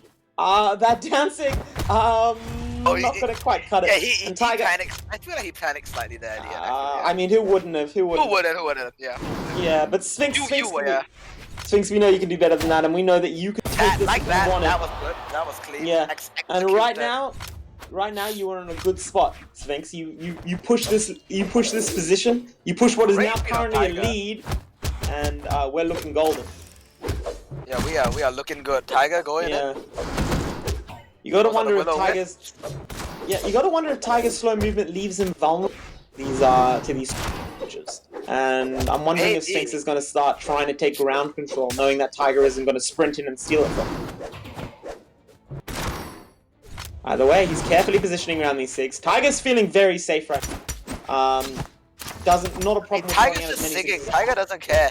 He's just Yeah, singing the I mean, man. if your opponent gives you the space to do it and isn't punishing you for it, there's absolutely no reason not to. Technically Yeah, speaking, true, you're going to true. get more output. Oh, okay. Um, Sphinx will never threw him in the face. Oh, that was Oh, really that's well. it. You know those will o' the wisps, as you call them, add such an element to Tiger's gameplay, and that's What? fantastic. I mean, What else do you expect me to call him? yeah, it's fantastic. It's almost like adding an entirely new weapon because lingering hitboxes. I mean, they can't that's stare at gonna you be anymore. it. That is going to be Tiger it. jumped and Sphinx read that with the set. Sphinx is doing an excellent job over here, by the way. Like these games, I mean, the set count definitely doesn't imply it, but these games are incredibly close. Sphinx very cautiously approaching from the air. He's trading horizontal movement speed, which you get from being grounded, with vertical speed, which you get from being aerial, and trying to use it against Tiger. But Tiger has hammer, and Yeah, he has hammer. hammer has Can't do Nair, and Nair has you every time, except for that You time. can't, So except for that time. Oh, that's Yeah. gonna be it. Oh, no, wait, Yeah, maybe kinda. not. you're Yumiko, kind of just dodges that. He's kind of Oh, choosing no, to play. into the fire, Yeah, he's kind into of the fire, above the fire, into the You know, boat. Tiger isn't throwing out that down to try and hit his opponent. He's throwing out that down to deny space and to distract his opponent, and that's really, Yeah. really, honestly, so clean. Tiger, He didn't go out of the frying pan into the fire. He went out of the fire into a bigger fire. yeah. I mean, it's just the whole stage is burning when you're against Tiger, and the entire ground is the potato. So, And no, that's gonna be. Is but that it? absolute respect. I believe so. I think that was 3-0. Oh, yeah. Oh, yeah.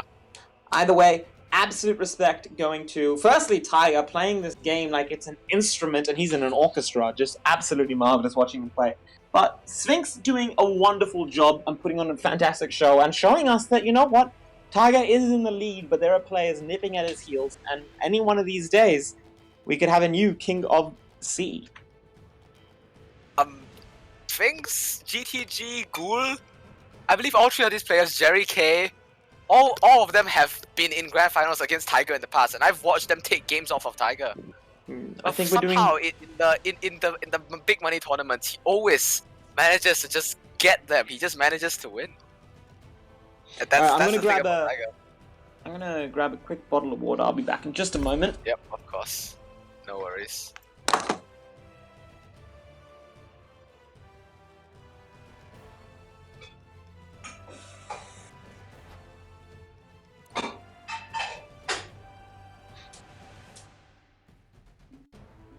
What set are we actually doing right now? Far versus Jerry K. Alright, we'll be back. 1 minute. I'm back. What's wrong? Far's AFK? Alright. Well, in the brief moment, quick thanks to our sponsors. This tournament only made possible due to the help of a lot of very caring individuals who care a lot about their communities and what we're trying to do. So a very large thank you to the Aussie Discord community and tournament team. Big thank you to Global Prime and Team Dusk, both major sponsors, definitely adding a lot of cash to the situation, and we're all very grateful to you. A big thank you to some special donators, Joust, we have Skiffy, we have Omi, we have Goddess, and we are extremely grateful to them. Zekton and Pixel Corp, thank you for your splash screens and art. It definitely took a lot of pressure off of our shoulders. Much appreciation to you. Expired, thank you for all your help. We have no idea what we're doing, and your guidance is always appreciated. So thank you from your loving adopted sons. Great. Was that scripted? No. Oh wow. Oh, the adopted sons bit? Yeah. We were trying to figure out how to do... We were thinking about calling him the babysitter, and then we were like, nah, he's father.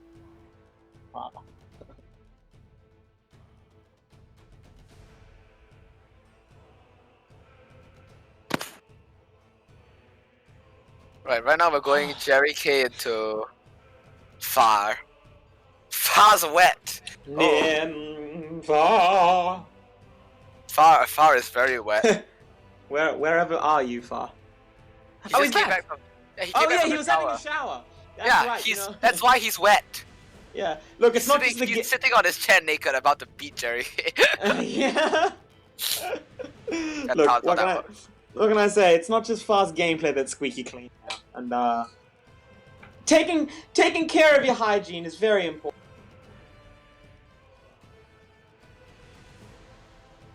Okay. We're going to be running a CC giveaway, so everyone keep your eyes on the chat and get involved, because there is free stuff on the line, and who doesn't like that? I'm sure information will be given out to you shortly, given to us, or put in the chat randomly. I'm hoping it's put in the chat randomly, because it gives us a chance to get it. Okay, Far's hair's dry. I'm active. Okay, there we go. CC's guaranteed. Anyways, we're moving on into the set. This is not losers finals, I believe. We are looking at losers semifinals right now. Jerry K versus Far. I'm excited to see more of Far, because I'm gonna be honest. He won a fan in that last match he had against who was he playing against? Dolan? Senpai. That was so satisfying to watch, and I'm looking forward to seeing more of it. Let's see how Jerry K can handle this Reed God, this man that gets inside your head so quickly you don't even know he's there. Is this the battle for top 3? Against Jerry K, Far. Winner of this goes on to fight Sphinx, and winner of that goes back to fight Tiger. Winner's a dubious title, I think. Yeah. I think Far almost missing the corner over there. Thankfully, not as many SDs coming out from the C community as there were from the Oz community. But hey, you know what? We live and learn. Jerry K manages to push Far off stage, manages to get these says that sidelight. Sidelight. People don't use that enough on Sword. It is very effective. Jerry K does have the lead against Far right now. He definitely does, and that dare could do it. And Far is behind. Yeah. And honestly, that's a little bit of a relief for Jerry K, I think, because Far's been downloading all of his opponents, all of his fellow competitors, and he has a lot of information stored in that big brain right now. And Jerry K just found out that, you know what, whatever it was, that wasn't enough to deal with, and that's got to be a bit of a relief. Oh, the Nair, the side stick pulls him upwards, goes down.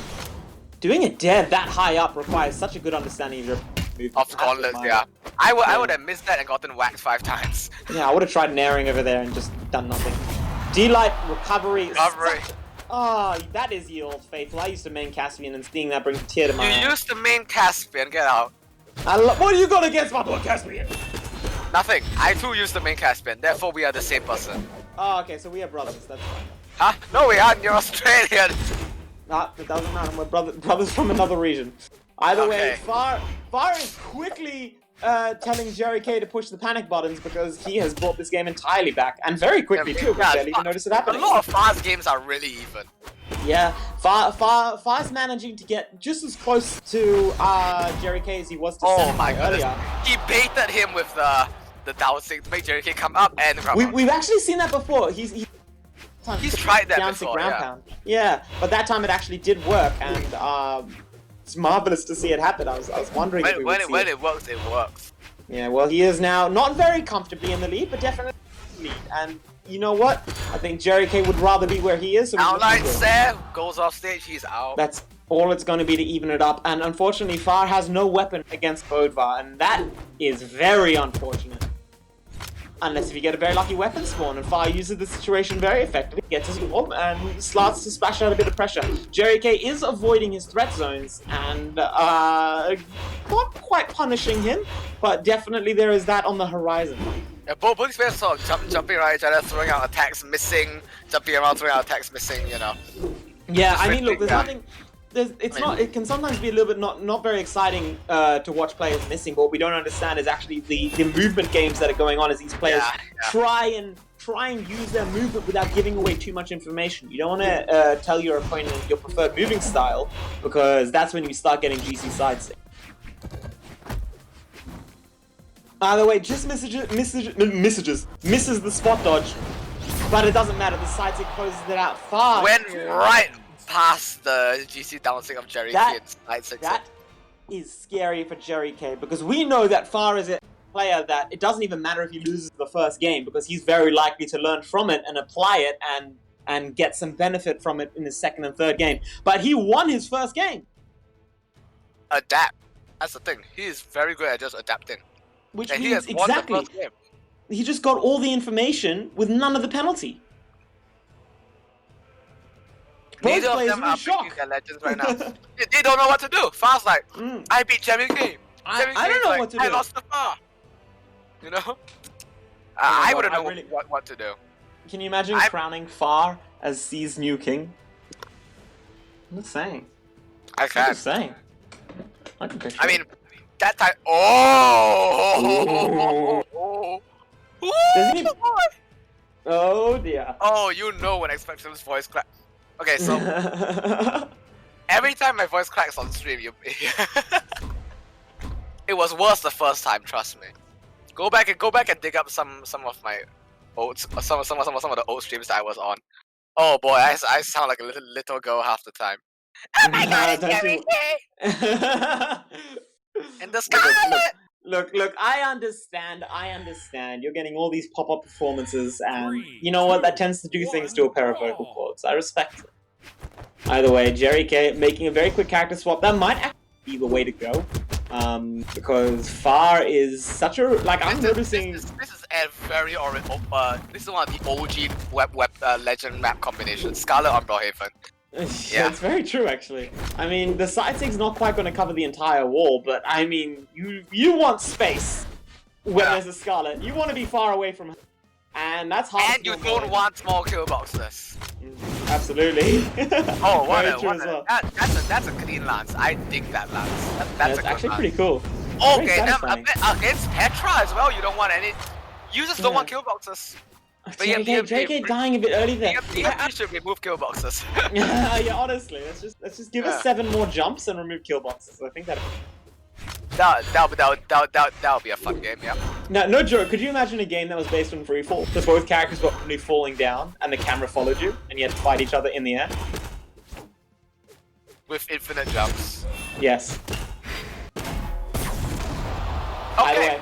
So the Far is cleaning up while we just doodle around with our thoughts, and I thought Jerry K made the right decision, to be honest, because I think that when you're playing against Far and you're giving him information... I wasn't paying much attention. I was being very Asian and eating my bowl of rice here. I look over and I see Jerry K 2 stocks down, and I'm like, what happened? Yeah, so I'll tell you what happened. It didn't work. Far is extremely Petra confident. happened. Orb happened. Man, yeah, that's true as well. Orb happened is basically the entire past year of Brawlhalla. I'm gonna be honest. We are seeing Far at his most confident, I think, right now. We're really seeing him pushing the boundaries of his neutral game, trying new things and pressuring his opponent when they're just not expecting it. We've seen him play Spacey against what's it called? We've seen him play Spacey against Ghoul. We've seen him play with mirrored movement, mashed movement against Senpai, and now we're watching hyper aggression versus Jerry K. He really does have a lot of tools in his belt. He hasn't done, right? Just 6 spam against Sphinx. Okay. Well, hopefully we'll see that eventually. I don't know. I feel like I'm Batman of C. He's just got so many different tools for so many different situations. And he wins. The Batman of C. All right. In the Batman of C, he's winning this by thinking his way through it, and I respect that. Oh, true. Yeah, he's attacking every single opponent. Yeah, I'm gonna force this guy to mentor an OC. Anyways, the weapon throw. What? The weapon throw. What a You 20,000 You are not allowed to weapon throw Jerry K. What is this? Father God, as Tiger says. Tiger said it. Tiger said it. That's how you know you've got clout.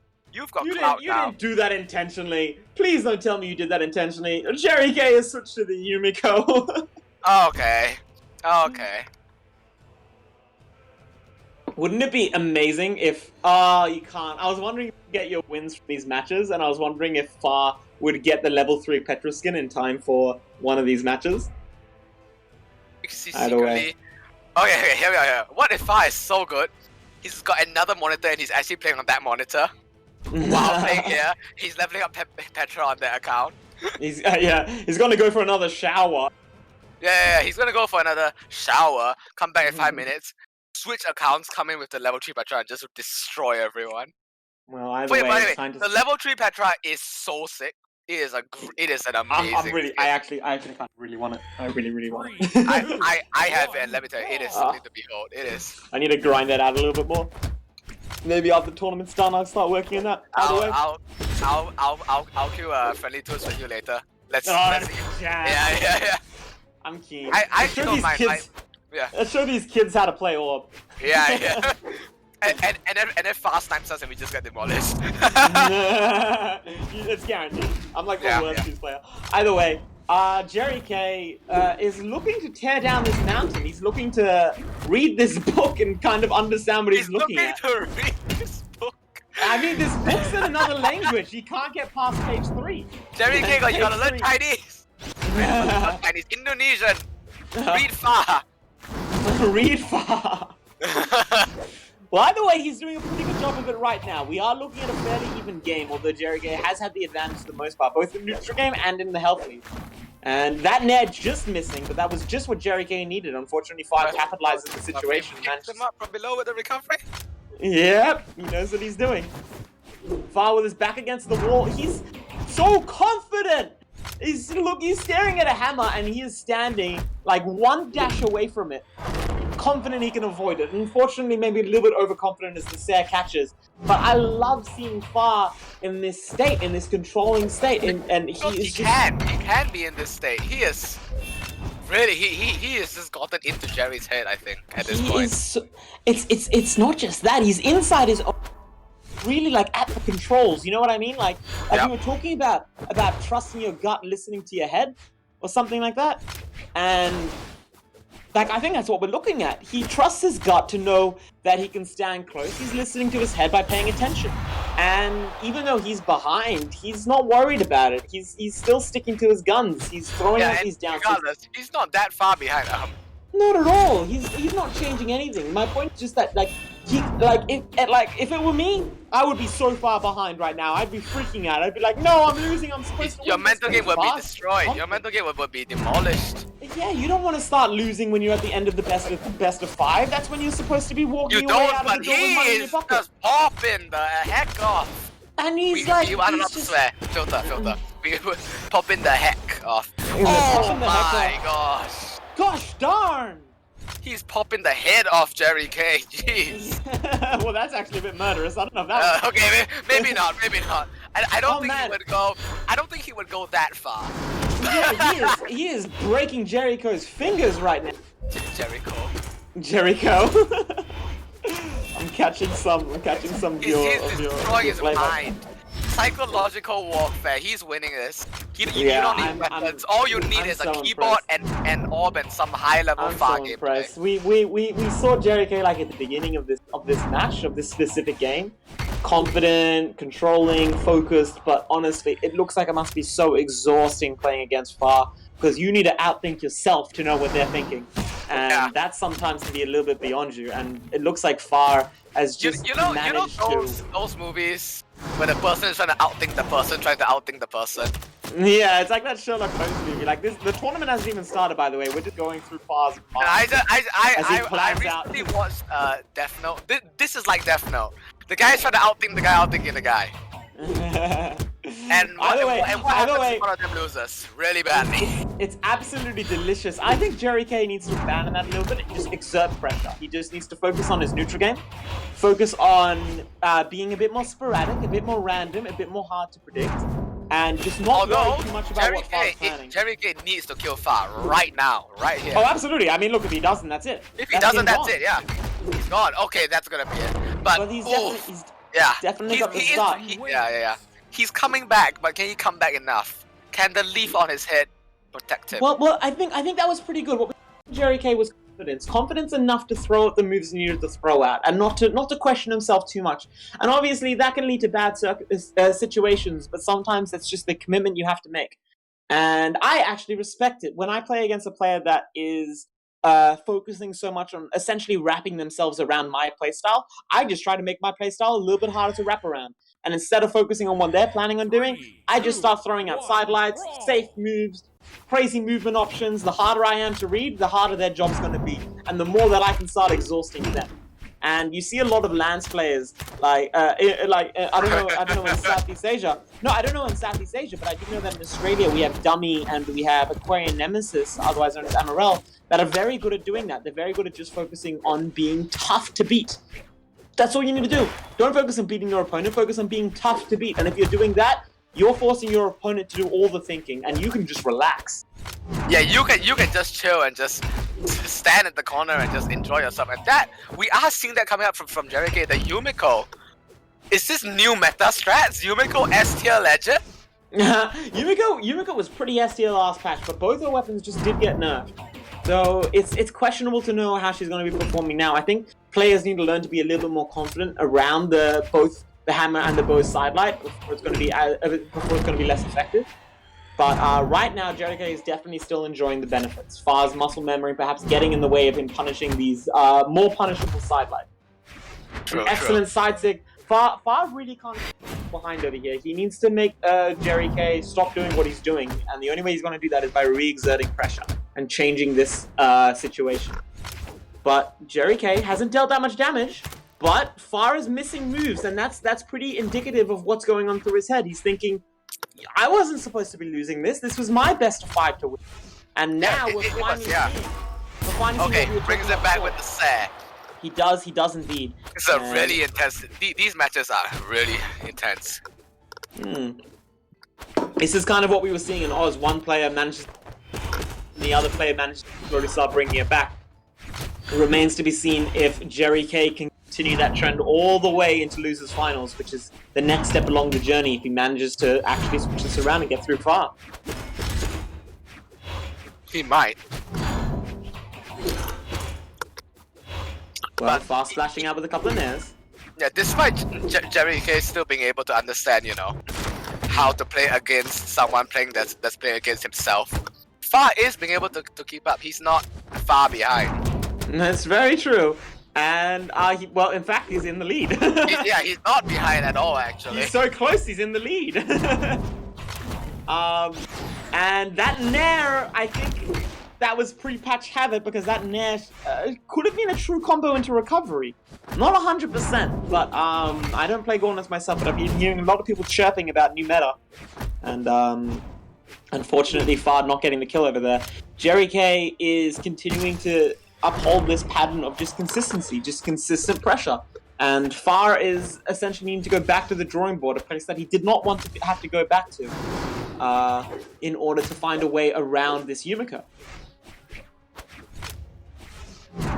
Regardless, Far is still not very far behind, and he is being immensely cautious when it comes to approaching this Jerry K. So cautious that he is in fact being unarmed.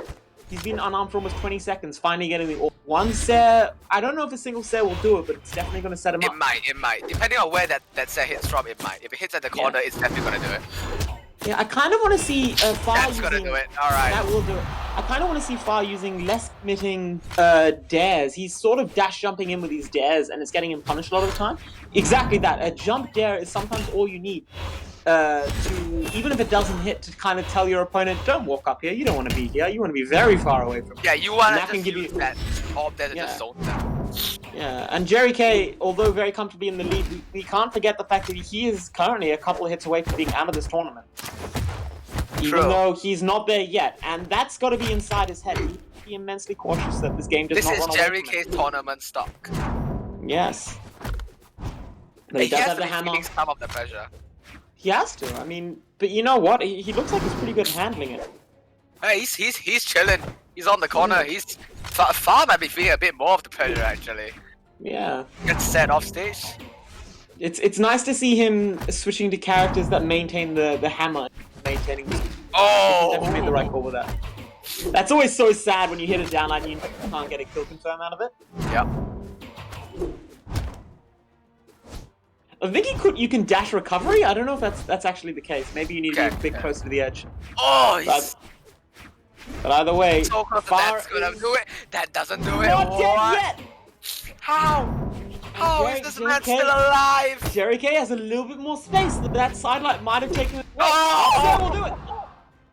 Jerry Player K, one he is working for his food at this moment. Sorry, working for his bread is what I meant to say. And it's paying off. He wants bread. He's really hungry. It's paying off. We are really, really in this moment. These players are very delicate around each other. They're definitely not rushing the situation. Neither of them wants to go out this early. Far has worked very hard to get here, and Jerry K isn't about to say goodbye so soon. Both of them, I believe the set is 2-2, and no This switches is game coming out. 5. We are The- on Demon Island, which I would say is a slight bonus to Far's gameplay in terms of the down stick that he can now use to cover the edge much more effectively. But then again, Bo definitely benefits from having a short wall as well, and Far's going to need to be careful to not jump into any Bo dares that Jerry K will be happy to send his way. Oh, the hammer play is coming out from Jerry K. Even more dash, even more D6, even more everything. Yeah.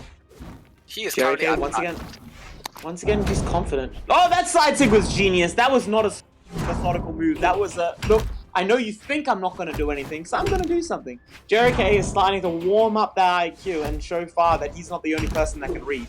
That said, not quite going to hit, and Far, honestly, that might be what rescues Far, because dying there is a very bad sign. It took Jerry K 2 games, but it seems he has learned how to read Indonesian. Definitely. I've been learning a language for 14 years and I still can't speak it properly. It's called English. I respect you because that is the only language. Either way, Far is behind, and now Far is not anymore, but he was lapped for a moment over there. He's behind, but he's not far behind. Yeah, not far behind. He's near behind. Look, I'll grant you that one because you know what, fair enough. I'm right. We're not used to seeing Far very far behind. God damn it, against Jerry K, but we are used to seeing him in that position against other players, and he makes that not matter. But Jerry K is definitely feeling himself. He has worked very hard to get here. This is his third game. Sorry, he has won 2 games in a row, and this will be his 3rd game to win. And if he does manage to do that, and he is in a good spot to do that, he will have reverse 3 Far in terms of set, and that is extremely impressive because you're talking about doing that against a player that changes his playstyle every time you play against him. Yeah, the player that beat Ghoul and Senpai Guy. Honestly. And he gets it. Really clean on this gameplay. And on it, he is a full stock ahead, and managed to take the stock very early, and that is what turned a very worrying tax note into away from being a death note. But he's still going to need to work his ass off to actually turn this into something valuable, something away with. And he's further behind than we've ever seen him before, at least against Jerry K. Jerry K just needs to be very careful over here because, you know, he's used to feeling like he's going to lose, but now he's feeling like he's going to win. And that can sometimes be all it takes to cause a player to lose. You need to be very careful True, to just true. keep If doing you what you're think doing. if you think you can win, that might be what causes you to lose. Yeah. Yeah, You get it's funny, it's- overconfident. You throw out too many attacks. You walk into things, and all of a sudden, oh, I lost. You know. It's very funny how hope is sometimes the thing you want when you're trying to win. Usually not the case. I've heard the analogy where Pandora's box is 9 evils, 1 hope. What if the hope Yeah. is what if hope is the last evil? You know? Oh. Yeah, Jerry K, you clearly flourish on negativity, and negativity is what you need.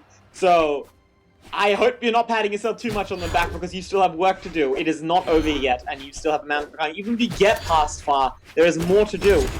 And for Far as well, Far is not about to let the truth through his fingers. He has worked so hard to get here. He has climbed.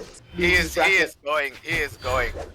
The final tournament. He has journeyed past C's best, and he is the people's favorite right now.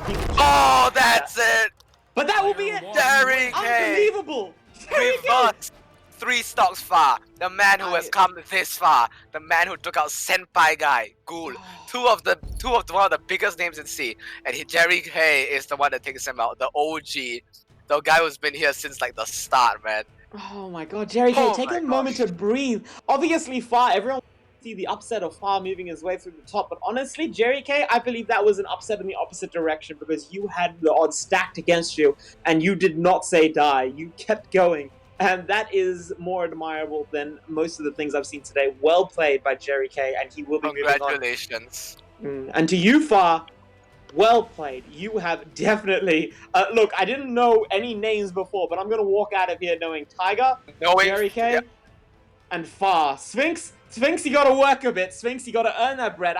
Hold on, Sphinx is playing a Vector? A Vector? We have another land. Oh, okay, well, looks like he's about to get some bread. Don't know if it's going to be rotten or not, but bread's going to be coming. Bread is coming here. Higher seed. Okay, that might have been a mistake. We'll redo that. Oh no, seed. Yeah. Jerry K is higher seed. He's been here longer, therefore his ranking is higher. Yeah. I think I don't know how C works. I'm looking forward to seeing the Vector. I'm really happy to see so much bow. By the way, like C is definitely enjoying its bow meta, and bow hammer lance. bow hammer lance. Fair enough. But I'm really enjoying it. It's kind of quite refreshing. There are a couple of Australian players experimenting with bow. We do have some very terrifying ones like Cheeseface and Amaze especially really loves that bow. And I hope I'm not forgetting anyone. There's definitely more than just that. But either way, it's really nice seeing a master bow being outputted by these players. And I'm looking forward to seeing what Sphinx can do as well.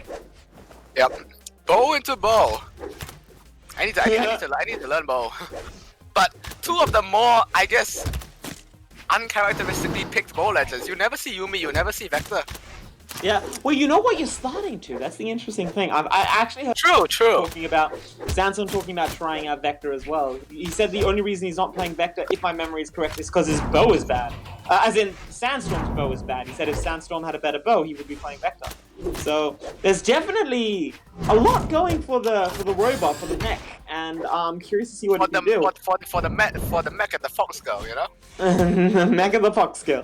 Meanwhile, in the other corner, if I was to ask you the question, what do a mech and a fox girl have in common? The answer would not be they both use a bow. Let me. It could be anything but that. Oh, the recovery snipes Jerry K. That is going to clean it up. And Jerry K, only Yumiko, once again, Yumiko definitely got very good weapons going for her. Not quite the SIGs to back it up that you might want, but look, if you know what you're doing, you can make her work, and you can make her work well, and we're seeing exactly that. The jump read almost cleans it up. The ground pound a little bit early. Jerry K has actually ground pounded into quite a few Lance recoveries now, so hopefully we're going to see him start delaying that and focusing on the punishment a little bit consistently. But either way, he has total control of the stage, but chip damage is really starting to build up. Oh my gosh, he's Sphinx stood on the corner for so long and just casually recovered Jerry K as he was trying to come up. Well, Yep managed to take stage control. He called him Yep, but he doesn't manage to get the weapon. This game is... His name is Yep, it's Sphinx. Yup, Sphinx, you know. Yep, Sphinx. Yep, it's Sphinx. Ironically, saying yep is actually more than just saying Sphinx. But either way, Jerry K had a lead, not quite maintaining it. It's interesting to see him maintaining the Yumiko. I thought the Yumiko was a really well-placed decision to beat Far, but it looks like he's got a lot of confidence, or at least a lot of momentum, because he still wants to be playing it. But Sphinx is... It's not looking as good against Sphinx, and he might want to think about switching to a character he's used to. Do you actually know how often? Because you mentioned that Jerry K was the hammer main to end all hammer mains before, I believe. Would be honestly when I think of hammer players in C, I think of Jerry and Tiger. So I see. So yeah. to end all hammer mains except one, maybe. But either way, is his Yumiko a common sight for you? No. Yeah. Val, Bodvar. Those are the two that I see. Sentinel maybe occasionally. I think he played it like once. Yeah. Yumiko though, I have never seen him play Yumiko. Ever. Yeah, I think highly skilled players can get away with weapons they're not used to for specific matchups to try and get a benefit. It's definitely not something I'm capable of, but it's something I see some players trying to do. And I think they can definitely get away with it, but the second they come to that mirror match, they kind of expose that little bit of lacking experience that you need to understand when to do what. And although he's definitely not behind, and it's in his court to win. I wonder what he could be doing if he was picking Bodvar or one of his other legends. That did not quite killing, but very close. Oh, Jerry K has once again brought back a game I thought was impossible. But he's not out of the waters yet. Sphinx, not where you want to be. I think Yumiko's hammer. yeah. I was gonna say, I think that's like the worst hammer to be off stage against of all the hammers. Yeah, Yumiko. That's why. Not Thor, Yumiko. Those lingering hitboxes just there to play, and they don't go away. And they're called unfortunately, that's lingering what's for gonna a be. reason. Yeah, that's what's gonna be what gets Sphinx. And gonna wonder, I feel like a bit of a hypocrite. Gonna wonder if Sphinx is the one that wants to change it up, maybe. I'm gonna quickly. I'll be back. Getting more water. Jerry K, I mean, it's so good, man. Jerry K definitely deserving a lot of respect, perhaps more than I've been giving him, because he is not just an immaculate neutral game player. He's also very subtly reading his opponent, and that's the only way you can turn around a disadvantage. Like, if you keep doing the same thing and you're losing, you lose. That's sort of how it works, because your opponent doesn't need to change anything, and the goes against you. But Jerry K is very subtly changing the scales, very slowly adapting his decisions, and you're seeing the results of it. He's just, so many different clutches, culminating in that extremely impressive performance that he had against Far. Unfortunately, Jerry K is going to need to change things up once again as he goes against an accent bow this time instead of the lance. 3, 2, 1. And we'll see how he does. Sphinx immediately going for the weapon, not trying to get early damage, instead trying to get the stage control, but he doesn't manage to do it. Jerry K instead managing to get the weapon and controlling the stage. The downlight set not quite picking up. Unfortunately, that doesn't pick up at white as easily. The recovery, a very clever decision. The nair. Sometimes the nair feels like you want that coverage, but the recovery can change your momentum in such a fascinating way that it can be really effective in those scenarios. And Jerry K, the experienced hammer doing that to his best capability. Sphinx's ace off is something that I've seen against one person, and that's Tiger. Well, then he's bringing out the big guns, and I can't blame him. Jerry definitely putting on a... But Sphinx is not behind by much at all, and he has an axe. So a couple of things, a sidelight nair, and this game is an entirely different story. The dair does pick up. One dair for Jerry. This is something we was watching earlier from Eldrac, these really well-placed dairs. Not using dairs to zone, as a lot of hammer players like to, but instead using dair as just a perfect hard read for an opponent utilizing upward momentum. Yeah, you just go above them, dair, just kill them right off the top, straight away. Yeah, and if you can catch them really high, you can do a really great reversal on there. I've done it once or twice with some people, and it feels so good. They recover you. They they've got you and you just dare them and kill them at yellow. I will always think that the most gorgeous feeling is being up the top of the stage, up the top of the screen with guns. Someone misses you and you manage to recover them and kill them at once. Oh yeah, of course. But as a Such blaster, a good feeling. as someone who never plays blasters, I do not understand that feeling. Well, if it's ever happened to you, just imagine that, but in reverse. Yeah, Senpai did that to me. Nah, there you go. Well, Jerry K, this lead is extending, and that's going to be very unfortunate for Sphinx. I'm noticing Sphinx is doing something. He's avoiding the fast forward for those looking to bait his opponent into attacking too early. But I think Jerry K has got his thumb on the trigger over there, his finger on the trigger, sorry, and he's worked it out, and he's using that bow end light to catch that space that unfortunately Sphinx is lingering inside. A couple of quick jump fast falls might bait out an early end line and give Yep the advantage he needs. I called him Yep again. Yep. I'm gonna keep calling him Yep. That's what he gets. Alright. What you get for calling yourself Sphinx? How dare you? No. Nah, Yep. Yep. Alright, yep. Alright, well Jerry K is looking to extend this lead even if my game doesn't crash on me, which is very possible. Oh boy. GC downlight, I respect that. I don't play Burble, do I like to try GC downlight? Yeah, GC downlight is played. I feel like it's such a fun thing if it hits. It is. Yeah. But either way, this could be the beginning of a tragic demise for Sphinx. He's been working. Look, he's been working hard, man. Yes, Games, but Jerry K might be the one who, gets him down. Yeah, no, that's he really survived. like He what's survived happening. in the upper bracket up until Tiger. Meaning he definitely had to kill some, Yeah, I mean, take out he's some really high-skill working people. very hard. I'm gonna be honest, like, game's not over yet, and honestly, if this tournament's taught me anything, don't speak too soon. But Jerry K, I think he really woke up at some point during that set against Far. And we're watching something we haven't seen before from him, which is a person that's experimenting, a person taking risks, a person that's confident enough to try new things and to use that against his opponent. You can only do that if you are in a very clear, confident frame of mind. And it's quite admirable to see. At some point between Game 4 and Game 5 against Far, Jerry K learned Indonesian and became God. Well, that's the secret, folks. You want to get better abroad? Learn Indonesian. Learn Indonesian. Stay in Right, school. back to the Sphinx on the Koji. Koji. On the Koji.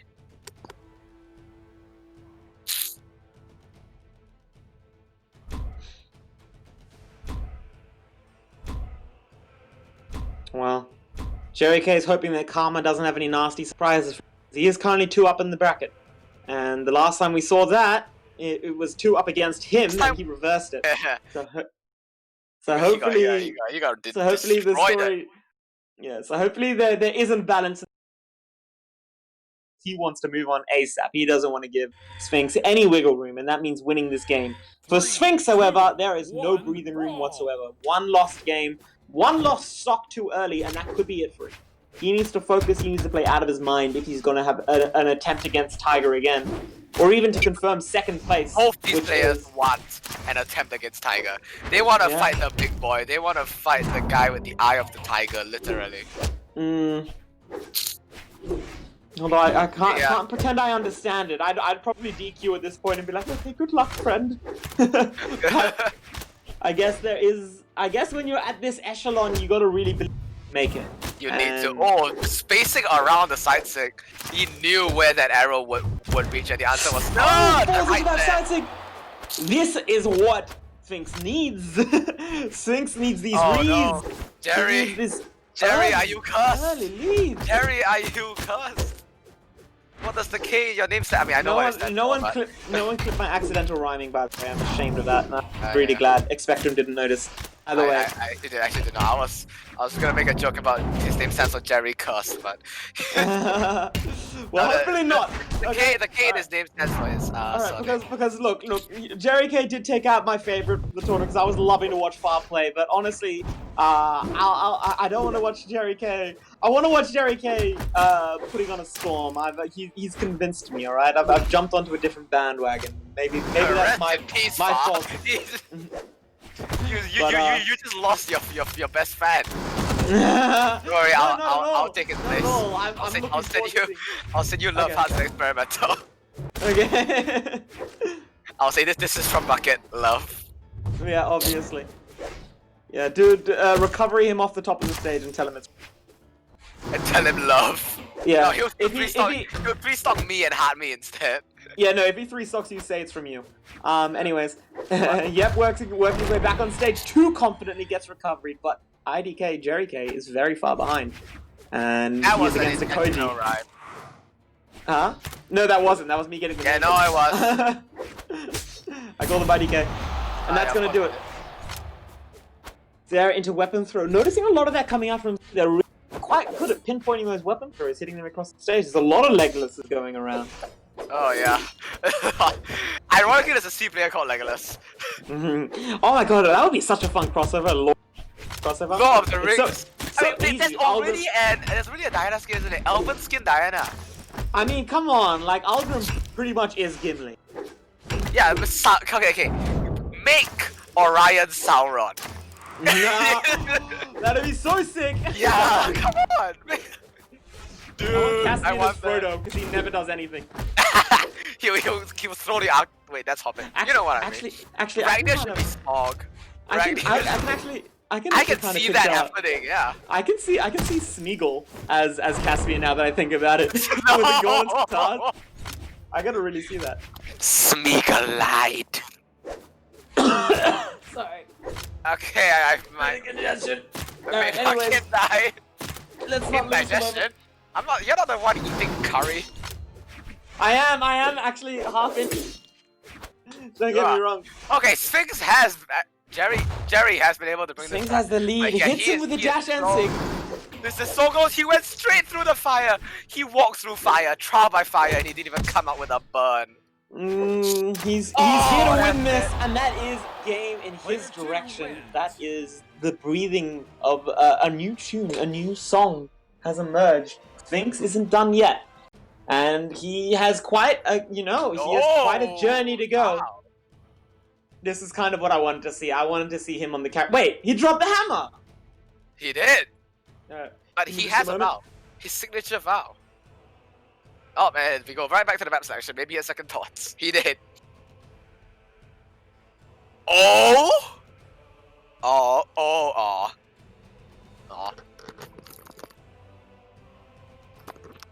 I'm sad so now. disappointed. I I'm thought we were so gonna see disappointed. Jerry I thought he was going to represent far. that is the ultimate power play. Play the legend of the guy who beat you and beat the guy with it. Let's be honest. That's respect right there. Yeah, A little bit of a wave to an opponent that he had an excellent match against, and perhaps a reminder to himself to not make the same mistakes. He has the lead. It's time to confirm that. 3, 2, 1, brawl! The funny thing is Jerry K's scared even. he doesn't show it, but deep down, somewhere in there, inside the minds of both players. never Is he mind, scared? okay? He's Is he not. scared? He doesn't give a damn. He's not scared. You are. Haha. Yeah, I am scared. I want to see Jerry K terrified. winning. I'm terrified. I'm terrified of Jerry these is- players with their iron mentalities. It's ridiculous. We are. You know. I guess. Look. I guess when you. Southeast Asians cannot be defeated, alright? You cannot beat us mentally, right? You know Look, why look. the Asian kid in class Look. always does so well on that? Expect him. Let's be real. Many wins a Tiger has him. Southeast Asia is used to losing. What? Sorry, I just Your- gotta drop a little Your bit of mic, shade. your mic may have cut off. Oh, did it? Slightly, yeah.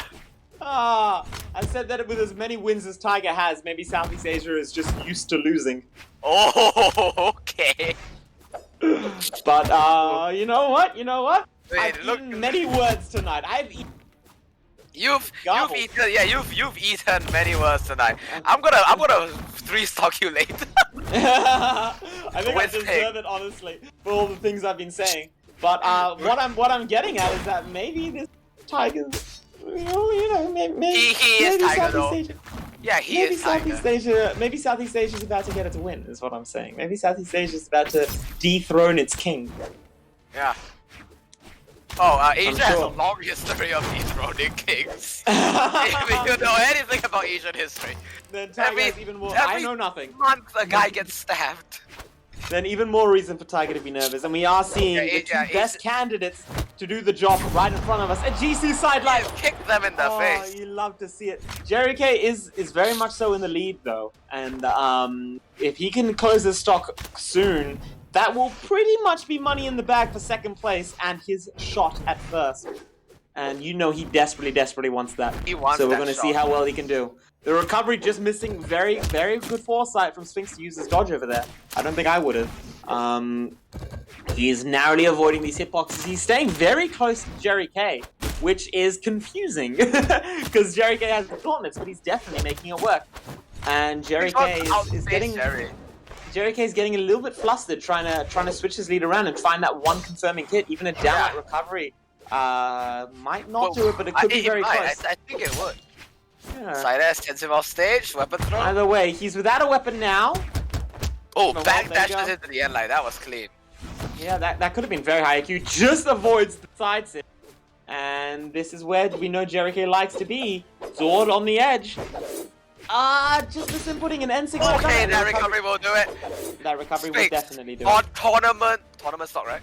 He is on tournament stock. Yes. And on Jerry K. tournament stock. And Jerry K. not with too much of a lead. You know he's relieved. He is relieved that he is in the lead. But it's not a very big one. yes, And he it's needs to Sphinx. push a little bit hard. Exactly. This is Sphinx, the one that we just saw. You know. Oh, he's Tiger- not dead! He went so Not high dead for yet. that. He went Not so dead high yet. that he made my voice go high. You know what that means. Look, I mean, The for real, weapon, this- it hits him. there it is. This is the man that put Tiger through his paces a moment ago. So, you know, don't close him out just yet. Jerry K does have the lead, but you know he had the lead before, and it Yeah. didn't mean much. So he's definitely look. All I'm saying, he's not gonna get this for free. He's gonna need to work Yeah, he very has hard. to fight. He doesn't have to work for it. He has to fight tooth and nail. He might lose half his teeth and probably at least 3 nails to get this. But you But know it's what? gonna That's be worth worth it. it because I It's will gonna be refund him worth. about $50 for second place from third. I don't actually know how much the money changes. Either way, he'll get some money as compensation for his lost organs. Yep. Oh, bro, you just lost about 90% of your teeth playing in a tournament. Here's $50. Here's $50. Make But- do. And a lot of pride, Jerry K. Like Yeah. I know Jerry K's no slouch. Like There is more on the line right now than just Yeah. money. Yeah, but There Jerry is K- pride. There Jerry is K Jerry is like- K pride. There is Sphinx pride. There is Sword D-Light on the line. I honestly People think in CC will talk about this moment for years to come. that's absolutely talk true. about And the we are Where moments away Jerry from K. a possible conclusion. Oh! The net doesn't quite Look get it. at me, it's so high. Jerry K looking for an early Walk to recovery. the weapon. Punches him. Player two Spot dodge wins. too early. Oh. What a match that My came out God. of nowhere. Loses the lead. And now Oh both my players goodness. are even. We are Jerry, one match no. away. Jerry, this can't happen. You just. Yeah, Karma is about to But deal applause- Jerry a backhanded slap. Honestly, applause to Sphinx. He has turned man entirely. Sphinx, like honestly, when you're that used to winning, which you have to be to go against Tiger in winners finals or whatever it is, and then you lose once, like that can start a slide, that can start a spiral, and it almost did. Sphinx lost 2 games very quickly, but he brought himself back. I am so amazed by Southeast Asian mentality. You guys are some great psychologists because this is a well-balanced, healthy mindset. You guys- Asian moms are the best psychologists. You Honestly. lose, you get slapped. You know. It's really. Alright, we need to bring back the belt. That's all I'm saying. Anyways, we're moving into the final game of this set. The The final slipper. game. This will decide third place, and this will decide who gets to, tickle his toes, Speaking of question him. Speaking of stuff, Jerry K's got the belt. Sphinx has the slipper. This is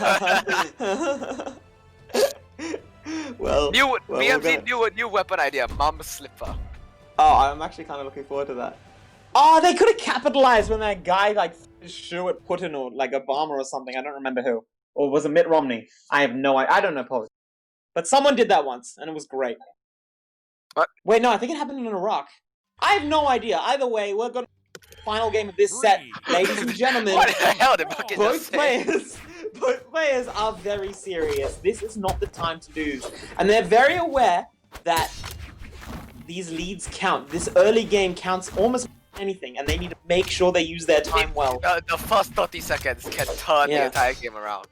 Yeah. So far, like we've seen, like only the first couple of seconds of the game have they been even, and the last couple of seconds of the game have they been even. Everywhere else, it was a mismatch. So definitely an important place to pace yourself and play very seriously. Jerry K Sphinx with a very successful wake up manages to take the stage control and the Oh my advantage goodness, does it the again. wake up, the D-line recoveries from Sphinx are Honestly, clean. Jerry K's hitting Sphinx, and Sphinx is using it to his advantage. It's almost a part of his Oh game no, plan. The Jerry K weapons has no throw- recovery, he gets back. and he does get back, and he controls the landing. Sphinx goes on D-line, goes on the ground, but Sphinx is gone! Sphinx- Oh no! Sphinx First doesn't stop manage to to touch. Jerry K with the lead. Jerry K with weapon. Sphinx is behind, and he is not He far does behind. not want to be behind. He does not want to be Neither behind of because them want to be behind right honestly, Jerry K has demonstrated time and time again how good he can push an advantage, and Sphinx is going to need to be careful not to allow that to happen. He needs to get an early hit over here. He needs to get an early kill. Not an early kill, he needs to just get a kill as soon as he possibly can without succumbing too much damage. As for Jerry K, he needs to make this last as much as possible. And he is trying to do that. We see this extreme caution, these double jumps, these weapon Yeah, throws, they are really playing it. Jerry wants as much damage as he can onto Sphinx. Sphinx does not want as much damage from Jerry K, but he also needs to kill his first stock. In other words, both players have to play it cautiously. If not, they will literally die. Yeah, this is a delicate moment for sure. Like, even though they're both players are very Every far away. hit that Jerry is landing on the Sphinx, it's just Yeah, making it his goes. health slower and slower, deeper and I- deeper, redder and redder. He's getting closer and closer to losing that second stock. And It's Jerry is absolutely true, fresh white. However, that is absolutely true. But Sphinx managing to make Jerry K work very hard to get that damage in the previous. Yeah, round. you Continues need that. to work for it. Chip Can't damage Sphinx doesn't bring mean this back. much. Chip Down like damage there, doesn't throw Sphinx off stage. Doesn't Oh, manage to confirm. everybody's gauntlets. his. Oh no! Oh, dodges straight to the ground, but goes for himself. Sphinx so risky off stage with the ground, but he needs it. He needs to kill Jerry. He needs to kill really- Jerry. he He really is does. Tom. He is Tom, and he wants Jerry. He needs dead. another hit. He needs. Oh, he doesn't. He can't get it back. He Tom killed the cat. finally catches the mouse. Wait, And- no, the mouse I don't prevails. remember who was who either. Either way, Sphinx is very far behind, but he's been here before. He's But been this here is many Sphinx. a time. This Oh, is Sphinx, these and players have been here many a time. and Sphinx is moving quick. He is running forwards. He knows that he knows he needs to take Jerry's risks. walking Now it is not the down it. time to allow Jerry K to get any chip damage. He needs to push Yeah. forwards, and that is exactly what Every he's trying to do. hit must be precise, calculated. Precision is key. You need to execute them with the precision of a surgeon performing heart surgery. Meanwhile, Jerry K is definitely using the situation to the fullest extent. He knows he knows Sphinx is charging at him, and he is once again chip Yeah, damage. once That's again, all he Sphinx needs. goes off stage, looks for the kill, goes for the As long as he side air. doesn't, sideline. get hit by any ground Sphinx pounds, is any fishing. signatures, Sphinx is really he's fine. fishing for it. That's gonna be it. Sphinx That is gonna be and it. Jerry K both on their tournament clock. but I'm Sphinx- gonna need heart surgery after this. This is Honestly, so intense. me too. Losers, My heart finals. is genuinely hurting. By the way, I think these How do you really think they're exciting. feeling? Sphinx gets hit by the N6. Sphinx has no That more won't do breathing it. room. Anything can kill him over here. That's A single that's recovery. so close. So Sphinx close. is there. Not How are only you that, alive? Sphinx is moments away. Sphinx. Moments away Sphinx, from how? ending this and moving on. Oh, Jerry no. K. Jerry Jerry K. with the net, the stairs, the nest. I can't One breathe. move I may away. have One COVID-19. signature No, I away. say we'll do it. A down I said we'll do it. Jerry K. Player Palmer, one wins. today is not your day. Jerry K. Oh. moves on. Sphinx, Oh you tried your my heart out. goodness. Sphinx, we saw you. You tried your heart out. You put on a show, and thank you so much for it. But unfortunately, today is not going to be your day. You worked Enjoy. very hard, and you're third place. You should be proud about it. But Jerry K will move on. Jerry K will storm his way up the Congratulations, bracket. Sphinx. I am honored to have such a great opponent in C. Please don't beat me in Oh, ranked ever again. I never. Yeah, I'm feeling play against any of these opponents. Please, none of you move to Australia. Anywho, Jerry K, not even giving himself time to breathe, he is moving straight on into the next match. Jerry K versus Tiger. Jerry K has played in the most ridiculous situations, in the most unheard of moments. He has reversed. He denied karma, but now he is going to By the way, deny this- the this is- king this of is sea a very- itself. This is the very definition of how Southeast Asian players work. You go from the most intense match ever into a flippin' Yumiko mirror match in Grand Finals. Well, no joke. Yeah. Let's look at it, right? Tiger the Trident Shrewd, we know he plays as Yumiko, you've told me that. Yeah. Jerry K, Yumiko saved him when his back was against the wall. This is Yeah, his back was against the wall and the Fox Go lifted him out of the depths. And- honestly, yeah. like he may have discovered a little bit of a relationship over there in terms of, you know, that's a lucky charm, and I can sort of understand why he wants to start this setup with it. But Tiger, Also, with the Jerry experience, may very well be the player that Tiger has fought the most. yeah, This could be a casual sparring match for them. Tiger has dueled Jerry so much that both Yes. players probably know each other except super well. except for one considerable fact, which is that Jerry K has fought so hard to be here, and Tiger isn't about to lose the streak now. These players want this win. Yeah, Jerry Probably wants more to than make, one. Jerry does not want to just make God bleed. He wants to Yes. become the new God. The God of the Exactly. new Jerry world. The K- God of the Jerry world K- where Tiger is dethroned. But as of right now, game 1, yeah. Jerry K is 6 wins away, 6 matches away, the crown. But he is not looking good at this moment. He needs to get his head together, because even though Yumiko might be the luck enough, and Tiger has the experience, has the mechanics to say that I play this game like a fiddle. And if you want to mirror match me, you better know what you're. Yeah. Jerry K does manage to get that Tiger shot. has learned Indonesian long ago.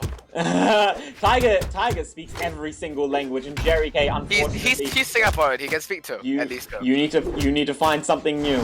But he is doing a marvelous job. He is certainly learning, and I mean that's got to be the focus over here. You need to learn your opponent. You need to learn their decisions, because if you walk into game 2 without any more information than you had in game 1, you lost for nothing. True, And true. that is a death sentence when you need to win 2 sets in a row if you're going to have any chance of improving your standings. But Tiger, with the edge guard, using that Yeah, dancing, he's loved so much. throwing out fire, giving Yeah. Jerry trial by fire, Yeah. literally. I think we're seeing that experience because Jerry K is not rushing around that set. He knows Tiger's looking for that set that we saw him using so effectively previously and prior to this. And as a result, he has not given up just yet, and he is working harder. The question is, can he get another stock? Can he push himself a little bit further? Can he get the How information far he needs? can he push the lead? How far can he push this Can situation? he push it far enough? Yes. Well, he is not doing a bad job so far. He's making this last work. And honestly, His the mental... last stock is superpower, you know? Yeah, I mean, look, Jerry K, like the mental boost it will give him to just get one extra stock, to know his back was against the wall, and he still had it in him. He hasn't used up the luck. Unfortunately, he doesn't get that moment. Tiger will 2-stock him and take game 1 of the grand finals. Tiger only needs 2 more to end this. Jerry K needs to win 2 more. Yeah. He needs to win 3, sorry, and another set. He's a long way away. But He Jerry- can, I believe. if anyone has the attitude, has the mental fortitude, and has the confidence to be able to do that, I think it could be Jerry K.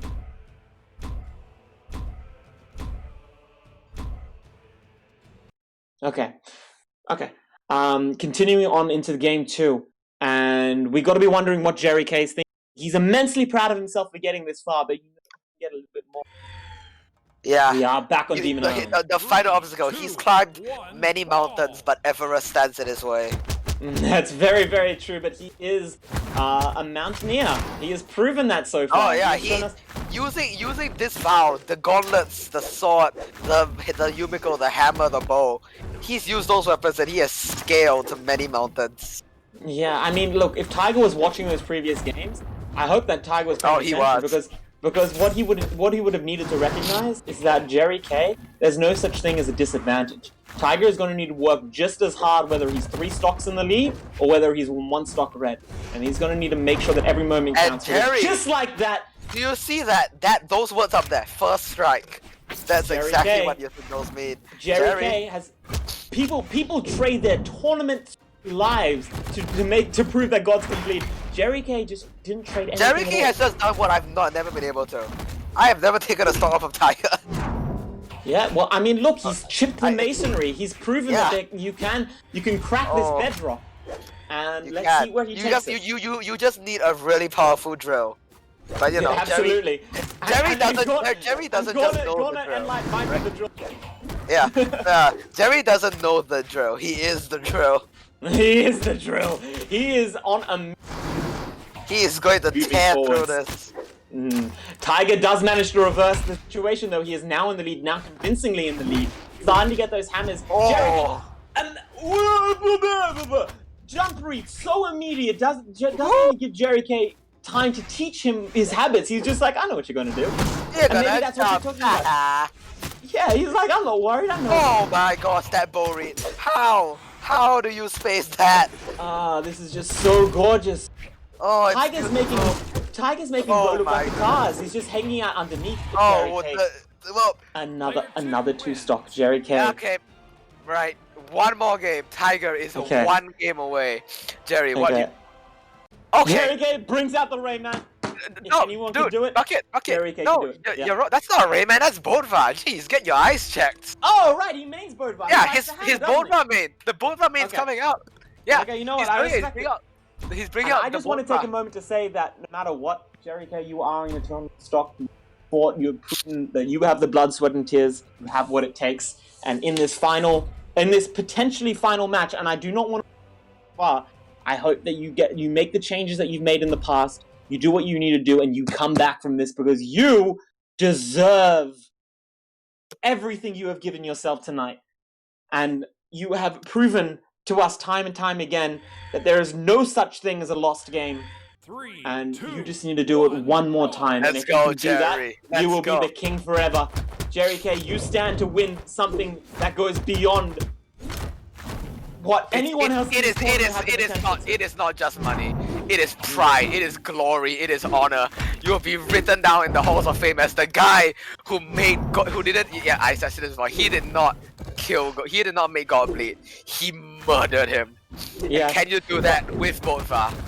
But can't deny the fact that Tiger is a god. Even if gods bleed, they are still gods. And Tiger Good has point. a consistency. No matter how trash Zeus is, he's still flipping Zeus, you know. He's still flipping Zeus, and that No means that, matter how many children you have, he's still Zeus. and that means that Tiger is out for something which is also extremely important. Tiger is 2 stocks away from telling C once again, you can't dethrone me. I'm here to stay. I find he this is throne Tiger. comfortable. He is the king. And here we go.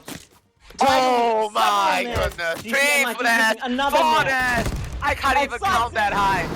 Jerry K Sick. far off Jerry stage. bleeding out. Oh no, Jerry K sends God the has stages never smitten look him. further. God has smited you. God Oh, has no, destroyed Jerry you. K. Okay, God, okay, Tiger is breaking out all the 10 plagues and Jerry K is tasting every single one of them. Oh, You can read first it. plague, fire. Second plague, nair. Third plague, nair. Fourth plague, nair. Eat my 10 plagues of nair. And Oh, the, no, and the 5th, you- 6th, and 7th plague. Generous serving of lingering hitbox. I want to see one more coming from Tiger. Oh, okay, right. Jerry K, not about on to the get third three day, stocks on the in third one day, game.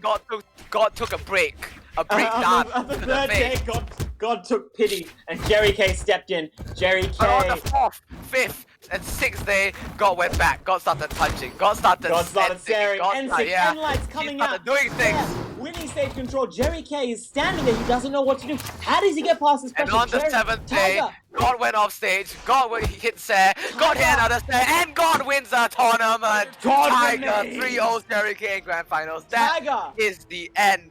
Tiger is your king. Well played to Tiger, the undisputed king of Southeast Asia. Jerry K, you have sweated so hard and you have proven you have what it takes. But all respect to the winner, Tiger. You Okay, are but to be once fair, again on Tiger top. is God, but Jerry died and came back. Jerry is Jesus. Hello. Okay. Okay, Hi. we have an announcement. Or not Yeah, really an okay. announcement. Yeah, Thank you guys so much for coming to the tournament. Again, we have the sponsors that we have to thank because without that, this tournament wouldn't have been possible. So Global Prime, Hunting Bros, Oz League, Dusk Goddess, Joust, Skiffy, Oz Casting and Tournament Team. By the way, everyone got here about 11 hours ago, and so Yeah. big Joust. This man right here hasn't had a break for like the entire 11 hours. So Yeah, big The all thanks to him. unsung heroes. Yeah, we've Big been up for thanks- about 12 hours, making sure all of this works. Big thanks So- to Skiffy for streaming the entire thing. He's been It looks so streaming the smooth. whole tournament. Amazing job. Pixel Pixel Corp Corp for doing the majority of the graphics and transit and all that kind of Yeah, stuff. like The all the overlay. stuff you see on screen is done by Pixel Corp. And he did Yeah. a marvelous job. Everything's beautiful. Huge We thanks have to Bucket and Spectrum for being our casters here. And then casting Lichko if you and Lichko Goldie, and who were Goldie. casting earlier, but they're not here now because they swapped out. We've also had Tav, X6, who else? Tav, X6, Barcode, Omi. They've all Tranquility, been Trank. Yeah, Zekton. they've all been on the bracket team. They've all been making sure the tournaments run well behind the scenes. Ugh. Right, It's- Kyler it's Alice, been a thank you lot. for weighing in, helping us out, making decisions, Yeah. letting us know. Everyone actually in the helper team in Aussie was so helpful in just voting, making decisions, working together, and keeping the hype going. We've been planning this thing for a very long time, and it's just so glorious to see it all coming together. And it's thanks to so many people working so hard. So a massive thank you to all the people that helped make this happen. From me and like just personally, if I can represent the viewers over here and say thank you to Aussie once more for all your generous help, and to all of our other sponsors for everyone that weighed in, gave an opinion, or even just said, yeah, sounds good, I hope it goes well. Thank you. You do not know how much you helped. And to the players, thank you for your patience. Thank you for being involved. Sorry, Giles, go ahead. Sorry, no, I was just saying, congrats to our winners. Oz, we had Bailey in first, we had Doggo in second, and we had Amarel in third. And for SEA, we had Tiger in first, Jerry in second, and Sphinx in third. So congratulations to all of them, and congratulations to everyone who played and placed today. Thanks to the almost 100 people from each region who came out to play. That's honestly amazing. That's 200 total. We're so grateful. Yeah, we did not expect those numbers. And there's so many upsets as well in like top 8. You see like these players who people have known have been like good and could potentially have gone top 8, and then just smashing through like Far, like in C. He was just like so beautiful. going strong. And that was insane. And the chat was popping off. So thank you guys so much for all these moments. And there will be more tournaments somewhat similar to this coming up. So keep an eye out. I do just want to say I do want to one more group which I know you guys have touched on, but it's just so big to me, is the players who came together in such a strong way, who practiced, who bled, who honestly worked so hard to demonstrate what they're capable of and to regain their attitude and to have a good time, just to work together to turn this into such a good event. Like it's honestly like the reason that we do all this is because you guys are worth it. This community is fantastic. Both communities are fantastic, and we love all our players. We love all our tournament moderators, organizers, casters, and streamers. We love our viewers and everyone that thinks that this game is worth giving a go and this community is worth pushing forward in. Thank you. Yeah, Awesome. and I think that's going to be it from us. We're finally all going to go take a break. There's Before I one go to last thing. sleep. One last thing though, as you know, we've been doing some CC giveaways throughout chat, and for those who have missed some, we will be doing a CC giveaway on the Twitch channel, which we'll just probably plug here, just for the last ones that we didn't have time to plug during Are the we stream. doing a Twitter one as well, or? Yeah. Oh yeah, we're also running one on Twitter. If someone wants to put the link in chat. I've already done the Twitch one. Alright, if someone wants to put the link for the Twitter in chat, we'll run that one as well. Yes, I posted the last Twitch chat CC, so you don't And have I to believe stay we'll be one truly. having. And I believe we will be having 4 winners for that one. Yeah, so stay tuned, and thank you all for coming out. Yeah, I'm liking the idea of sleep, guys. What about you? Dinner! 10:30 p.m. in Australia, right? Oh boy. Yeah. 10:20. No. Yeah, Ten- let's all get out of here. Yeah. Everyone Again. have a lovely night. Thanks Yeah. for coming. Good night, Honestly. Everyone boys. have a great day. Yeah. Yeah. Pats on the back all Great- around. great You night, chat great as well. night. Bucket, wanna do twos? Yeah. no, I'm gonna go get food. But I might later. All right. Yeah. I'm gonna head off. Thanks Yeah. again, everyone. Good night. That was great. Sayonara.